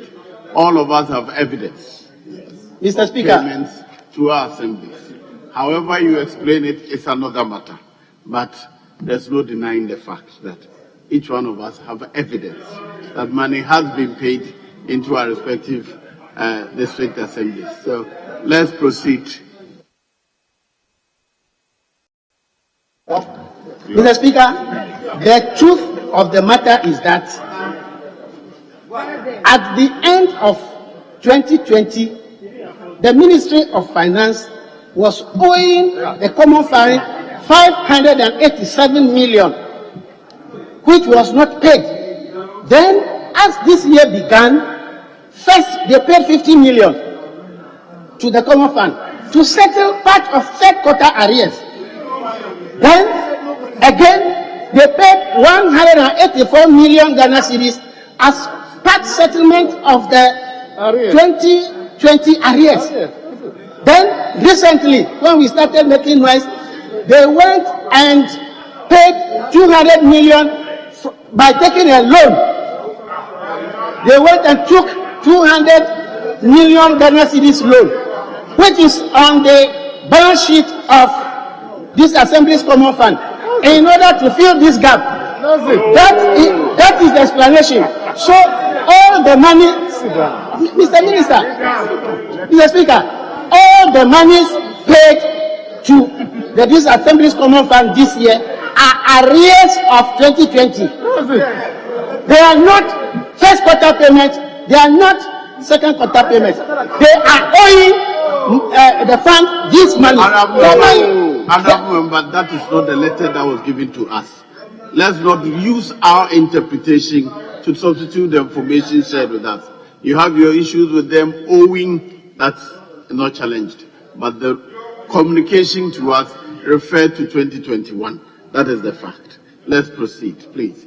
Otherwise, we're wasting time on this month and this month.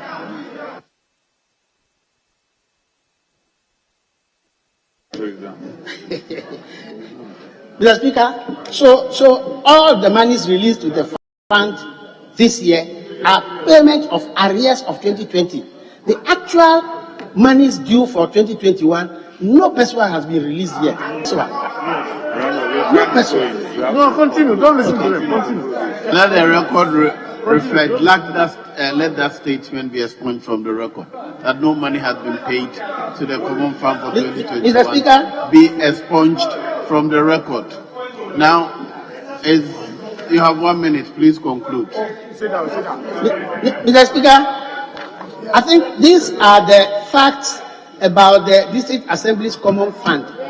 And I think you can give a direction that bipartisan committee from majority side, minority side, we all sit down with Minister of Finance and reconcile these figures.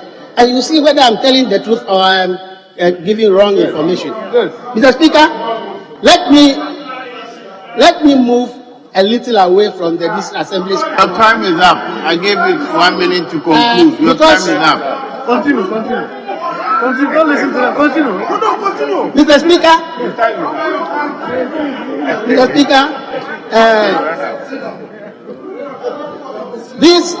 this capping of statutory funds have also affected our operations in this country. The National Health Insurance Levy, the total collection is 4 billion 42 million, but they have been allocated only 3 billion 367. Your last sentence. I allowed you 1 more minute. Your last sentence is 1622. Okay, my last sentence is that the three funds have been levied 1 billion 857 million 449,911 going around borrowing for the same funds. Mr. Speaker, I think this budget is not fair to this economy. We have to take it away and go and come back. The next one is Honorable Carlos Ahinkra. Thank you. Thank you, Mr. Speaker, for the opportunity to present my part of contributions in support of this noble ideas captured as policy by the government of the day, MPP government. And also, Mr. Speaker, before I move on, I would want to be guided by you that my ranking member before now has already spoken, and he's taking the 15 minutes already. So my deputy ranking, who's going to speak after me, only has 10. And I want the House to note that, because I know him. And so that I even get part of his 10, I need to make some corrections of some statements that he's made on the floor of this House. Yes, it's true. The Commander Sugar Factory loan was not 20 million, but it was $34 million. Yes. And unfortunately, as we've all heard before, that factory was built before we even thought of looking for raw materials for the place. We've heard the economics being peddled around, and this is no news, of course, to us. In fact, if he speaks of 49 acres of cultivation, the factory that we had there that was supposed to churn out about 3,000 tons of sugar every month could use 49 tons of sugarcane in 30 minutes. So I don't want to think that he is suggesting that a 49-acre sugarcane plantation was supposed to feed that factory to, as it were, guide us in running the Commander Sugar Factory. Food for thought. But Mr. Speaker, if I'll go on to my substantive issue, I'd like to mention that in the first time, or in the first time in the history of this country. Hold on. Yes. Thank you very much, Mr. Speaker. I don't think the last speaker over there has even been to Commander. He's talking about 49 acres of land. He has never been to Commander. If he has, he would have known that we have over 7,000 acres of land that had been given to the sugar factory to use. Where ignorance is placed, it is folly to be wise. Yes, Mr. Speaker, I hope that you are taking that out of my time, because he didn't listen to me. I am quoting my deputy ranking, who mentioned that someone said there was no raw material, but they left 49 acres of plantation. Please note that this information is coming from your side, not from me. And as far as I'm concerned, I am only speaking to what he said. That if we say that there was no plantation left behind, we were lying, because there was 49 acres left. But Mr. Speaker, to go on to the substantive issue, I want to say that in the first time of this, first time in history of this country, we've managed to, as it were, provide factories, no less than 250 of them. Through the One District, One Factory project. Mr. Speaker, last year, when the minister was here, we had about 176 of these factories running. Today, as I speak to you, there are over 200 of them running, with about 106 in the preparatory stage or various stages of construction. Mr. Speaker, even if you compare this administration to the First Republic, where they came to beat money in the coffers of the country, this administration has done far better than any government that has ever entered this kind of house. And I want to be quoted everywhere. I want anybody to challenge me that if the first president of this country was left some money in the kitchen, and he managed to even do 400 factories, President Nana Addo Dankwa Akufo-Addo met zero. Today we are going to 382 factories, with all of them or some of them in various stages of construction. That is what we represent. That is what we intend to give Ghanaians. Mr. Speaker, it is also important to note that our economy, if we will intend to grow it, will have to be anchored on industrialization.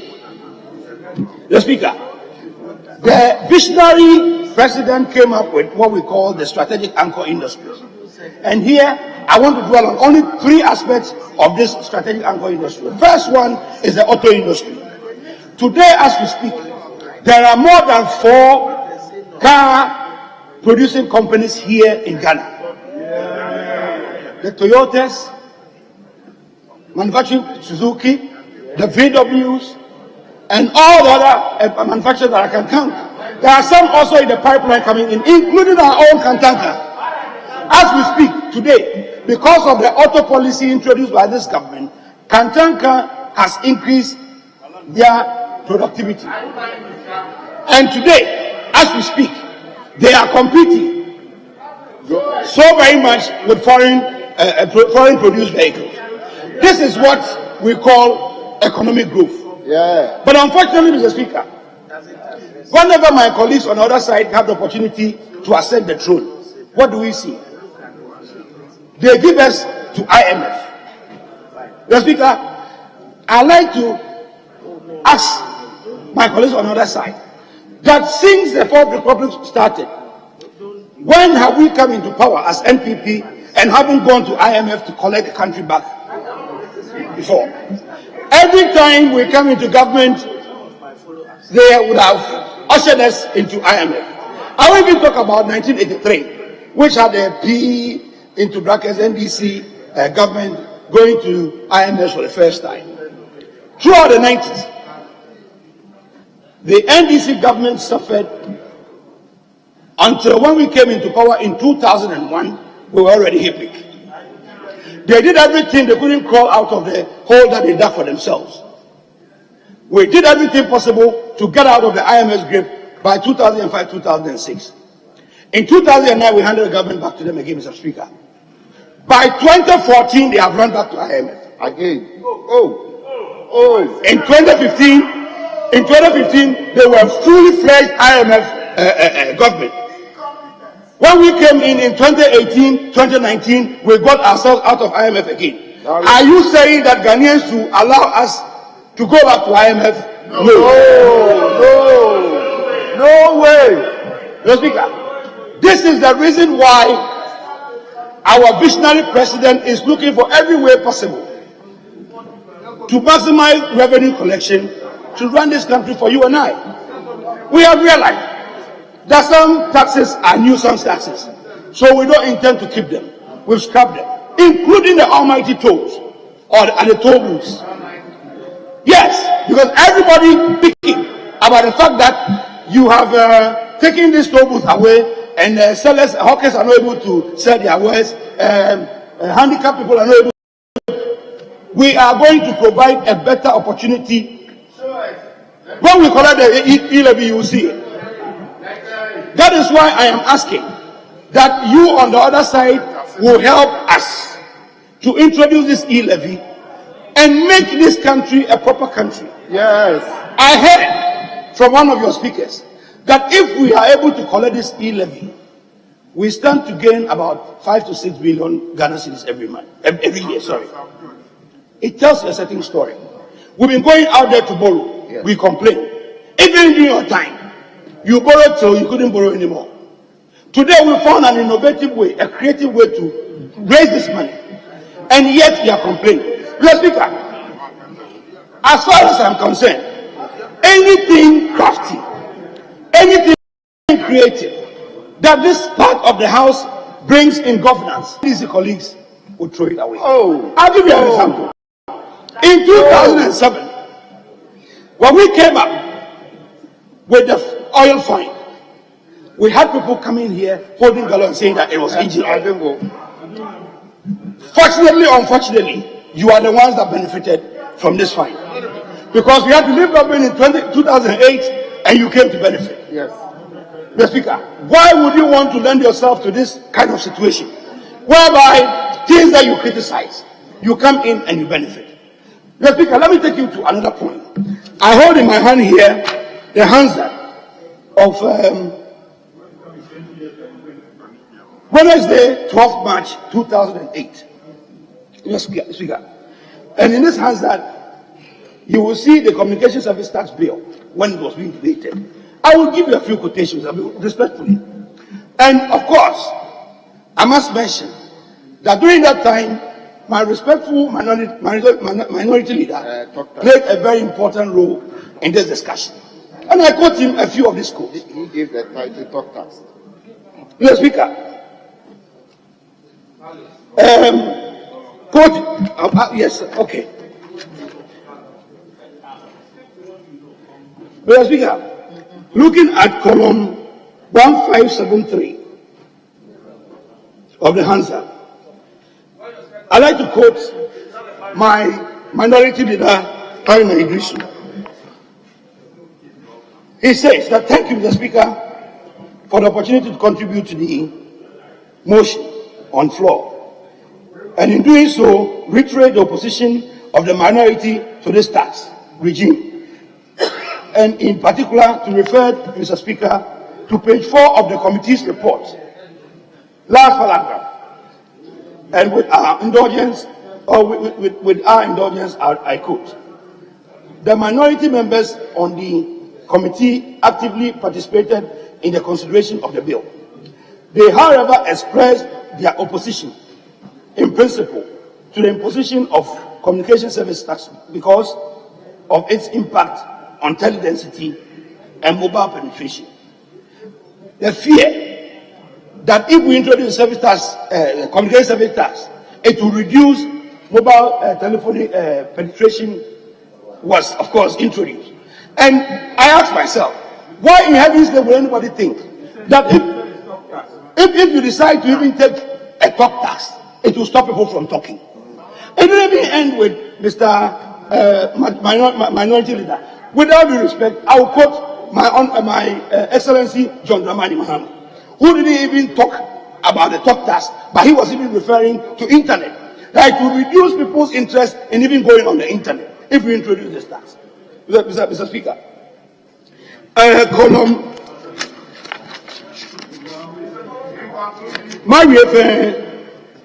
Mr. Speaker, so looking at column 1609,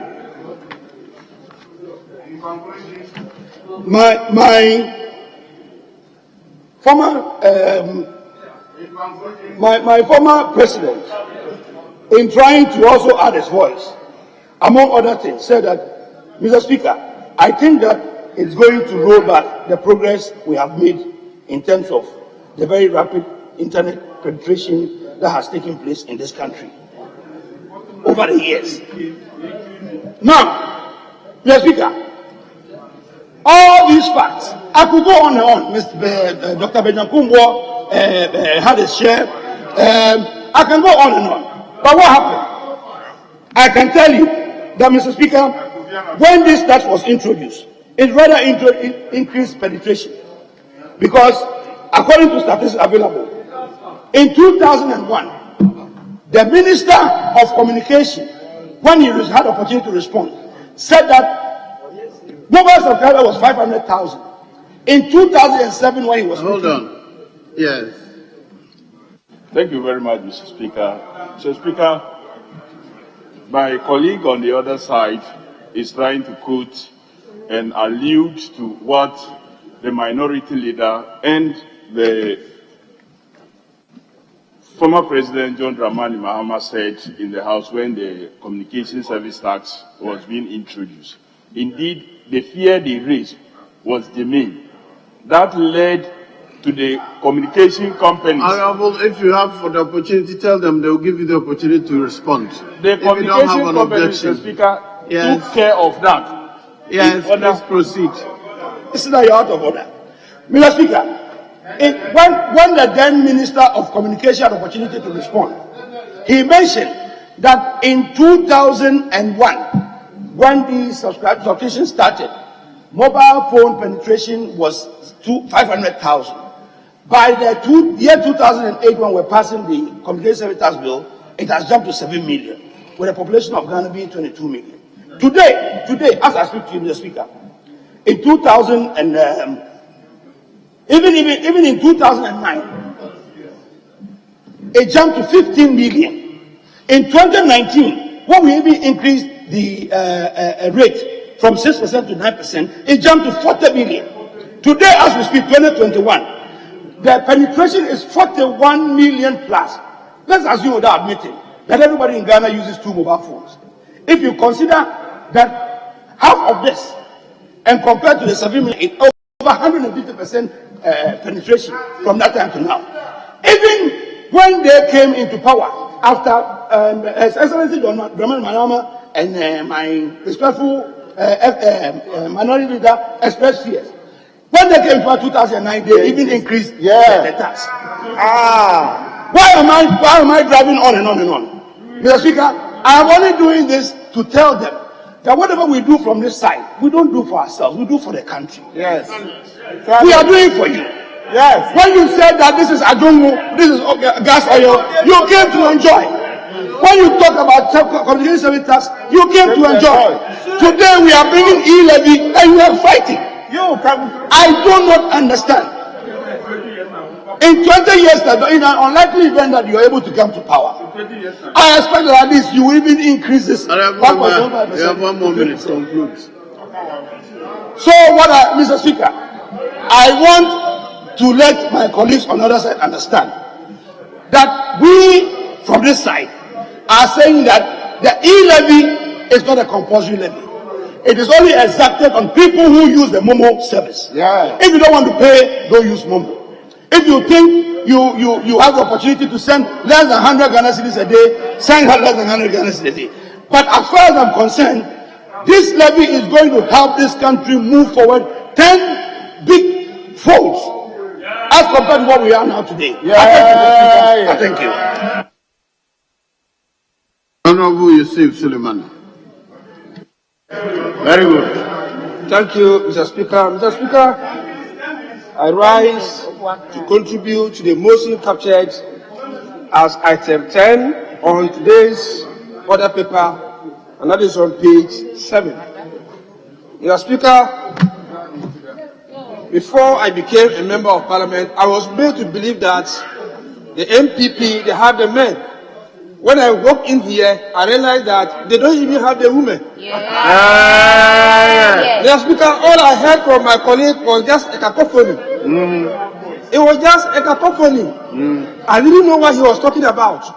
Mr. Speaker, let me put on record before I even start to debate. Mr. Speaker, this is a house of records. And the issue of not making provision. The issue of not making provision for raw material for Commander Sugar Factory is a blanket lie. Hold on. Who shouted into that? Hold on. Well, I have not even noticed them, but now it drove my attention. Yes. Thank you, Mr. Speaker. No, I give it to the last seat. Okay. Thank you, Mr. Speaker. Mr. Speaker, I find the comment by the honourable member quite demeaning. Yes. To refer to women, to our side, as we don't even have the women. Is he suggesting that the use of women shows some level of weakness? Is that what the honourable member seems to portray? That's the implication. For me, I see this as unfair, and I think that he needs to withdraw. He should withdraw and apologize. He should withdraw and apologize. Yes. Mr. Speaker, please proceed. Mr. Speaker,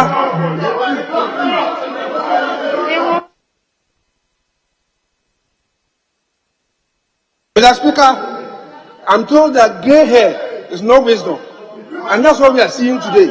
Will they listen to me? Mr. Speaker, I am saying that the issue of Commander Factory and provision not made for raw material is not true. This is a house of record, and I'm saying that in 2016, an amount of $24.5 million was approved to ensure that raw material was made available for Commander Sugar Factory. And let me educate you. There is a difference between using cash crop in manufacturing or processing and also using short-term crops. What is it called? Sugar cane takes less than a year. Yes. And so there's no need for you to put the raw material or to cultivate before you build the factory. Yes. There's a difference when you are doing, let's say, mango. If you are doing mango, you have to get the raw material before you build. So that is what you should know. But Mr. Speaker, let me now come to the substantive issue. Mr. Speaker, in 2017, the MPP came here with a budget, and they named it as a budget, which means. Honourable member, hold on. Yes, leader. Mr. Speaker, our colleague made derogatory remarks about women in this house. He is being asked to retract, and he is ignoring that and continuing with his arguments. I am not going to accept that as the leader of the women in this house. I will not accept it. He must retract it before he continues. Honourable leader,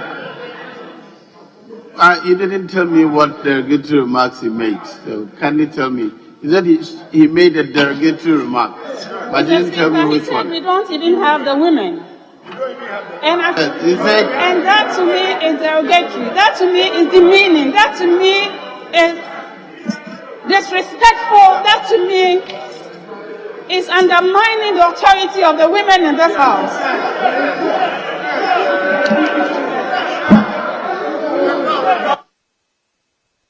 Yes, Honourable Leader. Mr. Speaker, my colleague, the Honourable Yusuf from Bole, said they don't even have the women. What he wanted to say was that they have 20 women, we have 20 women. You don't even have more women than us. That is what she meant. You have 20, we have 20. And we have 40 women in this chamber. Mr. Speaker, that's what he meant. I'm trying to find out what he said, not what he meant. Mr. Speaker, they have 117 men, we have 117 men. They have 20 women, we have 20 women. They have 137, we are 137. It means there is parity of numbers. What is what we meant?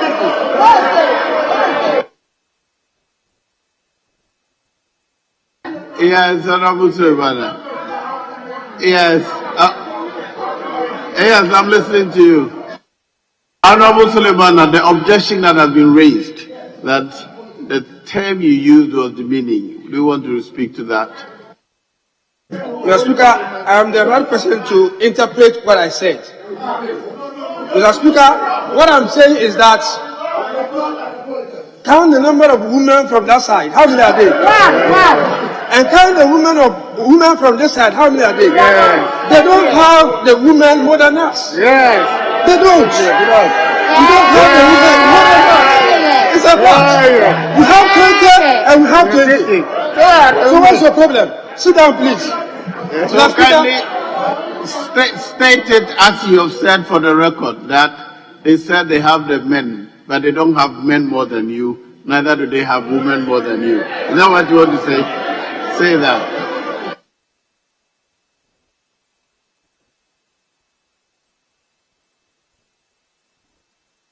Other members, let's move forward, please. Continue.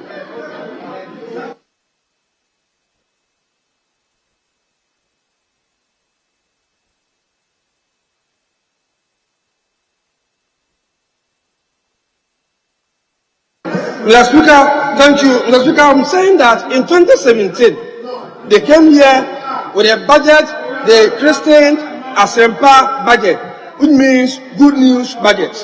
2018, they came and said a Jumapa budget, which means good work budget. In 2019, they came and said Mputuo budget, which means development budget. In 2020, they came and said Nkosio budget, which also means progress. 2021, when you were here, budget, which means moving forward. Surprisingly, after 5 years, they have now come to tell us that Ajinkwa budget, which means that looking for savior. After spending all these years mismanaging this economy, today you are telling us that we are at a point where we need somebody or something to save us. Mr. Speaker, if this is not incompetence, what is this? If this is not ineptitude, what is this? Mr. Speaker, let me say that the issue of 1D, 1F, and as long as they continue to tell lies, we will continue to tell the truth. In 2017, you came with what you call 10-point agenda and go to the website of the Ministry of Trade. The first item there is stimulus package. The second item, 1D, 1F. The minister admitted that they could not get money to implement stimulus package.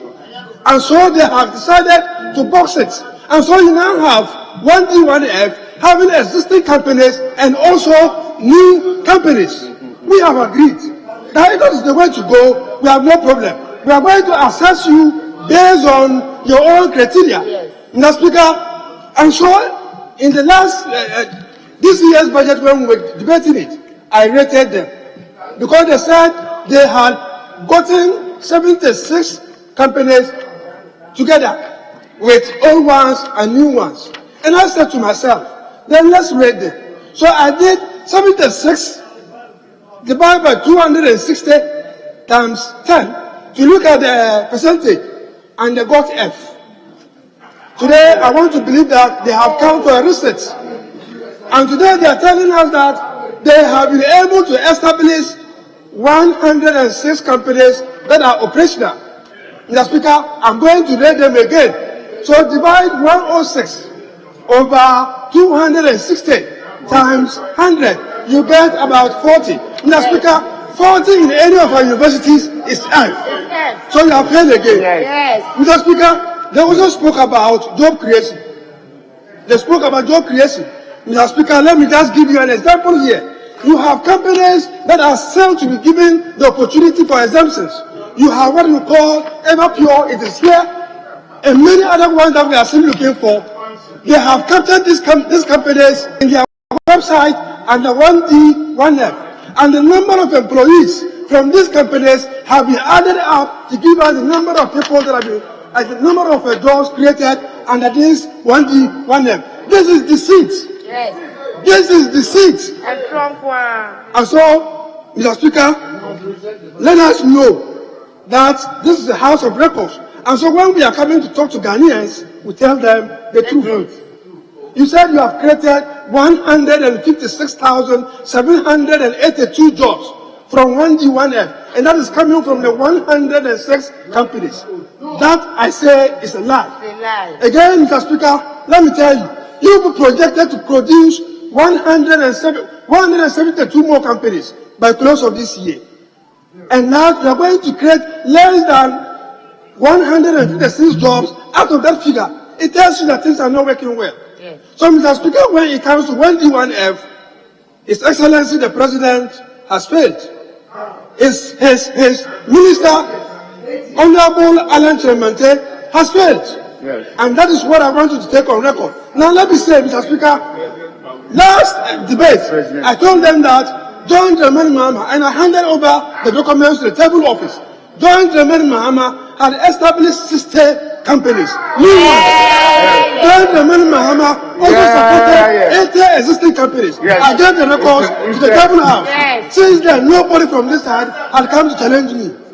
So if John Dramani Mahama created 50 new companies and 80 existing ones, that is 130 companies.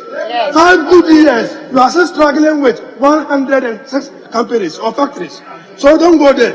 Mr. Speaker, they also spoke about the Africa Continental Free Trade Area. And they said, government has come out with a master plan and they have identified 180 companies to support them so that they can export to the larger markets. Mr. Speaker, I laughed when I read these statements. Are we serious in this country? Mr. Speaker, when your business environment is not conducive, there's nothing you can do to help your factories. There's nothing you can do to help your businesses to be able to be competitive. And I just did a simple extraction of some indicators. And with your permission, Mr. Speaker, let me look at those indicators. Mr. Speaker, I looked at end period inflation, 2020 October, 2021 October rather. And then I also look at interest rates. And then I look at bank credit to the private sector as a percentage of GDP 2017. It is an average. And let me tell you what you have scored there. Mr. Speaker, when it comes to inflation, Ghana in October were recording 10.4%. And in Cote d'Ivoire, they were recording 2%. And Burkina Faso, it was 2.7%. Togo, it was 1.6%. How can you compete with them? How can we compete with them? Mr. Speaker, the second point which has to do with interest rate. Interest rate in this country average 21 to 24%. Now go to Cote d'Ivoire, interest rate is 4%. You go to Burkina Faso, 4%. You go to Togo, 4%.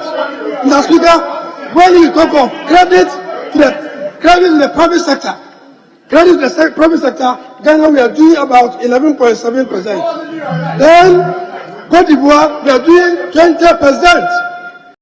Burkina Faso is doing 27.9%, and then Togo is doing 27.5%. How can you compete with when your interest rate is flying?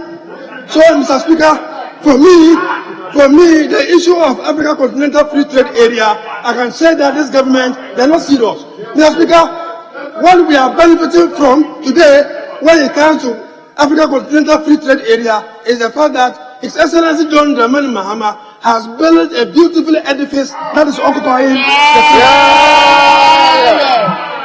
Mr. Speaker, we have 1 more minute. You are Mr. Speaker, I want to say this in summary, that the people of Ghana are sad. Today, as I speak to you, workers are suffering. Nurses are suffering. Teachers are suffering. Farmers are suffering. Lawyers are suffering. MPs are suffering. Mr. Speaker, even my sister seated there is suffering. My sister seated there.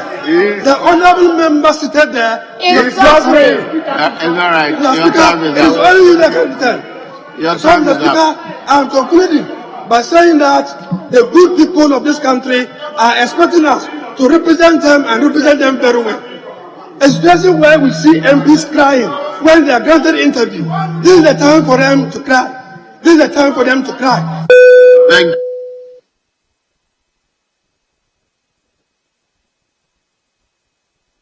Honorable Alexander Agwesiapa. Thank you very much, Mr. Speaker, for this rare opportunity to comment on the motion moved by the Honorable Minister for Finance for the acceptance and approval of the 2022 budget, termed Ajinkwa budget. My honorable colleague who just finished talking said MPs are suffering.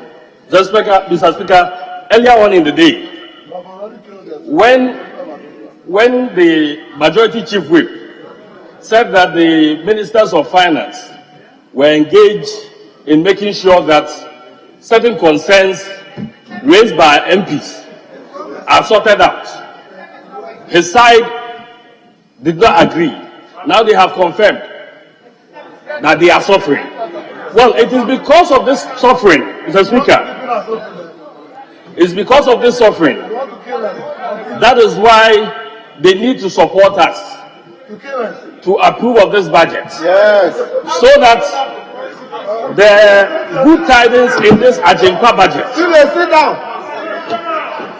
So that the good tidings in this Ajinkwa budget will be beneficial to all of us. Mr. Speaker, this is a real opportunity for me because. Remember, hold on. Yes, Honorable Suleiman. Mr. Speaker, he is misquoting me. I said MPs are suffering. If it's not suffering, you tell us that their side are not suffering. So what is the misquote? You said MPs are suffering. He quoted you. So he has not misquoted you. Mr. Speaker, I'm saying that MPs in general are suffering. And then he said that I said our side is suffering. That's what he said. So he misquoted me. Mr. Speaker, I want him to put on record. If he is not suffering, if their side is not suffering, they will say that their side are not suffering. It's all right. You misquoted him. Gentlemen, thank you very much. Certainly, he shouted, MPs are suffering. And his side responded, we are suffering. So in effect, they are suffering. Mr. Speaker, let me go to my substantive issue, Mr. Speaker. I'm saying this is a rare opportunity for me because this is going to go down in the history of Ghana as one of the best budgets we've ever had. Mr. Speaker, this budget is hinged on the fact that it's an opportunity to develop the entrepreneurial skills of Ghanaians that will allow us to create jobs. I am therefore surprised that we are not getting our people from the other side to support this, because we have been put here by our people to ensure that we create the necessary opportunities and the right atmosphere so we can have employment. Mr. Speaker, I want us to consider the fact that the private sector has always been said to be the engine of growth. It goes without saying that this budget is private sector tailored. Let's look at three issues that I want to comment on. Mr. Speaker, the establishment of the Development Bank of Ghana. This is a bank that has been tailored and put together to support the private sector. And for those of us who have come from the private sector, we know how hard it is to come by capital. Yes. The average Ghanaian is somebody who really wants to be his own boss. Yes. Given the opportunity, the average Ghanaian will want to own his own business. Yes. And we know how expensive it is for us to acquire capital. That is why this budget is creating a development bank, making it so easy for private sector people to acquire capital to get into the business they want. Mr. Speaker, the budget also touched on the reformation of the SWAL NBSSI, an organization that is supposed to put together enterprises and pushing them. Under this administration, NBSSI is now called Ghana Enterprises Agency. What it means is that it has become an agency that is putting together a lot of Ghanaians and granting them capital. We all know how GEA worked during the COVID period. A majority of our people benefited for the kind of support that we're giving to them. And this budget, within this budget, paragraph 756 talks about how many people GEA has helped so far, including 16,189 women. The Speaker, if you have an organization that is women-centered and can generate enough capital for women to get into trading, obviously they don't attack women. Obviously, this is an organization that is going to play a very key role in this budget. The Speaker, the Youth Start initiative. This had a place in paragraph 434 of the budget statement. The Speaker, this is an initiative that is going to create 1 million jobs in 3 years under the Ghana Cares Program. With this initiative, Mr. Speaker, applicants to this initiative will benefit from training, funding, and enterprise promotion.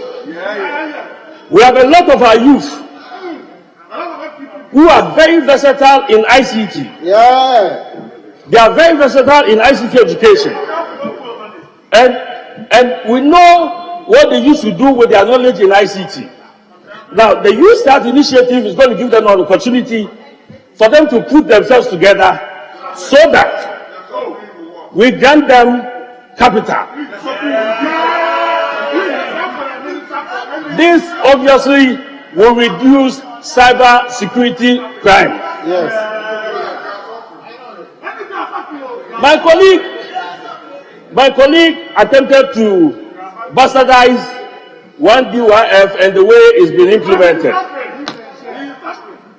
Mr. Speaker, we are told in paragraph 741 of the budget that 58 out of the 278 projects are fully owned by youth groups. They are fully owned by youth groups who have been able to put themselves together. They've been able to put themselves together to put out industries. It is only this government that can encourage the youth to go into industrialization. First of its kind. First of its kind. This is a budget that is giving hope to the youth. Yes. To the youth. Yes. And if we call it a Jinko budget, we know it is actually going to save Ghanaians, including our teeming youth. I am sure, I thought it was going to be easier for my good friend, after my chairman has spoken, to accept the fact that this is a budget that must be accepted by all. Because my chairman did so well to let everybody know that critically, this is the budget we need for the forward march of Ghana.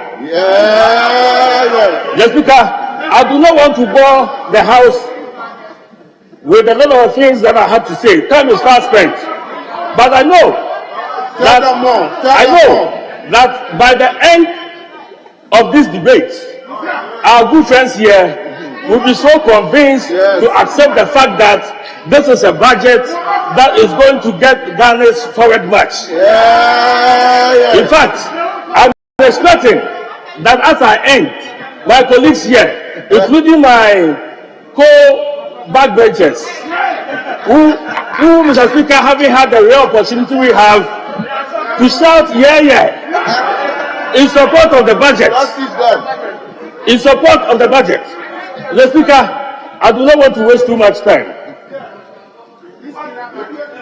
But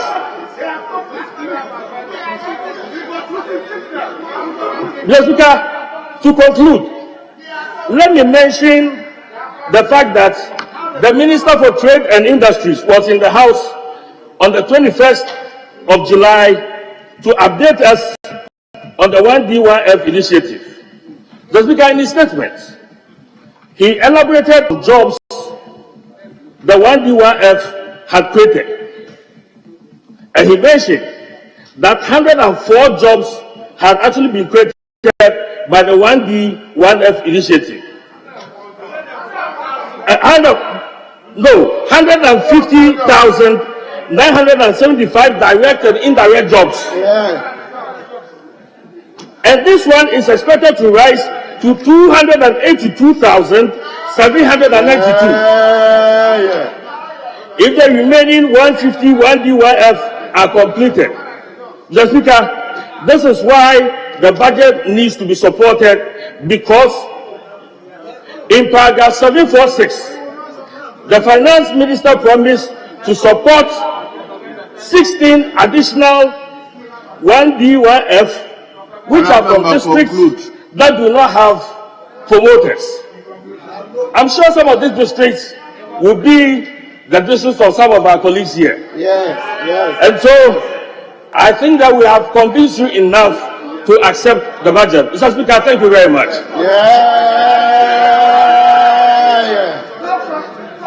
The last contributor for today is Honorable Ahmed.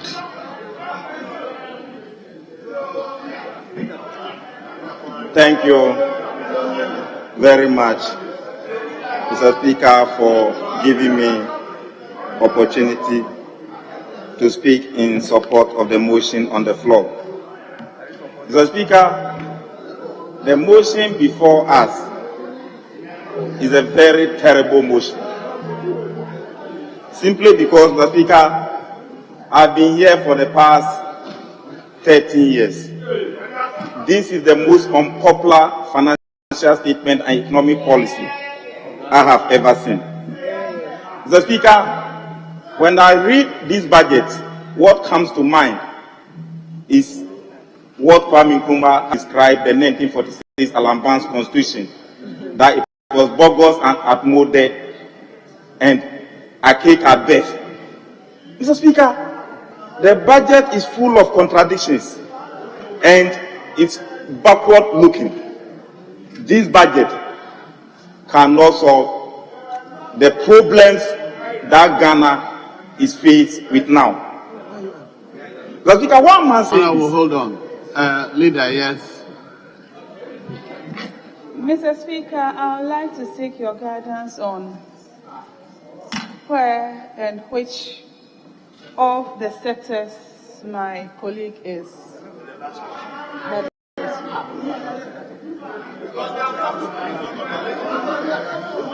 I want to seek the Speaker's guidance. I want to know, is it on local government, or is it on trade, or is it on works and housing? Honorable Leader, we are not required to indicate which sector.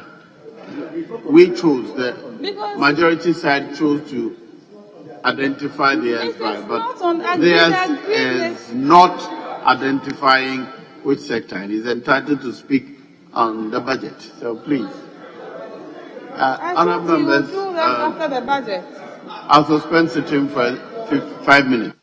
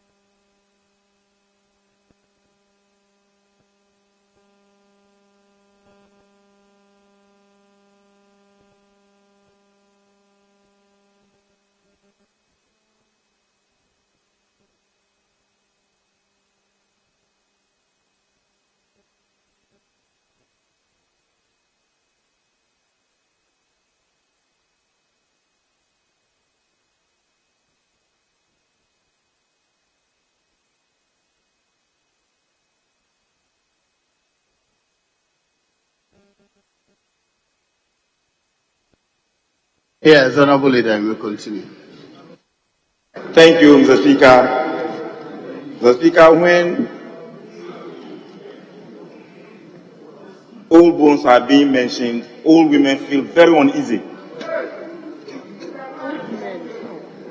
Mr. Speaker, I started by saying that this is the most unpopular financial statement and economic policy in my 13 years stay in this house. This is the first time that a budget has been read, and when you go onto social media, the budget has been defeated at best. When you go outside to test popular support for the budget is outmoded at best. So what it reminds me is how Kwame Nkrumah described the 1946 Alan Barnes Constitution. It was bogus and fraudulent by way of trying. Mr. Speaker, I'm saying this because as a member of the local government committee, this is the budget that is taking us back in our decentralization process. Mr. Speaker, I'm surprised. Yes, Leader. Speaker, ordinarily, I wouldn't have done this, but I heard my good friend made a direct statement that the budget is full of contradictions. I want to employ my respected friend to point just one contradiction in this budget. Speaker, for my...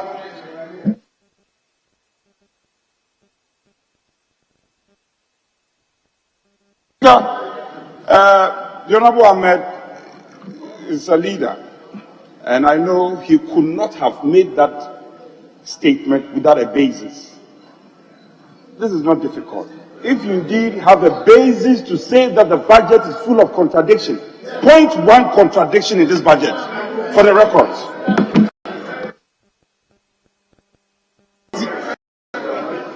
Mr. Speaker, I'm on the floor. If my honorable colleague will sit down and listen to me, by the time I finish, he himself will conclude. And if he will be sincere, he will side with me. So he should exercise patience and listen. Mr. Speaker, Leader. Yes. Speaker, I want to plead with my friend, and I'm patient to listen to him. No, I'm just demanding of him. I'm curious to know where the contradictions are. So before he proceeds, you just made a statement, a very significant statement, that this is economic policy of the government. And you are telling us that it is repleted with contradictions. Tell us where the contradictions are before you proceed. Honorable Leader, I'm giving my ruling. The leader on his floor has 15 minutes. He has done 2 minutes, 41 minutes. He has another 12 plus minutes to show you where his contradictions are. So please proceed. thank you, Mr. Speaker. Mr. Speaker, I said I'm speaking on the area of local government decentralization together with communication because I belong to both committees and I will share my time accordingly. Mr. Speaker, we started our decentralization process in 1988 and chapter 20 of the 1992 Constitution says that Ghana shall practice a system of local governance system which shall be practically decentralized. The Speaker, Chapter 20 has given us clearly what our structures of governance should be. And therefore, Ghana currently, before the MPP came into power, we used to have only 216 district assemblies. The Speaker, within 4 years, they've added 45 districts to make it 261 district assemblies. Mr. Speaker, they've recruited staff of about over 500 staff into these 261 district assemblies. Mr. Speaker, before they came to power, sanitation was part of the local governance structure. Mr. Speaker, they capped the local government funding, that's the District Assembly Common Fund, and used it to establish some parallel form of governance, that is trade development authorities. So, Mr. Speaker, the former local government and rural development ministry has been divided, sanitation has been taken out, regional integration has been taken out. Out of that, zonal development ministry was also taken out. Then it became just a skeletal form of districts. Mr. Speaker, so within a space of 4 years, this administration added 4 different ministries in our governance architecture, and they appointed 125 ministers. At the end of the 4 years, what was their performance? GDP growth rate, their target was 0.9. Were they able to achieve it? No, they failed abysmally. What was your achievement? 0.4%. So, Speaker, these are the people who are criticizing 3.4% growth rate in 2016. We grew Ghana's economy in 2016 by 3.4%. In 2020, what was your growth rate with 125 ministers? 0.4%. Mr. Speaker. Hold on. Yes. Respectfully, Mr. Speaker, the honorable leader said the 0.9% growth rate in 2020. That is very wrong. The target was 6.8 until COVID came in and we did 0.4. So I want him to correct that. Thank you very much. Mr. Speaker, the honorable Deputy Finance Minister, even though you are the Deputy Finance Minister, you came to meet me here. Your target was 6.8. You came in the media to reverse it to 0.9. You couldn't achieve your 0.9, you are 0.4. If you don't know, let me orientate you. Mr. Speaker, the end of the matter is that the NDC Domama-led administration grew Ghana's economy in 2016 and handed over to them at 3.4%. You took it for 4 years and you ended 0.4%. That's because if you go to school and you are struggling to get 0.9, you couldn't get it, and you get 0.4. Can you criticize 3.4%? That is aside. Mr. Speaker, almost all the indicators they criticize, they ended up not being even able to achieve them. Mr. Speaker, I listened to them when they were bringing a statement here celebrating cocoa production of 1 million tons. Mr. Speaker, this side, we were the first to hit that target. We didn't celebrate. Mr. Speaker, I will go to the handler to quote certain things, but I'm on local governance and I wanted to lay foundation. Mr. Speaker, you and I came here 13 years ago. Since 1993, which government had the highest GDP growth rate in the history of this country? Mr. Speaker, in this side, I want to lay the very foundation that we are better managers of the economy before I go the contradiction in the decentralization strategies. So, Mr. Speaker, when we are talking, Mancoli should sit down and listen to us, because whatever you are doing, we did better than that before, and we are the better managers of this economy. Over 1 million cocoa production, we hit it before you hit it. 14.4% GDP growth rate, which no government in the history of this country has ever achieved. We had it. In your 5 years stay in governance, you've not been able to achieve it. So, Mr. Speaker, when you want to do the comparison using figures, who will be the better managers of the economy? Is us. Then, Mr. Speaker, back to the decentralization concept. After packing the youth into the assemblies and recruiting over 4,000 graduates into the district assemblies, after adding 45 new districts into the assemblies. Mr. Speaker, the government owned the District Assembly Common Fund 142 million in third quarter 2020. Mr. Speaker, fourth quarter 2020, we had to put pressure before that was released. Released to the assemblies.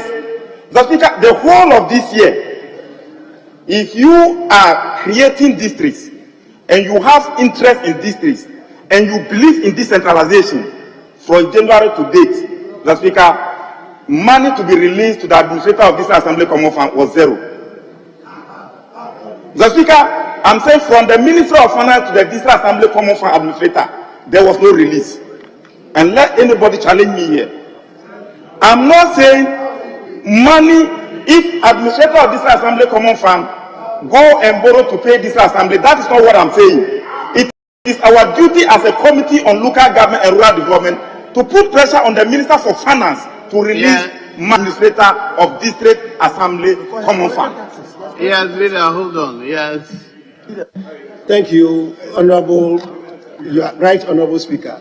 Under normal circumstances, when the leader is on the floor, I wouldn't interject. But, right, Honorable Speaker, my colleague is seriously misleading this House by saying that from January to date, there hasn't been any payment in respect to District Assembly Common Fund. When he himself,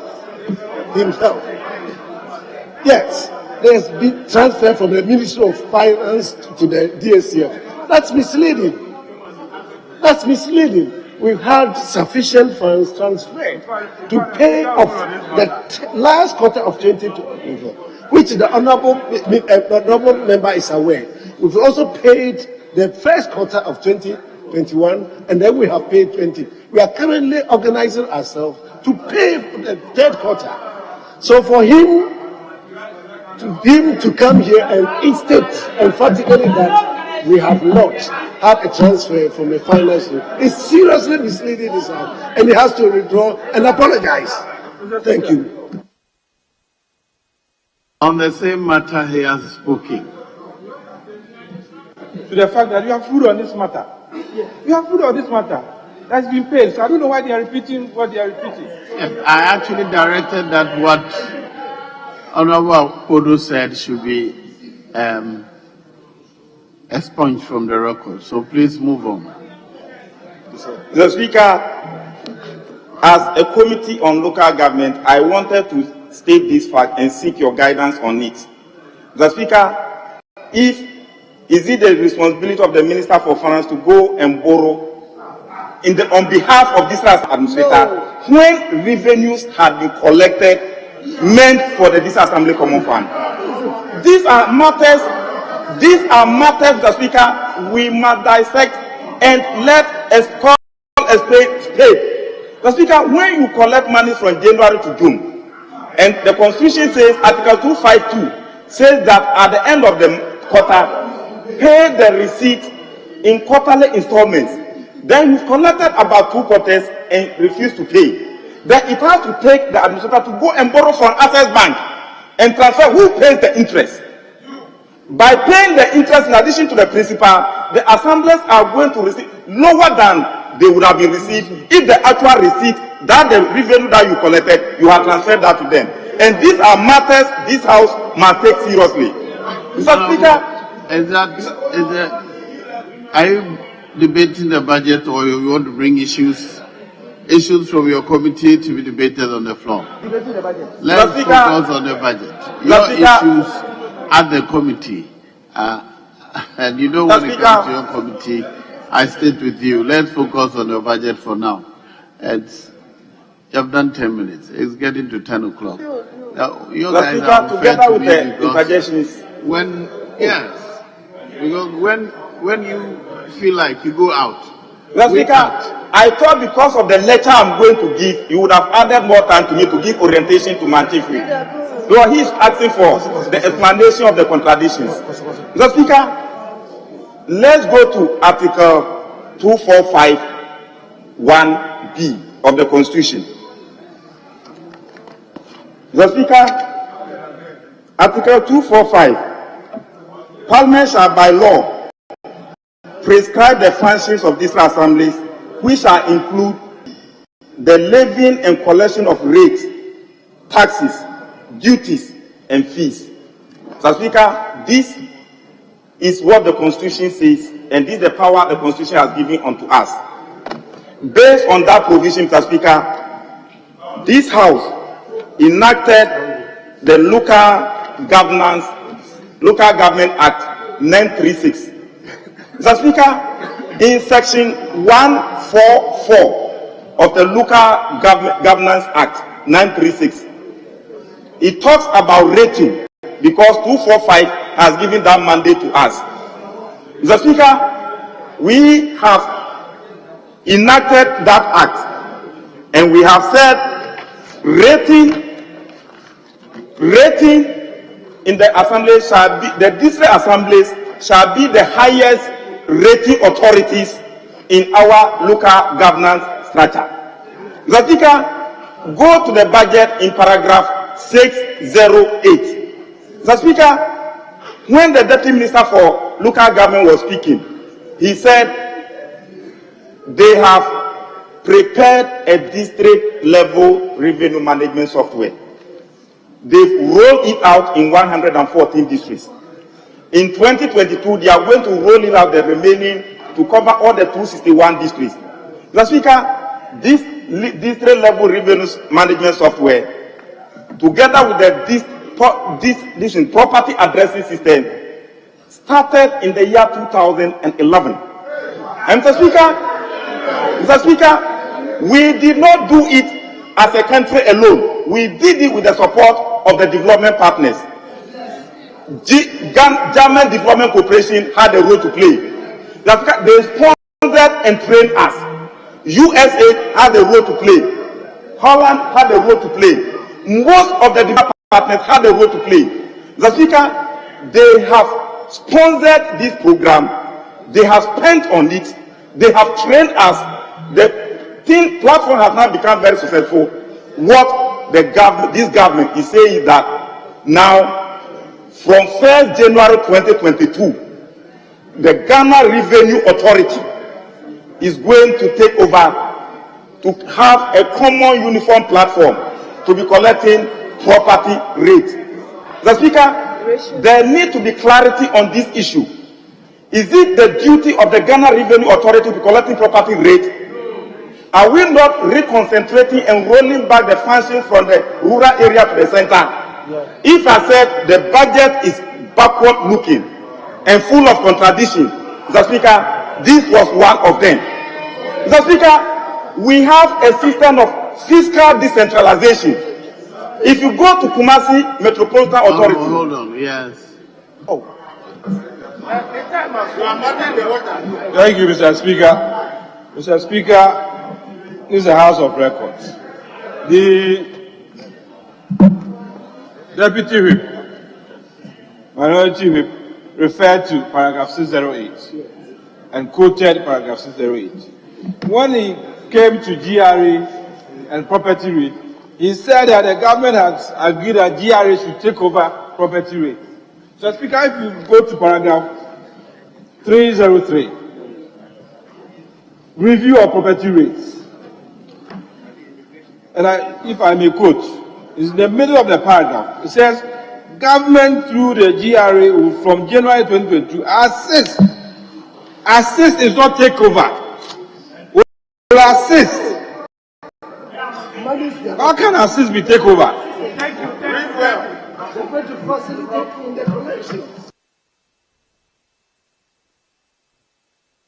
The Speaker, as we speak, all the property rate that the district assemblies collect, it is for them 100%. What you are reading as the Deputy Minister for Local Government, government after assisting the local government, say he will assist the assemblies to collect, and they will share his 70-30 ratio. So, Speaker, that 70-30 ratio. Is that stated in the document, or that's your concern? The 70-30. Mr. Speaker, what the budget is saying, that there will be a sharing ratio. And the emphasis of my rendition is that there will be a sharing ratio after collecting the JRA, assisting them to collect the revenue. If GTZ, German Development Corporation, is helping the assembly to collect and take totally, USA is helping them, Norway is helping them, Holland is helping them, all the money they collect is for them. You, the government, says that you are going to help and that they will share it together with you. Mr. Speaker, who will agree on this? But Mr. Speaker, on a very serious note, if you take the property rate collection from the decentralized structures, Ghana will be as faulty that nobody can imagine. If you go to KMA, Kumasi, their internally generated fund alone is about 25 to 30 million Ghana cedis. We went nationwide and inspected all those things. When you come to the urban centers, they get plenty money from the revenue collections. That is why when you go to Kumasi, it's very clean. When you go to Tema, it's clean. When you go to Sunyani, it's clean. When you go to Kepos, it's clean. Mr. Speaker, we are debating about the non-release of the local government common fund. You can't send it. Now the little they are using, they say they should bring it to you for sharing. Abba, what kind of governance is this? Mr. Speaker, the second contradiction, government through the budget is saying that there was a fall in communication service tax simply because people were not making use of data. They preferred physical meetings to the use of data. Government has said that one in paragraph 156. So, Speaker, if you are shouting digitalization, you have confessed in paragraph 156 that there was a reduction in communication service tax simply because people were not making use of data. And now, Mr. Speaker, you are saying you are levying them with 1.75%.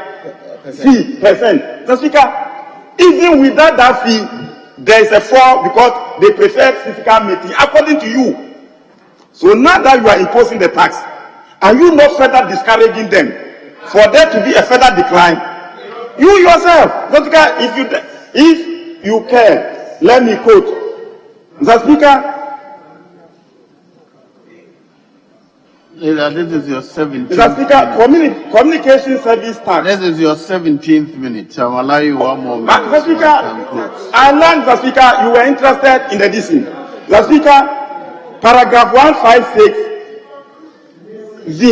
It said lower than anticipated collection from the communication service tax due mainly to relatively under usage of data as more people prefer direct meetings. So, Mr. Speaker, if people prefer direct meetings and they were not using data, do you charge them? And Mr. Speaker, to conclude, I'm saying that the budget is backward looking because you are crying of unemployment. 15% tax on all government levies. 17%. 15% increment in government fees. So birth and death certificate, there will be 15%. Driver's license 15%.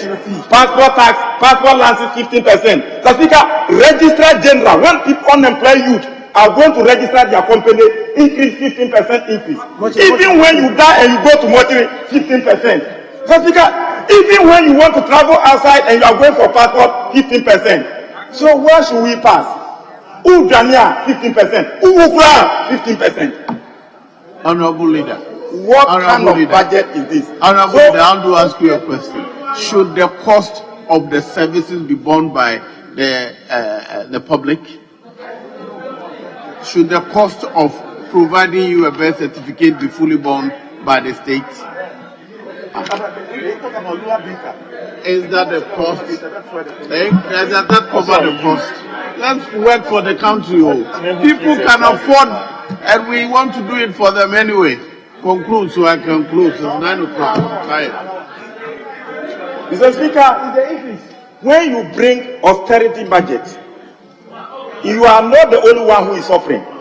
It means the people who should pay the tax are suffering. How would the unemployed youth be able to pay increment in registered general certificate? You have to encourage people to register their companies and employ people. Now you are discouraging people from registering their companies. Mr. Speaker, how will people be able to make records of birth and death? People will die in the village because of the increment in the fee. They will not be reporting death. Then your statistical records will be wrong. There are some costs, Mr. Speaker. Thank you. You've done 2 minutes. It's enough.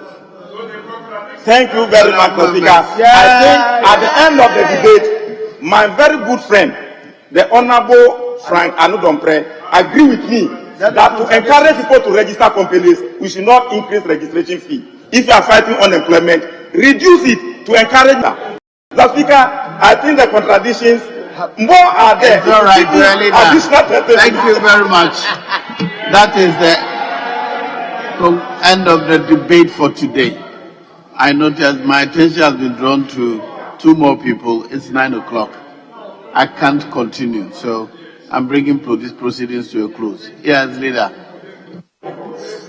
Speaker, I only want to place on record that we had a large sector to deal with, and as you rightly directed, we want to respect your direction.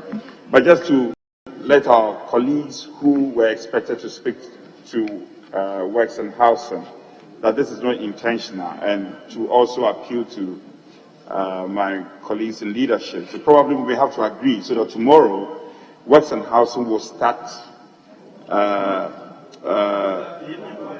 No, Speaker. Members, you must also recognize those of us who don't have the freedom to move in and out, as the rest of you do. The numbers are too many. So I encourage the leaders to cut down the numbers. Yes, Speaker, we only agree with you. I'm only agreeing with you, except to say that tomorrow, with if the you're adding today's one to tomorrow's one, you're going to increase the numbers. Okay. So I suggest that you cut down the numbers instead. Speaker, leadership and then you see, yesterday we did 7, right? We started just before 12, but we closed 5:30 thereabout. Because today we spent too much petty things. There was no question time today, just a small statement, but we started early. Yeah. If we were able to follow the rules we agreed, and we avoided interventions, either because we avoided unverified facts or the choice of language in the debate, as happened yesterday, there will not be any such interventions that would frustrate the time management we agreed. So if we do that, fine, but if we don't, then I'm afraid we may not be able to give all the time we demand to you. Speaker, we totally agree with you, and our health is equally important. So leadership will consult further and then come to some consensus on agreement on this. But we agree with you that the House should adjourn at this time. I think we've had enough for the day. Mr. Speaker, tomorrow happens to be the last day for members. Unfortunately, tomorrow there's going to be burial service of the Honorable former Majority Chief Whip. So, Mr. Speaker, we will be constrained by time. Unfortunately, we've agreed that the last day, which is Friday, should be by only the leaders. But I know, Mr. Speaker, as hardworking as you are, if it is not because you are physically stressed, you would have accommodated the harmless and gentle deliverer, Honorable Gezela and Honorable Derry Chiwiti. Then, by your rule, we will sit down and listen quietly so that there will be no interjections. And when my brothers on the other side of it, so that even if it is 10 minutes, 20 minutes, then we can adjourn. So that tomorrow we can exhaust the 7 sectors left. However, I agree that tomorrow, Mr. Speaker, there can be no questions. But because of the burial service, members may go there. Agric will be tomorrow, education will be tomorrow, roads and highways tomorrow, parliament itself tomorrow, independent government institutions tomorrow. So if you are going to add Western housing, the Speaker, it's like we will overstretch the day. But Mr. Speaker, still it's after 2 o'clock. We are in your hands. Honourable members, tomorrow, if I will be the last one, I will not go beyond 6 p.m.